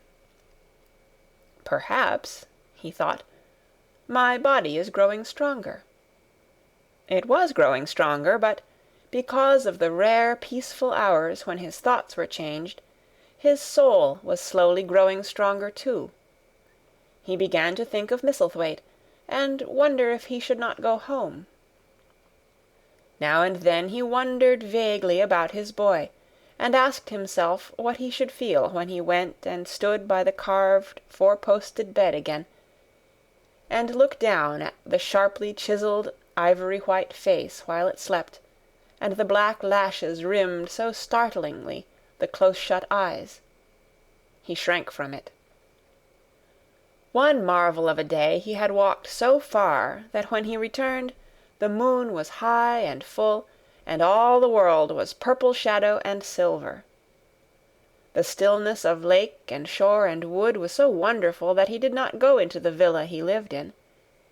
He walked down to a little bowered terrace at the water's edge, and sat upon a seat, and breathed in all the heavenly scents of the night. He felt the strange calmness stealing over him, and it grew deeper and deeper until he fell asleep. He did not know when he fell asleep, and when he began to dream. His dream was so real that he did not feel as if he were dreaming. He remembered afterward how intensely wide awake and alert he had thought he was. He thought that as he sat and breathed in the scent of the late roses, and listened to the lapping of the water at his feet, he heard a voice calling. It was sweet and clear and happy and far away. It seemed very far, but he heard it as distinctly as if it had been at his very side. "Archie! Archie! Archie!" it said, and then again, sweeter and clearer than before. "Archie! Archie!" He thought he sprang to his feet, not even startled. It was such a real voice, and it seemed so natural that he should hear it. "Lilias! Lilias!" he answered. "Lilias, where are you?" "In the garden," it came back like a sound from a golden flute. "In the garden." And then the dream ended, but he did not awaken. He slept soundly and sweetly all through the lovely night. When he did awake at last, it was brilliant morning, and a servant was standing staring at him. He was an Italian servant, and was accustomed, as all the servants of the villa were, to accepting without question any strange thing his foreign master might do. No one ever knew when he would go out or come in, or where he would choose to sleep, or if he would roam about the garden, or lie in the boat on the lake all night. The man held a salver with some letters on it, and he waited quietly until Mr. Craven took them. When he had gone away, Mr. Craven sat a few moments holding them in his hand and looking at the lake. His strange calm was still upon him, and something more, a lightness, as if the cruel thing which had been done had not happened as he thought, as if something had changed. He was remembering the dream, the real dream. "In the garden," he said, wondering at himself. "In the garden. But the door is locked, and the key is buried deep." When he glanced at the letters a few minutes later, he saw that the one lying at the top of the rest was an English letter, and came from Yorkshire. It was directed in a plain woman's hand, but it was not a hand he knew. He opened it, scarcely thinking of the writer, but the first words attracted his attention at once. "Dear Sir, I am Susan Sowerby, that made bold to speak to you once on the moor. It was about Miss Mary I spoke. I will make bold to speak again. Please, sir, I would come home, if I was you. I think you would be glad to come, and, if you will excuse me, sir, I think your lady would ask you to come, if she was here. Your obedient servant, Susan Sowerby." Mr. Craven read the letter twice before he put it back in its envelope. He kept thinking about the dream. "I will go back to Misselthwaite," he said. "Yes, I'll go at once." And he went through the garden to the villa, and ordered Pitcher to prepare for his return to England. In a few days he was in Yorkshire again, and on his long railroad journey he found himself thinking of his boy as he had never thought in all the 10 years past. During those years he had only wished to forget him. Now, though he did not intend to think about him, memories of him constantly drifted into his mind. He remembered the black days when he had raved like a madman because the child was alive and the mother was dead. He had refused to see it, and when he had gone to look at it at last, it had been such a weak, wretched thing that everyone had been sure it would die in a few days. But, to the surprise of those who took care of it, the days passed, and it lived, and then everyone believed it would be a deformed and crippled creature. He had not meant to be a bad father, but he had not felt like a father at all. He had supplied doctors and nurses and luxuries, but he had shrunk from the mere thought of the boy, and had buried himself in his own misery.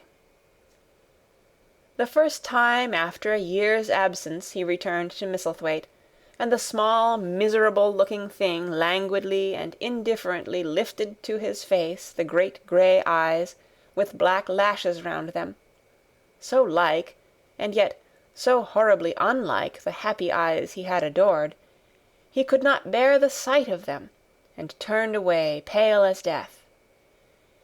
After that he scarcely ever saw him except when he was asleep, and all he knew of him was that he was a confirmed invalid, with a vicious, hysterical, half-insane temper. He could only be kept from furies dangerous to himself by being given his own way in every detail. All this was not an uplifting thing to recall, but as the train whirled him through mountain passes and golden plains, the man who was coming alive began to think in a new way, and he thought long and steadily and deeply. "Perhaps I have been all wrong for 10 years," he said to himself. 10 years is a long time. It may be too late to do anything, quite too late. What have I been thinking of? Of course, this was the wrong magic, to begin by saying too late. Even Colin could have told him that. But he knew nothing of magic, either black or white. This he had yet to learn. He wondered if Susan Sowerby had taken courage and written to him only because the motherly creature had realized that the boy was much worse, was fatally ill.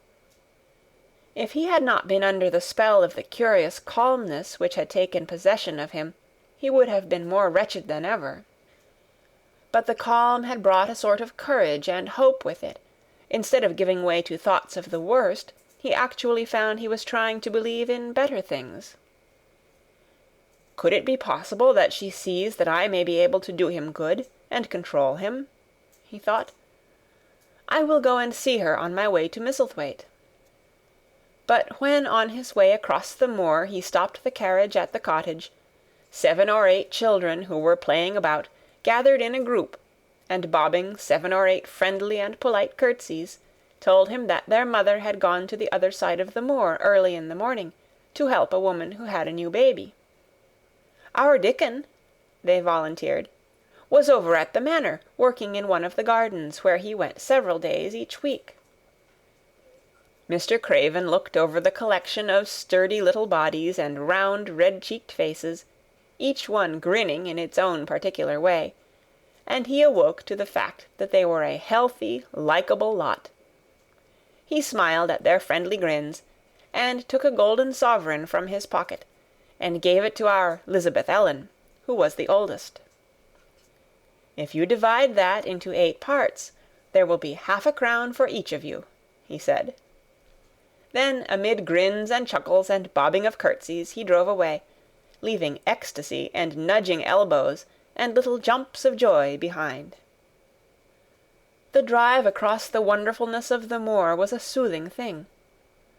Why did it seem to give him a sense of home-coming, which he had been sure he could never feel again, that sense of the beauty of land and sky and purple bloom of distance, and a warming of the heart at drawing nearer to the great old house, which had held those of his blood for 600 years? How he had driven away from it the last time, shuddering to think of its closed rooms, and the boy lying in the 4-posted bed with the brocaded hangings. Was it possible that perhaps he might find him changed a little for the better, and that he might overcome his shrinking from him? How real that dream had been! How wonderful and clear the voice which called back to him, "In the garden! In the garden!" "I will try to find the key," he said. "I will try to open the door. I must, though I don't know why." When he arrived at the manor, the servants who received him with the usual ceremony noticed that he looked better, and that he did not go to the remote rooms where he usually lived, attended by Pitcher. He went into the library and sent for Mrs. Medlock. She came to him somewhat excited and curious and flustered. "How is Master Colin, Medlock?" he inquired. "Well, sir," Mrs. Medlock answered. He's different, in a manner of speaking." "Worse?" he suggested. Mrs. Medlock really was flushed. "Well, you see, sir," she tried to explain, "neither Dr. Craven, nor the nurse, nor me can exactly make him out." "Why is that?" "To tell the truth, sir, Master Colin might be better, and he might be changing for the worse. His appetite, sir, is past understanding, and his ways—" "Has he become more peculiar?" her master asked, knitting his brows anxiously. "That's it, sir. He's growing very peculiar, when you compare him with what he used to be. He used to eat nothing, and then suddenly he began to eat something enormous, and then he stopped again all at once, and the meals were sent back just as they used to be. You never knew, sir, perhaps, that out of doors he would never let himself be taken. The things we've gone through to get him to go out in his chair would leave a body trembling like a leaf. He'd throw himself into such a state that Dr. Craven said he couldn't be responsible for forcing him. Well, sir, just without warning, not long after one of his worst tantrums, he suddenly insisted on being taken out every day by Miss Mary and Susan Sowerby's boy Dickon, that could push his chair. He took a fancy to both Miss Mary and Dickon brought his tame animals, and, if you'll credit it, sir, out of doors he will stay from morning until night." "How does he look?" was the next question. "If he took his food natural, sir, you'd think he was putting on flesh, but we're afraid it may be a sort of bloat. He laughs sometimes in a queer way when he's alone with Miss Mary. He never used to laugh at all. Dr. Craven is coming to see you at once, if you'll allow him. He never was as puzzled in his life." "Where is Master Colin now?" Mr. Craven asked. "In the garden, sir. He's always in the garden, though not a human creature is allowed to go near, for fear they'll look at him." Mr. Craven scarcely heard her last words. "In the garden," he said, and after he had sent Mrs. Medlock away, he stood and repeated it again and again. "In the garden." He had to make an effort to bring himself back to the place he was standing in, and when he felt he was on earth again, he turned and went out of the room. He took his way, as Mary had done, through the door in the shrubbery, and among the laurels and the fountain beds. The fountain was playing now, and was encircled by beds of brilliant autumn flowers. He crossed the lawn, and turned into the long walk by the ivied walls. He did not walk quickly, but slowly, and his eyes were on the path. He felt as if he were being drawn back to the place he had so long forsaken, and he did not know why. As he drew near to it, his step became still more slow. He knew where the door was, even though the ivy hung thick over it, but he did not know exactly where it lay, that buried key. So he stopped, and stood still, looking about him, and almost the moment after he had paused, he started and listened, asking himself if he were walking in a dream. The ivy hung thick over the door, the key was buried under the shrubs, no human being had passed that portal for 10 lonely years. And yet, inside the garden there were sounds. There were the sounds of running, scuffling feet, seeming to chase round and round under the trees. There were strange sounds of lowered, suppressed voices, exclamations, and smothered joyous cries. It seemed actually like the laughter of young things, the uncontrollable laughter of children who were trying not to be heard, but who in a moment or so, as their excitement mounted, would burst forth. What in heaven's name was he dreaming of? What in heaven's name did he hear? Was he losing his reason, and thinking he heard things which were not for human ears? Was it that the far clear voice had meant? And then the moment came, the uncontrollable moment when the sounds forgot to hush themselves. The feet ran faster and faster. They were nearing the garden door. There was quick, strong, young breathing, and a wild outbreak of laughing which could not be contained. And the door in the wall was flung wide open, the sheet of ivy swinging back, and a boy burst through it at full speed and, without seeing the outsider, dashed almost into his arms. Mr. Craven had extended them just in time to save him from falling as a result of his unseeing dash against him, and when he held him away to look at him in amazement at his being there, he truly gasped for breath. He was a tall boy, and a handsome one. He was glowing with life, and his running had sent splendid color leaping to his face. He threw the thick hair back from his forehead, and lifted a pair of strange grey eyes, eyes full of boyish laughter, and rimmed with black lashes like a fringe. It was the eyes which made Mr. Craven gasp for breath. "Who? What? Who?" he stammered. This was not what Colin had expected. This was not what he had planned.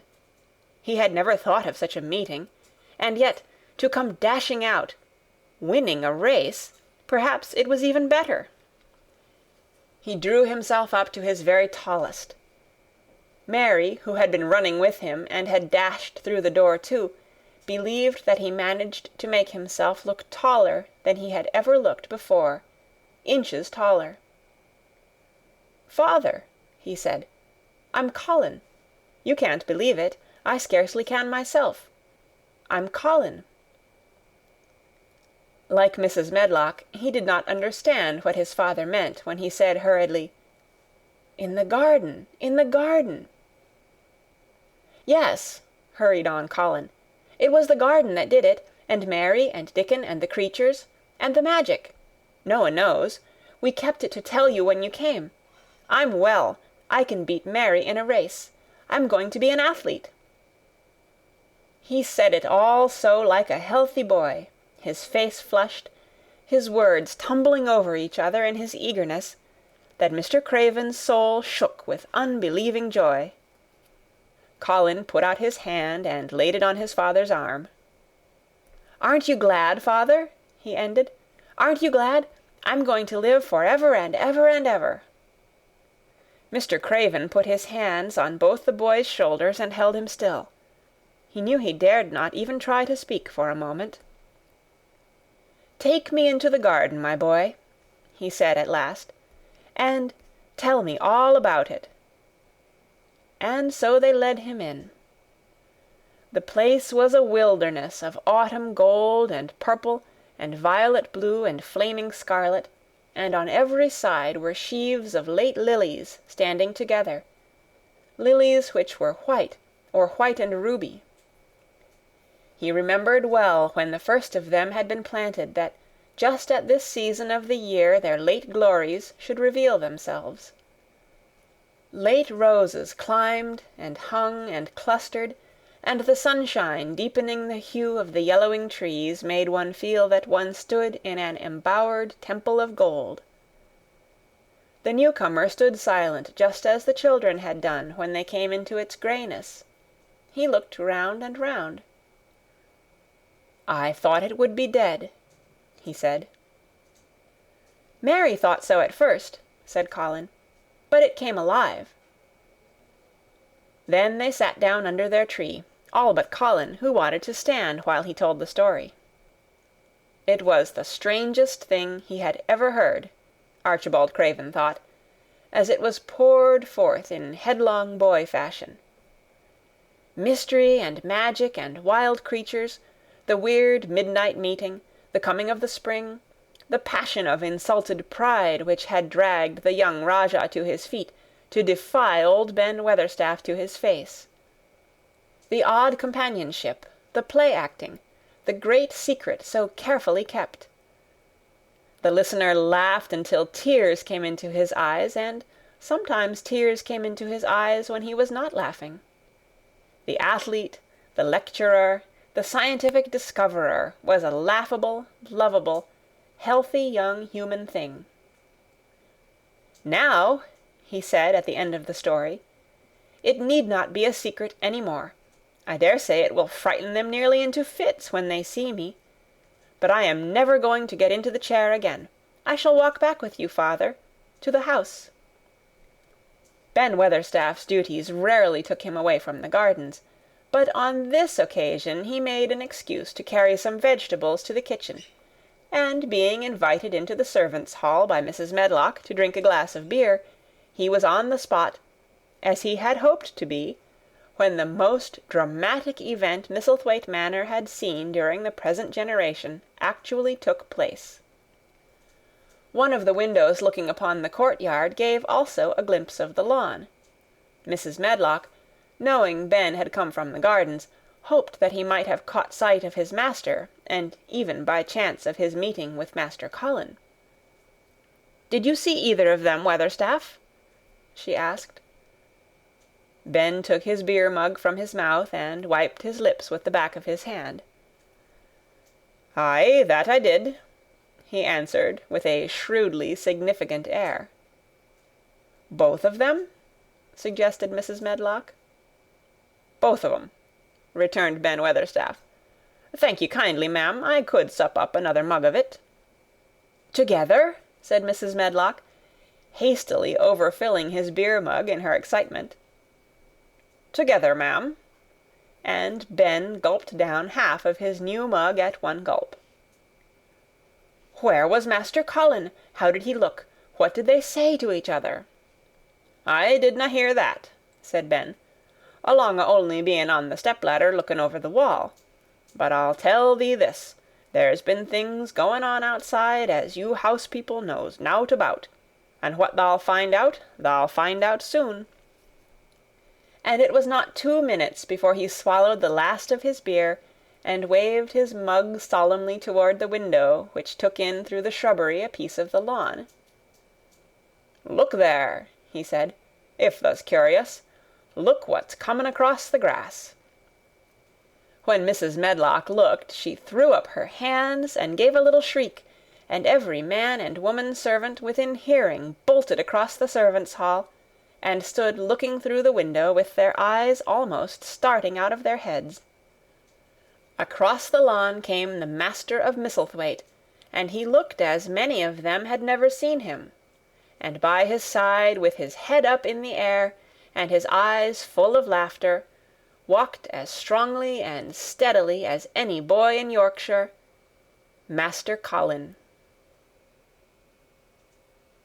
End of chapter 27, and the end of The Secret Garden by Frances Hodgson Burnett.